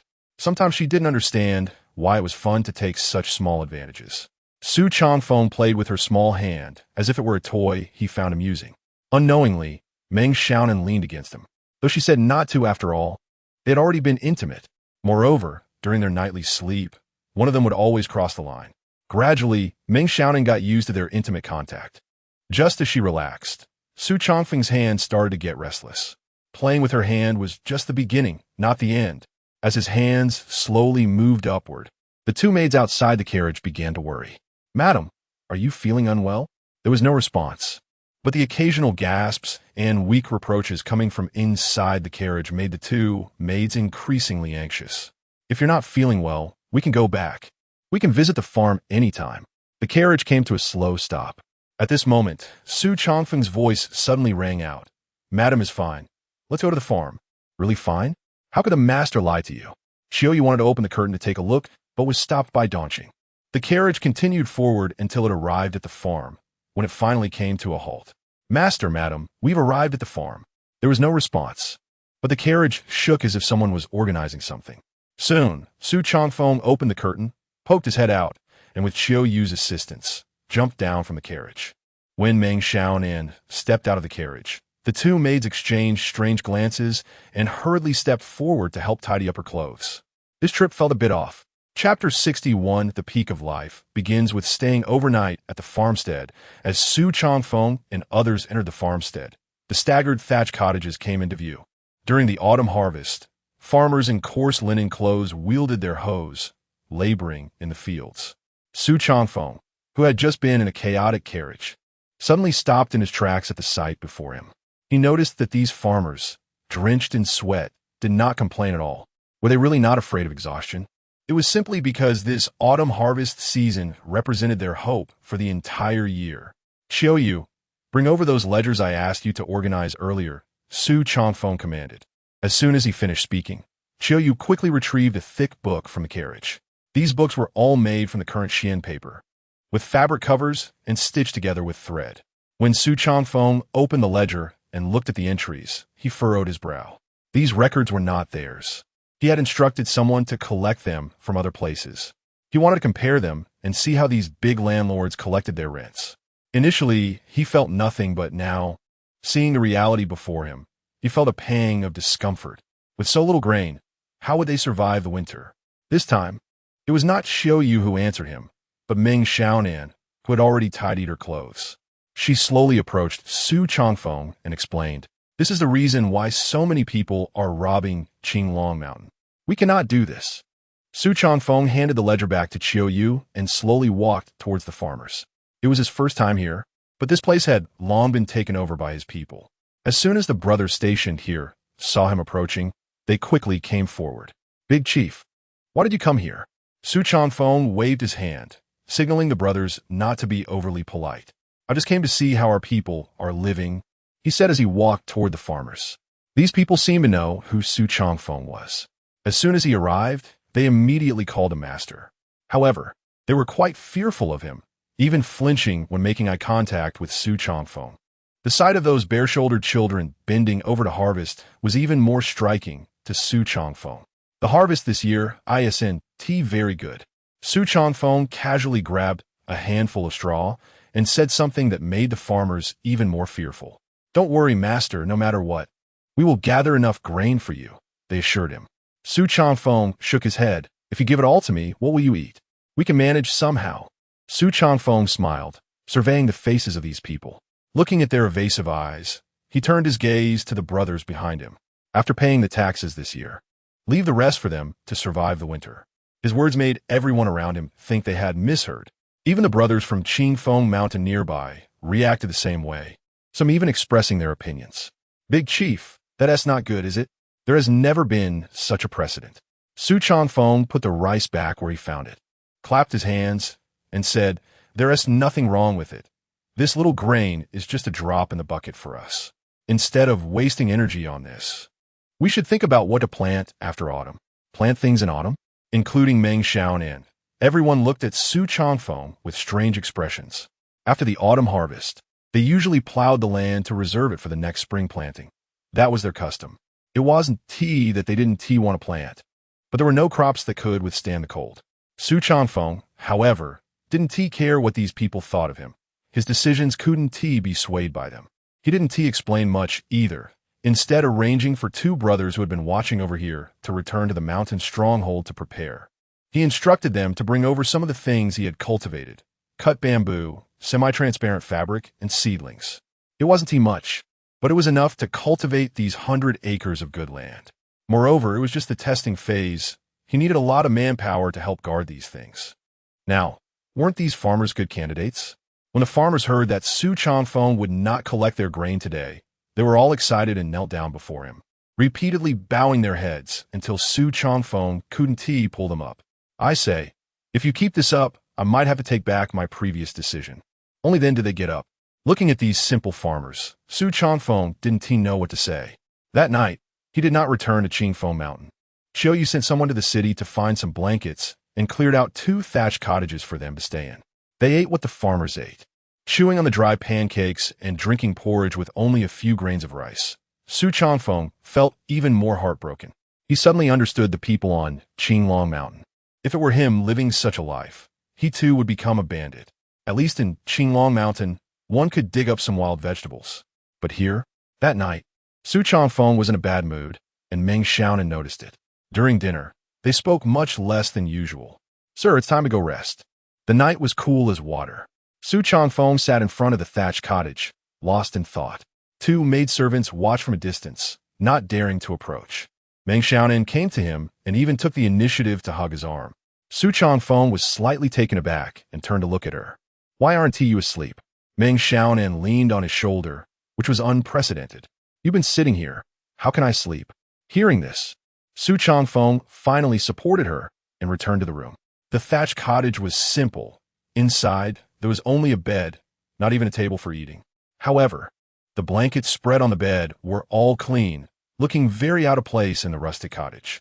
Today, Meng Xiaonan was quite surprising. Ever since entering the farmstead, her actions had caught Su Changfeng off guard. First, her demeanor was somewhat affectionate, and then she took the initiative to embrace him. Now, after lying down, he didn't know if it was because the bed was small or if the woman was doing it on purpose, but she squeezed tightly against him. The smooth skin caught Su Changfeng's attention. He turned to look at Meng Xiaonan, who had her eyes closed, and he even thought he had misperceived. This woman had actually removed her clothes. She had never done this before. Stretching out his palm, feeling the warmth from his hand, and seeing the redness on her face, Su Changfeng finally understood and turned over to press down on her. That night, in the small thatched cottage, Su Changfeng reached the peak of his life. Unlike last time, where there was only the result without experiencing the process, he finally experienced it in this farmstead. The sounds of the wind, the chirping of insects, the creaking of the wooden bed, and Meng Xiaonan's deliberately suppressed sounds combined to form a beautiful melody. Chapter 62. Greenhouse Planting, Changing Farmers' Lives. Su Changfeng, for the first time since his arrival in this world, woke up late. Xiaoyu, familiar with his sleeping habits, stood at the door for a long time without hearing any movement from inside. Could it be that the master couldn't sleep well last night? Dongqing also came to the door waiting for Meng Xiaonan, holding clothes in hand, waiting for her master's call. Hearing Qiuyu's words, she shook her head and said, "That shouldn't be the case. The master can fall asleep even while lying on a chair. His sleep is very good." Qiuyu frowned. Then it must be that there are too many mosquitoes here, which is why he didn't sleep well last night. But in this weather, there shouldn't be many mosquitoes, right? The two were discussing at the door, and breakfast time had already passed. Even those who went back to the mountain village to transport seedlings had returned. Yet the two masters still hadn't gotten up. Should we call out to them? No, let's not. It's hard to get a good rest, and if we wake them up, the master will blame us. Sleeping until naturally waking up describes Su Changfeng's current state perfectly. When he finally came out of the house, he looked refreshed. He had never felt this energetic since arriving in this world. Is it so late? Seeing the two maids at the door rubbing their legs, Su Changfeng said, "Go in and attend to the lady. Remember to be careful." Not only Su Changfeng, but Meng Xiaonan also looked the same. When she came out, her complexion was rosy, and she seemed to have become a few years younger, giving off a more charming and radiant vibe. Not only had her appearance changed, but her attitude towards Su Changfeng had also undergone a complete transformation. That day, perhaps because Su Changfeng was in a good mood, he took the initiative to help the farmers plow the fields, teaching them to plant all the seedlings in the ground. "Master, if we plant like this, they'll freeze to death in winter and won't grow well at all." Su Changfeng turned around, glanced at Qiuyu, and smiled, saying, "Since they will freeze to death, then we should keep them warm." How do we keep them warm? Not just Qiuyu, but everyone present turned their gaze towards Su Changfeng. He often said odd things, and Meng Xiaonan had already gotten used to it. However, it was precisely because of his peculiar ideas that Qingfeng village had developed to its current scale. Does the master have a way to keep these seedlings warm? Meng Xiaonan's tone had changed, and this attitude pleased Su Changfeng greatly. Keeping them warm is simple. We can build houses for them. As he spoke, he had people move over the prepared cloth and bamboo, and, according to his instructions, they began to construct the greenhouse. With many hands, a small vegetable greenhouse was quickly completed. Looking at the result, Su Changfeng's face was full of smiles. "See, this kind of greenhouse can block the wind and prevent frost. When it gets really cold, we can even light a fire inside to maintain a stable temperature." Hearing this, everyone present was dumbfounded, especially the farmers, who felt their master was a bit out of touch with reality. Spring planting and autumn harvest were natural laws. How could their master think of changing the laws of nature? Wasn't that akin to witchcraft? However, Su Changfeng was their master, and he had even left them the grains they planted yesterday. So even if they didn't agree internally, they wouldn't say much. Soon, all the farmers in the village began to carry out Su Changfeng's orders. With the help of the brothers in the village, most of the fields had greenhouses built. The large and small greenhouses wasted quite a bit of the village's resources. From a distance, they looked like large buildings, drawing attention. Remember, we must keep an eye on the situation inside at all times. When winter comes, while others have no vegetables, we will have them. At that time, we can sell these vegetables to the rich in the city in exchange for enough grain. The price of winter vegetables will definitely be much higher than usual. Su Changfeng's words made the farmers particularly attentive. They would at least stick it out until winter to see how things went. After spending so much money, if they angered their master later, they wouldn't be able to bear the consequences. Looking at their accomplishments, Meng Xiaonan sat in the returning carriage, staring at Su Changfeng, her eyes seemingly full of words. Spending so much money just to help them live better? Su Changfeng leaned against the carriage window, sticking his head out to watch the farmers wave goodbye. "It's not just for that. This is our industrial base." "What base?" The agricultural planting industry." Meng Xiaonan's expression was particularly wonderful. just based on this more than 100 acres of land? Su Chongfeng finally withdrew his gaze, closed the carriage curtain, and wrapped his arm around Meng Xiaonan's slim waist. Don't underestimate this more than 100 acres. It can not only improve our lives, but also lead the trend of the entire decom. At this point, he seemed to think of something and said again, "By the way, we need to think of a way to teach the people in the village to raise livestock when we go back this time." Raising livestock? Chickens, ducks, cows, sheep. If they could be raised, let's raise them. It's not like before. Su Chongfeng sighed. Now that our village's living conditions have improved, it's necessary to raise some livestock to prevent waste. With these livestock, we can make fertilizer from the manure to spread on the fields, and during festivals, we can slaughter them for meat. If we run out of money, we can sell them to relieve the pressure of living. There are so many benefits. Meng Xiaonan's eyes lit up, secretly memorizing these in her heart. Not only Meng Xiaonan, but even the two maids driving the carriage in front also silently noted these down in their hearts. There are plenty of benefits. These are just small things. As our quality of life improves, there will be even more benefits in the future. Meng Xiaonan looked at him with admiration. It's still good to have knowledge. A sharp mind can equal 10 people. Sometimes, I really envy Sister Yushua. Hearing Meng Xiaonan's somewhat sour words, Su Chongfeng comforted her. Don't compare your shortcomings with other strengths. You envy her intelligence, but she envies your skills. Meng Xiaonan shook her head and said in a somewhat spoiled tone, "Husband, could you teach me to read and write? Aren't you already good at it? But I'm not proficient. I can't write poetry or essays, and my handwriting is bad." Hearing this, Su Chongfeng laughed heartily, and an idea popped into his mind. "How about this? You teach me martial arts in the future, and I will help you with reading and practicing writing. How about that?" Meng Xiaonan nodded vigorously. "It's a deal." The two extended their fingers, just like children, hooking them together. "It's a deal. Moreover, I already have a plan in mind." "What plan? Aren't we going to open the Qing Feng study soon?" "In the future, I will dictate, and you will write. Together we will produce several classic works." "Really?" "Of course. I've already thought of the title for the first book. It will be called Romance of the Three Kingdoms." Chapter 63. Business is squeezed. Can't sell anymore. The opening of Qing Feng study. On the first day, only rice paper was sold.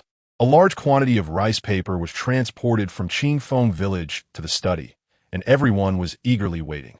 Coupled with the recent popularity of Tianxiang Tower, the study also enjoyed a wave of considerable heat. The literacy rate in Qingping County is not high, but when everyone gathers together, it is still a significant force.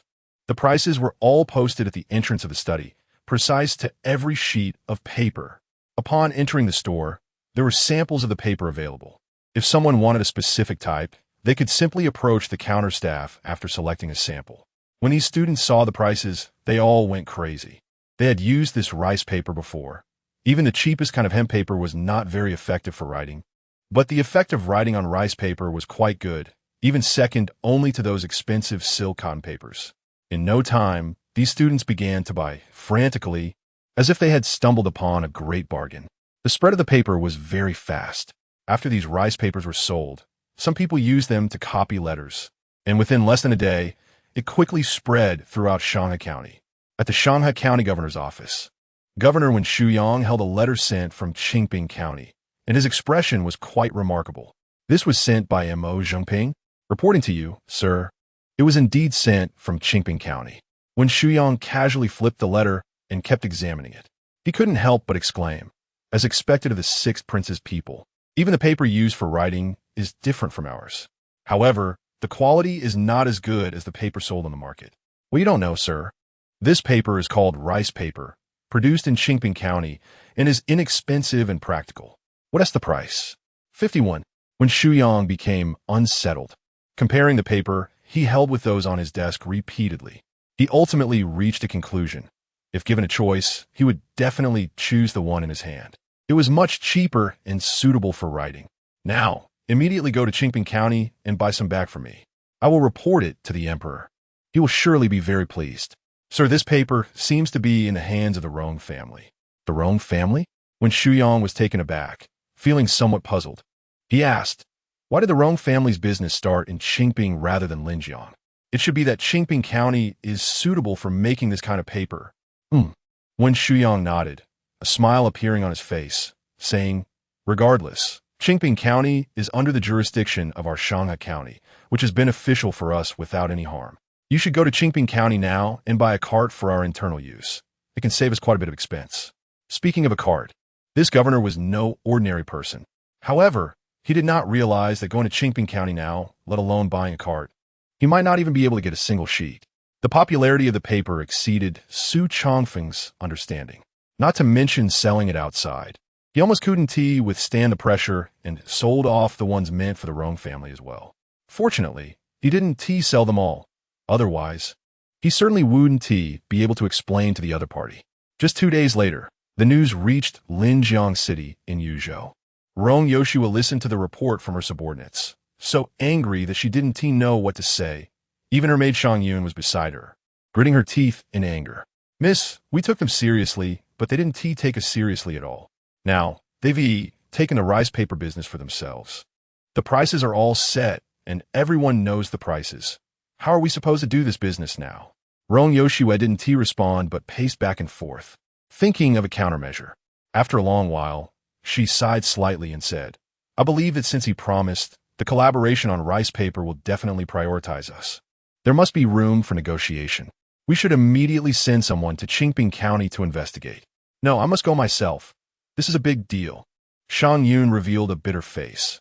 Miss, you really can't go for this matter. This time you're going to the capital, and you promised the Grand Princess. You might even have to meet the Emperor. Also, regarding the rice paper, you've boasted to the Grand Princess, if this matter cannot be resolved. Shang Yun didn't dare to think further. If this matter couldn't be settled, it could easily put the Rong family in a dilemma. I will write a letter. You let someone take it to Qingfeng village, and our merchant convoy will go along.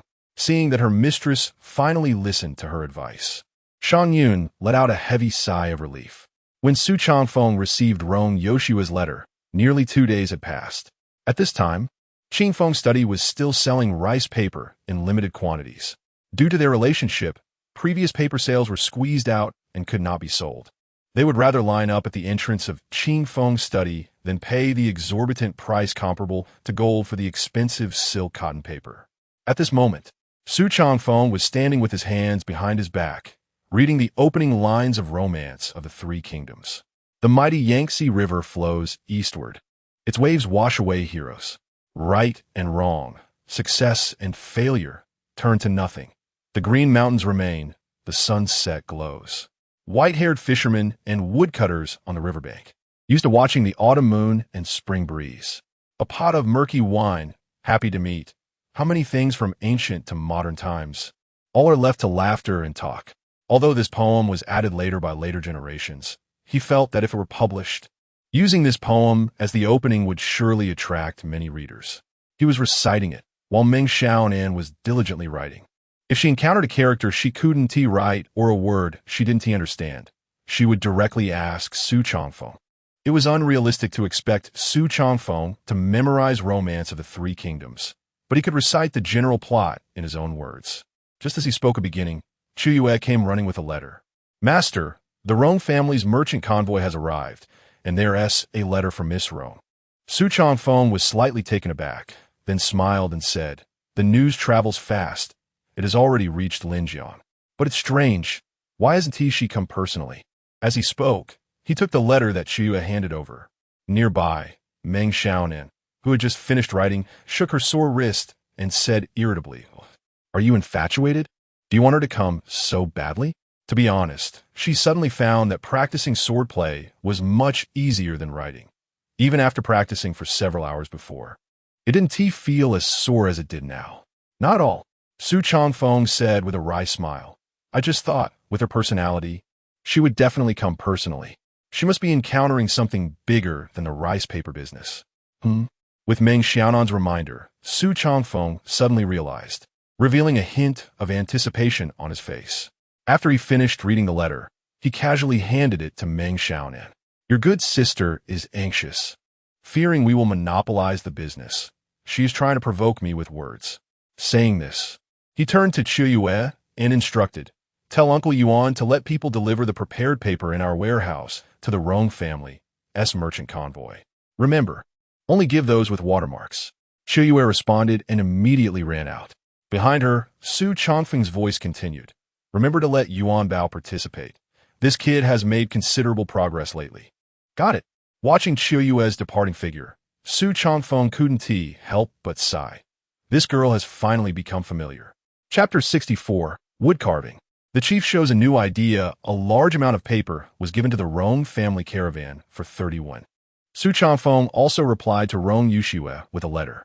Meng Xiaonan, who only wrote a brief introduction, seemed a bit unhappy. However, the time had come, and Su Chongfeng needed to attend to other matters, so she did not press the issue. In the morning, she practiced martial arts, then took an hour to write, followed by her usual work schedule. Although it was said she was never far from Su Chongfeng, Meng Xiaonan was mostly busy with her own affairs in Qingfeng village. Despite Su Chongfeng's improved ability to protect herself, she still followed Su Chongfeng whenever he went out. After all, Su Chongfeng was too important to Qingfeng village, and she feared something might happen to him. Walking through Qingfeng village and watching the busy crowd, Su Chongfeng constantly smiled. By the way, Qiuyue, let's go to Uncle Lu's place first. Lu Chun, the carpenter of Qingfeng village, had a rather unfortunate life before arriving at Qingfeng village. Not much better than Su Chongfeng. Of course, due to his personality, he had not been given much responsibility upon his arrival. It was only after Su Chongfeng came that he started to gain importance. At that moment, Lu Chun was busy in his yard with various chairs arranged around him. All of these were made based on the designs drawn by Su Chongfeng. No matter how much he made, Su Chongfeng always paid him fairly, helping him support his household.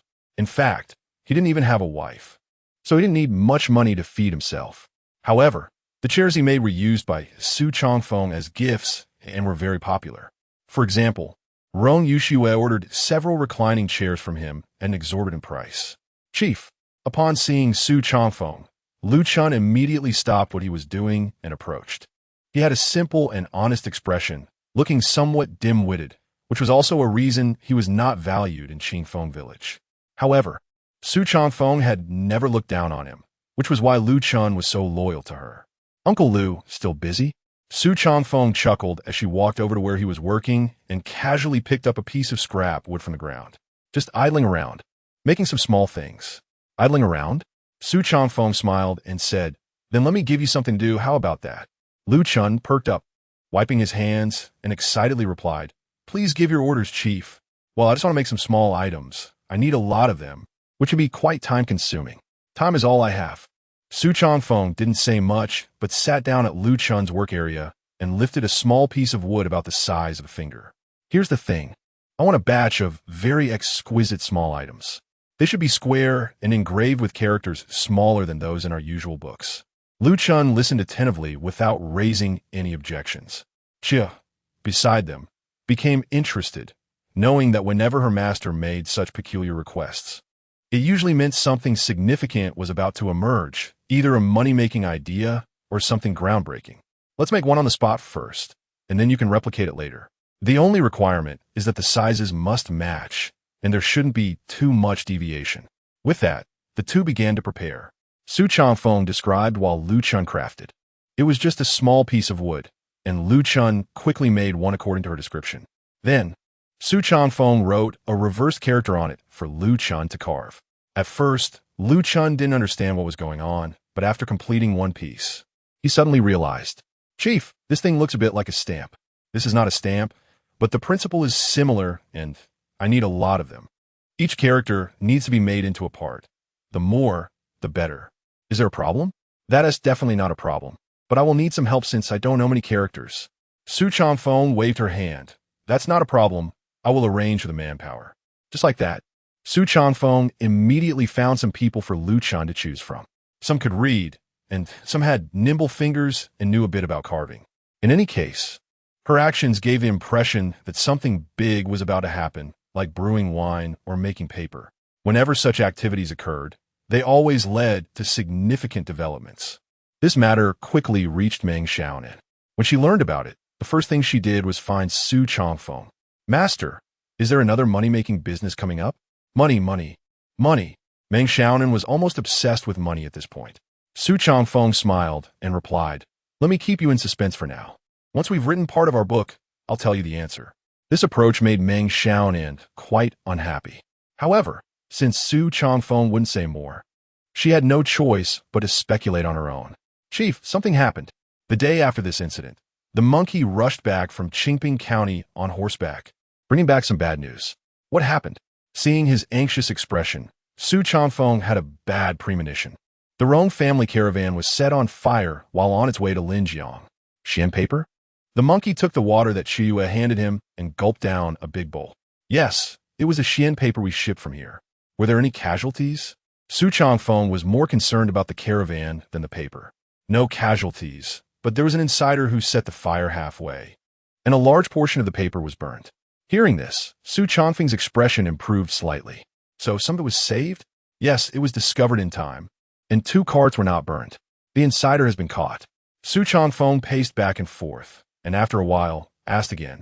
Wasn't it said a few days ago that someone in Qingping County was inquiring about our Qingfeng brewing news? What happened?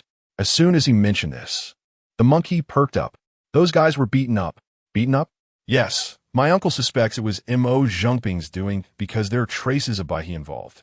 Su Jianfen's There is finally some good news regarding the burning of the Rong family's Xian paper. Mo Zhengping's intervention clearly indicated that he was on the same side as them. The future development of Qingfeng village would be smoother now. We need not worry about the Rong family. If they dare to act, it's definitely not something we can provoke. However, we must be careful on the Qingping County side. Go back and tell your uncle that we are not strong enough right now to step into the spotlight. We need someone to hold the banner for us. If we encounter someone difficult to deal with, go find Mo Zhengping. The monkey nodded vigorously. The chief can rest assured. My uncle thinks the same way. The monkey returned just to deliver the news and to report on the situation in the county. Ever since their business expanded and Qinglong Mountain unified, they have had people going back and forth between the 2 locations every day. He was just taking advantage of the opportunity to run back and forth, which was quite tiring. Chapter 65, The Prosperous Capital. A name known across the world, the capital of Dakong, a symbol of prosperity and nobility. The city walls are tall and sturdy, showcasing the majesty of the royal family everywhere.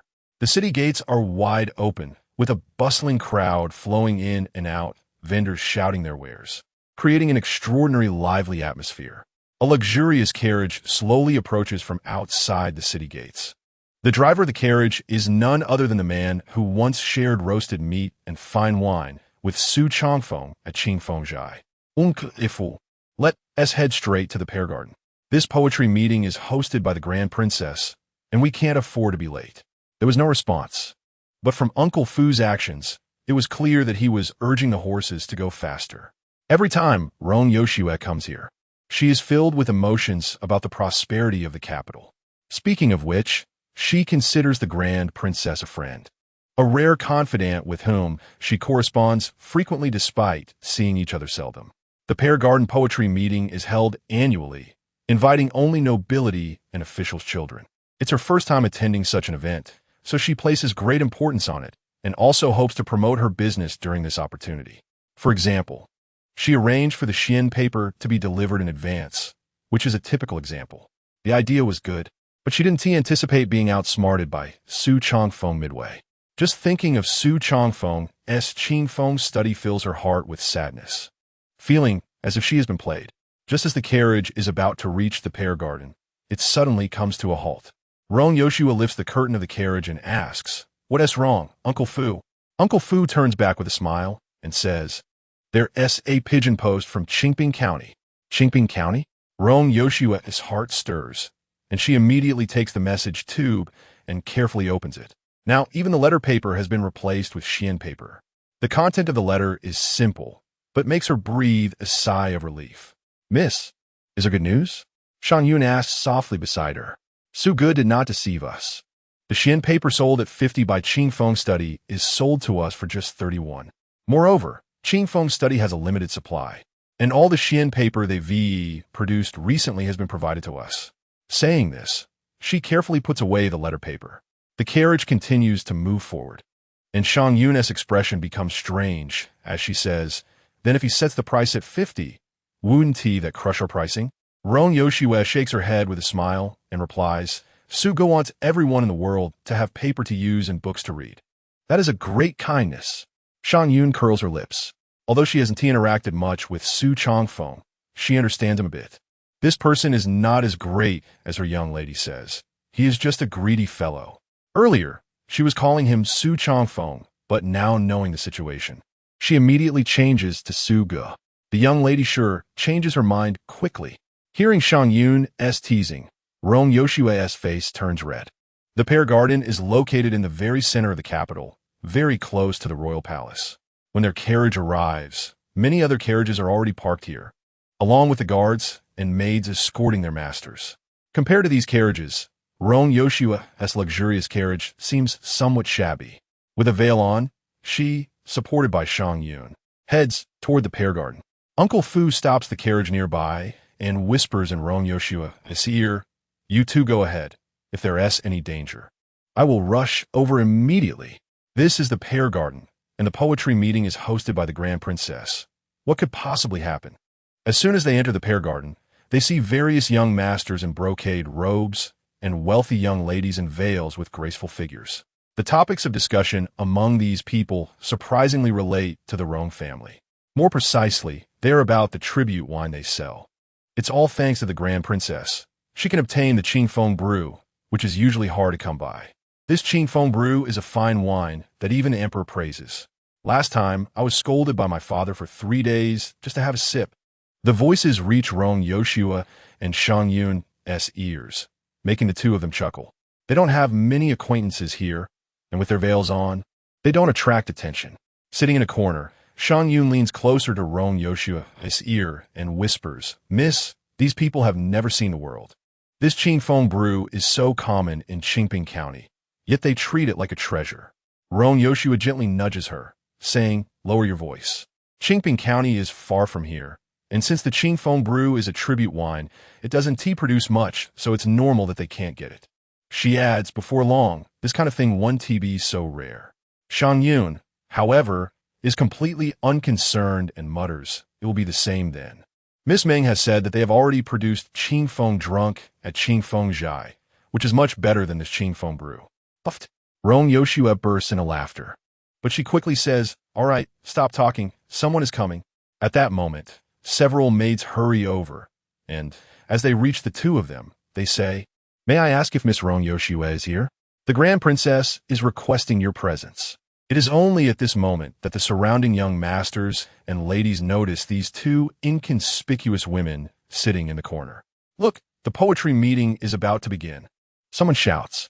Before long, a dozen maids dressed alike come forward, each carrying a stack of Xian paper, slowly approaching. Once the young masters and ladies are seated, they place the Xian paper on the tables before them. The Grand Princess said that the poetry meeting is an occasion to showcase everyone's talents. Such occasions shouldn't be burdened with too many formalities.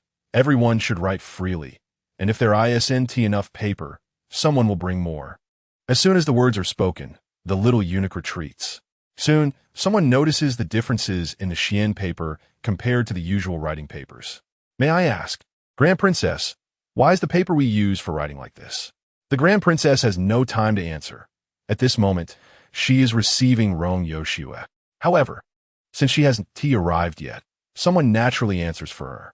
In response to the young master's question, our princess said, "This is Xian paper, which is inexpensive and suitable for writing and painting, and His Majesty is very fond of it. Therefore, the paper used for this poetry meeting is by the emperor's suggestion." Once these words are spoken, everyone below becomes excited. The emperor's suggestion carries a different significance. This means that even the emperor is paying attention to this poetry meeting. Perhaps their performances will be noticed by the emperor as well. Rong Yoshua didn't even think that her purpose for being here was to promote the Xian paper. Now, without her doing anything, the paper has already gained publicity. At this poetry meeting hosted by the royal family in the capital, just the fact that the emperor likes it is the biggest advertisement. From this day on, Xian paper will become famous and be valued by everyone. Not to mention Rong Yoshua. Even Su Changfeng probably didn't expect that the speed of the Xian paper's spread would be this fast. If he knew, this incident involving the burning of paper would become exceedingly ridiculous and laughable. She is unaware that the Grand Princess's exclusive invitation to her is closely related to the current Emperor's selection of a consort. The Grand Princess knows. Su Shouan knows. Rong Lu knows. But only Rong Yoshue remains oblivious. Chapter 66. Miss, our rice paper has been burned in the pear garden inside the water pavilion. Rong Yoshue was chatting with a princess friend, whom she rarely met. Though it seemed like casual conversation, Rong Yoshue was anything but happy. Yoshue, I regard you as a sister, and you should know that what His Majesty decides cannot be changed by others. If you enter the palace, you can break the deadlock of no one from the Rong family holding an official position. Moreover, His Majesty is not that much older than you. His Excellence cannot diminish your worth. Rong Yoshue's expression was very poor, her head tilted to one side, not daring to look into the princess's eyes. My Rong family only has one younger brother, who is still underage. If I enter the palace, who will help my father share the burden? Besides, Yoshue already has someone she admires. Since your highness regards Yoshue as a friend, you wouldn't force her, would you? Someone you admire? The princess clearly paused, somewhat disbelieving of Rong Yoshue's words. Soon, she regained her noble and elegant demeanor, slowly rising and walking to the railing of the water pavilion. Her light steps swayed gently, radiating a charming glow. With your talent, Yoshue, it's probably hard to find someone you admire in this world, right? Moreover, do you think the person His Majesty favors would easily give up on you? No one knew how complicated Rong Yoshue's feelings were. She even felt a bit regretful for coming to the pear garden.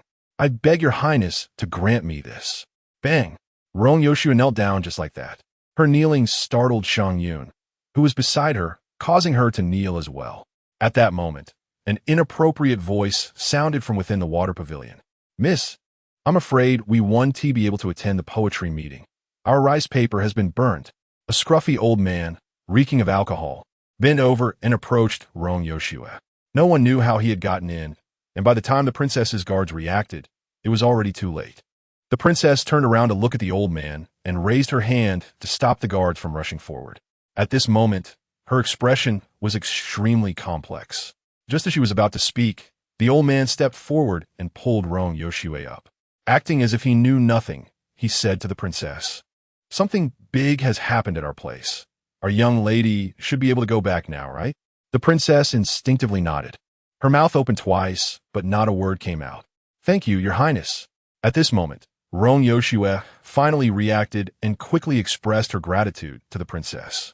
Until the three of them left, the princess in the water pavilion was still staring at their departing figures, lost in thought. How could he come here and become a servant of the Rong family? Shaking her head lightly, she said to those around her, Go check who set this fire. Once outside the pear garden, Rong Yoshue let out a heavy sigh of relief. Uncle Fu, thank you so much just now. Uncle Fu, driving the carriage and holding a wine jug, occasionally took a swig for himself. Hearing this, he casually replied, Why thank this old man? You should thank the one who set the fire instead. This time the loss is severe. So much rice paper, all burned in one go. Rong Yoshue's expression turned a bit grim. This cart of rice paper was crucial for her to break into the market, and now it was burned. This completely disrupted her plans.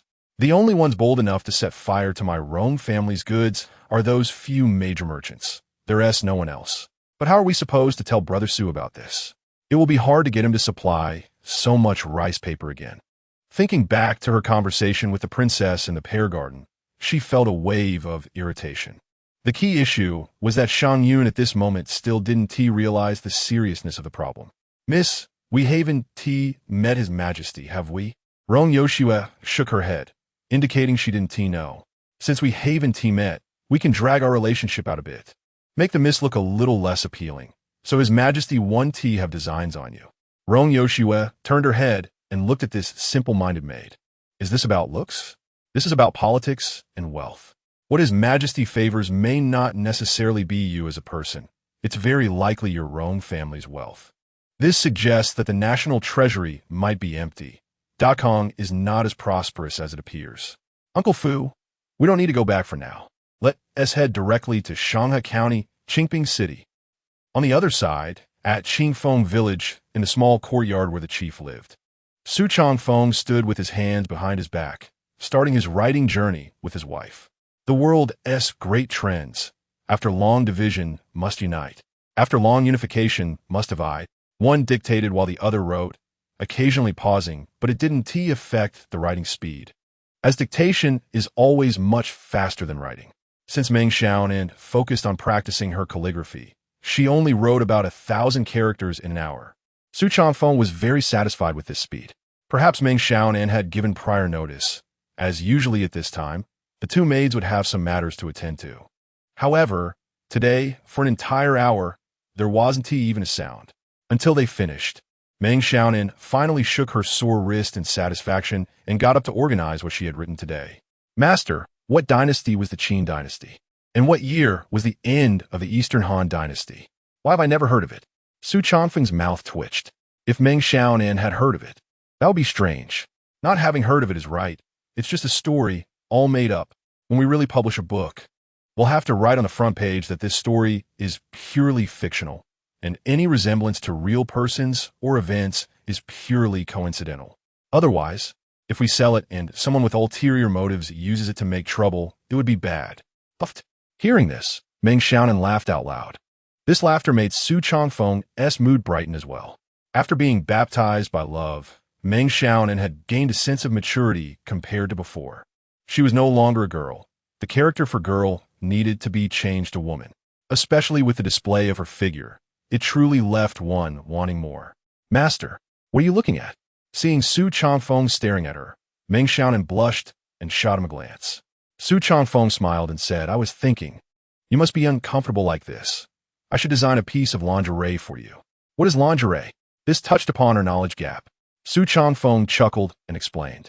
It's a type of clothing that allows you to relieve constraints, move easily, and still look beautiful. No, I'm feeling inspired now. I'll sketch a design and later have Sanyang. No need for Sanyang. Dongqing can make it. As he spoke, he had already come to the table, picked up a brush, and started sketching. Meng Xiaonan was a bit curious, but she stood aside, holding her breath, not daring to disturb him. Even the two maids who rushed in at the right moment were stopped by her, because this time he was using a brush. The drawing was not very fast, but when the design appeared in Meng Xiaonan's sight, her face instantly flushed. Seeing Su Changfeng stop his movements, she finally couldn't hold back. Husband, can this kind of clothing be worn? Why not? Not only can it be worn, but I guarantee you'll feel comfortable in it. As he said this, he turned to the two standing at the door and said, You two came at the right time. Come over and let us study together how to make this clothing comfortable and suitable. Chapter 67. Clothing Sizes. Measured with the palm wintergreen, your fabric choice is not good. It's too rough and unsuitable for clothes-fitting wear. You must understand that this clothing is like a second skin for women and must be made with quality materials. I said, Chiyue, don't rush to cut. First, we need to measure the size to make it just right, so it will be comfortable. The two maidservants listened to their mistress's strange remarks and didn't know what to say. Master, we can understand using quality fabric, but what about the size? Chiyue turned to look at Meng Xiaonan, feeling a bit troubled. Su Changfeng was slightly taken aback and also looked at Meng Xiaonan. Under the gaze of the three, Meng Xiaonan's face turned as red as a ripe apple, and she instinctively took 2 steps back. How do you measure the size? She asked softly. Su Changfeng extended his palm, gestured, and then looked at Meng Xiaonan. Of course, you measure with the palm. Saying this, Su Changfeng pulled Meng Xiaonan toward the room. This scene embarrassed Meng Xiaonan, but delighted the two maidservants. It wasn't until Su Changfeng took out a piece of cotton rope that she realized she had been played by him. In pursuit of Su Changfeng's idea, the group was busy. Before the clothes were made, Cheng Jun came looking for them. Big boss, our seasoning samples are ready. Do you want to take a look? Upon hearing this, Su Changfeng had no mind left for making undergarments. He handed the task to the three and followed Cheng Jun toward the hill where the Qingfeng seasoning factory was located. Watching him leave, Meng Xiaonan pouted. He said he was making clothes, but now he just ran off? Beside her, Wintergreen and Chiyue were both amused. In fact, the master is a good person.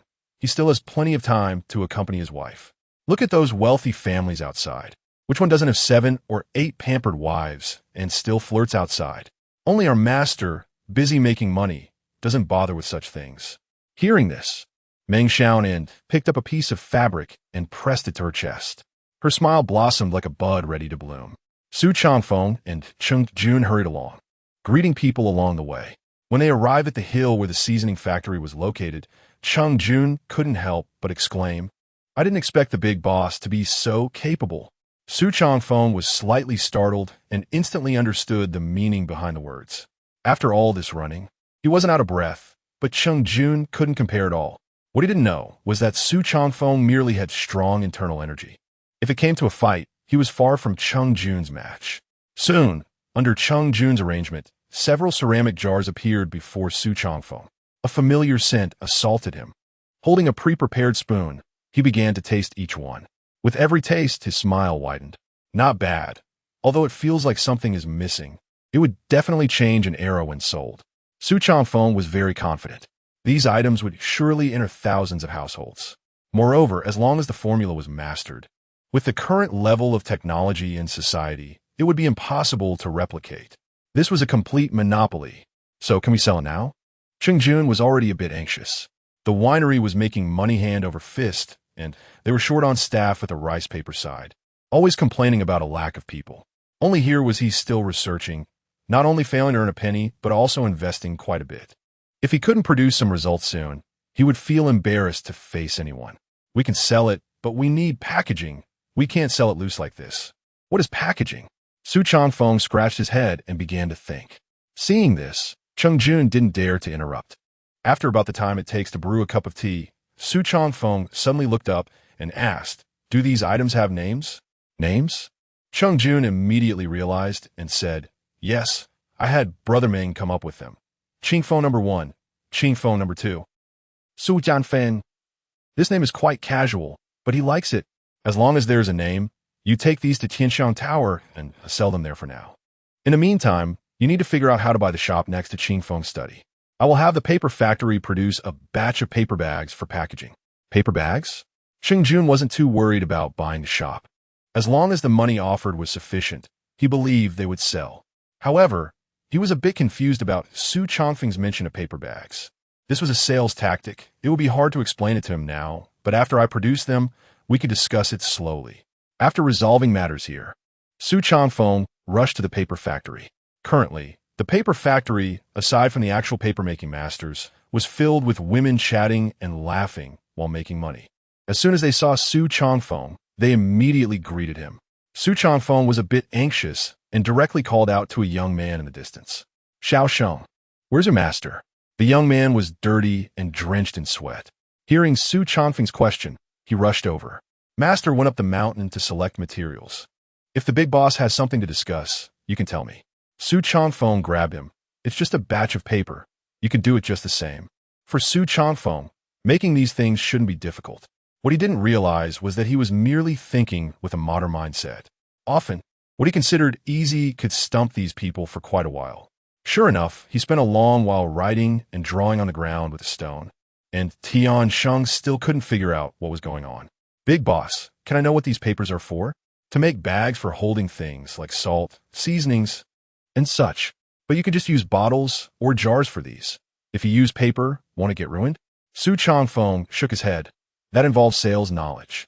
Whether it gets ruined or not doesn't matter, as long as it doesn't get ruined when we sell it. Moreover, customers can open the packaging themselves when they take it home." Tian Sheng still didn't understand. Since they had to open it after buying, why go through the extra step of packaging it? He couldn't comprehend, but he wasn't the big boss, so he would have to follow Su Changfeng's arrangements. After Su Changfeng finished explaining, he noted down these points one by one. "I'll go try it out. When my master returns, I'll discuss how to proceed with him." Just as Su Changfeng finished up, Lu Chun sent someone to find him. A batch of small items had already been produced, and they wanted him to come over and check if they were up to standard. Today, Su Changfeng was very busy, busier than ever. Chapter 68. Wanted to speak, but stopping. What a nice cool autumn. Each small square, neatly arranged and of the same size, adds up to at least 100. Su Changfeng was amazed by the speed at which they carved so many items in such a short time. "How is it, big boss? Does this meet the requirements?" Looking at Lu Chun's excited expression, Su Changfeng did not answer, but instead took out a wooden board the size of a book that he had prepared in advance. This board was glued together beforehand, allowing these small wooden blocks to be placed on top and fit perfectly when pressed down. Let us test the effect first. Lu Chun, not understanding, followed Su Changfeng toward the Zhongyi Hall. Here, there were papers for writing and wet ink. Su Changfeng arranged the wooden blocks in a certain order. Although there weren't many characters, it was still possible to form a few simple sentences. The first few sentences flowed well, but the latter ones felt forced due to broken characters. For Su Changfeng, the main purpose was to test, so whether it flowed well or not was irrelevant. After arranging them, he evenly coated the wooden blocks with ink and then gently laid the pre-cut paper on top. A miraculous scene unfolded. As Su Changfeng pressed down for the print, neat characters appeared on the paper. According to Su Changfeng's requirements, all the characters were very tidy, so the print on the paper naturally differed from standard writing. However, when the paper was gently peeled away, Lu Chun's heart couldn't help but start racing. It wasn't until the paper was completely removed that he dared to speak. I understand now. With our Xian paper and this wooden block, we can produce books in bulk. Big boss, you truly are a genius. I can't believe you thought of this method. Seeing Lu Chun's excited demeanor, Su Changfeng smiled and nodded, not feeling smug about it. Lu Chun continued in excitement. With these books, our children here won't have to worry about a lack of reading material in the future. His thoughts were still focused on the small home. While Su Changfeng knew that if this movable type printing could be promoted, it would have an epic-making significance, just like the advent of Xian paper. Perhaps the technique of Xian paper could be preserved, making it hard for people to learn in a short time. But movable type printing was different. As long as someone saw the manufacturing process once, they could immediately draw parallels and replicate it. Master, Miss Rong has come. The lady has asked you to go over. Just as Su Changfeng was discussing movable type printing with Lu Chun, Chiyue, who was making underwear at home, came running. Her long legs moved gracefully as she ran. Rong Yushue? What is she doing here? Su Changfeng casually picked up the freshly printed paper and headed home. It wouldn't be related to the burning of Xian paper, would it? Just as he muttered this, Chiyue spoke again from behind. Master, the lady isn't home. She took them to the fields. To the fields? Su Changfeng's expression grew more peculiar. What could they possibly be doing in the fields at this time? The autumn harvest was already over, and the fields were bare, surrounded by their greenhouses, offering nothing of interest. However, since they had all gone there, he could only brace himself and head toward the fields. He walked slowly, but Chiyue had to jog to keep up with his pace. In the fields, Meng Xiaonan was wandering around with Rong Yushue, followed by two maidservants at a distance. When Su Changfeng saw Rong Yushue again, he felt that this woman had undergone a certain change. She seemed to have lost some of her liveliness and gained a touch of sorrow. It was as if she had been paying attention to this side all along. For as soon as Su Changfeng arrived, Rong Yushue immediately noticed him. Big brother Su. The smile finally returned to her previously serious face. Was it because of the issue with the burnt Xian paper? Su Changfeng got straight to the point, which made Rong Yushue quite displeased. Not entirely. Mainly I forgot something when I came last time. What is it? Big brother Su. You forget easily. You should remember that you owe me a poem. When she said this, Su Changfeng frowned. He didn't even remember promising to write her a poem. What, big brother Su, are you try back out? In just a short time, the hint of sorrow she had was completely cast aside. Meng Xiaonan sighed slightly at her demeanor. However, she still held on to Su Changfeng's arm and said, Master promised Miss Yushue. Since you have time now, why not write one? Su Changfeng shook his head. Writing poetry isn't that easy. It's not something you can just say and do. But when you wrote the book earlier, that Lin Jiangxian was quite good. Su Changfeng. He didn't expect that the one holding him back would be his own wife. What Lin Jiangxian? Rong Yushue was clearly curious, her gaze shifting back and forth between the two, trying to find out more. Before Meng Xiaonan could respond, Su Changfeng spoke first. I'll keep Lin Jiangxian in mystery for now. You will understand it soon enough. Seeing this, Rong Yushue did not press further but smiled and said, Since Lin Jiangxian is a mystery, then the poem you owe me today must be ready. Su Changfeng felt a headache coming on. He was well-versed in Tang and song poetry, but suddenly having to come up with one was troubling. Because once it's written, explaining it becomes the most troublesome part. Rong Yushue, however, didn't care, saying Shang Yun. Bring out the ink and paper I prepared. Seeing Shang Yun suddenly approach, Su Changfeng felt even more overwhelmed. This woman had come prepared, and there was no escaping today. Qiuyue, Dongxing, come help. Make it easier for the master to write. Meng Xiaonan was also curious, so she immediately called out to the two maidservants. Right now, Su Changfeng felt like he was being pushed into a corner. Whether he could or couldn't, he had to do it. His gaze swept around, and he suddenly recalled the scene when he saw Rong Yuxue earlier. He didn't linger. Handing the printed paper, he held to Meng Xiaonan and picking up the brush to start writing. Everyone was focused on the brush in Su Changfeng's hand, while Meng Xiaonan stared blankly at the printed paper. At this moment, Rong Yuxue followed the movements of Su Changfeng's brush and began to read aloud. The youth knows not the taste of sorrow, loves the high tower, forcing words of sorrow to express. Now I know all the flavors of sorrow, wanted to speak, but stopping, yet saying, what a nice, cool autumn. She did not notice that Fu Bo, who should have been arranging the cart, had appeared behind her at some point. Following her pace, he too began to recite the poem Su Changfeng had written. Chapter 69, Such Talent. Yet a bandit Rong Yuxue, no matter how foolish she was, could see that this poem was not written for her. However, she treasured it like a gem. When she returned home from the field, she was still murmuring to herself. On the contrary, Shang Yun looked at her dazed expression and felt a bit uncomfortable. Miss, it's just a poem. Shang Yun thought it was far from that famous Qingpingdiao. Rong Yuxue turned her gaze toward Shang Yun and carefully unfolded the poem to read again. It is said that there is no first in literature. At the level of Brother Su, there wouldn't be any distinctions of good or bad in poetry. As long as it came from his hand, it would surely be passed down through the ages. Shang Yun curled her lip. Calling him brother, Su made it seem like she was putting him on a pedestal. Passed down through the ages? If this continued, if her young lady maintained an unclear relationship with this brother Su, it would eventually harm him. Competing with the son of Heaven of Dekong as a love rival, isn't that courting death? Miss, don't forget, this Su is a married man. Moreover, we can't resolve the current emperor's issues, and will only bring him endless troubles. If things get serious, it could even threaten our lives. Shang Yun's words seemed like a thorn, stabbing deeply into Rong Yuxue's heart. Not far away, Uncle Fu was leaning against a big tree, sipping wine aimlessly, muttering about the poem they just heard. This old man was always drinking, yet it seemed he could never get drunk. Hearing the conversation between the master and servant, he seemed to feel something and sighed. Such talent, yet a bandit. His voice was loud enough for both women to hear clearly. Rong Yuxue immediately retorted, Uncle Fu. He is not a bandit.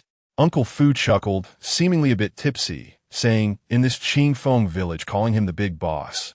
What else could he be if not a bandit? He is a businessman now, a registered businessman. Rong Yuxue started to argue back. He helped Imo Zhangping pacify the entire Qinglong mountain, and he has provided these people with good lives. The three characters Qingfengjai written by Imo Zhangping himself are still standing at the entrance. You probably don't know, Imo Zhangping was recommended by the Sixth Prince. His future is limitless. The Sixth Prince? Uncle Fu raised his head to drink. People don't care for others. The Sixth Prince is no good either. You. A single sentence frightened Rong Yuxue into stepping forward, wanting to stop him from continuing. However, Uncle Fu was already holding his wine jug and walking out of the small courtyard. All right, girl, in this place, there won't be those disputes you worry about. Not to mention, this Su kid has decent abilities. Much better than that Sixth Prince you keep talking about. Enough, I'm going to find him for some wine. That kid has a new wine he has been hiding lately. Watching Uncle Fu leave, Rong Yuxue felt indifferent, while Shang Yun's face turned pale with anger. Miss, why does the master have to let such an old man follow us? He speaks without a filter. He might get us into trouble one day. Rong Yuxue glanced at her, reproaching, remember, don't speak ill of Uncle Fu in the future. Shang Yun stuck out her tongue, not daring to say more. The master-servant relationship was good, but she still knew her limits. Because of a poem, several people were in a bad mood, including Meng Xiaonan. After settling Rong Yuxue and the others, the smile on Meng Xiaonan's face faded. What's wrong? Seeing her expression, Su Changfeng felt a bit worried. It's nothing. Meng Xiaonan leaned into his arms, saying, "Is the master unhappy here in Qingfeng Zhai?" Unhappy? Su Changfeng was taken aback, adjusting Meng Xiaonan, who had just fallen into his embrace, and looking in her eyes, he asked, "Why do you say that? That poem just now. Although my knowledge is limited, I can still sense the master's worries," Meng Xiaonan said softly, seemingly recalling the time she had tied Su Changfeng up. "If you really don't like it here, you can go back now, back to Qingping County by the old house we had before." And before she could finish, Su Changfeng pulled her into his arms tightly. "You're silly. You're usually quite clever. You took a poem seriously. It was just a response to the occasion, a reflection on life. What does it have to do with me? Besides, Qingfeng Zhai is great, even if you offered the palace in exchange. Your husband wouldn't change it." Puffed. Originally somewhat sad, Meng Xiaonan broke into laughter at his words. "You think too highly of yourself. The emperor isn't a fool. He wouldn't trade with you." Su Changfeng's few words lightened her heavy heart. It was only then that she suddenly remembered the paper from earlier. Su Changfeng had already forgotten, but she still had it. Breaking free from Su Changfeng's embrace, she took out the piece of Xian paper she had carefully tucked away. "Husband, this is the opening poem of Romance of the Three Kingdoms, right? Although it's fragmented, I can still recognize it. And this handwriting is so neat. It doesn't look like it was written by hand?" Su Changfeng thought it was something serious and took the paper from her hand, smiling as he said, "Of course it's not handwritten. We're going to publish a book soon. Writing each character one by one would be too troublesome. So I had Uncle Lu create a set of movable type printing. These characters are printed. Movable type printing?" Meng Xiaonan was greatly interested in this. She knew Su Changfeng's mind was different from others. Everything he created would cause quite a stir. But something that could speed up writing was definitely worth her research. What if it could quickly improve her knowledge? It's useless to tell you now. In a few days, when Uncle Lu finishes everything, I can demonstrate it for you on the spot. As he said this, he pulled Meng Xiaonan back into his arms again. Sitting on the recliner with a beautiful woman in his arms, his hand inadvertently wandered up. Suddenly, that familiar touch reminded him of something. "Xiaonan, how is the clothing you're making coming along?" Meng Xiaonan swatted his hand away and said, "It's not that fast. It'll probably take another 2 days. Besides, why are you in such a hurry for the clothes being made for me?" Su Changfeng chuckled and argued. "The clothes are indeed yours, but when you wear them, they're for my enjoyment. So of course I'm anxious." Meng Xiaonan couldn't help but laugh again. She realized that when she was with Su Changfeng, she couldn't connect him to a scholar at all. Not only did he have a lot of clever ideas, but he also had a silver tongue. However, money can't buy her affection. Just as the two were flirting without a care, a cough sounded at the entrance of the courtyard. Following that, Uncle Fu's familiar voice came into the small courtyard. "I said, kid, you promised me that when there's good wine in the village, you'd let this old man have a drink. You would go back on your word, would you?" Hearing this, Su Changfeng stood up excitedly and rushed toward the courtyard entrance. "Old man, have you agreed to follow me?" Chapter 70. Movable Type Printing. Only thinking about making money Qingfeng Zue is considered an upgraded version of Qingfeng Yang. As Su Changfeng would put it, this wine has a higher alcohol content and is considered strong liquor, not very suitable for women. However, for someone like Uncle Fu, who craves spiciness and a heady feeling, just one sip sends a blast of flavor straight to the top of the head. The rich taste seems to dance on the tip of the tongue, releasing endless charm. "How is it? Does this wine suit your taste?" Seeing Uncle Fu grinning while drinking, Su Changfeng felt quite pleased. "Why is it called Qingfeng Zue?" "Because after drinking this wine, it's easy to get drunk. The after effects are strong, and most people wouldn't dare to drink it in such large gulps." Uncle Fu didn't respond, but simply gave Su Changfeng a thumbs up. Su Changfeng felt a surge of joy and said, "So, does this mean you agree to stay at our Qingfeng village?" Su Changfeng genuinely liked Uncle Fu, especially the ability he displayed when they first met. Agree to what? Uncle Fu wanted to pour himself another drink, but thinking about the wine's potency, he gave up. He said, "I've sold this old body to the Rome family, and I still have several years left." Sold? Su Changfeng couldn't understand why someone as capable as him would say such a thing. Just as he was puzzled, Uncle Fu changed the subject. "But since you let me drink such good wine, I can't let this old man owe you." You have all this inner strength, but no good master to teach you. It's simply a waste. By the way, what weapon do you use? Su Changfeng didn't know what Uncle Fu was getting at, but he still replied, "It should be a knife. I've been learning knife techniques from my wife recently." Should be? Knife? Uncle Fu put away the wine pot and casually said, "It's all about the same. I'll show you a move. And you can grasp as much as you can." Saying that, he flicked Su Changfeng's forehead with his finger. With that flick, Su Changfeng's mind suddenly became highly focused. Then Uncle Fu casually picked up a stick and, with a surge of energy, he concentrated it on the stick. The stick struck a nearby stone like a steel blade, cutting through it as easily as slicing tofu. Su Changfeng was left dumbfounded. By the time he reacted, Uncle Fu had already tossed away the stick and was slowly leaving, taking a jar of Qing Feng Zue with him. That single move left Su Changfeng unable to sleep well for several days. Every time he opened his eyes, his mind was filled with the image of that strike. Even when Rong Yoshue and her Rong family's caravan left, he didn't go to see them off. The romance of the Three Kingdoms had only been written up to the first chapter and had come to a halt. Two maids had finished making that piece of clothing, just waiting for his judgment. Lu Chun had completed the movable type printing, but it was just sitting there, as he had no time to deal with it. This state continued until a few days later, when Meng Xiaonan noticed that he seemed to have lost his soul and decided to have a good talk with him. Su Changfeng was sitting in a lounge chair, holding a steel knife and constantly demonstrating moves. Before she could approach, a flash of blade light passed by and struck a piece of wood beside her. The wood broke with a crack. Done.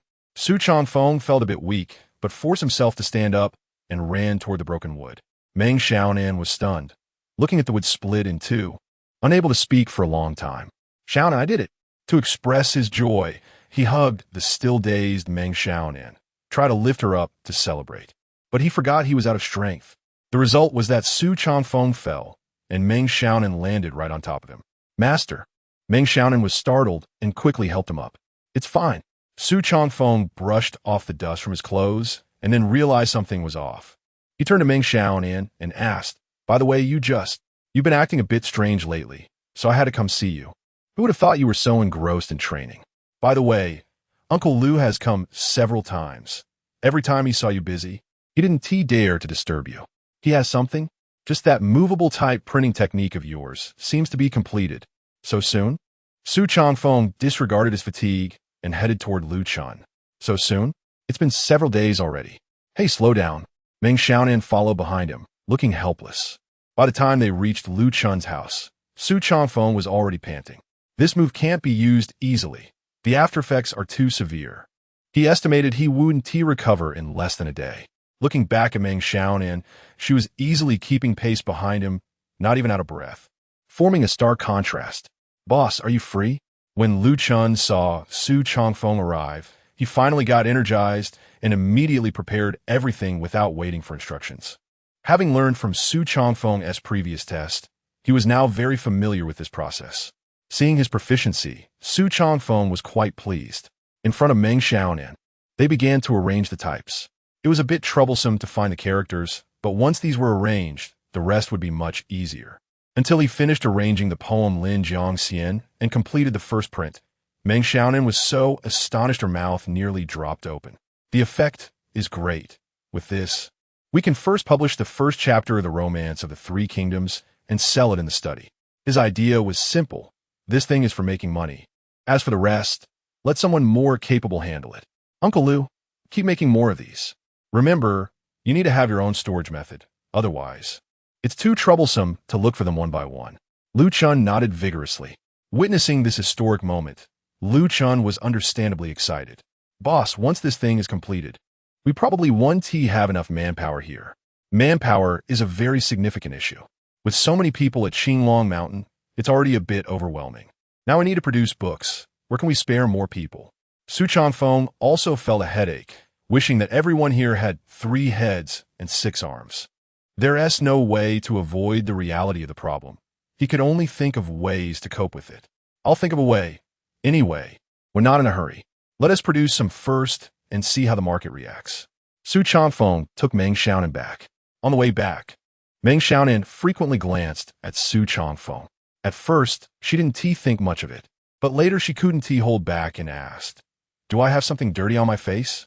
Meng Xiaonan shook her head vigorously and said, "I really want to open your head and see how much stuff you have in there." Su Changfeng laughed heartily. This movable type printing is actually a very simple matter. Using your old words, it's just a clever trick. That said, so many people hadn't thought of this method, yet you did. Su Changfeng felt a bit embarrassed by the praise. If only he could have thought of it. The reason for the current achievement was that he stood on the shoulders of countless predecessors. Chapter 71. Lackluster response? Yet it alarmed the county magistrate upon returning home. Meng Xiaonan eagerly showcased her new clothes to Su Changfeng.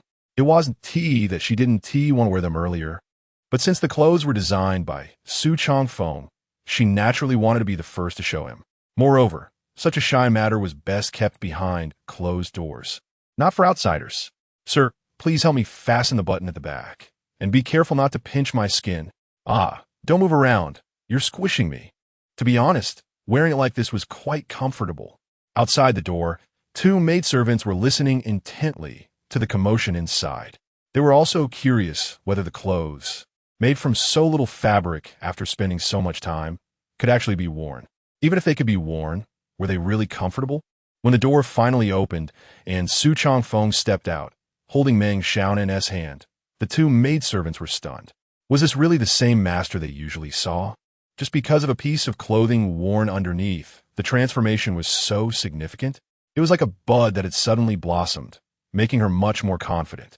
Seeing the two maidservants staring at her, Meng Xiaonan's face turned slightly red as she asked uncertainly, "How is it?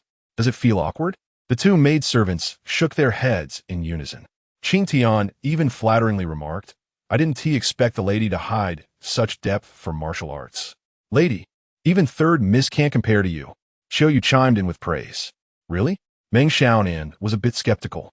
Zhao Sanmiao had always been the object of envy among women and the object of desire among men in the village. It wasn't because of her looks, but rather her well-proportioned figure and the charm she exuded in her every move. Now that these two maidservants were saying her figure surpassed that of Sanmiao, it was undoubtedly the greatest recognition for her. "Let us make some more and send a couple of pieces to Sanmiao." Meng Xiaonan was quite pleased, relishing Su Changfeng's possessive gaze toward her. Ever since comprehending that sword technique, Su Changfeng found that everything he encountered was particularly smooth. In the greenhouse, due to the suitable temperature, the growth of vegetables was noticeably faster than outside. The business of Qingfeng Brewing, just through collaboration with the Rome family, could sustain all of them. The sale of Xian paper even made them earn a fortune. Next, the issue of packaging for seasonings was resolved. This smooth progress had the entire Qingfeng village in awe of him. Would Su Changfeng be satisfied with the status quo? Of course not. In such a historical context, even emperors wouldn't dare claim they could rest easy, let alone him. It wasn't enough to have the capital for a stable life. One also needed the strength to protect this wealth. Therefore, while making money, he didn't forget to instruct his several generals not to neglect their martial training, especially those brothers who often escorted merchant caravans. Not only should they train regularly, but if possible, Su Changfeng would even spare no expense in upgrading their equipment. "Sir, you said our books have been on sale for several days, but why hasn't there been any response?" In contrast, Meng Xiaonan had been working on her novel alongside Su Changfeng these days. Her Romance of the Three Kingdoms had reached the 7th chapter, yet the content of the first chapter had just been released. Don't rush it. Without advertising or promotion, even the best products need time to settle, right? Let us wait for a couple of days. If there is still no news in 2 days, we'll make a trip to Qingping County to check the situation over there. Qingping County, Qingfeng Study. All the Xian paper had sold out, yet many pedestrians lingered outside. However, the newly released books deterred many from purchasing. The first chapter of Romance of the Three Kingdoms had a total of over 4,000 words written by Meng Xiaonan. Their printed books could only print on one side, with fewer than 200 characters per page. This meant the book was only about 20 pages long, and considering ink and labor costs, it was far cheaper than a large sheet of Xian paper. However, Su Changfeng priced this book at 101. Compared to the previous books that cost 1,001, it not only had more text, but was also much cheaper. Even so, there were still few buyers. It was clear that the issue wasn't the price, but the content. The books were clearly marked with prices and displayed in the store. Any customer coming here could flip through them. Some people, upon seeing the words purely fictional on the cover, were immediately discouraged. They spent money to gain knowledge, not to hear gossip. Instead, those who flipped through a few more pages were attracted by the content inside. For instance, Mo Zhengping. The reason Mo Zhengping bought the book was entirely due to his interest in Qingfeng Village and Su Changfeng. When this book was first placed in the Qingfeng study, he received the news and purchased a copy immediately. As soon as he got the book, he began flipping through it. Just a glance at the poem Lin Jiang Xian captivated him. The entire piece was passionate and profound, stirring emotions. After finishing the opening lines, he noticed a problem. The words in this book were not handwritten. Earlier, he had wondered if a book that used so much Xian paper and required manual copying could really be priced at 101. Moreover, spending so much time to earn such a small labor fee didn't align with Su Changfeng's style. It was only at this moment that he realized the issue. If it wasn't handwritten, then how did it come about? Beside him, Emohi muttered, "I was curious when I bought it. It was so bored that they wrote the characters so neatly. Copying a book like this is too much of a waste of time. It's no different from carving on bamboo slips." Mo Zhengping didn't respond, but continued to flip through the pages, one page after another, until he finished the entire book. Then he explained to Emohi, "Look at these characters. They appear many times throughout the book, yet each time they are identical, as if they were carved from the same mold. Even the most skilled calligrapher wouldn't be able to achieve this, right?" After Mo Zhengping's explanation, Emohi also noticed this point and asked, "What does this indicate?" It indicates that Su Changfeng has found a way to copy quickly at a very low cost. The more Mo Zhengping thought about it, the more excited he became. He immediately put away the book, not wanting to linger for a moment. Turning to Emohi, he said, "Fine by he. We're going to Qingfeng Village now." Upon hearing they were going to Qingfeng Village, Emohi became anxious. "Uncle, can I go too?" Mo Zhengping shook his head. "The county office has many matters that need your attention. Do you want that drunkard to handle these affairs?" Emohi's face was filled with dissatisfaction, but he had no choice but to complain a little. Chapter 72. The Path of Choices and Sacrifices. Learning to let go in life, Master. Mo Zhengping has arrived. As Su Changfeng was inspecting the vegetables in the greenhouse, he heard Xiao Yu's voice from outside. "Montak Tsingiping? How many people came?" Su Changfeng wiped the dirt off his hands and walked outside. "Just two. They seem to be in a hurry." Su Changfeng didn't dare to linger and quickly headed towards the Zhomi Hall. Xiao Yu followed closely behind, having to jog to keep up with his pace. Mo Zhengping was sitting inside the Zhomi Hall, being received by the white-haired Meng Yi. "Weren't there two people? Where's the other one?" Su Changfeng turned to look at Xiao Yu. Xiao Yu seemed a bit guilty and whispered back, "There were two just now. I saw them come together. They probably went to our distillery." At that moment, Mo Zhengping, who had been looking outside, spotted Su Changfeng and immediately got up, rushing towards him, leaving Meng Yi behind. "Brother, I finally waited for you." Mo Zhengping grabbed Su Changfeng as if he were a long-lost relative and got straight to the point, saying, "Brother Changfeng, may I ask who wrote this book?" Seeing the book in Mo Zhengping's hand, Su Changfeng seemed to have guessed something. "It was written by my wife. Is there a problem?" Mo Zhengping's mouth twitched as he stared at Su Changfeng, his face filled with disbelief. He wasn't a fool. He had done his homework before coming. If Su Changfeng was lying, he should at least have a suitable reason. They had interacted for quite some time. Weren't they friends? Is this how you deceive your friends? Su Changfeng smiled and said, "It was indeed written by my wife, but the printing of the book was done by the people in the village." "What do you mean by printing?" At last, Mo Zhengping heard a bit of the truth, although he still didn't understand. At this moment, Ming, being pushed by Zhao Sanyang, arrived in front of the two. Such matters were usually discussed inside the Zhomi Hall. But now the two stood outside, chatting in the cool breeze. One can consider printing as a way of fast writing. With this method, hundreds or even thousands of books can be produced in a day. Mo Zhengping tried to keep himself calm. Su Changfeng's words had created too much of a contrast for him. It was as if he were hearing a heavenly scripture. Confused and lost. "Brother, you should know what this means. If this method is reported to the emperor, you will." Before he could finish, Su Changfeng interrupted him. Lord Mo, I can't take credit for this. I'm just a businessman. There are some things I can't handle. So, it's better for you to take the credit. Mo Zhengping furrowed his brows, momentarily not understanding what Su Changfeng meant. It wasn't until Su Changfeng led him to the printing site that he realized Su Changfeng was trying to pull him into this. However, he couldn't think about such scheming matters. All he saw were the sheets of paper filled with writing, the division of labor, and how each person had a specific task. He only saw a blank sheet of paper instantly filled with words flying in front of him. Gulp. No one could understand the thoughts in Mo Zhengping's heart at that moment. Brother. Before Mo Zhengping could speak, Su Changfeng interrupted him again. If Lord Mo is interested, you can observe here. The materials aren't valuable. As long as you grasp the method, anyone can do it. It's just a matter of time. Mo Zhengping knew Su Changfeng was generous, but seeing him so open-handed was a bit hard for him to accept. He was still pondering Su Changfeng's words when Su Changfeng left him alone there. After exiting the printing site, Su Changfeng was stopped by Meng Yi. Changfeng, this gift you're giving is a bit too much, isn't it? Gift? Su Changfeng took over pushing the wheelchair from Zhao Sanyang and walked toward Meng Yi's residence, while Zhao Sanyang followed quietly, not saying a word. This isn't a gift. It's about understanding choices and sacrifices.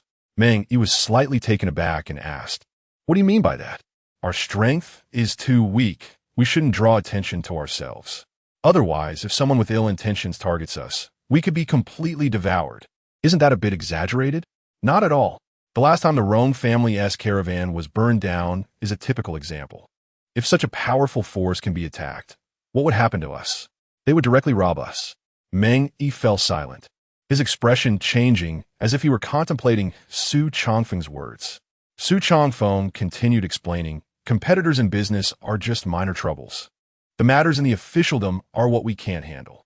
Forming cliques and engaging in corruption, if one misstep occurs, we could be completely consumed without even knowing who the enemy is. Meng Yi looked up, staring intently at Su Changfeng, and somewhat begrudgingly said, But we can't just hand over such things, can we? Su Changfeng shook his head. Lord-in-law, you misunderstand. This isn't handing things over. It's about making a fortune quietly. Oh, not only Meng Yi, but even Zhao Sanyang, who was beside them, began to listen attentively. The day movable type printing appeared. It was already destined to circulate among several nations. This is a progress of an era that we cannot resist.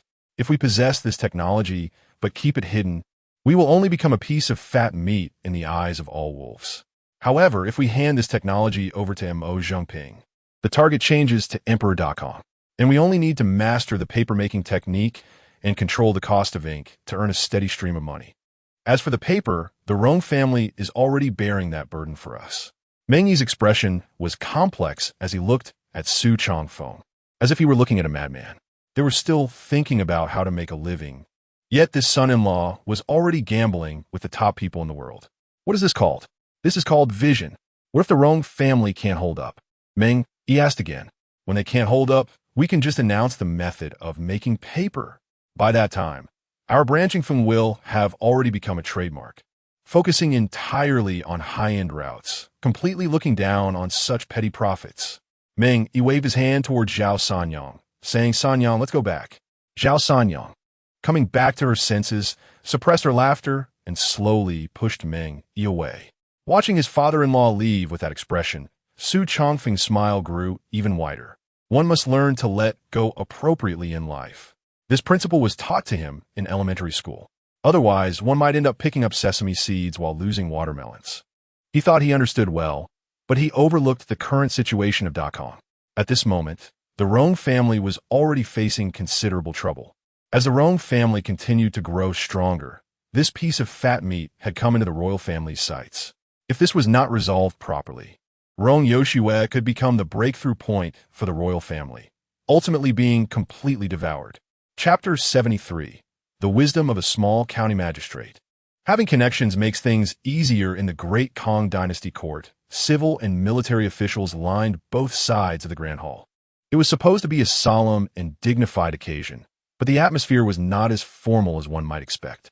Some officials were rather casual, and some were even yawning. Your Majesty, the southern barbarian kingdom has frequently harassed our Great Kong border. If this issue is not resolved, our border will suffer. Your Majesty, the governor of Yinzhou has been in constant communication with the Eastern Zhou, intending to do harm. I hope Your Majesty will see through this. Your Majesty. Voices rang out one after another in the court, making the Great Kong Emperor feel dizzy and unable to find peace. But he had no way to handle it all and could only deal with each matter one by one. The Grand Court was filled with problems, with not a single thing to bring him joy. At that moment, the sixth prince, who had been standing in the front row, suddenly stepped forward. The previously chaotic court fell silent in an instant. Your Majesty, good news from Yuzhou? The Great Kong Emperor narrowed his eyes, staring at the sixth prince.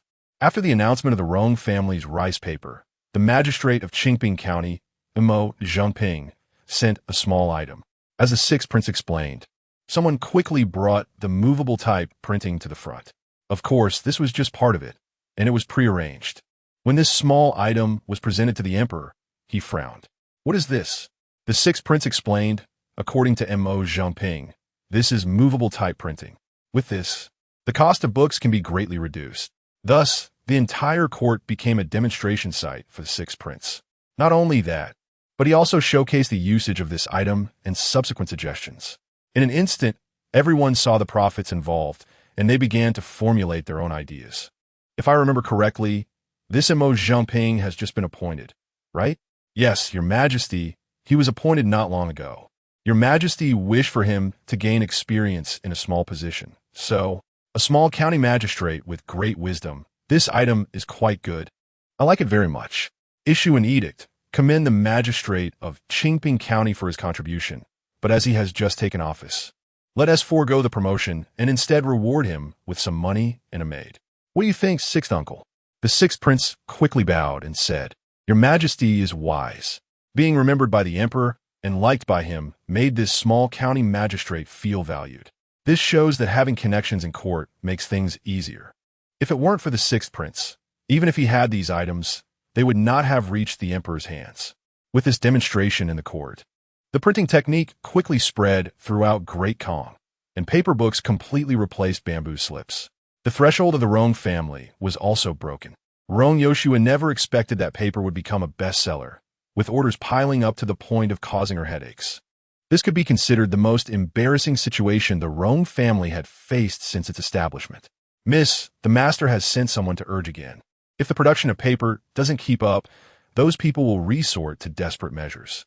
Shang Yun ran back and forth dozens of times in one day, her anxious demeanor making onlookers feel both pained and helpless. Resort to desperate measures. Rong Yoshua, who had no intention of reading books, stood up and said, The production technique for this rice paper is all at King Feng's high. Let them take the risk there. Shang Yun pouted, somewhat dissatisfied, and said, Why should he create trouble? But we have to bear the burden. Just because they gave us profits, if we can't handle it. There are plenty of people in Great Kong who want to take on the challenge. So what should we do? Right now, the production of rice paper can't keep up at all. Slap. Rong Yoshua casually threw the book in her hand onto the table and stood up, saying, Raise the price. Aside from what the palace needs, all other purchases will see a price increase. King Feng's was still continuously recruiting long-term workers, and the factory was expanding. Previously, Su Changfeng could only support the people in King Feng's. Now, the scope began to expand, reaching out to the surrounding populace. Young and strong men were trained by Shi, Hu, and others, all united to deliver goods. For instance, their cooperation with the Rong family had changed the delivery location from the previous Qingping County City to Shanghai County City. A large number of personnel escorted the goods, and everyone was armed. Su Changfeng had never complained about having too many escort personnel. He only lamented if there were too few, because his Qinshan Tower and Qingfeng bookstore had already opened branches in other counties. As for those who were not young and strong, they were all assigned to the Qinglong mountain base as laborers. In a short time, the strength of King Feng's had reached an astonishing level. If calculated, it would be among the top in Shanghai County. One could only say they were well hidden. At least until now, Qinglong Mountain had not fully exposed itself. It had only gained some fame in Qingping County. As the weather turned cooler, The cold wind invaded through people's collars, chilling their bodies. Su Changfeng received a money pouch from Meng Xiaonan. The pouch didn't contain much money, but it was enough for a person to live frugally for a while. Just half an hour ago, their merchant convoy had brought back a scholar, dressed in tattered clothes and emaciated to the bone. He collapsed on the official road as he passed through. According to the usual style of the bandit camp, they would not care for such a person. However, since Su Changfeng became the leader of King Feng's High, things had changed. When witnessing injustice, one should lend a helping hand. Perhaps this could bring a talent back to King Feng's High? Su Changfeng held the money pouch, intending to give alms. He had done this many times before, but each time there was little return. Yet he never tired of it. Meng Xiaonan watched this trait of his and always supported his actions. The scholar had already regained consciousness and was sitting at the entrance of the camp, drinking rice porridge in large gulps. Two brothers from the camp were watching him. I say, "Brother, how many days have you gone without food?" "Only our big boss has ordered kindness. Otherwise, you would have surely starved to death along the way." The scholar finished the porridge in one go, wiping his mouth with his dirty sleeve. Then, kneeling on both knees, he knocked his head twice at the gate of the camp. "I owe you my life and have no way to repay it. I will return to express my gratitude when I achieve success in the future." Saying this, he was about to leave. The two brothers guarding the gate were suddenly amused. "You scholar, you leave so decisively. Wait a moment. Our big boss will come by soon to give you something." "What is it?" The scholar took a few steps, but suddenly stopped, turning back to look at the two. "Money," one of them said with a smile. "With someone like you, without money, you can't even walk out of Qingping County." Everyone understood Su Changfeng, even guessing that he intended to give the scholar money. The scholar was taken aback, then cupped his hands and said, "Please thank the big boss for me. I will remember this kindness in my heart. Farewell." Saying this, he turned and left again. Looking at his figure, the two gatekeeping brothers were quite puzzled. This guy must have read himself silly. How can he walk out of Qingping County without money? Each person has their aspirations. We can't control that. But our big boss's kindness will soon go unfulfilled. Chapter 74, To Repay Kindness. One must first survive. The scholar did not expect that just after he left, a money pouch was tossed into his hands. Steady and accurate. Turning around, he saw a young man with his hands behind his back, smiling at him. No matter what your purpose is for this trip, in your current condition, you certainly won't be able to leave Qingping County. Again with that phrase. The scholar held the money pouch, forced a bitter smile, unsure how to respond. Su Changfeng seemed to sense what he was thinking and said loudly, "Since you've already incurred a great debt, what's the harm in incurring a little more? If you want to repay kindness, you must first survive." The scholar wanted to speak, but suddenly found that his throat felt as if something was stuck in it, and he couldn't utter a word. Just then, another figure came running over. Out of breath, one hand holding luggage, and the other patting her chest, she looked quite shaky, creating a strong visual impact. "Master, the luggage is ready." Su Changfeng took the package from her hand and tossed it toward the scholar. "It contains some clothing and dry food for your journey." After speaking, without waiting for the scholar's reply, he turned and headed back toward the village. As Chiyue just arrived, she now had to jog back again. The scholar stood there, holding the bag of clothing, the veins on the back of his hand clearly visible. "May I ask, how should I address your leader?" "Surname Su. Given name Changfeng. You must remember, there truly is no one as good as my leader in this world." The scholar swallowed hard and suddenly shouted after the departing Su Changfeng, "I am Zhu Sanping, and if I have the chance, I will surely repay this great kindness." Su Changfeng hardly paid any attention to Zhu Sanping's words. He was merely recruiting talent, widely gathering heroes and capable individuals from all over the world. In situations like today, regardless of anything else, at least he would leave a good impression in the other person's heart. This impression doesn't need to be too strong, just enough to be useful at a critical moment someday. If it doesn't come to fruition, it wouldn't cost him much. Since becoming the leader of Qingfeng Village, he had rescued at least dozens of people. Among these were refugees who knew nothing, fallen wanderers, and even scholars like Zhu Sanping, who couldn't even fight a chicken. If Zhu Sanping were to appear in front of him one day, you probably wouldn't recognize him. "Master, it's getting cold outside. You should wear another piece of clothing before going out." Just as he returned home, preparing to take his tools to check on his achievements in the fields, Meng Xiaonan walked out of the house. Holding a cloak, She carefully draped it over him. He didn't know when it started, but this woman, who wielded a long sword and was very skilled, had become much gentler towards Su Changfeng. Daily riding had naturally added a touch of elegance to her, making her more like a homely woman. With my current physique, do you think I can still catch a cold? Su Changfeng tightened the cloak, holding a hoe with a bamboo basket attached, and walked out. Meng Xiaonan and the two maids did not follow.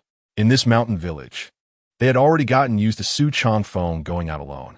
In the current village, not only was it not disadvantageous to him, but if anyone noticed any signs of disloyalty, they would probably be reported immediately. Su Changfeng's prestige had risen infinitely in Qingfeng village. Many people were busy in the fields. As soon as they saw Su Changfeng, they all rushed over. Leader, the vegetables we've planted are ready to eat. Last time you mentioned how to mix the fertilizer. Could you explain it again today, since we have time? It was nonstop. As soon as he arrived at the fields, he was immediately surrounded by various questions. He was almost becoming an agricultural expert now. If the vegetables are edible, then we can eat them without worry. If there are leftovers, we can sell them. Su Changfeng cheerfully arrived at the experimental field and started digging up vegetables. The variety of vegetables, once taken out, would surely astonish people. The types here could rival those in the Imperial Palace. Our Tianxiang Tower collects various vegetables, especially in autumn and winter. They will take as many as you can grow, fearing that you won't plant enough. Although it seemed like a joke, the farmers took it seriously. Anyone who could exchange them for money wouldn't want to eat them themselves. Watching Su Changfeng dig up various vegetables, filling a basket to the brim, a group of people became curious again. Leader, are you cultivating new varieties again? Su Changfeng waved his hand. What new varieties? I'm just picking these to eat myself. Speaking of new varieties, Su Changfeng sometimes felt emotional. The world was so vast, yet his current activity range was limited to Shanga County. It was impossible to find good things to cultivate. If only he could travel the world, he would surely find many varieties that could improve the farmers' lives. Digging vegetables in the fields took him nearly half an hour. If he hadn't still needed to eat, these people would probably not let him go easily. When he returned from the fields, the two maids were watering flowers, and Meng Xiaonan was practicing swordplay. As soon as she saw Su Changfeng, she immediately stopped. Master, what are you doing? Why did you dig up so many vegetables? Not only Meng Xiaonan, but the two maids also rushed over, helping to carry the basket and brushing off the dirt on him. Hot pot. Su Changfeng was rarely as happy as today. He said to the wintergreen who had just taken the vegetables, "Go find my father-in-law and San Yang." His actions sparked curiosity among the three. Meng Xiaonan asked curiously, "Master, what is hot pot?" Su Changfeng laughed. "Hot pot is the best meal in winter. Today I'll show you first. In winter, we can eat it often. It's warm." Su Changfeng's explanation left the three of them even more confused. Soon, Zhao Sanyang pushed Meng Yi to their place. Looking at the strange large pot and the various uncooked vegetables and meats, the two were also bewildered. After such a long time together, they often came to their daughter and son-in-law's place for meals. It wasn't that they were too lazy to cook. It was just that the meals at Su Changfeng's place were diverse and always brought them surprises. Sometimes, what they deemed inferior wild ingredients became delicious delicacies in Su Changfeng's hands. Little did they know, supported by Qinglong Mountain, there were countless good things in the mountain. They just didn't know how to utilize them. Now that Su Changfeng was here, how could he let these things escape? "Father-in-law, it's cold outside. Let's have the hot pot in the living room." Saying this, he poured the pre-mixed sauce into the pot. One pot, two broths. One side had ingredients. The other did not. In Meng Yi's eyes, Su Changfeng's current action seemed somewhat deliberately targeted, and it was very obvious. How could one treat their father-in-law this way? Chapter 75, although fictional, every word is a gem. A large pot surrounded by 6 people. Vegetables and meats were all included, and the 6 shared the meal. One bite in, and the spiciness made them break out into sweat. Meng Yi exclaimed it was delightful. This pot was called Yin Yang pot, with both spicy and mild flavors.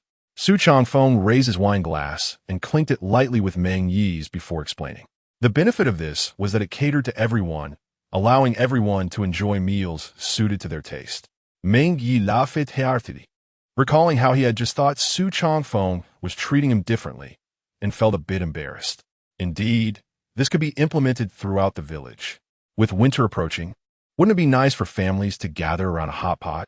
He said this, completely unaware that in the current Qingfeng village, there was no shortage of food, and vegetables were abundant. If it were the old Qingfeng village, not only would they struggle to eat hot pot, but even rice porridge would have to be rationed.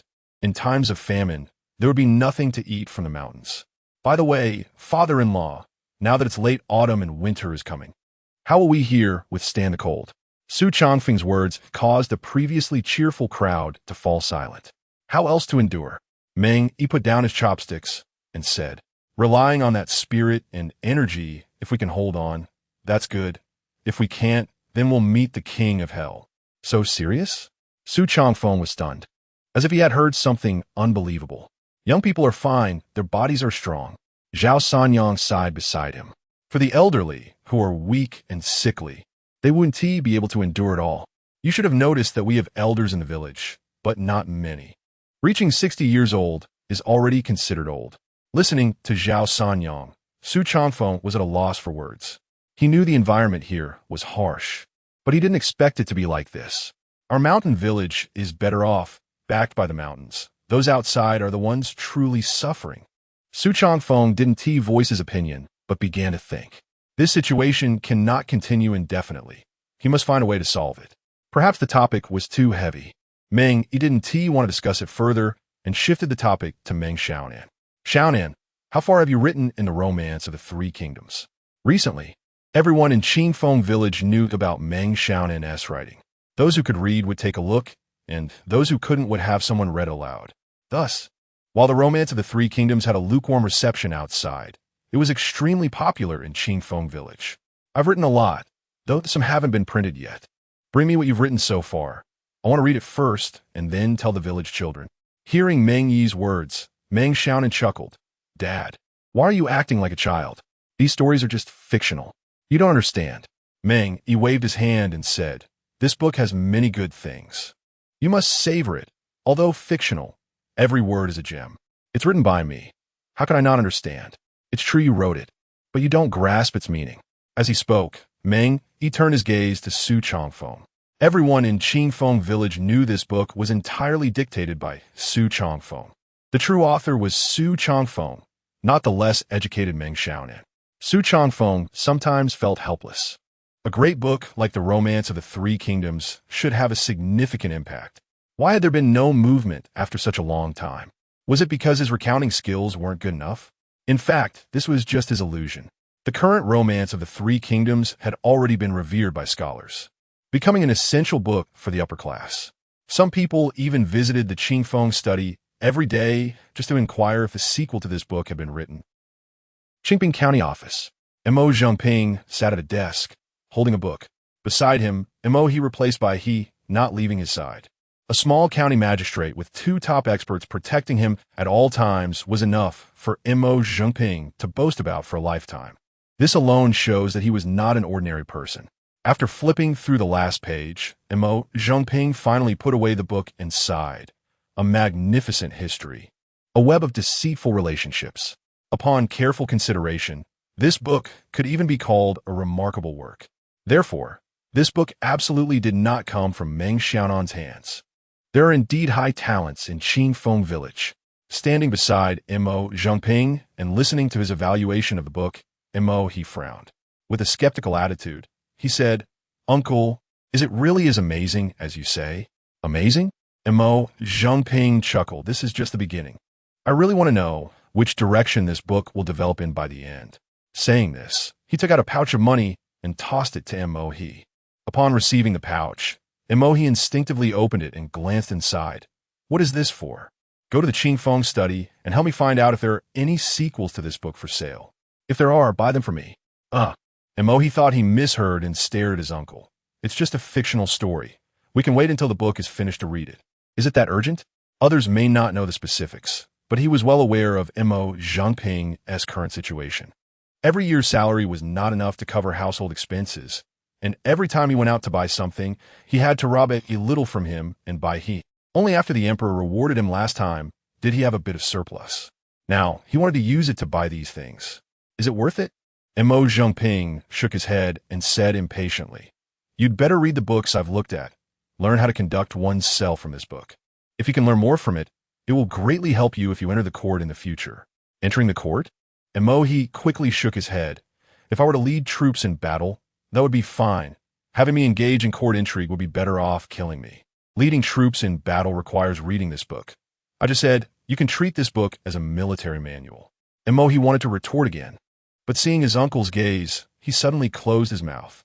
He felt that if he had time, he might as well take a look and see what was so magical about this book. Little did he know that it was this attitude of giving it a try that made him completely immersed in it. Not just Emo Zhengping.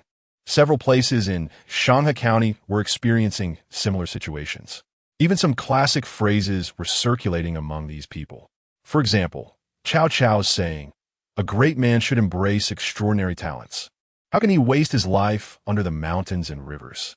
Or, "A scholar should be treated with respect after 3 days apart." All of these became catchphrases for these people. The situation is intensifying, and it has even spread to Linjiang City.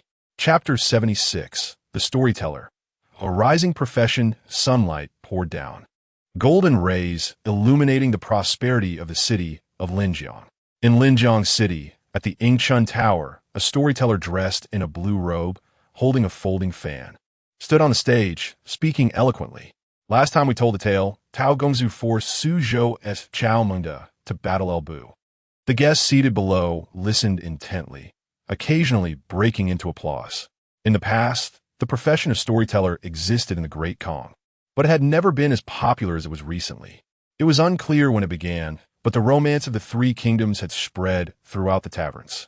Some people came to the wine house daily. Drinking was secondary, while listening to the romance of the three kingdoms became an essential activity for them. The same story, the same passage, told by different people, had varying effects. Each time one listened, they gleaned different insights. Su Shouan rarely visited such places before. As someone of his status, lacking nothing at home, he had no need to come here. However, after passing through this place by carriage last time and hearing a single line by chance, he became a regular. The world's great affairs. What has been divided must unite, and what has united must divide. These 12 characters encapsulated the inevitable trends of historical development. Today was no different. With a pot of wine and 2 small dishes, he sat there listening for nearly half an hour. "Sir, we should head back. Miss Rong is still waiting for you at the estate." Only when someone approached him and softly reminded him did he realize today a story had come to an end. Each time he finished listening, he felt an overwhelming sense of emotion. Several times he wanted to ask who authored the story. That girl from the Rong family? Su Shouan stood up, clasped his hands behind his back, exited the Yingchun Tower, and boarded his carriage. He murmured, "This girl has been in constant trouble lately. Coming to me this time likely means there's no good news." In the backyard of the Su residence, Rong Yoshua sat in front of the waterside pavilion, admiring the flowers and feeding the fish.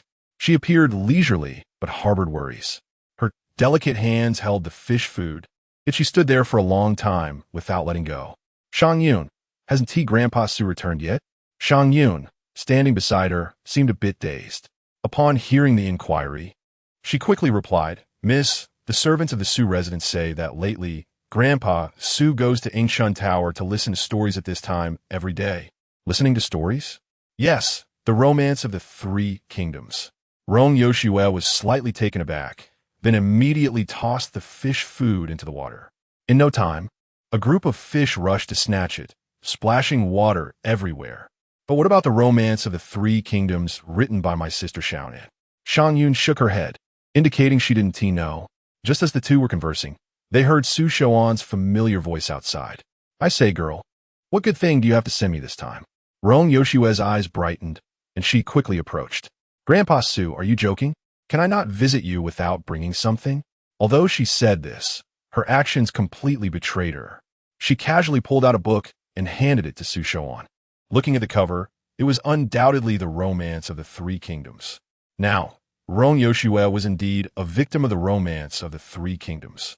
Clearly a book favored by men, since it related to Qingfeng Mountain and Su Chongfeng. She would buy it immediately whenever a new edition was released. The one in her hand was the latest edition. It was Shang Yun's earlier words that inspired her to take this book out. When giving gifts, One should present a complete set. How could Rong Yoshua be the type to give only a part? When Su Shouan received the book, a broad smile spread across his face, and his gaze towards Rong Yoshua was peculiar. Rong Yoshua felt no embarrassment. Instead, she said, "This book was written by a good friend of mine, and I think it's quite good, so you just sent one of the books over?" Uft. Rong Yoshua giggled. "Of course, there is not just this one. I just wanted Grandpa Su to see how it is. If it's not good, then there is no need to bring the rest. If Grandpa Su likes it, I can introduce the author to you later." Su Shouan casually glanced at the book and said, "This book is printed using printing technology. The printing technology was submitted by the magistrate of Qingping County to the 6th prince, who then passed it to the emperor. So far, it hasn't been widely adopted everywhere, yet the romance of the 3 kingdoms has spread through the streets and alleys." As Su Shouan explained, Rong Yoshua's smile gradually faded. "So, the printing technology originated from Qingping County and is related to Magistrate Mo Zhengping?" "Huh." Rong Yoshua didn't respond but said, "You don't need to guess about this, Grandpa Su. Mo Zhengping is a man of the 6th prince. As a young girl, I dare not gossip recklessly." "You." Su Shouan pointed at Rong Yoshua, helplessly saying, "You're such a little slippery one, even slicker than your father. I really like this book. Have someone send it to my residence later. Every time new content is written, it must be sent to me immediately." Su Shouan accepted the gift. However, he was not foolish and knew why Rong Yoshua had come this time. This matter troubled him as well. So he advised, "Actually, becoming a consort isn't a bad thing. At least for your Rong family, it's a great fortune." Fortune? Rong Yoshua felt quite uncomfortable inside. "I see this as a disaster, not just for me, but for the Rong family as well. What the emperor decides cannot be changed. He has never seen Yoshua. Why would he issue such an order? You should understand that the Rong family, while not rich enough to rival the nation, can still resolve the current crisis of the court. I can help him resolve the crisis without entering the palace." "Not the same." Su Xuan Sai Lai Di, standing up and saying, "The current court appears calm, but in reality, there are undercurrents. He is the emperor of our great calm. If he cannot fully control it, how can he dare to grant power? Do I have to sacrifice myself?" When Rong Yoshua said this, she was on the verge of tears. It was her inner strength that kept her from crying.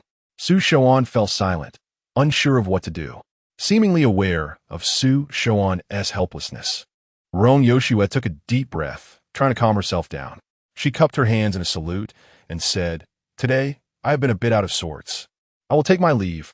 Saying this, without waiting for a reply, she led Shang Yun to leave. "Girl!" Su Shouan raised his hand, wanting to call out. Rong Yoshua paused her steps and said, "Although I cannot compete with an emperor, I, Rong Yoshua, also have the right to seek my own happiness. Don't worry, Grandpa Su. I will fight for it in my own way and want to make things difficult for you." Watching her departing figure, Su Shouan sighed deeply, feeling as if he had aged a few years. Raising the book in his hand, he recalled the opening lines. Right and wrong, success and failure, all turn to emptiness. The green mountains remain, and the sunset glows. Chapter 77. Mobilization Conference, motivating everyone. The cold wind howled, stinging people's faces.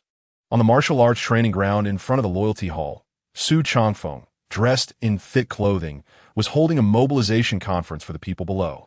Beside him sat the heads of various locations in turn. A few servants were carrying several large boxes, standing there neatly.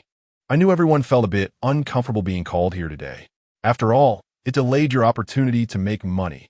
Su Changfeng started speaking and immediately made everyone laugh. His voice seemed to penetrate through the air, reaching everyone's ears. "Since I became the head of the Qingfeng gang, it has been more than a few months. The development of our gang is evident to all. I once said, as long as I have food to eat, I won't let you go hungry." At this point, he clapped his hands. The brothers standing behind him immediately approached the boxes and opened them one by one. Soon, the sight of money filled everyone's eyes, causing a stir below. "I know you're all curious about what's inside. Now I can tell you, this is all money, all to be given to you." The noise below grew louder, but was quickly silenced by Su Changfeng. "Don't be too excited. It looks like a lot, but when distributed to everyone, it won't be much." Su Changfeng made another small joke, easing everyone's mood a bit. Now I announce that every worker here can receive 301, while the master-level workers can receive 501. When you calculate it, doesn't it seem less? No one responded below, but everyone felt at ease. For them, this was already a lot. This is a reward beyond their wages, a windfall, so naturally, no one would complain it was too little. You must know that in .Com, an ordinary laborer earns about 1,500 a year, and this is just for the labor force at home. But look at the rewards Su Changfeng is giving. For every person in this Qingfeng gang, most of the workers are elderly or women. The real young and strong men have all been assigned to important positions. Therefore, this reward is relatively high. Meng Xiaonan held a book in her hands and began to read names, while two maidservants distributed the money. After the distribution, the heads behind her conducted a unified registration to avoid mistakes. While distributing the rewards, Su Changfeng was also giving his passionate speech. This year is just the beginning. Distributing these rewards is also to help you buy some winter supplies. Next year will be even better. Additionally, while we are making money, we can also earn some extra income. At this point, Su Changfeng suddenly took out a few sheets of paper and held them above his head. From today onwards, we will start a reward collection. As long as you can find some strange items that we don't have here and bring them to me, I will determine if they are useful, and if so, you will receive a reward based on their practical value. As soon as he finished speaking, those who had received money began to voice their questions. Boss, can you specify what kind of things? For example, if we find a gold nugget, we can't be silly enough to come and exchange it for money, right? You, still dreaming about finding gold nuggets? The discussion became heated, with some joking voices. Su Changfeng heard this and didn't scold them. Instead, he smiled and said, I just said, as long as it's something we don't have here. For instance, if we are on the way to trade and discover an edible plant in a certain place that we don't have here, you can dig it up and bring it back, and I will pay you. If it's very useful, don't say a few hundred won. I can pay you thousands. After his explanation, the brothers who had been here for a while immediately understood. When Su Changfeng first arrived, he was looking for wild plants in the mountains to cultivate, which is how he got the various vegetables he eats now. As for rare minerals and similar items, as long as you can find them and bring them back, I'll buy as much as you can get, and I guarantee the price will satisfy you. Now, they understood it was about finding something unique. Although things that don't look like much usually, as long as they're not found here, bringing them over could likely be exchanged for money. Of course, this money would go to the brothers doing the trade. For those who often work in the mountains like them, opportunities are limited. Thus, Su Changfeng's words were mainly directed at the brothers involved in trade. He needed these items, but he was also constrained. He wanted to find some minerals, but in Dakong, mining is regulated by the authorities. If things got out of hand, it would be troublesome. So now he could only take small steps, developing things at home first. As for making a big splash, that is something for the future. First, let us pave the way. After distributing several boxes of money, Su Changfeng also gave everyone 2 days off to go into the city to gather winter supplies. He finally had some leisure time. Meng Xiaonan was practicing her sword dance, while the two maidservants were making winter clothes for the two masters. Su Changfeng sat in a reclining chair, eyes slightly closed, enjoying the sun. Meng Xiaonan occasionally shifted her attention to him. After finishing a set of sword techniques, she tucked her soft sword at her waist and quietly approached him from behind. Taking advantage of his unawareness, she covered his eyes with her hands. Naive, in this Qingfeng gang, who besides Meng Xiaonan would dare to do such a thing? So Su Changfeng didn't even need to look. He simply stood up and directly embraced her from behind, pulling her into his arms. The master is leisurely, but doesn't he know that my younger sister Yoshue is now in a dilemma? What's wrong? Su Changfeng held his delicate wife, listening to her words, slightly stunned. Rong Yoshue is the eldest lady of the Rong family. What kind of trouble could she be in? What else could it be? It's about the current emperor. Related to the emperor? He wants to take her as a consort. Su Changfeng was taken aback for a moment, then burst out laughing. Isn't this a good thing for the Rong family? Why would it be a dilemma? Meng Xiaonan stared at Su Changfeng, making him blush and feel a bit uneasy. Are you doing this on purpose? What's wrong? The current emperor wanting to take her as a consort is because he values the wealth of the Rong family, not because he values Yoshua herself. Su Changfeng suddenly laughed. I didn't expect your insight to have improved. Meng Xiaonan blushed unexpectedly at the compliment. She nestled closer into Su Changfeng's embrace, wrapping her arms around his neck, completely unconcerned about the two maidservants' opinions, and said, "This is not something I figured out. It's what Yoshua explained to me in her letter." Chapter 78, Internal and External Troubles. How'd you see that? On the 12th day of the 10th month in the year of Da Kong, winter officially began. This year's winter arrived as expected, but the true cold had yet to be felt in Qingping County. With wages and bonuses, the people of Qingfeng Village had all changed into warm clothing. Some even wore hats. Compared to previous years when they huddled together for warmth, this year was undoubtedly much better. They had clothes to wear in the cold and food to eat when hungry. This was their definition of happiness. Seeing the smiles on everyone's faces, Su Changfeng felt quite comfortable inside. His original intention was merely to have a better life in this era, but unexpectedly, through a twist of fate, everyone was able to enjoy a better life alongside him. His bounty notice had taken effect. That day, Hu Ergu and others returned from escorting merchants, bringing a bag of saltpeter to Su Changfeng. Hu Ergu was originally a brother from Feiyun village, without a notable name, and due to spending a long time running trade, he rarely communicated with the people in the village. However, when he brought the items to Su Changfeng accurately called out his name, which greatly excited Hu Ergu. They had thought Su Changfeng would only give them a small capital, but to their surprise, Su Changfeng casually took out 10 taels of silver for him and his brothers to share. 10 taels of silver completely shattered their perception of Su Changfeng. Of course, this 10 taels of silver was merely a reward. They had another task to complete. That was to find the person who refined the saltpeter. As long as they could find him, there would be an extra reward. They were fortunate during their trading journey to see someone refining saltpeter and, out of curiosity, asked a few questions. As a result, Hu Ergu felt that this thing had never appeared in their Qinglong Mountain, so he bought a bag on a whim, hoping it would please the big boss. And thus, this situation arose. You could say they were just lucky. "Sir, were these things?" Meng Xiaonan asked, noticing how much Su Changfeng valued the items and how he immediately rewarded 10 taels of silver, feeling a bit curious. "A kind of medicine." "Medicine?" Meng Xiaonan suddenly laughed. "Then why don't you go find Liuzi? He knows more about medicine." Su Changfeng shrugged. "I asked, and even his grandfather didn't he know." Meng Xiaonan had long become accustomed to Su Changfeng's peculiar ways. Even if one day he stepped on cow dung and said it was a good thing, she would believe him. To everyone in Qingfeng Village, their big boss was like an encyclopedia. If there was something they didn't understand, they could just ask him. However, the answers he provided often exceeded everyone's imagination. "By your way of thinking, our home will be filled with all sorts of strange things in the future." Meng Xiaonan joked lightly. Since Su Changfeng arrived and led Qingfeng Village onto the right path, she suddenly found herself without a place to showcase her skills. Her once exceptional martial arts had been her capital to stand in Qingfeng Village. Everyone respected her, and even when they encountered troubles, they would come to her for solutions because of her prowess. Now, the situation had changed. Not only was she now a married woman, but there were also no fights or killings in Qingping County. Even trade was handled by the brothers in the village, leaving her out of it. For a time, she felt like a decorative vase. This was also why she wanted to learn from Su Changfeng. Thinking of reading and writing, as well as her recent progress, she thought of Rong Yoshua. "Sir, Sister Yoshua has changed her strategy recently." Su Changfeng suddenly paused, moved into the sunlight, and sat down.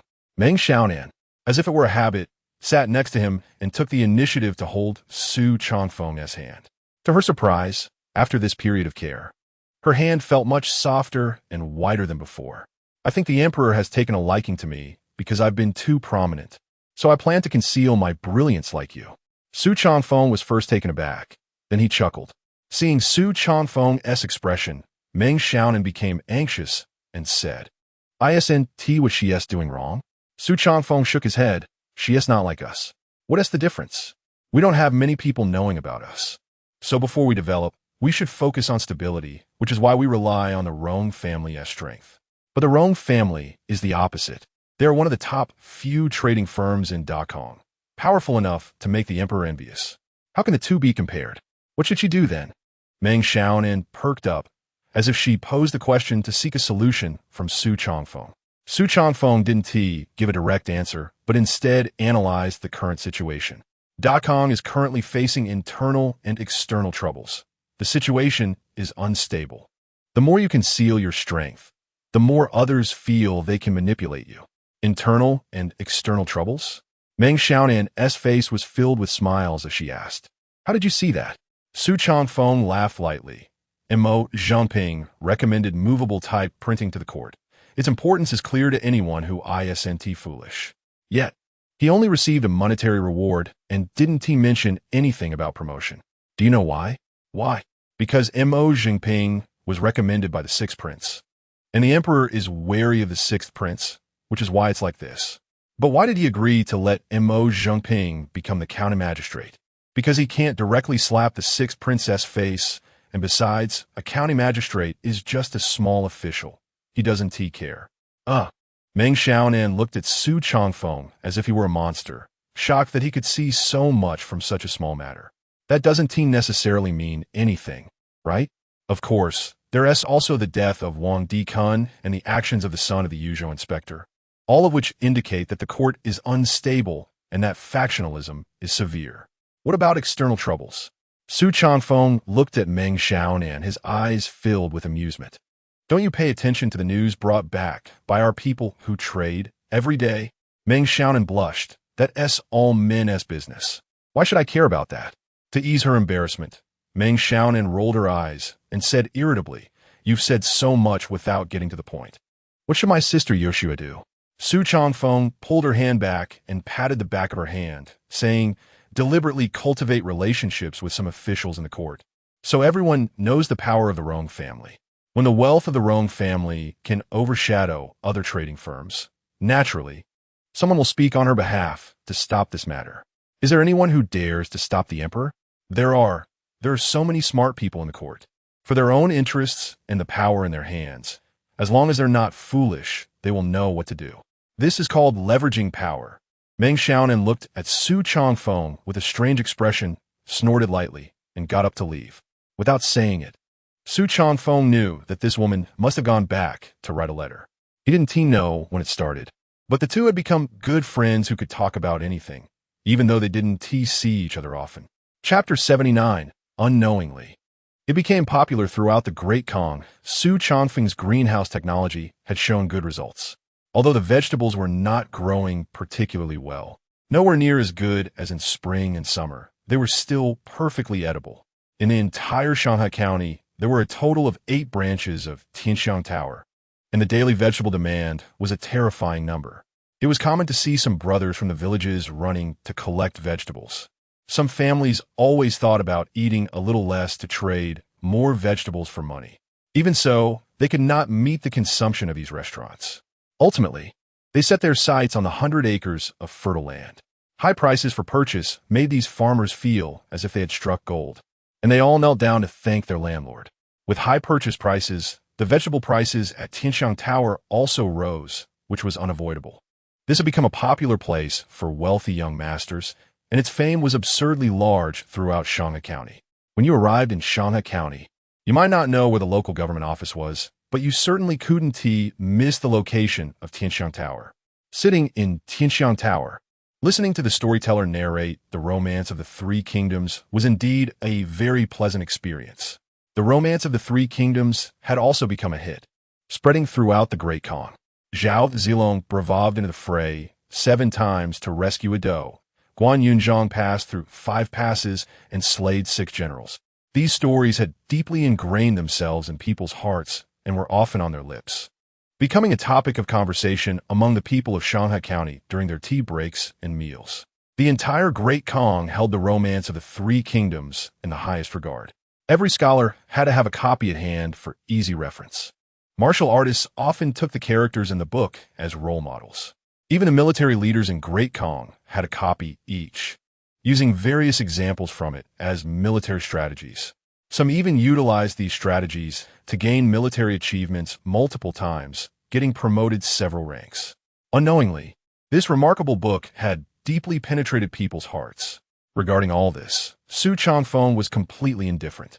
The matters he dealt with every day were bizarre and puzzling. Sometimes, he could be seen accompanying a few children fighting a big rooster with sticks. Sometimes, even in the cold winter, he would run outside to feel the changes in the weather. Occasionally, loud thuds would come from his yard. The booming sounds frightened the entire Qingfeng village, causing people to come and check the situation. Little man, if Zhuge Liang is so powerful, why doesn't he become the Lord himself? Zhuge Liang is impressive, but I prefer Chao Minda. Cao Cao is not a good person at all. He has quirks and likes other people's wives. Meng Xiaonan could not go out now. As soon as she stepped outside, people from the village would surround her, asking all sorts of strange questions. The key was that she couldn't answer them. Yes, she wrote the book, but she only knew the plot a few days earlier than these people. With no other choice, Meng Xiaonan could only follow Su Changfeng closely every day. Only this way could Su Changfeng help her answer these troublesome questions when others inquired. She and T even realized that she had unknowingly started to cling to her husband. The saying, marry a chicken, follow a chicken, marry a dog. Follow a dog was perfectly suitable for her. Following Su Changfeng, as soon as her husband gave a command, she would immediately help out, leaving no room for the maid. Master, what are you studying? It's all dark and even explodes. Gunpowder, a powerful substance that can make us strong. If we want to be strong, we should train people. Frequent actual combat is enough. What is the use of studying these things? You don't understand. To do a good job, one must first sharpen their tools. These things are powerful. In the future, blasting mountains and stones will save a lot of manpower. Meng Xiaonan really didn't understand. Ever since Urgu brought back the group making saltpeter, and after Su Changfeng found sulfur, he began to get busy with this. This was all Su Changfeng's area of expertise, so familiar he could hardly be more so. The various proportions for mixing were a piece of cake for him. Whether it was black powder or the powder used in fireworks, nothing was difficult for him. He separated these materials, grinding them into a powder for proportional mixing. When he completed all of this, Meng Xiaonan still couldn't see the terrifying aspect of these things and asked, "Is that all?" Su Changfeng shook his head. "This is just the gunpowder. Applying these in various places will take time." Saying this, he put everything away, preparing to conduct a few more experiments. If the results were good, he would prepare to start large-scale production. The materials could be stored for now, but they couldn't be lacking. Once they reached a certain quantity, at critical moments, these items could play a significant role. Of course, storing such things also required extreme caution. If they were careless, losing the items wouldn't matter, but they feared it might destroy their home. Meng Xiaonan had never seen Su Changfeng so cautious, so she could guess that these things were probably very important. "Madam, we receive a letter from Linjiang." It was at this moment that Dongxing came running in, holding a letter tube with a joyful expression. Clearly, this wasn't the first or second letter from Linjiang. "Quick, bring it here." Meng Xiaonan didn't hide it from Su Changfeng. In front of him, she opened the letter. Without Su Changfeng needing to ask, Meng Xiaonan began to explain the content of the letter. "Master, Sister Yoshu asked me to thank you." "Thank me?"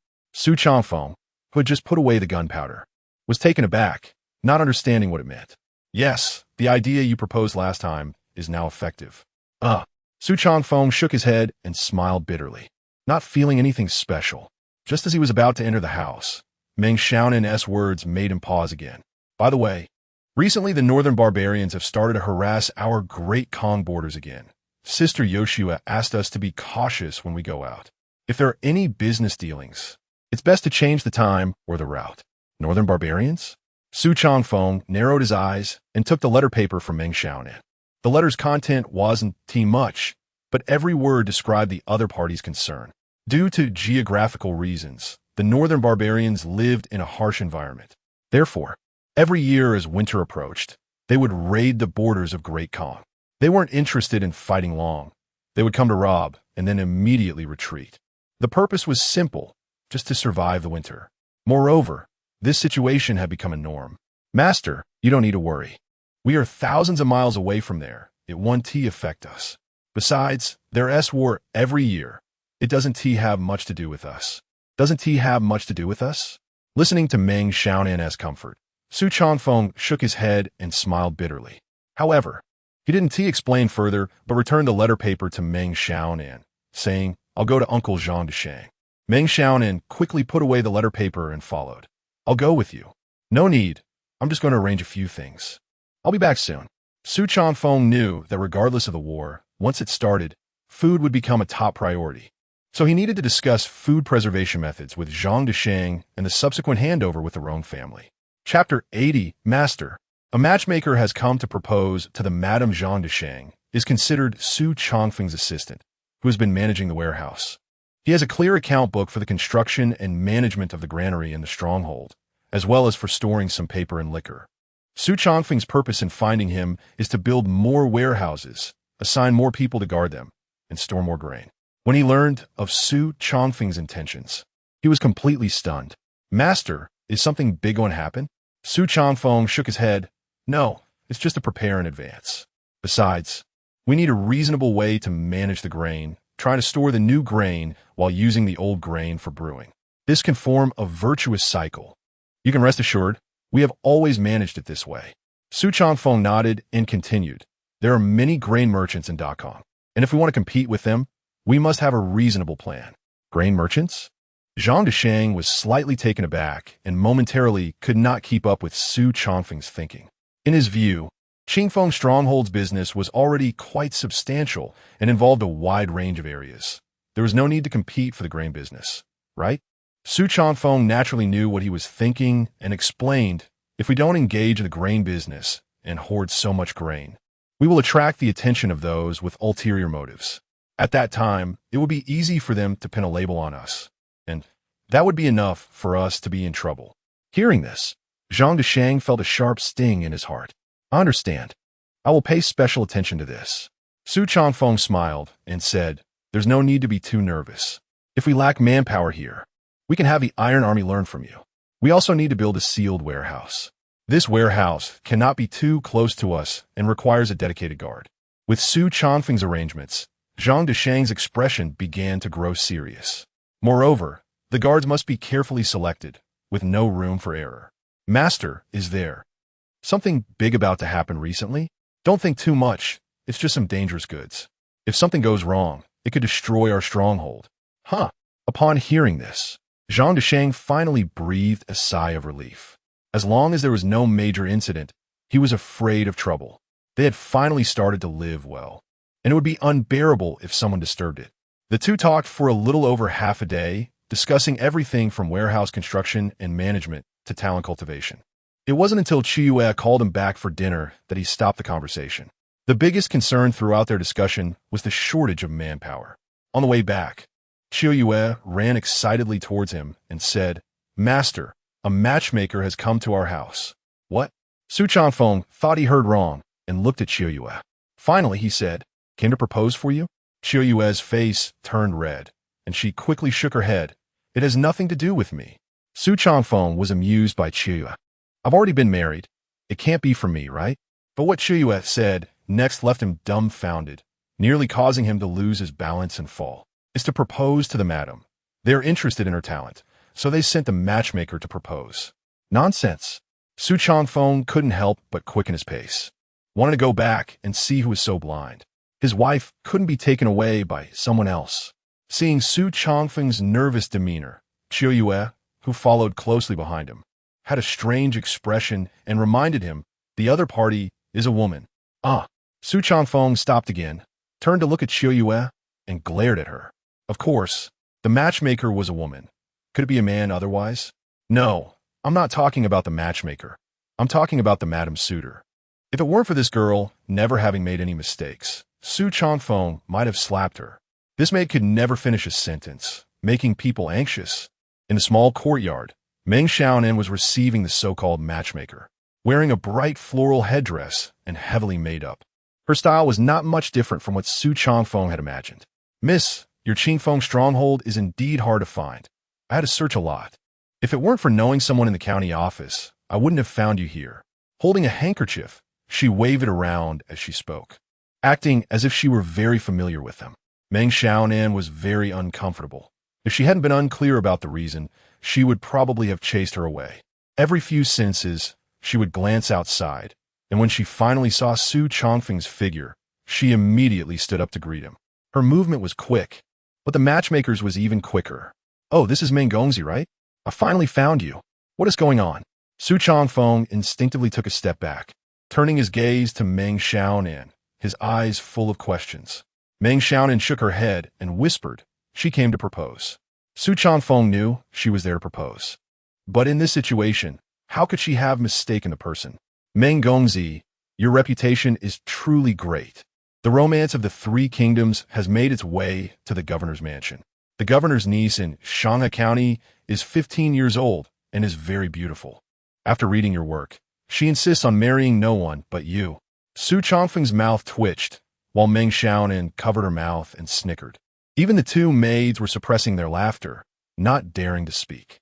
Meng Gongzi, if you agree, I can stay here tonight. And tomorrow we will go to the governor's mansion to propose with the betrothal gifts. It's not far. It will take at most a day. Su Changfeng really couldn't listen any longer. Not to mention that the other party had mistaken the object. Even if she hadn't, how could he accept a 15-year-old girl? Moreover, they had never even met. Was it a bit absurd to come to propose like this? I think you must have made a mistake. Su Changfeng shook his head, not taking the matchmaker seriously, tightening his clothes, and sat down at the table. First of all, my surname is Su, not the Meng Xiaonan you mentioned. Secondly, the romance of the Three Kingdoms was written by my wife and has nothing to do with me. Puffed. The two maids nearby could no longer hold back and burst into laughter. The matchmaker looked at this one and then that one, and even if she were foolish, she understood. The famous romance of the Three Kingdoms was actually written by a woman. This isn't right, is it? A book written by a woman should be all about romance. How could... Meng, oh, is it Su Gongzi? You aren't joking with me, are you? No need to joke with you. If you had asked around at the county office when you came, you wouldn't have made such a joke. But Miss One, I don't care who the miss is. Since this matter is a misunderstanding, let us resolve it. Chuyue, see the guest off. And also give her a few taels of silver as a running fee. Although it turned out to be a blunder, Su Changfeng was used to giving out money, so he naturally didn't treat the matchmaker poorly.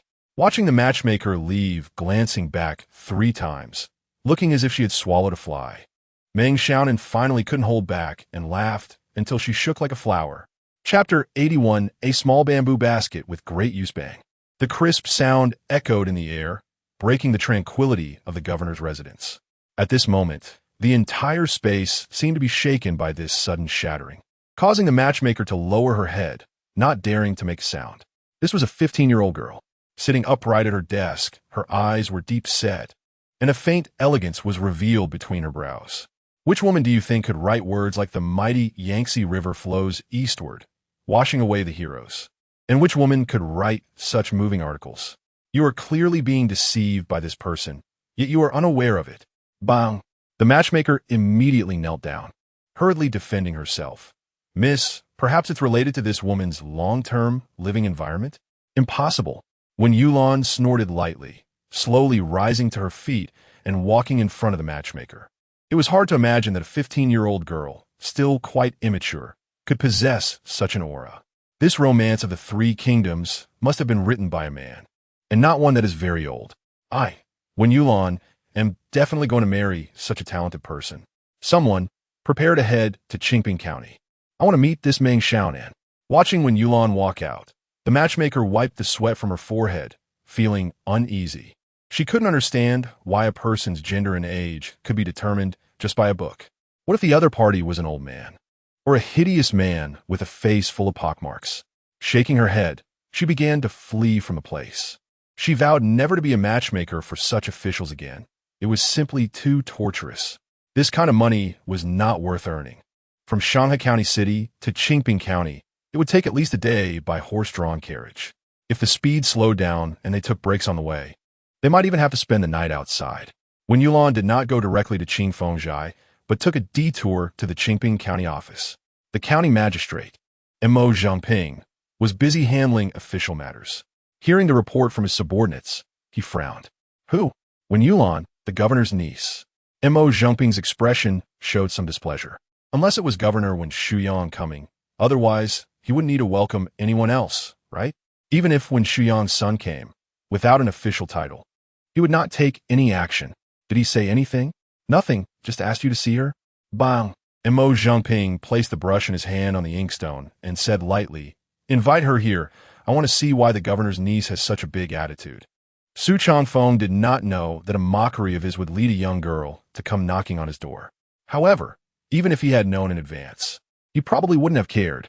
At this moment, he was squatting beside an old man, watching him weave a bamboo basket, dressed in thick clothes. He occasionally rubbed his palms together while gesturing to the old man with requests. The old man was very serious, trying his best to fulfill any requests Su Changfeng made, never saying a word of dissatisfaction, until he completed a small bamboo basket and handed it to Su Changfeng. "Big boss, is this it?" Su Changfeng did not respond, but picked up a porcelain basin the size of a disc and placed it into the bamboo basket. It fit perfectly, as if it was specifically made to hold this item. The old man did not understand why Su Changfeng wanted to weave such a basket. If it was only to hold a porcelain basin, it could only hold one, which seemed a bit wasteful. If it was for other items, putting a basin in it seemed unnecessary. "Big boss, what is this used for?" Su Changfeng hung it on his arm, tucking his hands into his sleeves, and it looked quite fitting. He replied, "This is how it's used." "Ah." The old man looked embarrassed, feeling that something was off. Su Changfeng did not elaborate further, but asked, "Your family can eat now, right?" The old man quickly got up, "If the big boss doesn't mind. Let's have a drink together." Su Changfeng waved his hand, saying, "No need, I just want to take some burnt charcoal." Saying this, he had already arrived at the kitchen, standing in front of the stove. In front of the stove, a young girl was tending to the fire. Upon seeing Su Changfeng, she immediately stood up. Su Changfeng gestured for her not to be polite, picked up a shovel, and filled the basket with the unburned charcoal. He filled an entire basin. In a moment, his hands and the area in front of him were warm. Seeing this, the old man instantly understood Su Changfeng's intention. This is called waste utilization, using leftover charcoal to keep warm. Moreover, with Su Changfeng's method of using it, putting these charcoals into a small basin, they would burn for quite a while. "Big boss. You." He was at a loss for words. It was clearly a very simple thing. Why couldn't they think of it? It was just a matter of adding a porcelain basin. Su Changfeng smiled broadly and said to him, "For the next few days, don't go to work. Stay at home and weave some of these small baskets. It would be best if everyone in the village had one." The old man nodded repeatedly, indicating he understood. Of course, he couldn't let you work for free. You could sell the baskets at the market price, and if you paired them with these basins, the price could be a bit higher. The old man knew that the big boss was awakening him. With so many people in the village, one for each person would be a considerable amount of money. Moreover, he couldn't do it alone. He needed others with such skills to help. Otherwise, winter would pass, and he wouldn't be able to complete the task. Su Changfeng took the small basket filled with charcoal ash and leisurely returned home. Along the way, his actions sparked curiosity among many people, and those who were a bit bolder came forward to inquire. Some even picked it up to try it out. They praised it, saying they would also get one to play with. Seeing the excitement of these people, Su Changfeng felt helpless. If he had any other way to keep warm, he wouldn't have come up with such a thing. Dakin prohibited private mining of ores, and coal was ridiculously expensive, making it unaffordable for ordinary people. But the item he had was different. There was plenty of firewood on the mountain, and in front of every household, there were piles of wood stacked like small mountains. Usually, when cooking or boiling water, the leftover charcoal could be used. At least in winter, one wouldn't be afraid of the cold, right? Just having these was not enough. He also needed to modify the bed at home, make a heated kong. He did not know how the people of the North Meow kept warm, but for them here, having these items should make it no problem to get through a cold winter. With food and heating all sorted out, how could one not survive a winter? "Master." The county magistrate sent someone to say that a girl with the surname Wen is inquiring about your situation everywhere. Just as he got home, Meng Xiaonan greeted him with a beaming smile. She reached out to brush off the dust from him, preparing to remove his cloak when she was suddenly attracted by the small basket. "What is this?" Chapter 82. What is the point of marrying her? To warm your bed? A small bamboo basket hung in Meng Xiaonan's hand, and she couldn't bear to let it go. "Master, this one Yulan is the niece of the governor. What do you plan to do?"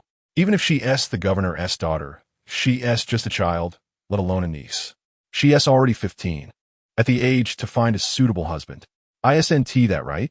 Hearing Meng Xiaonan's words filled with laughter, Su Changfeng joked, "All right then, she wants to find Meng Xiaonan. You can marry her." Marry her to warm your bed? Su Changfeng shot her a glare and started tapping his fingers on the table. Mo Zhengping sent him a message. I actually wanted to see him make a fool of himself. Because Mo Zhengping also had a mindset of watching a show, Su Changfeng was well aware of the situation. In fact, everyone knew that Su Changfeng definitely didn't want to get involved with the governor at this time. If it really comes to it, just push this responsibility to my father-in-law. Su Changfeng chuckled. My father-in-law has no idle job, spending his days quietly writing these things, cultivating his character. Isn't that wrong? You could try and see if my dad will break your legs. Then what do you suggest? Let us meet her. I also want to see what this Wen Yulan is really like. Su Jianfen. Outside Linjiang City, at the Su residence, Su Shoen held a chess piece, unable to make a move for a long time. Across from him, Rong Yoshue appeared relaxed, even in the mood to joke. Grandpa Su, you might lose this game today. Su Shoen tossed his chess piece onto the board and said with annoyance, You girl, your chess skills have improved a lot recently. Of course, I learned from Grandpa Su. After all, there is no one at home to challenge me. Su Shoen shook his head, slowly getting up. How can there be no challengers? The one who gave you ideas is quite skilled. Rong Yoshue smiled brightly, but replied, What Grandpa Su says, Yoshue doesn't understand. Don't pretend with me. What you're doing resolves your own crisis, but also puts your Rong family on the opposite side of the emperor. Aren't you worried the entire Rong family will be implicated? As soon as these words were spoken, the smile on Rong Yoshue's face vanished. If I don't do this, I'll ruin myself. If I do this, I might still have a glimmer of hope. If it were you, Grandpa Su, what choice would you make? Su Shoen remained silent, standing there, looking into the distance, seemingly lost in thought. Our Rong family only wants to do business, and we don't want to get involved in the court disputes. The current emperor doesn't even give us such a small opportunity. What can I do?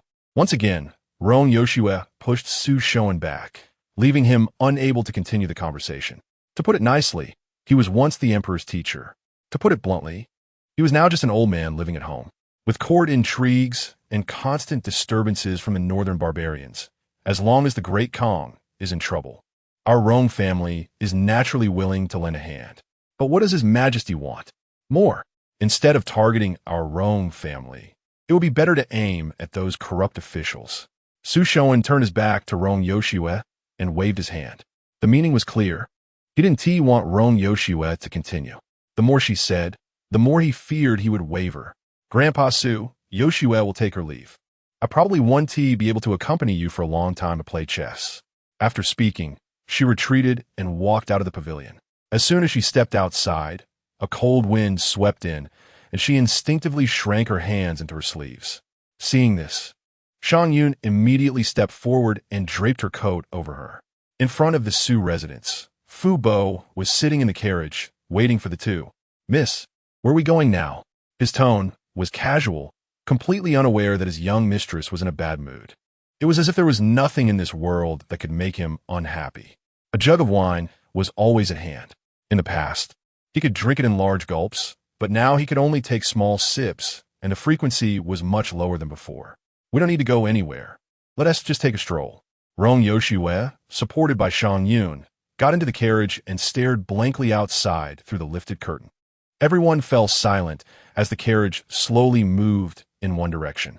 Perhaps because of the cold weather, there weren't many pedestrians on the street. Fu Bo, do you think I went a bit too far this time? Finally, Rong Yoshua broke the deadlock and asked Fu Bo, who was driving the carriage. Too far? Fu Bo took a swig of wine. The spicy sensation felt like a flame, easing the cold. I still like a saying from that kid, Su Changfeng, in his book. What book? Rong Yoshua suddenly perked up.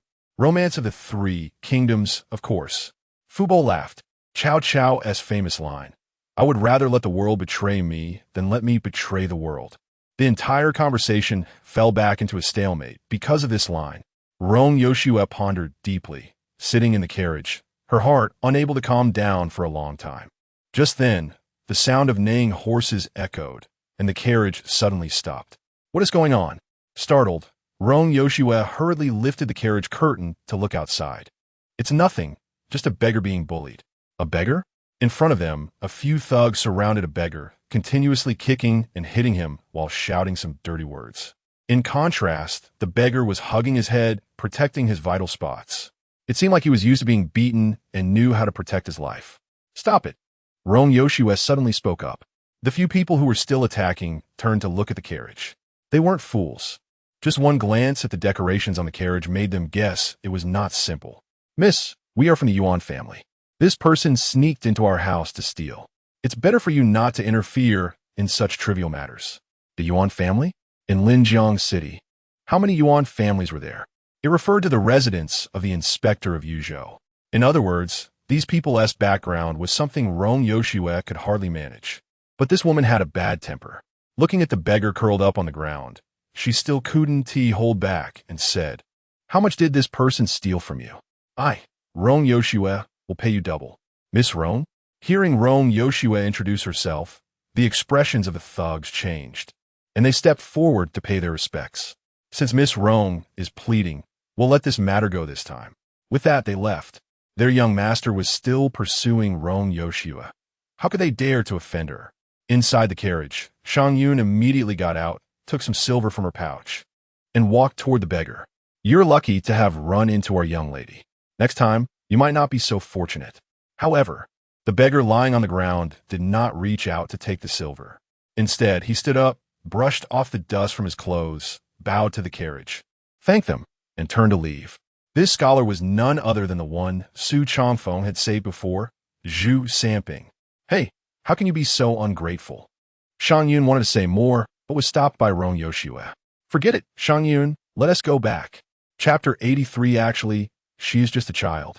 When Yulan finally arrived at Qingfeng village, accompanied by 2 maids and more than 10 guards, her way of traveling was quite ostentatious. Standing at the entrance of Qingfeng village, she looked at the 2 guards holding weapons, and a smile appeared on her face. "I said it. How could a small village produce a talent like Meng Xiaonan?" With that, she stepped forward and said to the guards, "Go report to your master that when Yulan has come to visit." With the attendants by her side and her tone of voice, the guards at Qingfeng village dared not neglect her. Soon, when Yulan was taken to the loyal and righteous hall, if it were someone else, Su Changfeng would definitely greet them personally. However, he would not give such courtesy to this little girl. To meet her in person was already a considerable favor, and going out to welcome her, that was akin to the attitude of Mo Jinping. "You are the person in charge of this Qingfeng village?" When Yulan saw Su Changfeng, her eyes lit up, and she unceremoniously started to scrutinize him. She examined him from head to toe, completely lacking the awareness of a guest. It was hard to believe that someone so young was already managing such a large business. "By the way, what is your name?" Su Changfeng was almost amused by her. He was already young and had a baby face, but what struck him most was her way of dealing with people. She always gave off an air of superiority, as if everyone else was beneath her and must answer her questions. "Su Changfeng, but I prefer others to call me Su Dazangjia," since she was not polite with him. Su Changfeng naturally wouldn't treat her the same way. He clapped his hands and shouted outside, "Chiuyue, bring in the tea." When the tea was served, when Yulan's scrutinizing gaze shifted to Chiuyue, "Su Changfeng, you should know the purpose of my visit. There's no need for tea. Just find Meng Xiaonan for me. I have some questions to ask him in person." Su Changfeng held back his laughter and said, "Miss Wen, I've already told you that Meng Xiaonan is my wife. It's not what you think." Fearing she wouldn't believe him, he called out to Chia, "Take Miss Wen to find my wife and let her show her manuscript." When Yulan was almost going crazy, it was only when she saw the manuscript that she finally believed Su Changfeng's words. Meng Xiaonan was a woman, completely different from what she had imagined. Grabbing Meng Xiaonan's hand, she was so excited that she didn't know what to say. "Sister Meng, you have such talent. If only you were a man." Being held by Wen Yulan, Meng Xiaonan's expression was somewhat unnatural, and she could only keep nodding.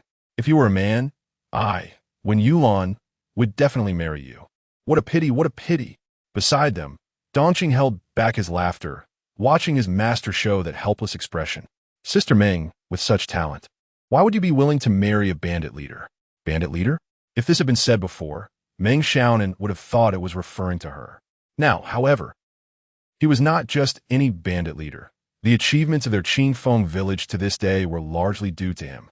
Just him. When Yulan shook her head, adopting a tone of an adult, he asked, "Just someone with a good-looking face. He is not worthy of your talent. Meng Xiaonan wanted to say something more, but ultimately gave up. She understood in her heart that no matter how she explained, it would be useless. This was a problem with Wen Yulan's character. Without witnessing Su Chongfeng's abilities, she would never be persuaded. That day, Wen Yulan clung to Meng Xiaonan, discussing the plot of Romance of the Three Kingdoms. Meng Xiaonan discovered that she did not understand it as thoroughly as Wen Yulan did. Sometimes she couldn't even remember the characters, but Wen Yulan could recall everything clearly. At this moment, Wen Yulan had already regarded Meng Xiaonan as a confidant with whom she could share everything. Seeing the bamboo basket in Meng Xiaonan's hand, she insisted on making one for herself to take back for coal burning. Looking at the newly dried women's underwear in the yard, even if she didn't have any, she wanted to learn the principle behind it and have someone help her make one later. Su Chongfeng didn't dare to go back. Not because he was afraid of this girl, but because he found it somewhat annoying. He stayed with Qiu Yue at his father-in-law's place until evening. Only after the other party left did he quietly sneak back. Seeing Su Chongfeng's fearful appearance, Meng Xiaonan couldn't help but smile. Actually, she is just a child. Grabbing Su Chongfeng's arm, they roasted by the fire, and she said she has just been spoiled and has developed a bad habit of being high-minded and low-skilled. Su Chongfeng didn't understand and asked, "You said she is just the governor's niece. Why does she have such a big temper?" Meng Xiaonan explained, "It's true that she is the governor's niece, but the governor's wife especially likes her and has raised her by her side since she was little. From what I heard, this lady treats her like a biological daughter. So, it's normal for her to have this kind of personality." Normal? Su Chongfeng sighed. "She is normal, but our future days won't be easy." As the winter solstice approached, Dakong welcomed the most difficult season. The harassment from northern barbarian countries became more frequent. At first, the soldiers stationed along the border could hold their ground. Now, that was no longer the case. Reinforcements had to be dispatched. It was said that the current emperor assigned a very capable young general to go there, and he even signed a military order. Not only the northern barbarian countries, but Dakong was also located in a central area, and the bordering countries were all the same. Sometimes they would harass you a bit, robbing if they could, and fleeing after robbing. If they couldn't win, they would retreat immediately, avoiding direct confrontation. Thus, Dakong began to mobilize troops and dispatch forces to various places. Before the troops moved, the logistics had to be prepared first. This is a principle even those who do not understand military strategy know. Therefore, the price of grain in Dakong began to rise, and the common people were about to face another very difficult winter. Initially, the merchants from Qingfeng village would help refugees when they encountered them on the road. Later, they simply could not assist anymore. People were poorly clothed and underfed. One could say that such scenes were everywhere. Su Chongfeng went to Qingping County 3 times and encountered frozen dead bodies of the common people twice on the way. Perhaps because he was born in a prosperous era, Su Chongfeng had never seen such tragic scenes, so his smile had diminished during this period. "Big boss, it's so cold. Do you still have to go out?" The biting cold wind made one's face ache. Su Chongfeng, wrapped in a mink coat and leading a horse, had just walked out of the village when he was stopped by the guards. "I just want to check on the farms and see how they are doing. Maybe I can help them." However, Su Chongfeng was unable to go out. The guard kept shaking his head and said, "Wait a minute. I'll have Shunzi go find Sister Xiaonan. Why are you looking for her on such a cold day?" Su Chongfeng glared at him fiercely, a bad premonition rising in his heart. The guard remained unmoved, shaking his head. Sister Xiaonan said that as long as you go out of the village, you must have her accompany you. Su Chongfeng, he was the big boss of the village, and now even going out was restricted. In a fit of anger, he led the horse back, cursing, "Who is the real big boss of this Qingfeng village? I'm not going, is that okay?" Chapter 84. The winter solstice arrives. Dumplings or the best snowflakes began to fall from the sky as Su Chongfeng, who had just returned home, even used his skills to keep warm. He wasn't foolish. He knew that Meng Xiaonan's actions were just out of concern for his safety. It wasn't just Meng Xiaonan. The entire Qingfeng village was like this. Anyone who knew he was going out would definitely send someone to follow him. And that person had to be skilled in martial arts. So now, he had unintentionally turned himself into a giant panda. "Master is back. Hurry inside. We're having dumplings today." Yu came out of the kitchen, holding a bowl of steaming dumplings, and immediately shouted upon seeing Su Changfeng. Soon, two more people rushed out of the kitchen, Meng Xiaonan and Dongqing. Seeing this scene, Su Changfeng was momentarily stunned. What's going on today? His hands, usually accustomed to holding swords and pens, were now holding a kitchen knife. Upon hearing his teasing, Meng Xiaonan rolled her eyes at him and said irritably, "Isn't it because you said we should eat dumplings for the winter solstice?" Winter solstice? Su Changfeng extended his hand, and the falling snowflakes disappeared upon landing on his palm. I completely forgot.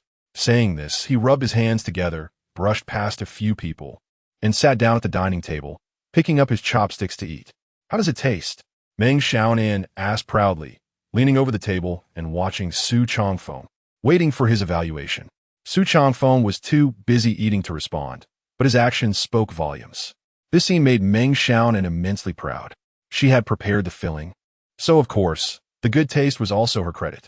In the cold winter, having a bowl of steaming dumplings followed by a few sips of soup was something no one could understand about Su Changfeng's current feelings. Why are you all just staring at me? Eat.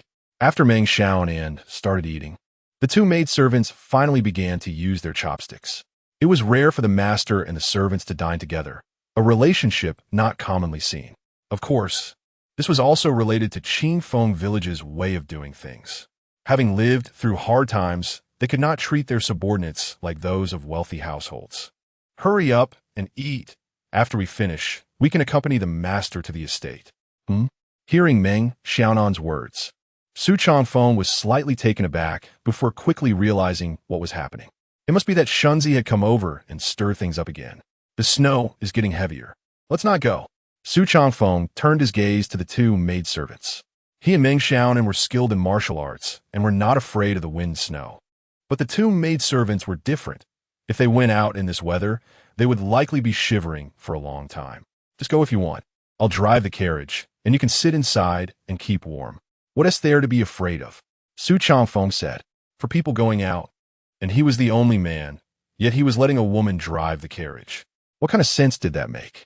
Seemingly seeing through Su Changfeng's thoughts, Meng Xiaonan squeezed closer to him and said, "You are now the treasure of our village. If you get hurt, that's my negligence." Su Changfeng replied irritably, "But you can't keep watching me all the time, right? I'm also considered a master now. Just you?"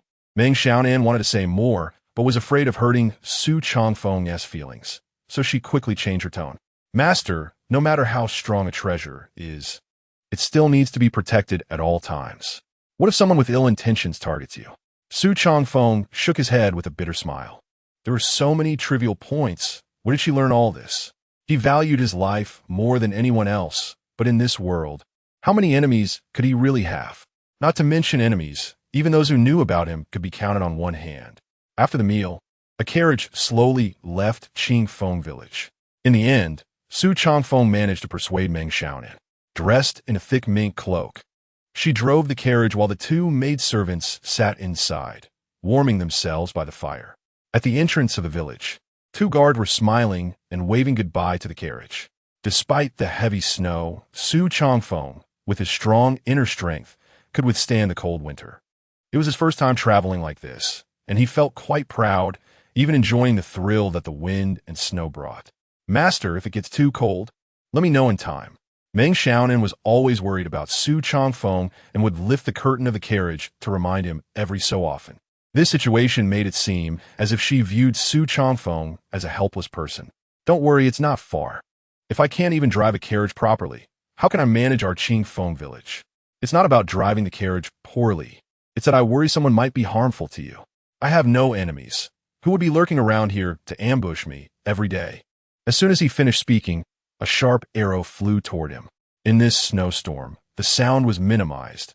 If it weren't for his inner strength, he wouldn't have noticed it at all. He tilted his head just in time to dodge it. The sound of the horse neighing erupted, and a figure wielding a steel knife charged toward him. Su Changfeng had no weapon, only a horse spear. Almost instinctively, he swung the spear to meet the attacker.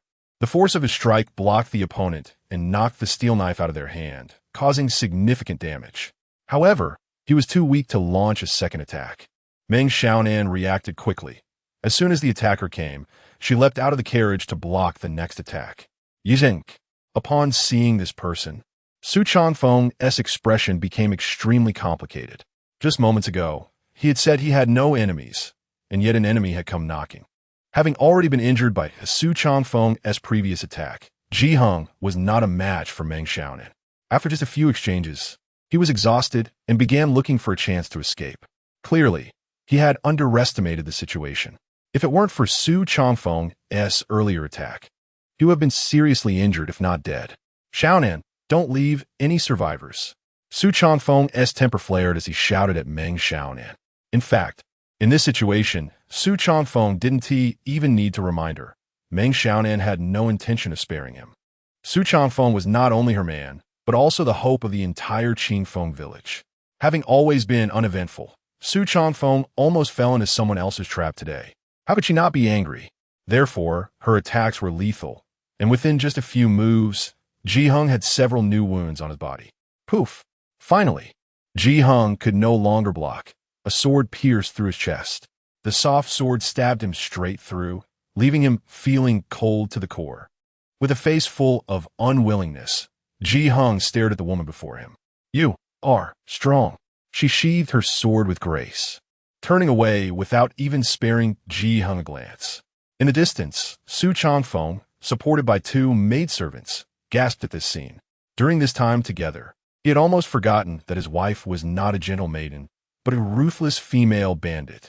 As she approached Su Chanfeng, the killing intent dissipated, and she transformed back into a caring wife. Master, should we go back? Su Chanfeng shook his head.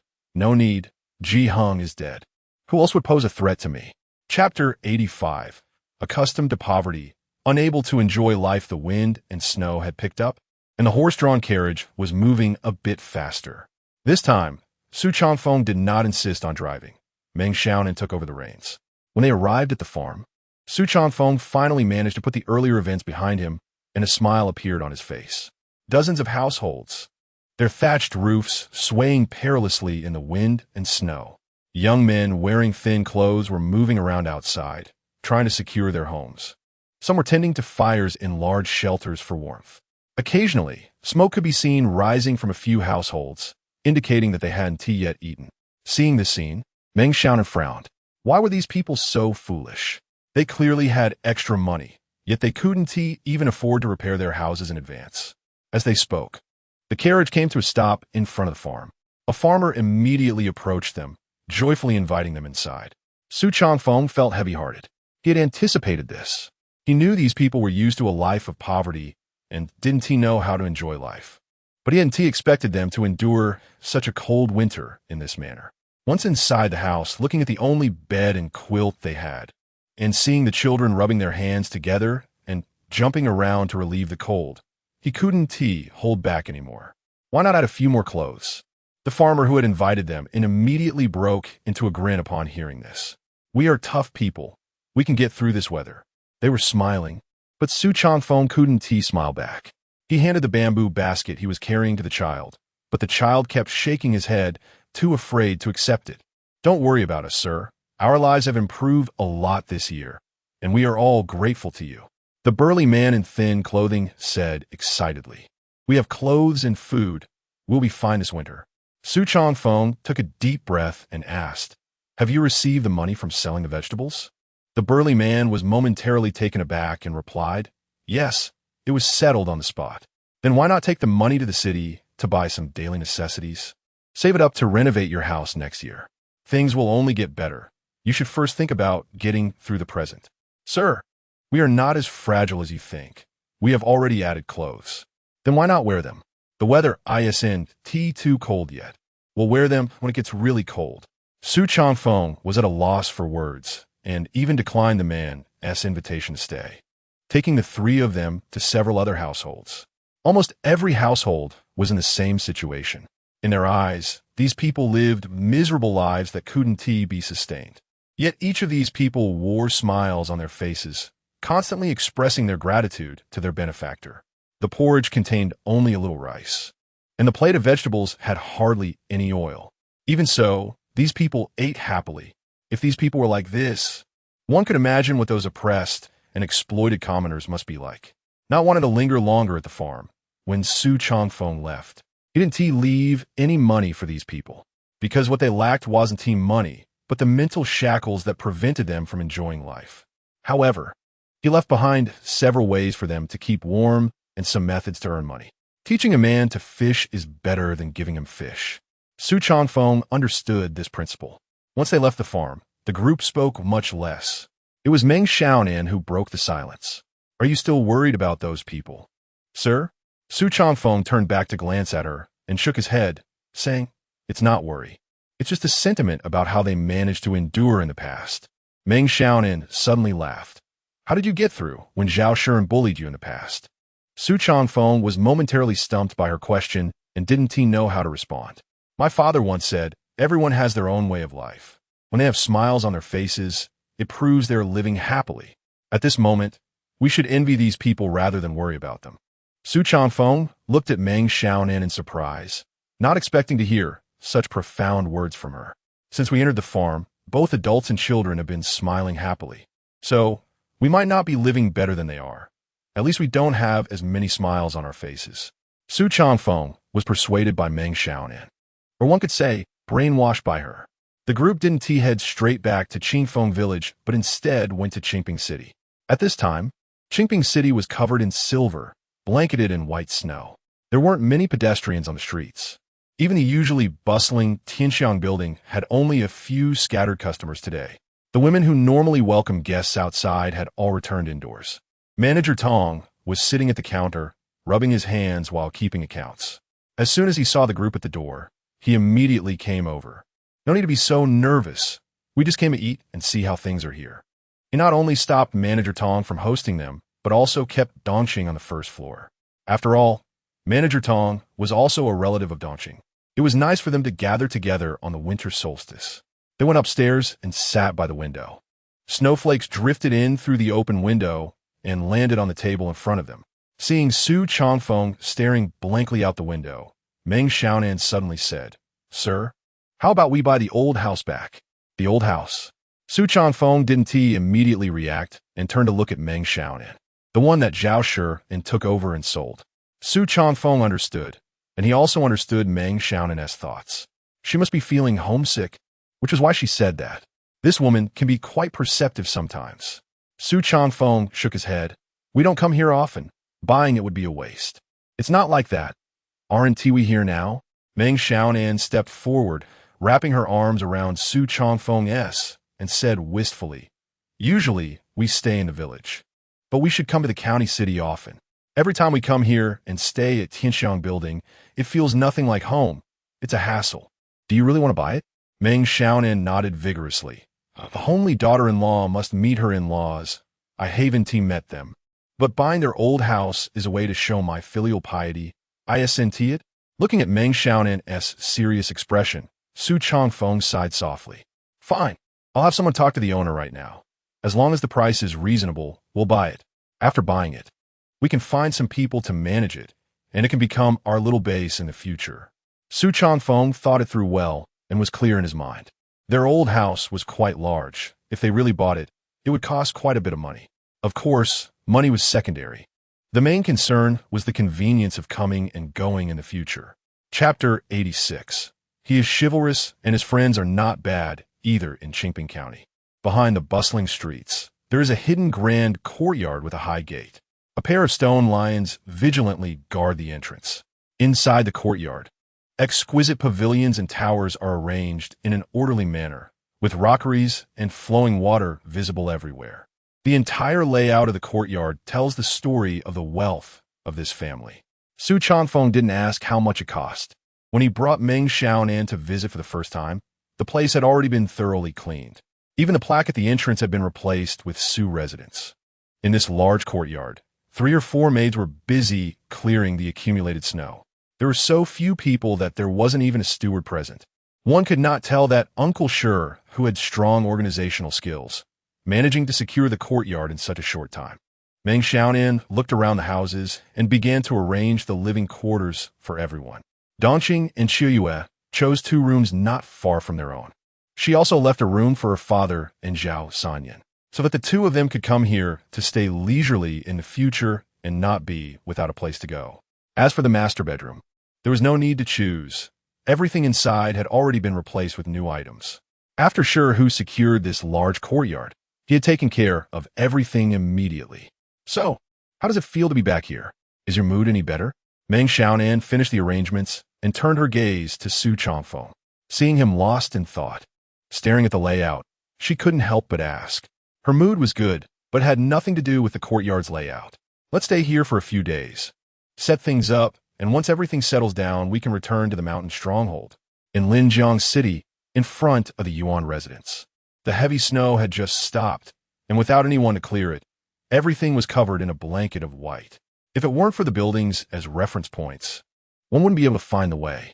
Rong Yoshue had just come out of the Yuan residence, concerned about recent business matters. She was wrapped in a white mink fur cloak, and the exposed skin, against the backdrop of snow, appeared even more delicate. The soft beauty radiating from her made it hard for anyone to look away. "Miss, look at that person." Before her foot could lift, Shang Yun's voice rang in her ear, causing her to instinctively follow the direction of Shang Yun's finger.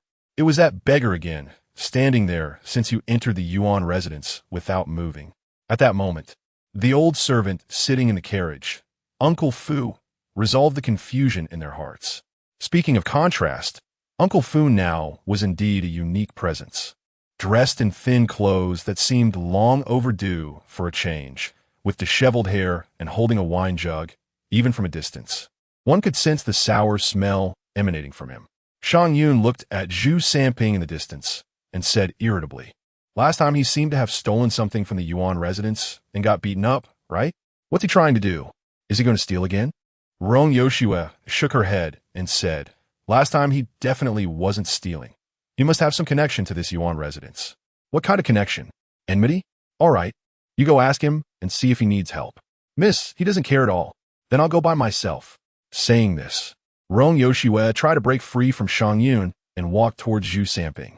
Unable to stop her, Shang Yun had no choice but to hold on to her and then jog ahead. As for Shang Yun's arrival, Zhu Sanping seemed not to notice at all, standing there in front of the Yuan residence, motionless. "Hey, little beggar, our miss wants me to ask you if you need any help." As expected, Zhu Sanping ignored her. "You really have a bad temper. Even more difficult than Su Changfeng from Qingfeng Stronghold." After saying that, she angrily turned to leave. At that moment, Zhu Sanping suddenly glanced at Rong Yoshue in the distance. Then his hoarse voice rang out, "I need to deliver this thing to Yuan Shan." Shang Yun stopped in her tracks and turned to look at Zhu Sanping. She didn't know why he had suddenly changed his mind, but when she saw the half-piece of jade pendant in his hand, an idea struck her. "Come with me. This kind of thing needs my miss to decide." To her surprise, Zhu Sanping actually followed her to the carriage.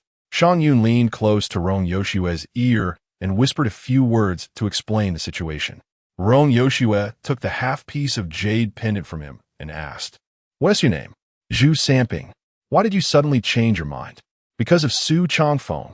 Rong Yoshue was slightly taken aback, then returned to the Yuan residence. "Miss." Shang Yun stomped her foot in frustration and reluctantly followed. At this moment, Rong Yoshue's voice rang out. "Uncle Fu, keep an eye on him. Don't let anyone take him away until I come out." Uncle Fu was still drinking and didn't respond.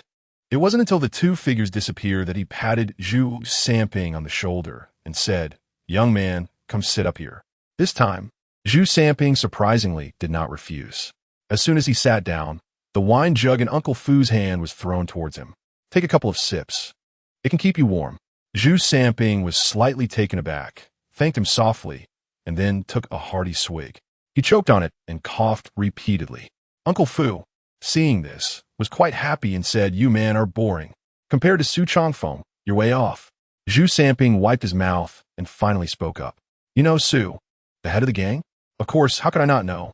That kid has been trying to win me over, but unfortunately, this old bone of mine can't make decisions." At this point, he suddenly became interested and asked, "By the way, how do you know him?" Zhu Sanping took a deep breath and took another sip of wine. This time, he noticeably drank less and didn't spit it out like before. "He saved my life, and he's chivalrous. His friends surely won't be bad." Uncle Fu laughed so hard that he couldn't close his mouth, pointing at Zhu Samping and chuckling. You think too highly of him. That kid is crafty. The reason he saved you is certainly to make you repay him. To this, Zhu Samping didn't believe it all. Because, as a beggar with nothing to his name, how could he repay him? What? You don't believe it? Uncle Fu snatched the wine jug from Zhu Samping's hand and took a sip himself. Zhu Samping didn't respond, leaning against the carriage and occasionally glancing at the gate of the Yuan residence. Seeing his expression, Uncle Fu seemed uninterested and teased. Yuan Yishan is naturally flirtatious. With countless romantic debts, you aren't his illegitimate child, are you? Before Zhu Samping could answer, there was finally some movement at the gate of the Yuan residence. A middle-aged man walked out from the courtyard. He stood tall and dignified, exuding a sense of steadiness and grandeur with every step. Behind him followed Rong Yoshue and Shang Yun. When Uncle Fu saw this person, he chuckled. Then he nudged Zhu Samping's arm and joked, "Hey, your father is coming out. Is he Yuan Yishan?" To Uncle Fu's surprise, Zhu Samping didn't recognize Yuan Yishan at all. Chapter 87. Prisoners are also humans. Labor costs are cheaper. The Su residence in Qingping County finally became lively. There was no need for Su Changfeng to manage it. Meng Xiaonan, with her remarkable skills, managed to bring back the former servants who had been driven away by Zhao Shuren. When these people saw Su Changfeng, they burst into tears, which moved him. They were familiar to him, but he had no emotional attachment to them. However, he still had to put on a show. Thus, the Su residence finally found its footing. The county magistrate, Mo Zhangping, came with a small gift to congratulate them. A few pieces of fabric were his modest token of goodwill. Su Changfeng hosted a feast with fine wine and dishes to welcome him. As a result, when Mo Zhangping left, he took away 2 rolls of Xian paper, and King Fengzhui carried off 2 jars of wine. This infuriated the 2 maids, Dongqing and Xiuyue, who cursed him but had no way to retaliate. "Master, this county magistrate is too stingy. He only brings such a small gift, yet takes so many of our good things." Seeing Dongqing's angry expression, Su Changfeng waved his hand and said, "At least he came with good intentions." Dongqing was somewhat unconvinced. Is this really good intentions? This is clearly just someone trying to take advantage. Xiuyue chimed in, "I've never seen such shamelessness." Su Changfeng was amused by the two and said, "We mustn't say that. This county magistrate is having a hard time too." Dongqing replied, "But he is the county magistrate. How could he be having a hard time? Have you ever seen a county magistrate who can't even afford a meal?" Su Changfeng sighed slightly and said, "This guy isn't favored by the current emperor due to his political stance. Moreover, he is honest in his governance and has to support a large group of people around him. It's quite pitiful." While tidying up the leftovers on the table, Dongqing said, "Some time ago, my uncle mentioned this person's situation." Su Changfeng immediately became interested and asked, "What did he say about him?" "What else could he say? His subordinate. He comes to buy wine from us every day and never pays." Su Changfeng laughed and said, "I think that guy wouldn't be so shameless as to get something for nothing, would he? He indeed doesn't get something for nothing, but he always offers strange items in exchange for wine. For this reason, my uncle has complained to Lord Hu many times, but Lord Hu..." This was supposed to be casual chatter, but Su Changfeng's interest was piqued, and he stood up, saying, "Let's go to Qinxiang Tower." "Huh?" Dongqing was startled and quickly shouted outside, "Madam, the master is going out again." Soon, Meng Xiaonan appeared before them, blocking Su Changfeng's path. The servants of the Su residence were already accustomed to such situations. "It's so cold outside. If there's something, just send someone to inform us." "It's not far." Su Changfeng spread his hands and said, "You said it yourself. It's not far. Wouldn't it be more convenient for us to go?" But there was no way out, so Meng Xiaonan had to put on warm clothes and accompany Su Changfeng to Qinxiang Tower, leaving the 2 maids behind at home. Today, Qinxiang Tower was different from before. Not only were there a group of prisoners with shackles outside, but the entire first floor was filled with officials. Manager Tong was bustling around, always wearing a smile, serving these people. When Su Changfeng and Meng Xiaonan arrived, they instantly attracted attention. Everyone's gaze turned to Meng Xiaonan with ill intentions. Su Changfeng frowned and instinctively pulled Meng Xiaonan closer, walking towards the counter. "The master has arrived. Please, upstairs." Manager Tong. who had worked in this restaurant for many years, had seen all kinds of situations. He immediately came forward to escort the two to the second floor, temporarily defusing the immediate crisis with his words.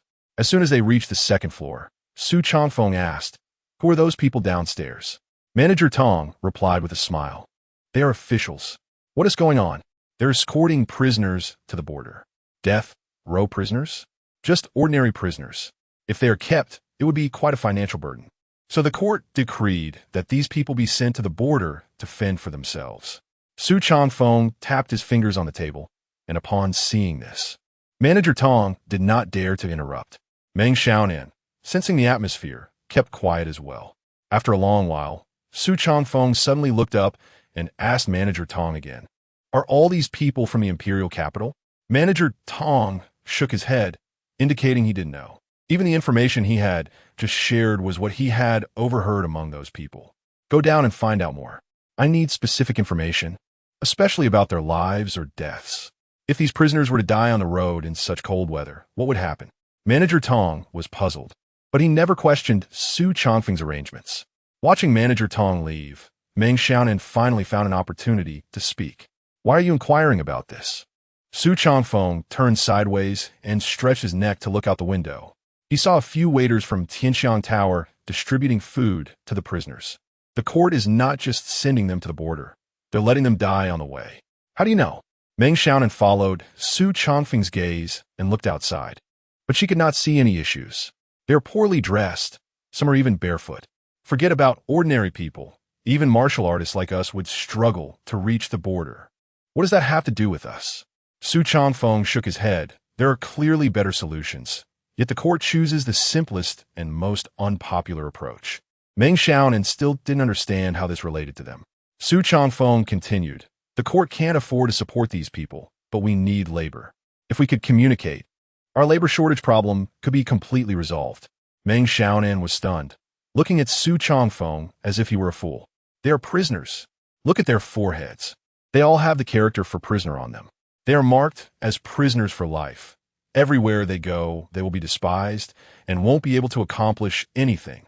Su Changfeng took a deep breath, stood up, and continued to look out the window. "Prisoners are also humans, and their labor costs are cheaper. You only need to provide them with food. Moreover, because they are labeled as prisoners, they can't go anywhere, making them the best choice." Meng Xiaonan didn't know how to argue further. Manager Tong took a longer time this time. When he returned to the private room on the second floor, the dishes on Su Changfeng's table had already gone cold. "Master, I found out that these people are indeed being sent to die. They might not even make it to the border before they all perish. The court won't blame anyone. In fact, it might be intentional to reduce state expenses." This confirmed Su Changfeng's suspicions. He clenched his fists, his gaze turning back to the people downstairs, especially the few half-grown children. Veins stood out on the backs of his hands, and his heart seemed to be struggling. Suddenly, he stood up and said, "Help me contact their superior and prepare a grand gift." Manager Tong's heart skipped a beat. "Where shall we meet?" Su Changfeng reached out and closed the window. "Right here. Chapter 88, my friend. Why don't I know you?" Second floor, private room. Two people, a jar of Qingfeng Zue, and an oversized hot pot. Meng Xiaonan temporarily stepped out to avoid unnecessary trouble. Even Manager Tong wisely did not wait by the side. Sitting in front of Su Changfeng was a middle-aged man with a small mustache. This man was slender, but his eyes were very spirited, and with the prominent temples, one could tell at a glance that he had martial skills. "Among the prisoners I am escorting, are there any of your relatives or friends?" The mustache man did not pick up his chopsticks but stared intently at Su Changfeng and began to inquire. Su Changfeng shook his head, "No." "Then why do you spend so much effort to keep these people?" "Because I need people, I need workers. There are many workers. As long as you are willing to pay, you can find plenty in Qingping County, right? The key is that I don't want to spend that money." Su Changfeng picked up the wine jar and filled the mustached man's cup again, saying, "In this day and age, money is hard to earn. If we can save some, we definitely won't think about spending more, right?" The mustached man raised his cup and clinked it with Su Changfeng's. He was unfamiliar with Su Changfeng's character, so he did not dare to easily agree. "If the Lord does not trust us, you can inquire at the county office. We at Qingfeng Zhai conduct legitimate business. Su Changfeng stood up, walked over to the other man, and placed the money that Manager Tong had prepared on the table, urging again. We brew wine and make paper. And these businesses have all become tributes. The demand is so great that you can easily inquire about it. Tribute? Qingfeng Zue is made by you? The mustache man finally took it seriously. Su Changfeng did not hide it and explained, if it weren't made by us, how could such good stuff be drunk at our Tianxiang building? But the news I received indicates that this thing is related to the Rong family, right? The mustached man questioned again. Su Changfeng nodded. That's right. The Rong family is our partner. Once this was said, the expression on the mustached man's face finally relaxed. What do you plan to do with these people? Seeing the other party starting to soften, the stone in Su Changfeng's heart was finally set down. I'll settle them in the deep mountains. They will work for me, and I'll give them food. Each of them has a prisoner label, but anyone with a bit of common sense knows how to choose. The mustache man extended his palm, picked up the silver on the table, and stood up, saying, I hope you can keep your promise. Su Changfeng also stood up, agreeing. Rest assured, no one wants to get themselves into trouble. And what we are doing also helps the court solve some of the troubles, which is beneficial for both parties. If you have such tasks in the future and do not want to go to the border, you can detour to Qingping County. We will take as many as you have. The mustached man laughed, and before leaving, he did not forget to take the jar of Qingfeng Zhe. You find someone to lead the way. I'll send the people up the mountain to you. Su Changfeng also smiled and sat in front of the hot pot, letting himself eat. This time, his appetite was exceptionally good. He originally came to ask Manager Tong about the wine for goods exchange with Bai He, but unexpectedly, he stumbled upon such a big bargain. All right, you can come out now. As his words fell, Su Changfeng did not expect two figures to walk in. Shi Hu and Meng Xiaonan. These two had been listening outside for a long time. Meng Xiaonan was fine, but Shi Hu's appearance was something Su Changfeng did not anticipate. Of course, Shi Hu did not expect that the transaction between Su Changfeng and the mustache man was so simple. Just reporting his identity and casually giving some silver. And the other party agreed. Moreover, they even personally sent the people to Qingfeng Zhai. Shi Hu was obviously a bit excited. As soon as he appeared, he volunteered, Big boss, I'll take over and ensure these people are settled properly. Su Changfeng smiled and replied, arranging the people is secondary. The main thing is to take that mustache man to visit our workshop. Take him to visit? Not only Shi Hu, but Meng Xiaonan also did not understand what was going on. Su Changfeng explained, he personally brought us people to see if what I said is true. If you do not take him to visit properly, won't that halt our cooperation? After all, we need a lot of manpower. This kind of cooperation needs to be sustained. Shi Hu was slightly taken aback, but immediately understood. I understand now. I'll go back and arrange it, ensuring he can rest easy. Shi Hu hurriedly left, but Meng Xiaonan furrowed her brows and sat down in front of him. Su Changfeng naturally knew what she was worried about and comforted her. Just put your mind at ease about this. The upper echelons have already taken this desperate measure for these prisoners. Helping them solve the issue is a huge benefit. I can assure you that not only the emperor, but even those ministers in the court will turn a blind eye once they learn of this. If we have enemies, they might even deliberately send us manpower to watch us make a fool of ourselves. Meng Xiaonan forced a smile and did not refute anything further, because at this moment, she was still thinking about Shi Hu. Among those prisoners earlier, a few were from the Shi family stronghold, and Su Changfeng was unaware of this. Now that things had come to this point, no matter how worried she was, it was useless. Anyway, for such a major issue, you can make the decision, and I will only be responsible for your safety and ensuring you are not harmed. At this point, she suddenly remembered something and took out a letter tube. She said, by the way, I brought a letter from Sister Yoshue from the stronghold. What does it say? Su Changfeng was already accustomed to Rong Yoshue frequently sending letters, so he did not pay it much mind. You definitely won't guess. A smile finally appeared on Meng Xiaonan's face. She took out the letter and handed it to Su Changfeng, saying, she ran into your friend in Linjiang, and this friend has quite an impressive identity. My friend? Su Changfeng frowned and began to recall. He had very few friends. If Rong Yoshue and Fu Bo counted as one, then he only had these two friends in Linjiang City. So who is this friend that Rong Yoshue is talking about? The illegitimate son of the Yuzhou governor. Quite a remarkable identity. Surname Yuan? Su Changfeng glanced at the letter's content and shook his head. I don't have any friends with the surname Yuan, much less the son of a governor. That's impossible. Su Changfeng did not know him, and Meng Xiaonan also had no idea. Rong Yoshue did not mention the person's name in the letter. She only talked about this matter. Not knowing one's own friend is very likely a misunderstanding. However, Su Changfeng did not pay it much attention and instead said, the Rong family is also having a hard time. Although they made the emperor temporarily abandon his original plan, it has also aroused suspicion. Such actions are undoubtedly like dancing on the tip of a knife. If you dance well, you can amaze everyone. If you dance poorly, it's no different from committing suicide. At this point, he slowly stood up and grabbed Meng Xiaonan's hand. Let us go. Before returning to the stronghold, let us first meet Mo Jinping. After all, for such a big matter, it wouldn't be right not to let him know. Chapter 89. Rebirth and settling in the deep mountains, a few hundred prisoners were escorted, and by the time they arrived at Qingfeng village, there were only a little over 50 left. Among these 50, some were in critical condition.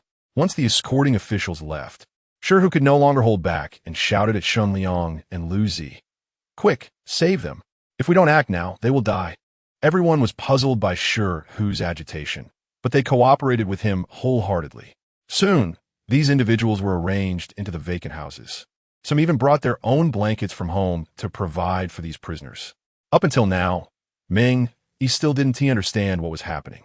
With Zhao Sanyang pushing him forward, he approached Shi and asked, are there people from the Shijiazhuang among them? Shi took a deep breath to calm his emotions. Yes, several are from Shijiazhuang. Meng, he had already guessed this. Otherwise, Shi wouldn't be so emotional. How did you convince those officials to send them here? This was the question Meng, he was most eager to know. After all, if these prisoners were mishandled, it would implicate the entire Qingfeng village. It was the big chief. When I received the news, the big chief had already started taking action. Changfeng? Meng, he was taken aback. He shouldn't know your brothers from Shijiazhuang, right? No. The big chief initially went to inquire about Bai He and happened to run into these people. You know his character. He couldn't bear to see them die like this. Thus, Shi began to explain to Meng.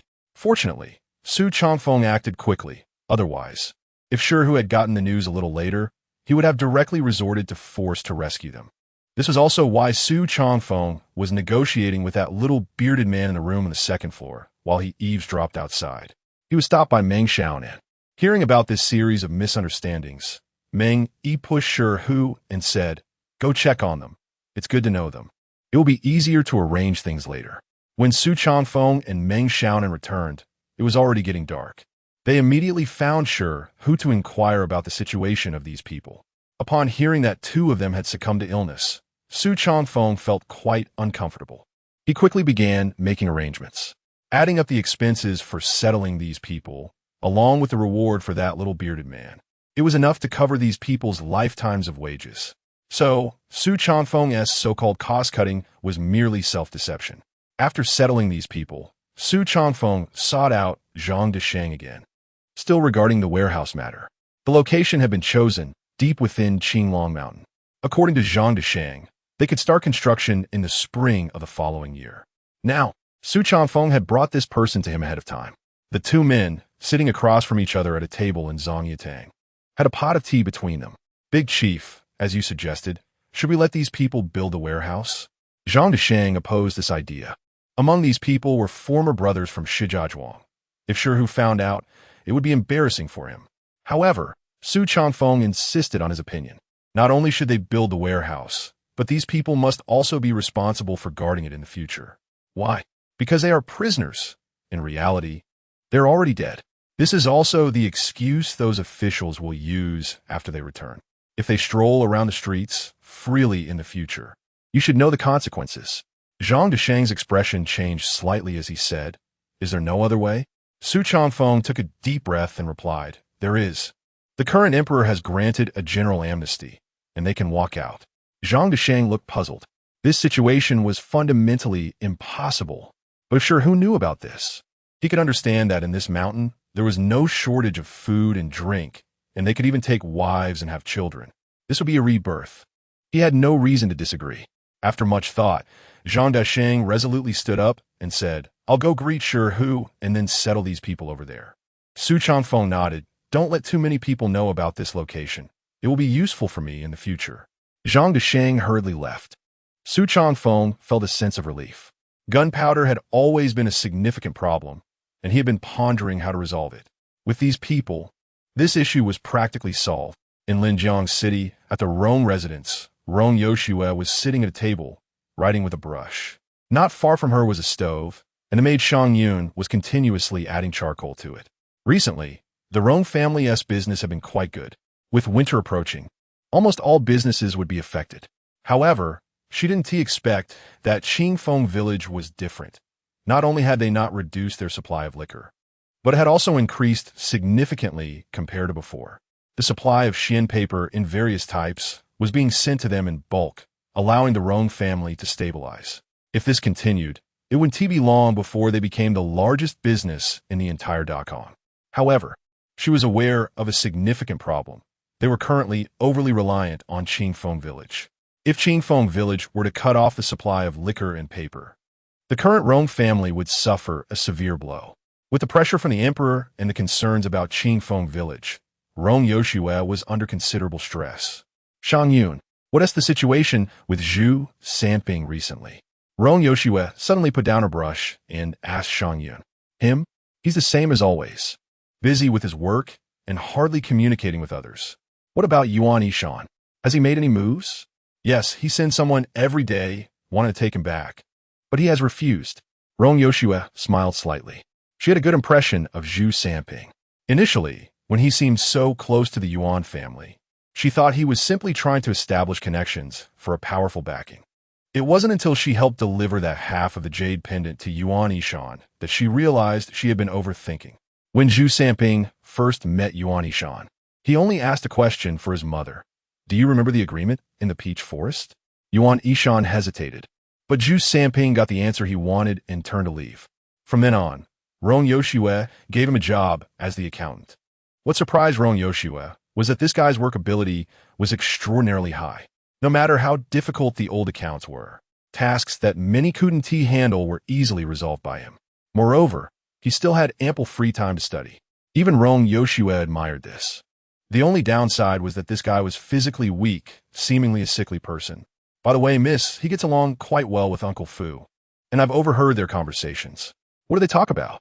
He has his own ideas. He wants to take the imperial examination and become an official. Oh, Rong Yoshua suddenly laughed. Is he trying to prove himself to be better than his father? As expected, Su Ji's friends are not ordinary people. If that's the case, I might as well shamelessly visit the Su family again. If Su Changfeng heard this, he would probably laugh out loud. He had completely forgotten about Zhu Sanping. Chapter 90. The Spoiled Young Lady.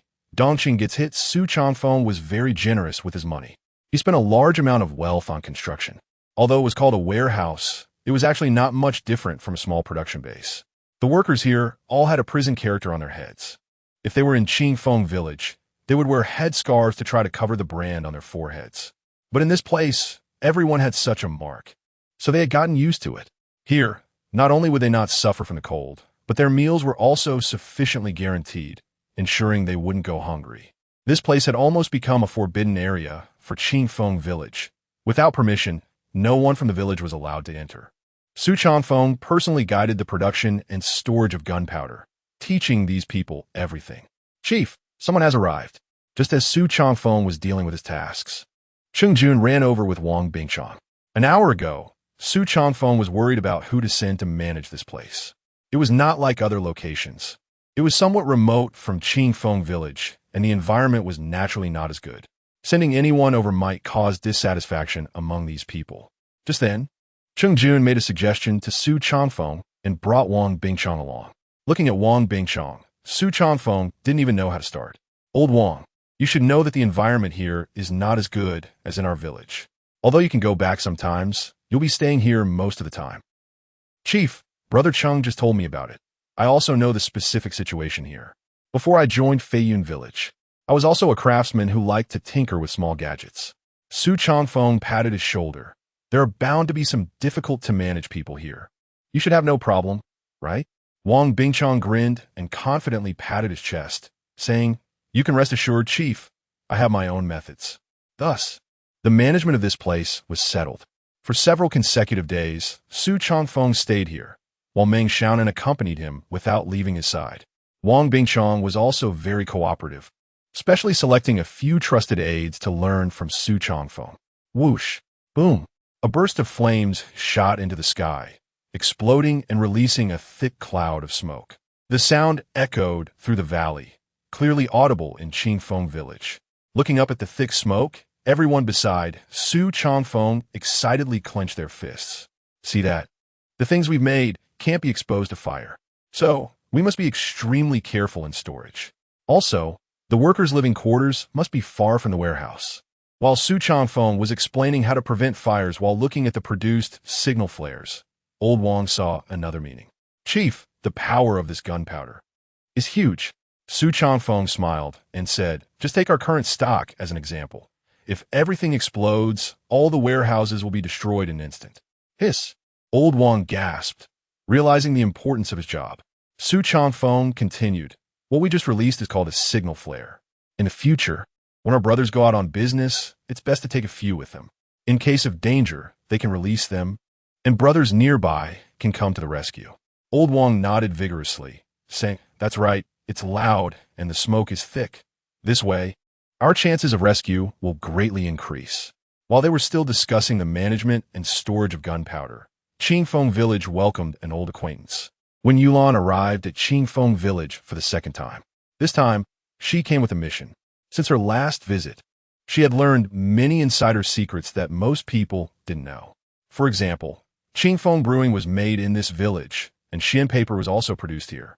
There were also seasonings that were comparable to salt. Compared to the authors of the Romance of the Three Kingdoms, these were truly extraordinary. So, she came this time to make a big purchase for the governor's office. However, she didn't expect that as soon as she arrived at Qingfeng village, she heard a loud bang. Seeing the thick smoke trailing in the distance, she immediately became curious and insisted on investigating. But unexpectedly, she was stopped by a maid. "Miss Wen, you really can't go there." "Why not?" When Yulan glared at Dongqing, her tone completely dismissive of the other party. "Just a maid. How dare you stop me? Our master said that place is full of wild beasts and very dangerous. Danger is my business. It's not for you, a maid, to dictate." Saying this, she turned her guard behind her and ordered everyone, "Follow me to that mountain peak. I want to see if there's anything interesting here." Dongqing panicked and reached out to block her path. Meanwhile, Qiyue had already gone to report to Su Chongfeng. Slap! A slap landed on Dongqing's face. And when Yulan angrily said, "A little maid, you've gone too far.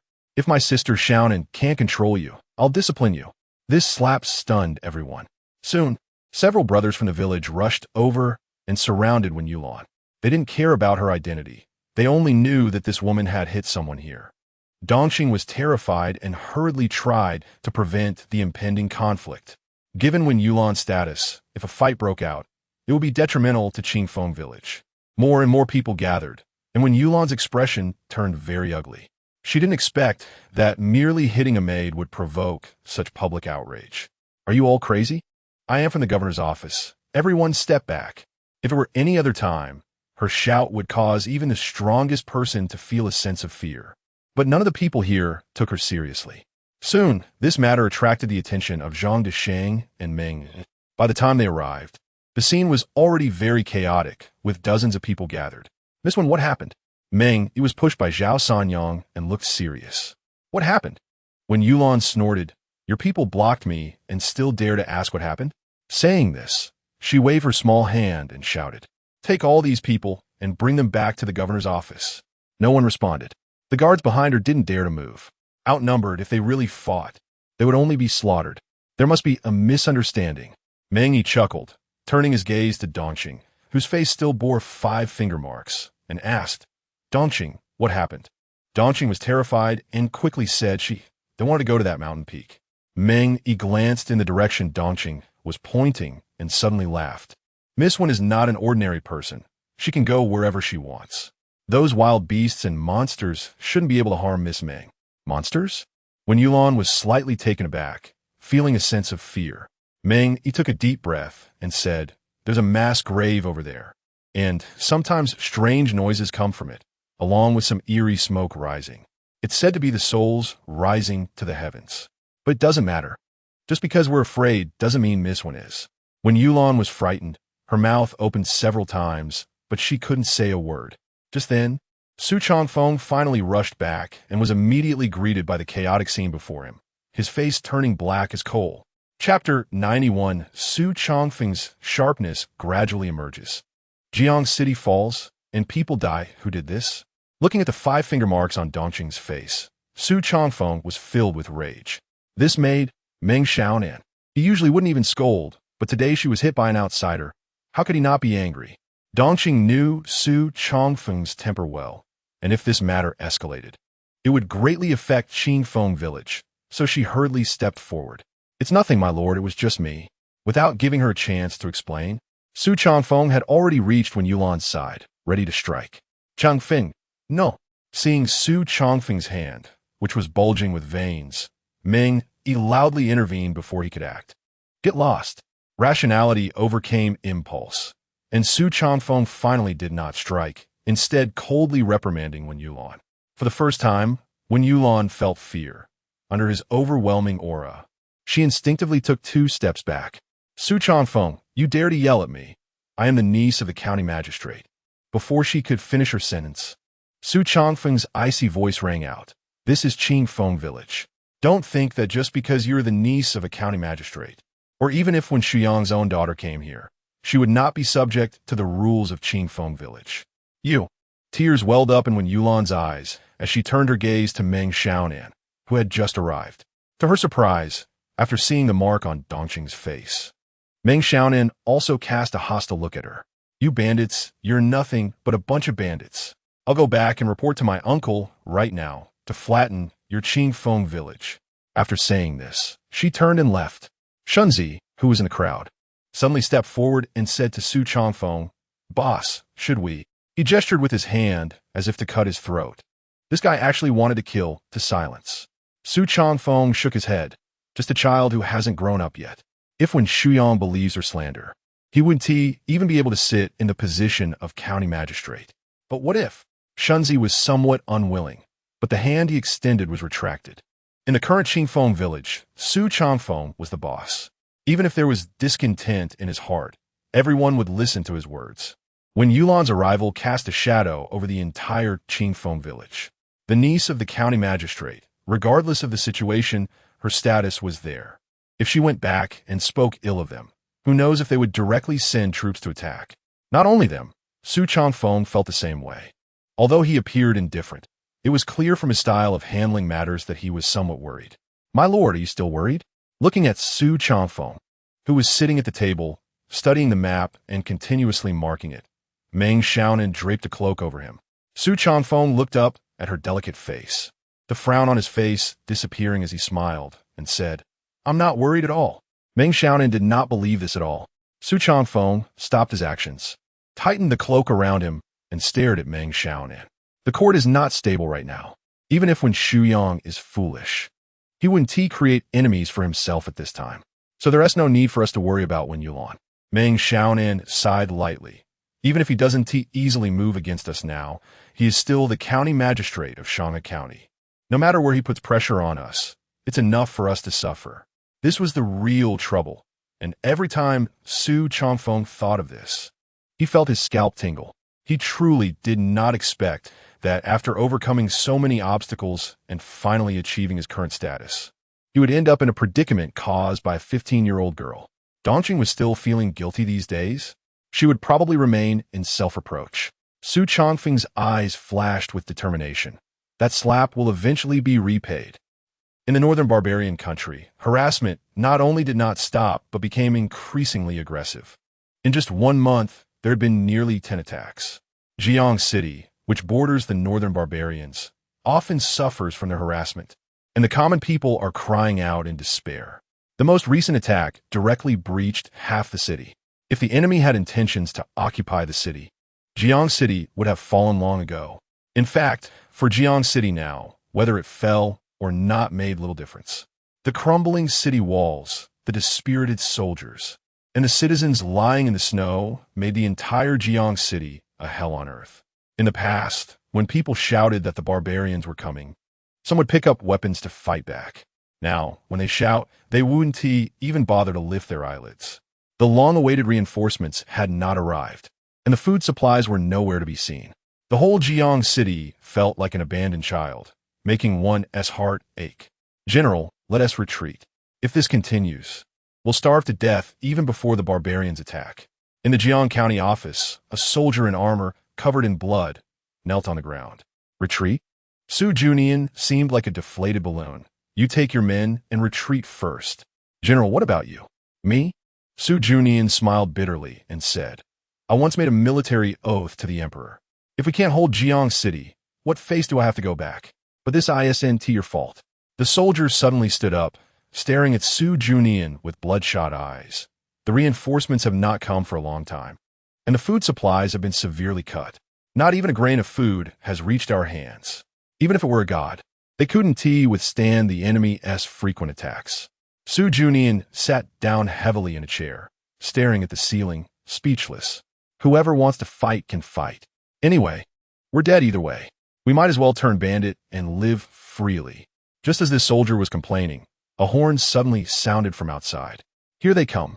Su Junian, who had been sitting there, suddenly sprang up like a revived tiger and rushed outside. Immediately lead the retreat. Withdraw as much as you can. We can't hold Jiang City. After saying the last sentence, he charged towards the city exit. Others could retreat, but he could not. The sounds of battle continued, with the barbarians well-equipped and coming prepared. Just one wave of assault caused many deaths and injuries. The civilians in the city had long escaped, leaving only those who couldn't run and the soldiers guarding the place. Even the county magistrate of Jiang had perished in the previous waves of battle. This battle resulted in the fall of Jiang City.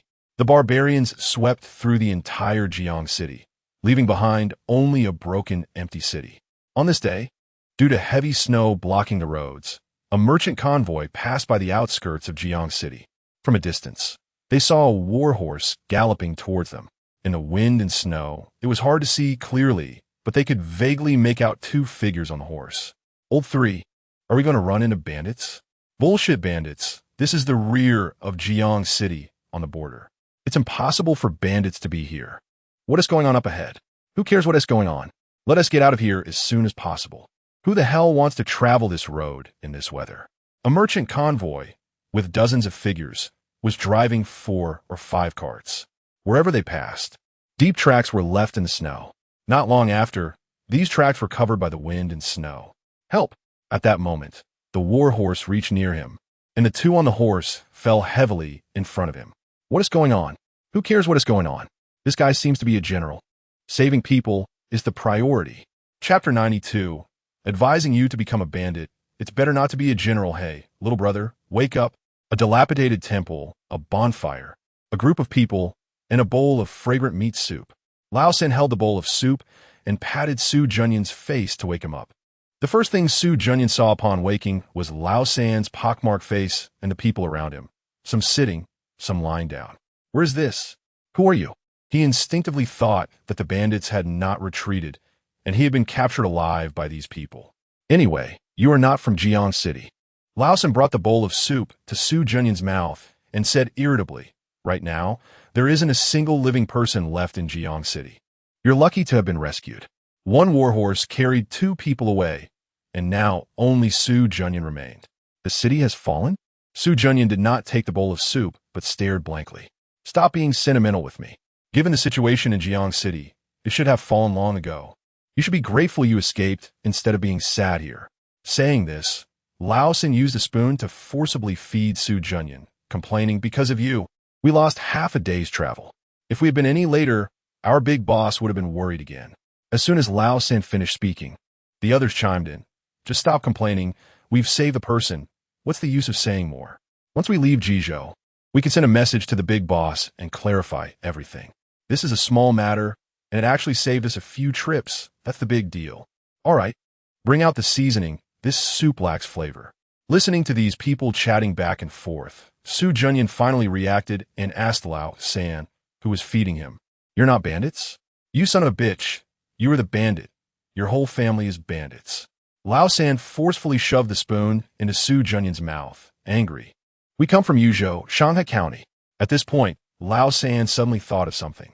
His previously angry face broke into a smile, and he chuckled. Kid, I heard from that dead little soldier earlier that you are a general. Upon hearing the word general, Su Junyan couldn't help but smile bitterly. What kind of general am I? I can't even defend a city, and when I go back, I'll be thrown into a death cell. Death cell? Lao San's voice grew louder again. Victory and defeat are common in military affairs. If you lose a battle, you should be executed. Who the hell still leads troops to fight?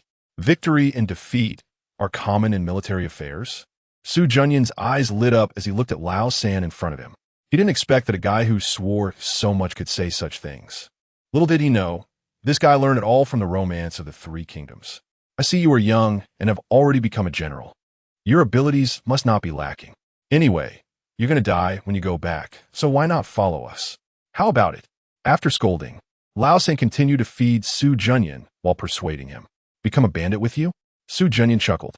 Do you even know how to talk? We are merchants, not bandits. No, we are not bandits. We are businessmen.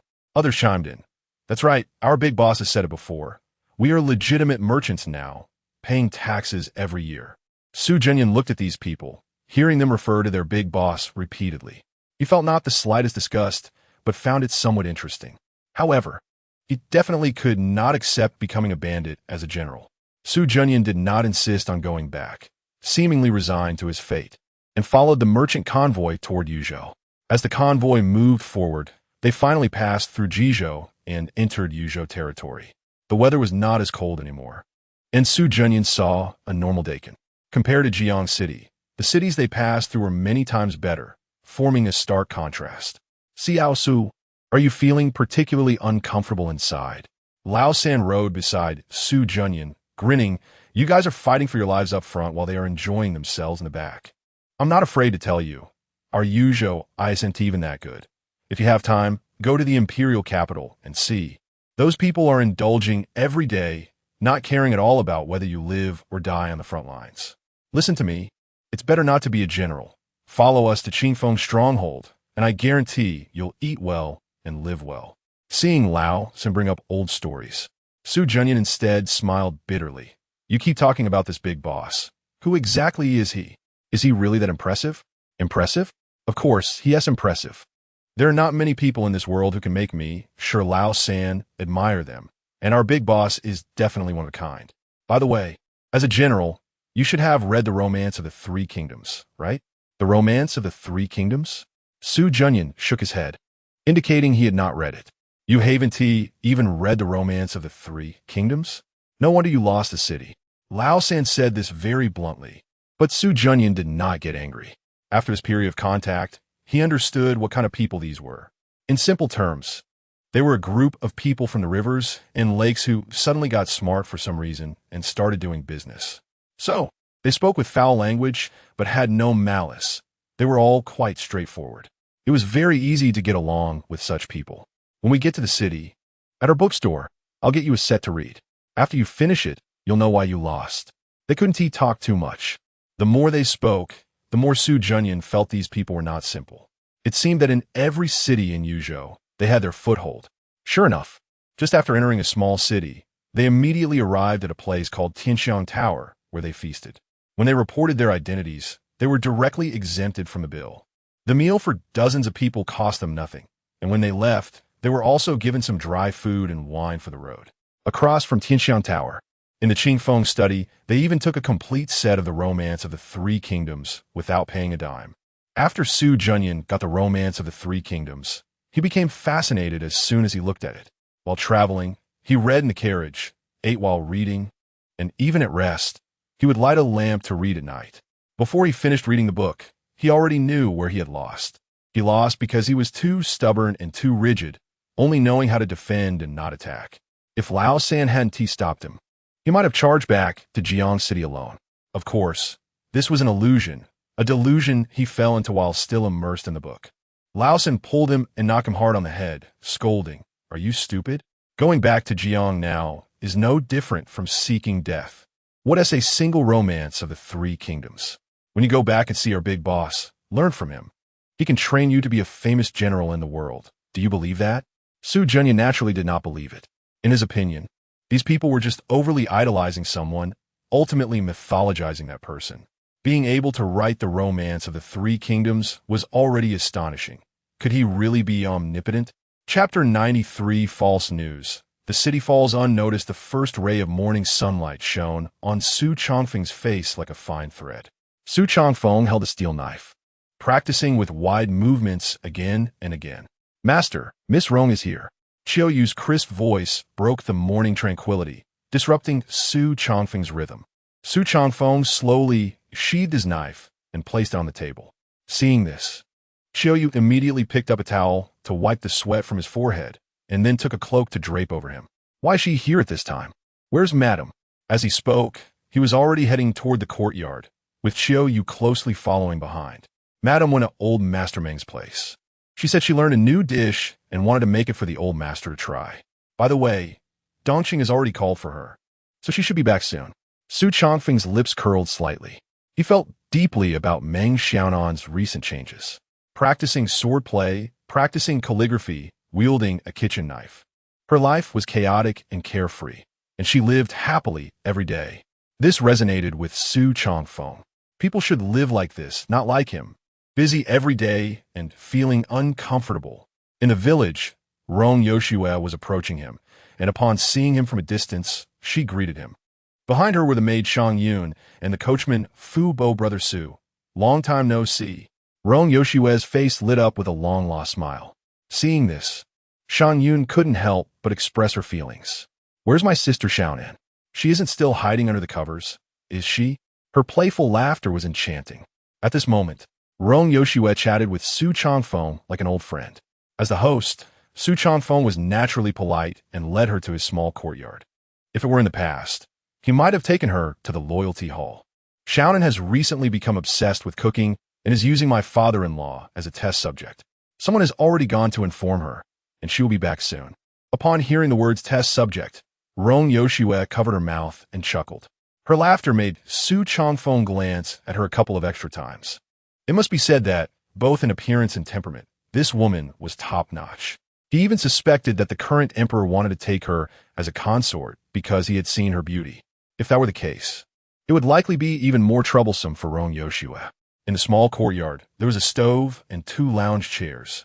Rong Yoshua's face, whether flushed from the fire or from shyness, gave off an enticing allure. Actually, the reason I came here this time is to discuss a business deal with Brother Su. Su Chongfeng guessed this and even anticipated how important this deal was for the Rong family. Otherwise, why would she come in such cold weather? Recently, there have been urgent reports from Jizhou, with constant harassment from the barbarian nations, causing a shortage of supplies, which puts a lot of pressure on us grain merchants. Rong Yoshua went straight to the point, showing the urgency of the matter. So, can we temporarily change our transaction to silver? Su Chongfeng looked at the woman in front of him and suddenly smiled. His smile made Rong Yoshua feel uneasy, not knowing where she had gone wrong. Jizhou is in crisis? Constant harassment from the barbarians? A shortage of food? Su Chongfeng's 3 questions left Rong Yoshua confused, and she instinctively asked, "Does Brother Su not trust me?" Su Chongfeng shook his head. "It's not about trust. I just received news that Jiang City has fallen, and the city is empty.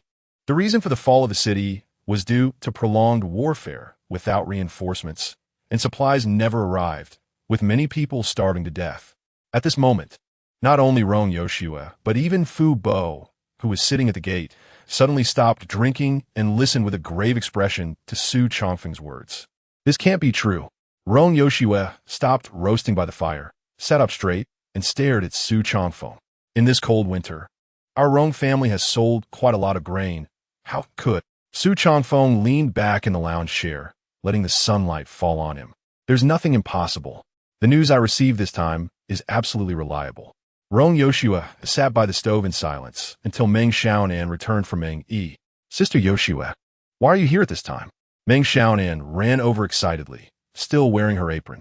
Behind her, Dongqing followed at a distance, looking quite tired. Then, the 2 women embraced.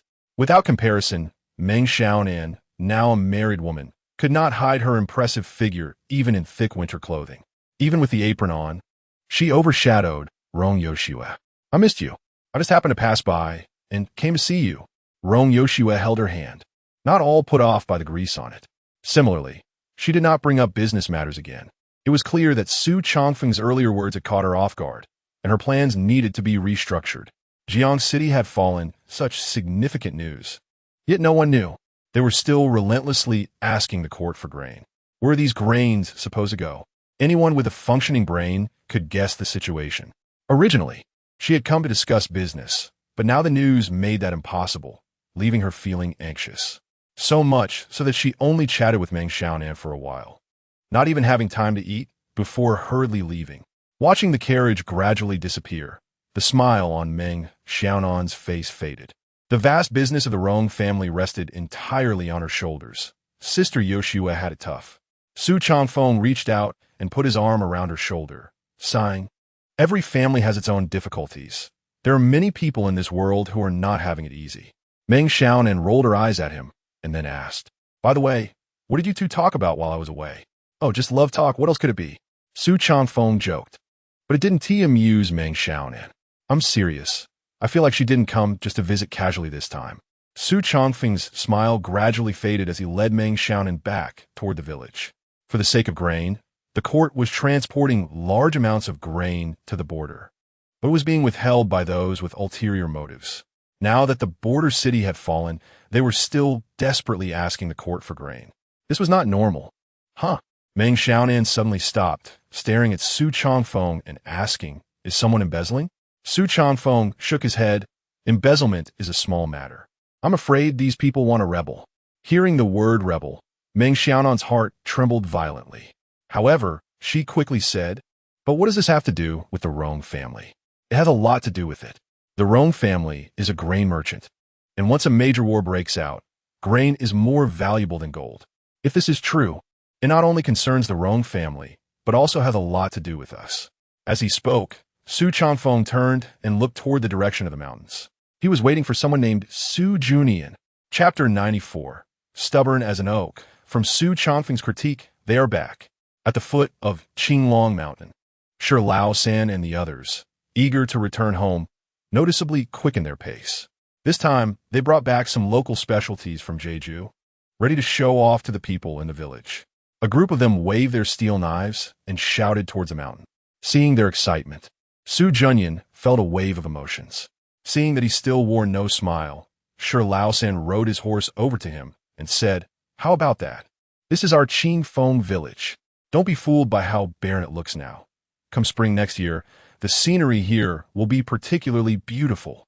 "It is beautiful, but this is not the place Su Junyan longs for." Qingfeng village, with the big boss and a group of strong men skilled in martial arts, clearly resembles a band of robbers. Yet these people insist they are merchants. Regardless, he was rescued by them, and even if he disliked this place, he would voice it. As the caravan ascended the mountain path, the gates of Qingfeng village came into view. Before they reached the entrance, the brothers guarding the gate were already waving at them and calling out, "Was your trip smooth?" Shi Laosan and the others waved back, responding, "The trip was safe." Afterward, one of the gatekeepers ran back to the village, clearly to inform the villagers. Every time a caravan returned safely, they would routinely greet them and then notify the big boss. Everyone dismounted, and Shi Laosan approached Su Junyan, giving him a pat on the shoulder. The pat made Su Junyan wince in pain. Clearly, while his injuries were no longer serious, he and fully recovered. "Brother, did you see? This is the handwriting of the Qingping County Magistrate. We are officially recognized merchants, not the bandits you speak of." Montak Tsingiping. Su Junyan frowned at the signature. "Do you know him?" Shi Laosan suddenly became interested, putting his arm around Su Junyan's shoulder and asking, "I don't know him, but I've heard of him." The group stepped through the gates of Qingfeng village, and everything around came into Su Junyan's view. This was the first time Su Chongfeng met Su Junyan. Tall and straight, with a long sword at his waist, he stood among the crowd like a sharpened sword, standing out. Su Junyan's impression of Su Chongfeng was not very good. He had imagined various appearances for Su Chongfeng, but never expected this. With distinct features and a slim build, He appeared as if he could be blown away by the wind. Besides his good looks, Su Junyan saw no other advantages in him. This was after Su Chongfeng's recent improvements in living conditions and exercise that he had his current physique.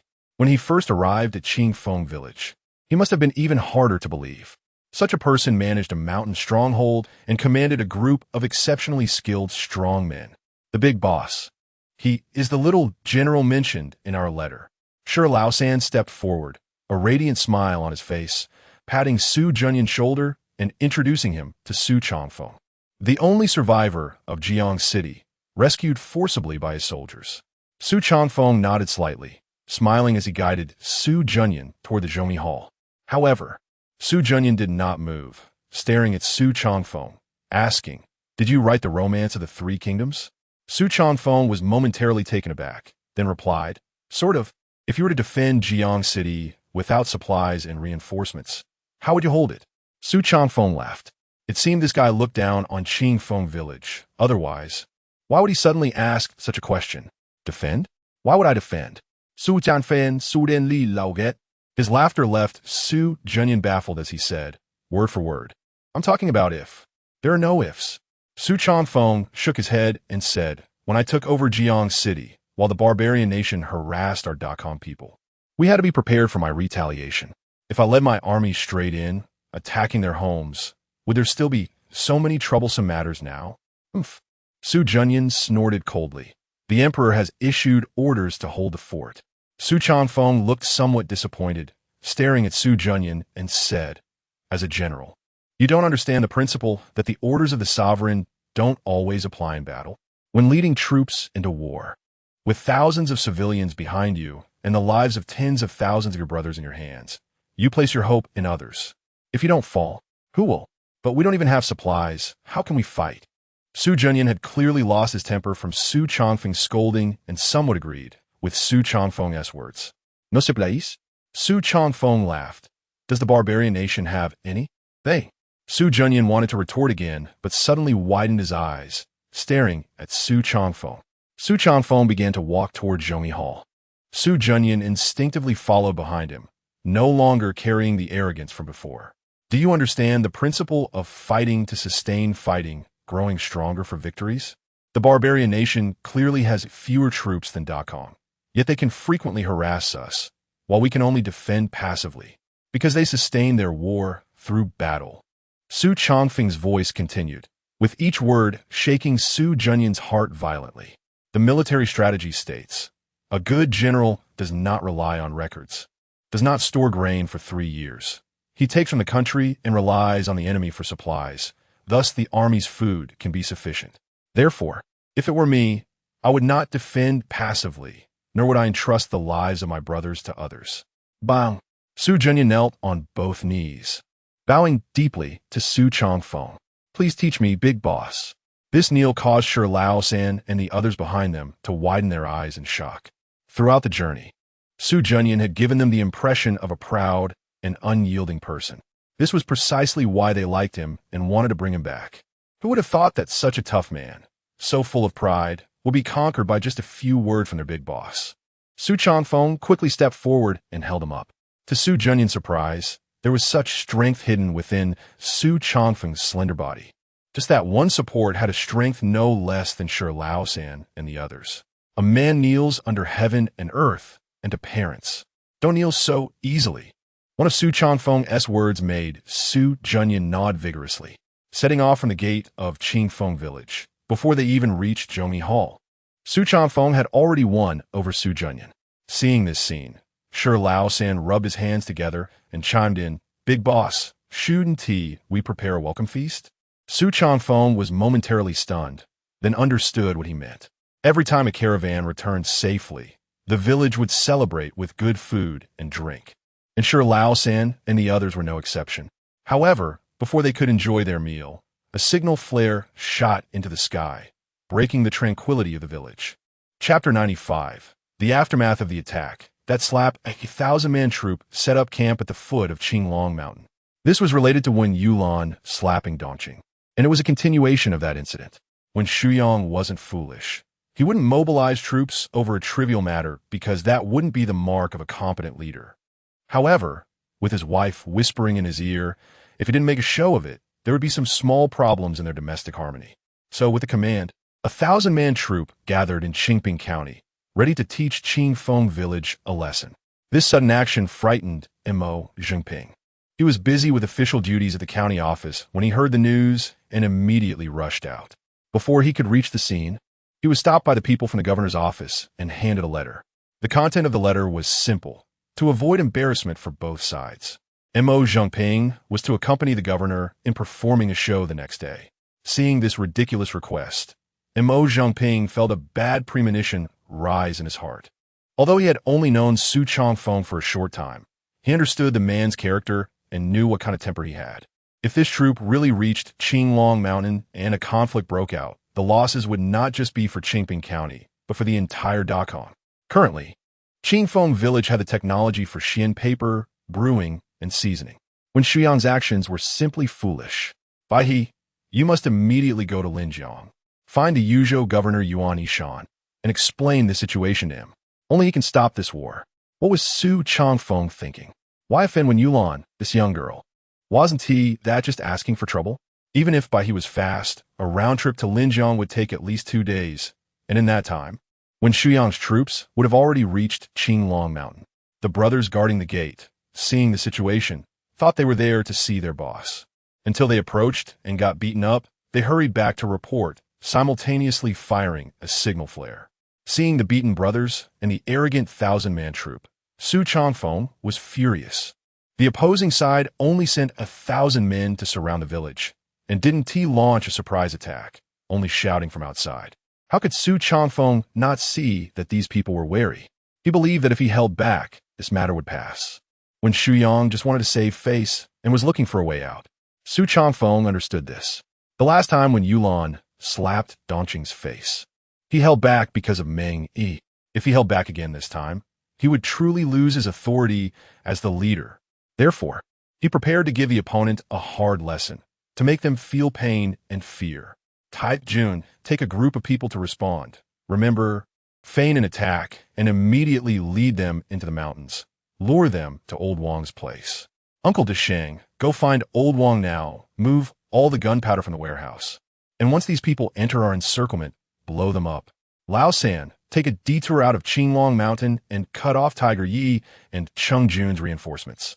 They don't need to act. I want these people to come and never return, buried forever in Qinglong Mountain.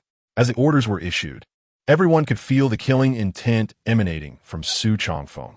Su Junian, who had just arrived, was dumbfounded. Boss, these people are from the governor's office. If a fight breaks out, that would be opposing the court. Su Chongfeng turned his head to look at Su Junian, a cold smile appearing on his face. The officials are forcing the people to revolt. They want our lives. Can't we take up arms to resist? A dignified governor being led by a 15-year-old girl. How unfortunate it is for our Dakong to have such officials. Su Junian was anxious.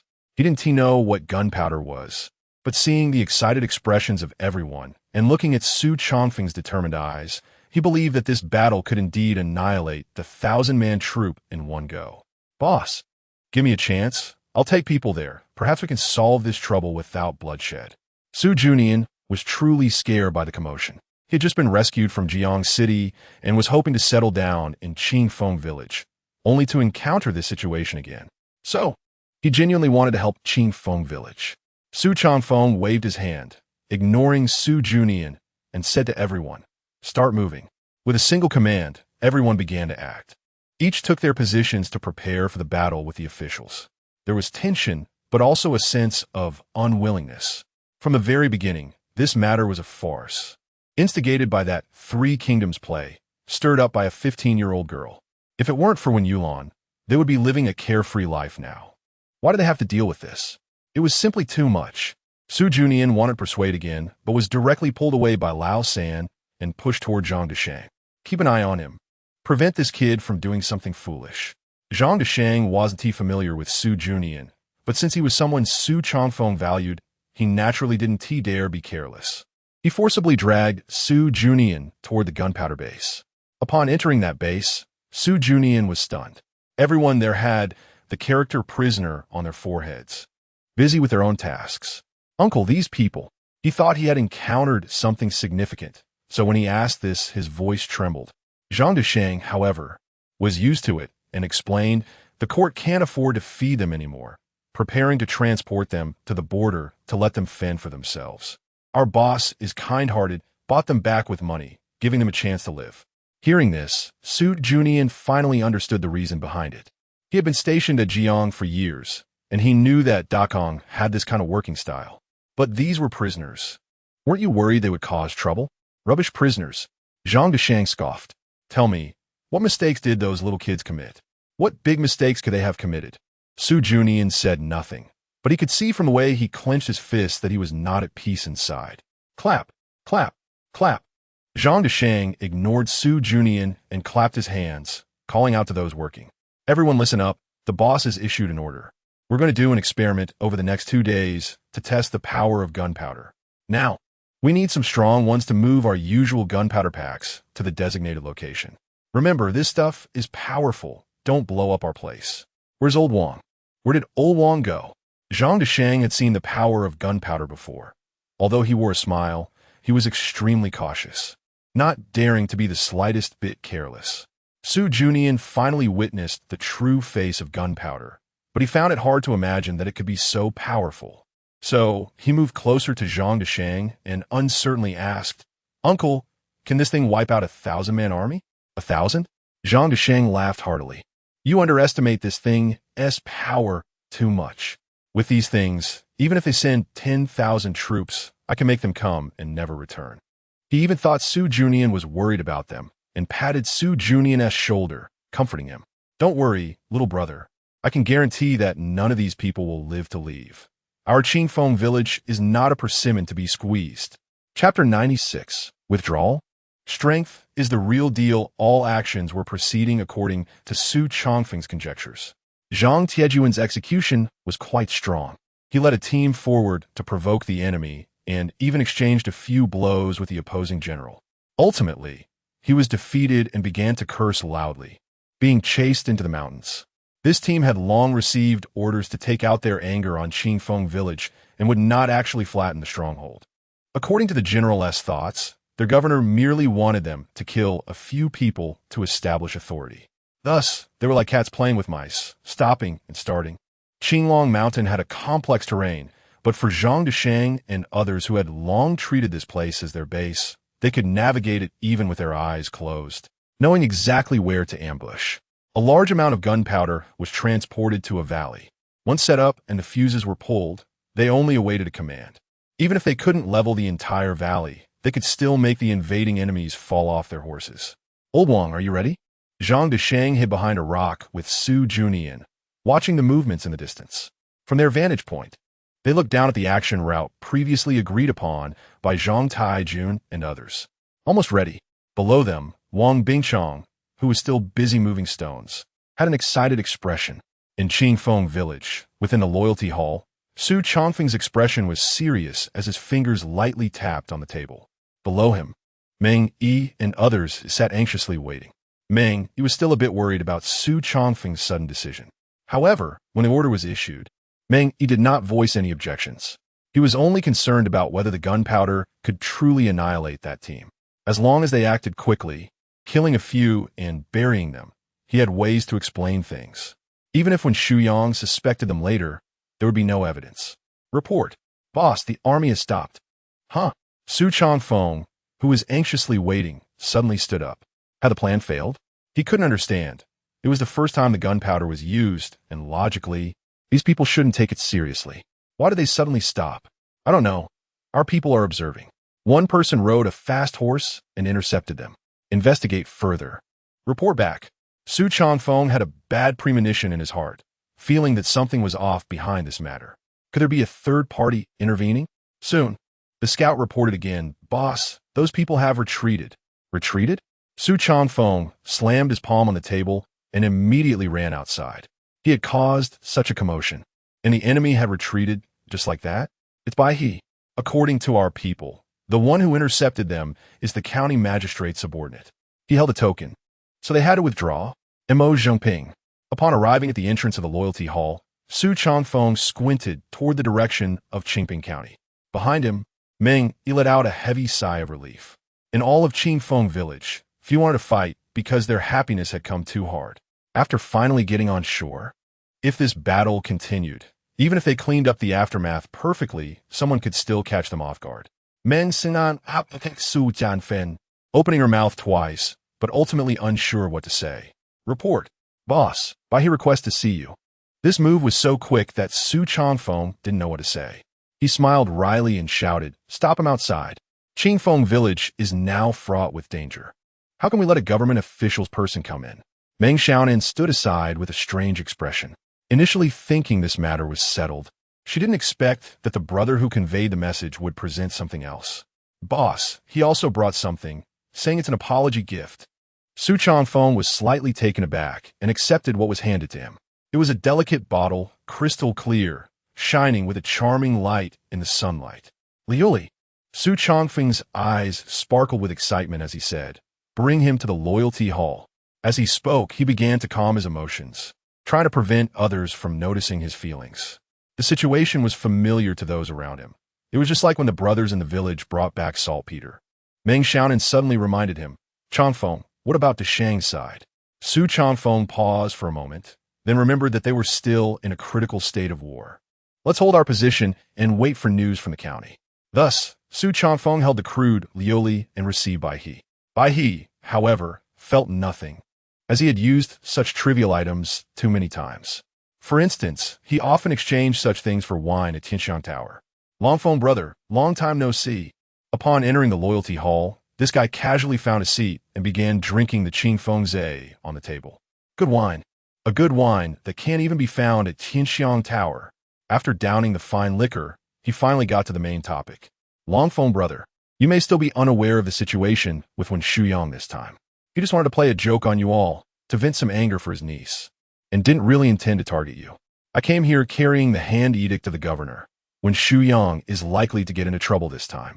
As he spoke, everyone in the loyalty hall, except for Su Changfeng, let out a sigh of relief.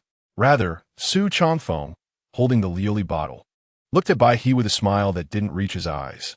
"You specifically went to Lin Jiang for this matter?" Bai He casually waved his sleeve, wiped his mouth, and said, "I'm just a runner. Who told us we're not the county magistrate's nephew?" This remark clearly indicated he was aggrieved.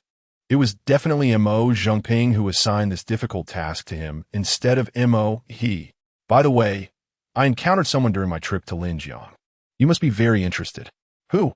"Your friend, the governor's son, Zhu Samping." Su Changfeng was stunned, sitting there for a long time without recalling when he had such a friend. Moreover, he was suspicious as to why the son of Yuan Yishan had the surname Zhu. Bai He's voice continued, "To earn the praise of Mr. Su Shoan, this Zhu Samping is no simple character. I dare say that your friend will soon transition from a mere accountant to a position in the court." "What?" Su Changfeng's thoughts started to lag. He was still pondering when he had such a friend, and now the story was shifting to the court? With numerous factions in the court today, even though Su Shoan had retired, he was still the current emperor's teacher. He still wanted to recruit talents for the current emperor. Moreover, this person was the illegitimate son of Yuan Yishan. Su Changfeng chuckled, but he didn't pay much attention to these matters in his heart. He was only thinking about how to make Qingfeng village stronger. In this world, strength is the real deal. Everything else is just empty talk. Chapter 97. The curious Su Junian and the shocked Bai He. Su Changfeng didn't care much about Zhu Samping. He only wanted to know where the glazed item in Bai He's hand came from. He ignored Bai He's questions about the prisoners from Tianxiang Tower, or else he would have already figured it out. He was extremely grateful for Bai He's assistance this time, but there was still one thing unclear, so he asked Bai He for guidance. As soon as Bai He heard the word guidance, he perked up. He loved giving advice to Su Changfeng because that was the only way he could openly come here to drink. "Just speak your mind, Brother Changfeng," he said. Seeing Bai He drinking continuously, Su Changfeng felt a bit worried that he might drink too much, and the issue with the glazed item would be shelved again. He took out the glazed piece in his hand and asked, "May I ask, by brother, where did this little thing come from?" Bai He, who was still drinking, was a bit surprised by Su Changfeng's serious inquiry about such a small item. However, he still asked earnestly, "Is there something wrong with this item?" "Nothing wrong. I just think it looks nice and want to know its origin," Su Changfeng replied. Glazed. Bai He waved his hand and said, "It's a specialty from a small place in the wild country. The production process is complex, so this item is quite rare." Upon hearing this, Su Changfeng became attentive. Bai He continued, "Because the production difficulty is high and the price is high, it's not well accepted in the wild country, where porcelain can serve as a substitute. Luckily, I have a friend who makes these things, so I have plenty of them. By the way, if you like it, you can go to Tianshan Tower and find that manager Tong. He has quite a few." Su Changfeng's eyes sparkled even more as he discreetly put away the small item in his hand. He then said, "I have a business proposition. I wonder if my brother is interested." "Business?" Bai He was taken aback at first, then shook his head repeatedly. "No, I'm the laziest person. If you want to give me money, I can accept that, but doing business is out of the question. It's a headache." Su Changfeng laughed, and even the others in the loyalty hall joined in. "My brother might have misunderstood. I just want you to be a middleman," Su Changfeng quickly explained.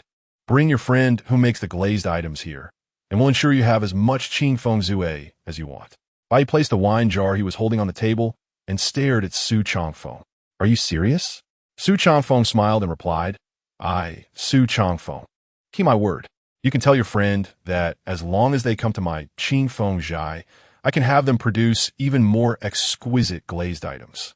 Moreover, I'll take as many as they can make, and their wages will be guaranteed, including for their families." Bai He suddenly stood up and looked at Su Changfeng. "Then we have a deal. Don't let me bring people over only for you to refuse them later. My brother is joking. My Qingfeng Zhai lacks nothing except for people. I'll take as many as you bring." The two reached a mutual agreement. No one knew what Su Changfeng was planning. As for the glazed item in his hand, aside from being visually appealing, it didn't seem particularly significant. Just as they were enjoying their conversation, a muffled sound suddenly echoed from the mountain. What happened? Su Changfeng's heart skipped a beat, and he immediately rushed outside. Behind him, everyone followed closely except for Meng, who couldn't keep up. It was at that moment that Su Changfeng witnessed Bai He's impressive skills. This guy really lived up to his name. His lightness skill was extraordinary. No matter how fast Su Changfeng was, Bai He could easily keep up, and even Meng Xiaonan looked at him with newfound respect. In the valley where Zhang Desheng and Wang Bingchong were located, debris was flying everywhere, and a group of people stood there in shock. When Su Changfeng and the others arrived, the remnants of the scene had not yet been cleared. Upon seeing the situation, Su Changfeng finally breathed a sigh of relief. He turned his gaze to Zhang Desheng and asked, "Where did that explosion sound come from?" Zhang Desheng showed a strange expression and turned to Su Junian. "This little brother wanted to see the power of gunpowder, so I tested it a bit.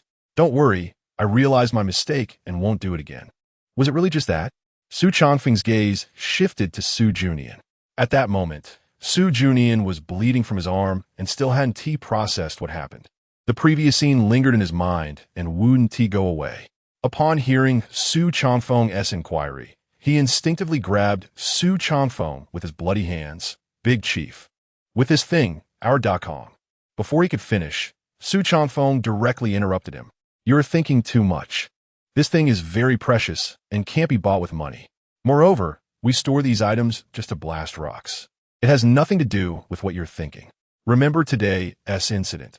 If they're SA next time, you'll leave Qingfeng Zhai forever." He wasn't foolish. Based on Zhang Desheng's and the surrounding brothers' reactions earlier, he knew this had nothing to do with Zhang Desheng. The reason he said this was merely to protect Su Junian. "Big Chief." Su Junian still wanted to say something, but was pulled back by Zhang Desheng. Zhang Desheng quickly called out to the others. "Get a few people to take the little brother to find Liuzi and treat his wounds." Bai He arrived at the scene, looking at the prisoners moving the gunpowder, the debris scattered from the explosion, and the terrain of the place. He recalled the team he had persuaded to leave when he came earlier. Cold sweat soaked his clothes. It wasn't until those people left that he regained his composure and cupped his hands towards Su Changfeng. "Brother Changfeng, there are still many matters at the county office. I'll take my leave now. Let me send you off by brother," Su Changfeng said, but before he could see Bai He off, he had already headed toward the entrance of the mountain stronghold. In the past, when he came to Qingfeng Zhai, he would definitely take a couple of jars of good wine before leaving. But today, he came hurriedly and left even more hastily. Watching Bai He leave, Meng Xiaonan approached Su Changfeng and quietly asked, "Will there be any problem since he saw what just happened?" Su Changfeng shook his head. "Don't worry. Even if Mo Zhengping comes, he won't be able to do anything to us." As he spoke, he took out the glazed bottle again. This item seemed a bit rough to Su Changfeng, but Meng Xiaonan was enamored with it. She instinctively leaned in to take a closer look and said, "This Bai He is quite interesting. He even has friends from the wild country." Mentioning the wild country suddenly reminded Su Changfeng of something, and he began to look around. The others were puzzled. Soon, Su Changfeng asked, "Where are the third brothers?" Meng Xiaonan chuckled. "Didn't you send him to block Hu Yi and Cheng Jun? He hasn't come back yet." Finally recalling, Su Changfeng shouted at one person, "Quickly contact them.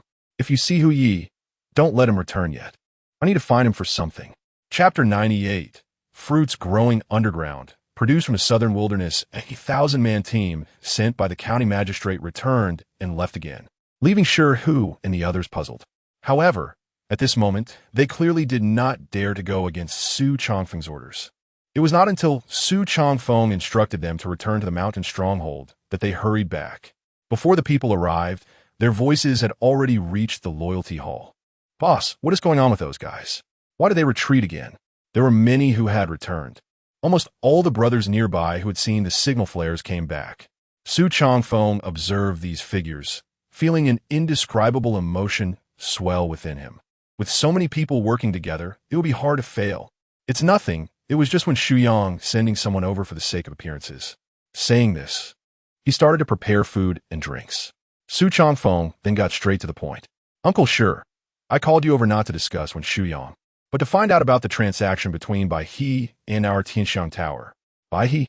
Shi was taken aback for a moment, then quickly realized that the boss was referring to the matter of this kid trading items for liquor, right? "Su Tianfan not that." Shi smiled and explained, "There's no way around it. Mo Zhengping doesn't pay this guy. He has no money in hand, yet he craves liquor, so he finds strange things to trade for drinks." Initially, Manager Tong resisted this, and when he reported it to me, I thought about it for a long time. He alone, even if allowed to drink, how much could he consume? But we gained a friend who works beside the county magistrate. So, I didn't stop it.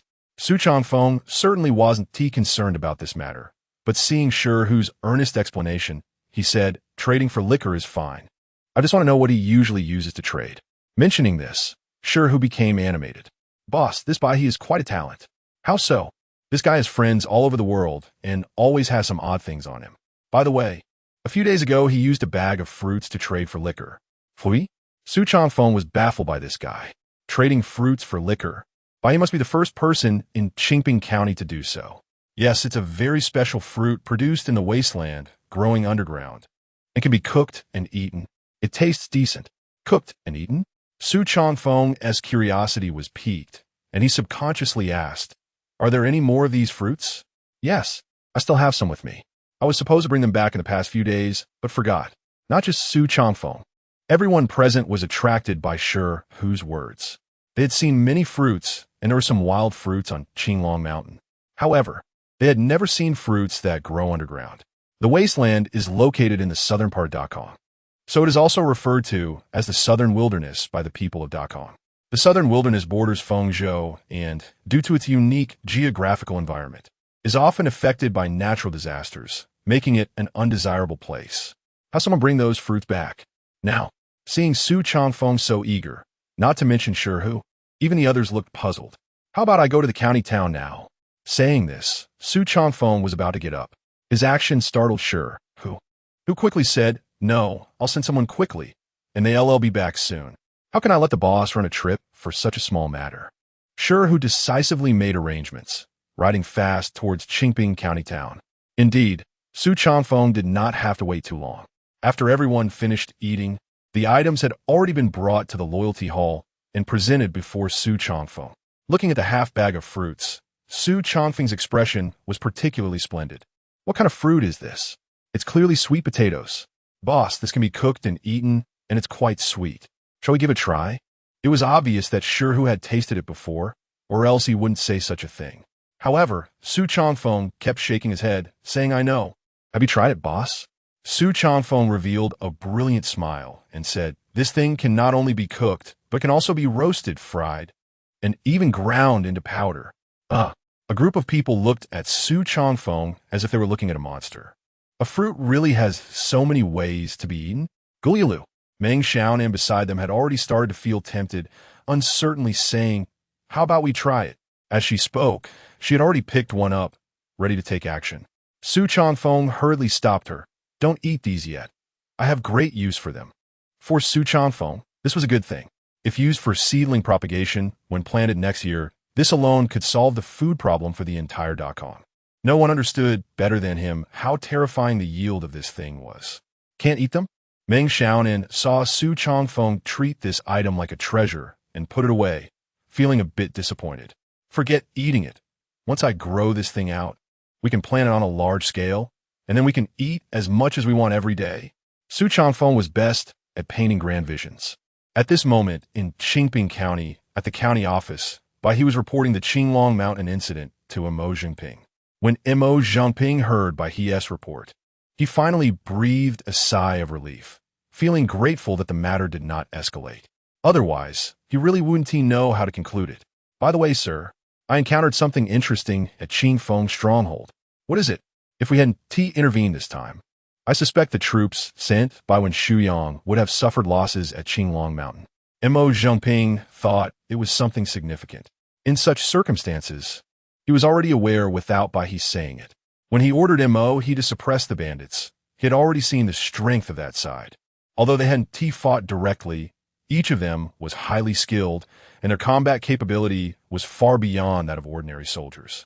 They have something called gunpowder over there, which explodes when ignited. Its power is even stronger than the siege weapon, the trebuchet. Huh? Mo Jinping suddenly became alert. Looking at He, "Are you sure?" "I didn't see it clearly at the time, but based on the traces at the scene and Su Junyan's performance, I can guess a rough idea." "Who?" Mo Jinping stood up directly, staring intently at He. "Su Junyan, the garrison commander of Jiang City? That's him. Are you sure you didn't see it wrong? Do you not trust my eyes, sir? Anyone I've seen, I cannot mistake." Mo Jinping did not care about the power of the gunpowder, but began to feel suspicious about Su Junyan. Su Junyan should be guarding Jiang City. How could he be at Qingfeng's stronghold? Hearing Mo Jinping's muttering to himself, He did not respond much. Just then, a voice suddenly came from outside the door. "Uncle, something big has happened. Jiang City has fallen. The entire Jiang City has become a deserted city." Bang! Mo Jinping slammed his palm on the table, his expression extremely grim. No one knew how he felt at this moment. Su Junyan had appeared at Qingfeng's stronghold, and the news of Jiang City falling had just been announced. How serious was the situation in Dakon? Chapter 99, Negligence. Everyone wants you dead. Qin Xuanji was furious and swept all the items off the table to the ground. In the court, there was a dead silence. No one dared to challenge the high authority of the emperor at this moment, fearing they would get burned. What about the people of Jiang City? Was there not a single survivor? The city was breached so easily and was attacked by a group of bandits. What about Su Junyan? Just a few days ago, the court was still arguing passionately over the supply issues for Jiang City, and today the news of its fall came. The most infuriating thing was that the people of the barbarian nation didn't even care about the city. They just looted everything and retreated. This matter was suffocating, and all the pent-up anger could only be vented in the court. Back then, Su Junyan had made a military pledge with me. As long as the city stands, so shall its people. If the city falls, so shall its people. Now, he died so easily. What about the common people in Jiang City? Qin Xuanji vented his dissatisfaction vigorously. He couldn't understand how the Great Kong, which possessed the strongest army and the richest resources, could be defeated by a barbarian nation. "Your Majesty, this Su Junyan is related to Su Taifu." Someone finally spoke in the Great Hall. His becoming the commander of Jiang City is mostly due to Su Taifu's influence. However, the more Qin Xuanji listened, the more dissatisfied he became. Was this because Su Junyan died, and now the responsibility was being shifted onto Su Shoan? I believe that the fall of Jiang City is related to Su Junyan's negligence. And Su Taifu also bears an undeniable responsibility. I second that. In an instant, the entire court was filled with voices of condemnation. But no one went to investigate the truth of the matter.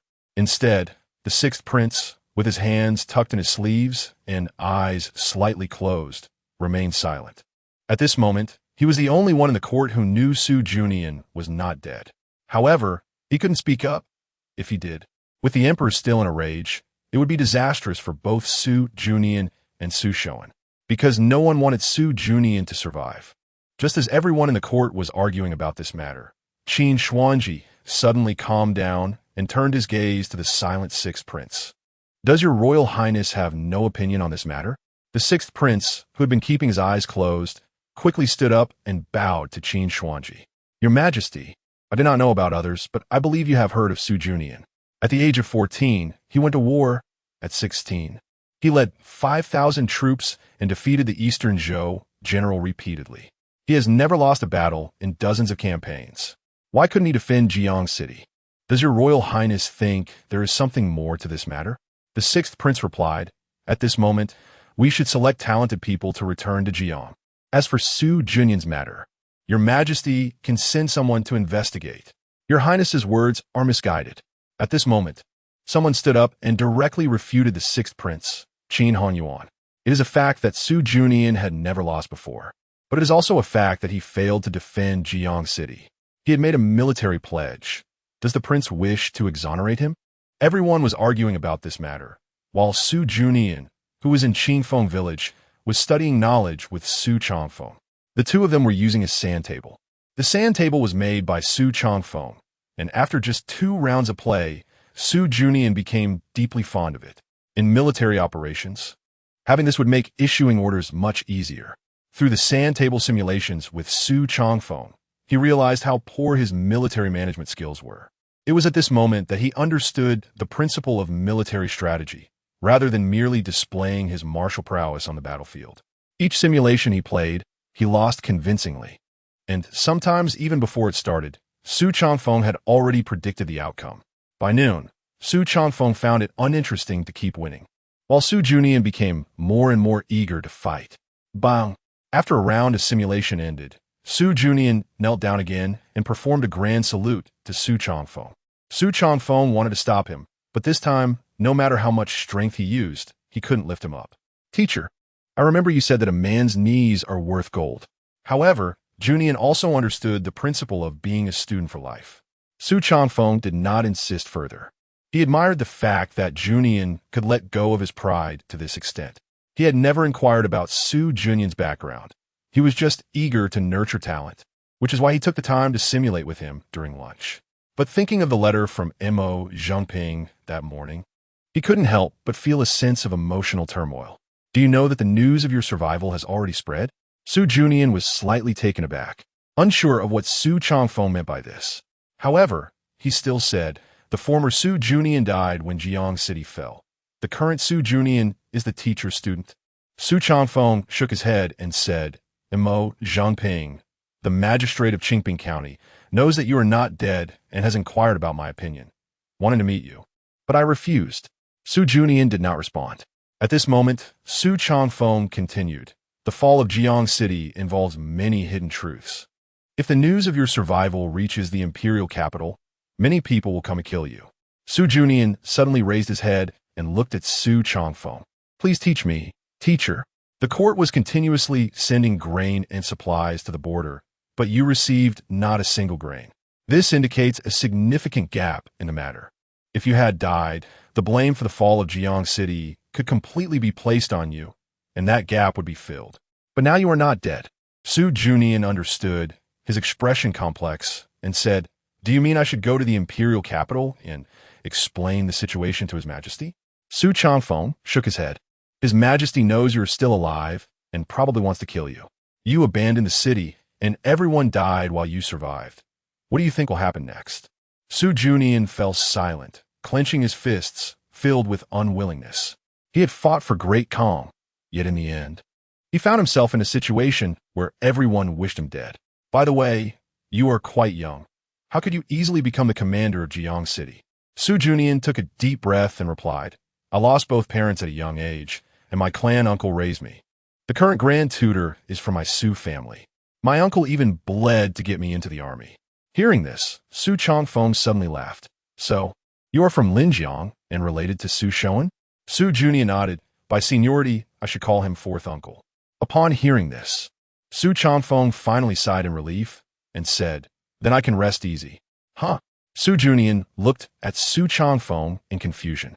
Su Jianfen et lai. Mo Zhangping is a person of the sixth prince, and the sixth prince is a close friend of your relative. So, the fact that you are not dead will likely only reach the sixth prince. But if, noifs, Su Changfeng picked up the red flag in his hand and placed it on the sand table, saying, although I have never met the sixth prince, I know he is good at winning people's hearts. Speaking of which, he clapped the sand off his hands and said, starting tomorrow, I will teach you military strategy. Chapter 100. An old bone still rushing for the country, those who are skilled in warfare bend the enemy's forces without fighting, take cities without attacking. Su Changfeng had one more task added to his daily routine, teaching Su Junian and conducting sand table simulations with him. The art of war by Sun Tzu is familiar to every modern person. Especially during Su Changfeng's school days, most of his classmates could recite it. One reads, one memorizes. After a while, Su Changfeng would use the sand table for explanations, even using various battles from the Romance of the Three Kingdoms to illustrate his points. In just a few days, the knowledge Su Junian gained had already surpassed the sum of his past years. Su Changfeng admired him profoundly. Sir, Mo Zhangping has arrived, and the lady has gone to greet him. Just as Su Changfeng was explaining military strategy, the voice of Qiu Yu rang out from outside. Mo Zhangping's visit had been planned several days prior. Su Changfeng initially didn't intend for him to meet Su Junian, but upon considering Su Junian's identity, he changed his mind. Perhaps a meeting between the two would be beneficial. Thus, today's appointment was arranged. However, Su Changfeng did not expect that Mo Zhangping would come with an additional person, an elderly man with a weathered face and graying hair. Despite his age, his eyes were bright and full of authority. Fourth grandpa, Su Junian, who was following behind Su Changfeng, spotted the old man and immediately rushed forward, kneeling on the ground. With that shout, Su Changfeng could guess the identity of the man without needing Mo Zhangping's introduction. It was a retired grand tutor, Su Shouan, an old bone, still rushing around for the sake of the country.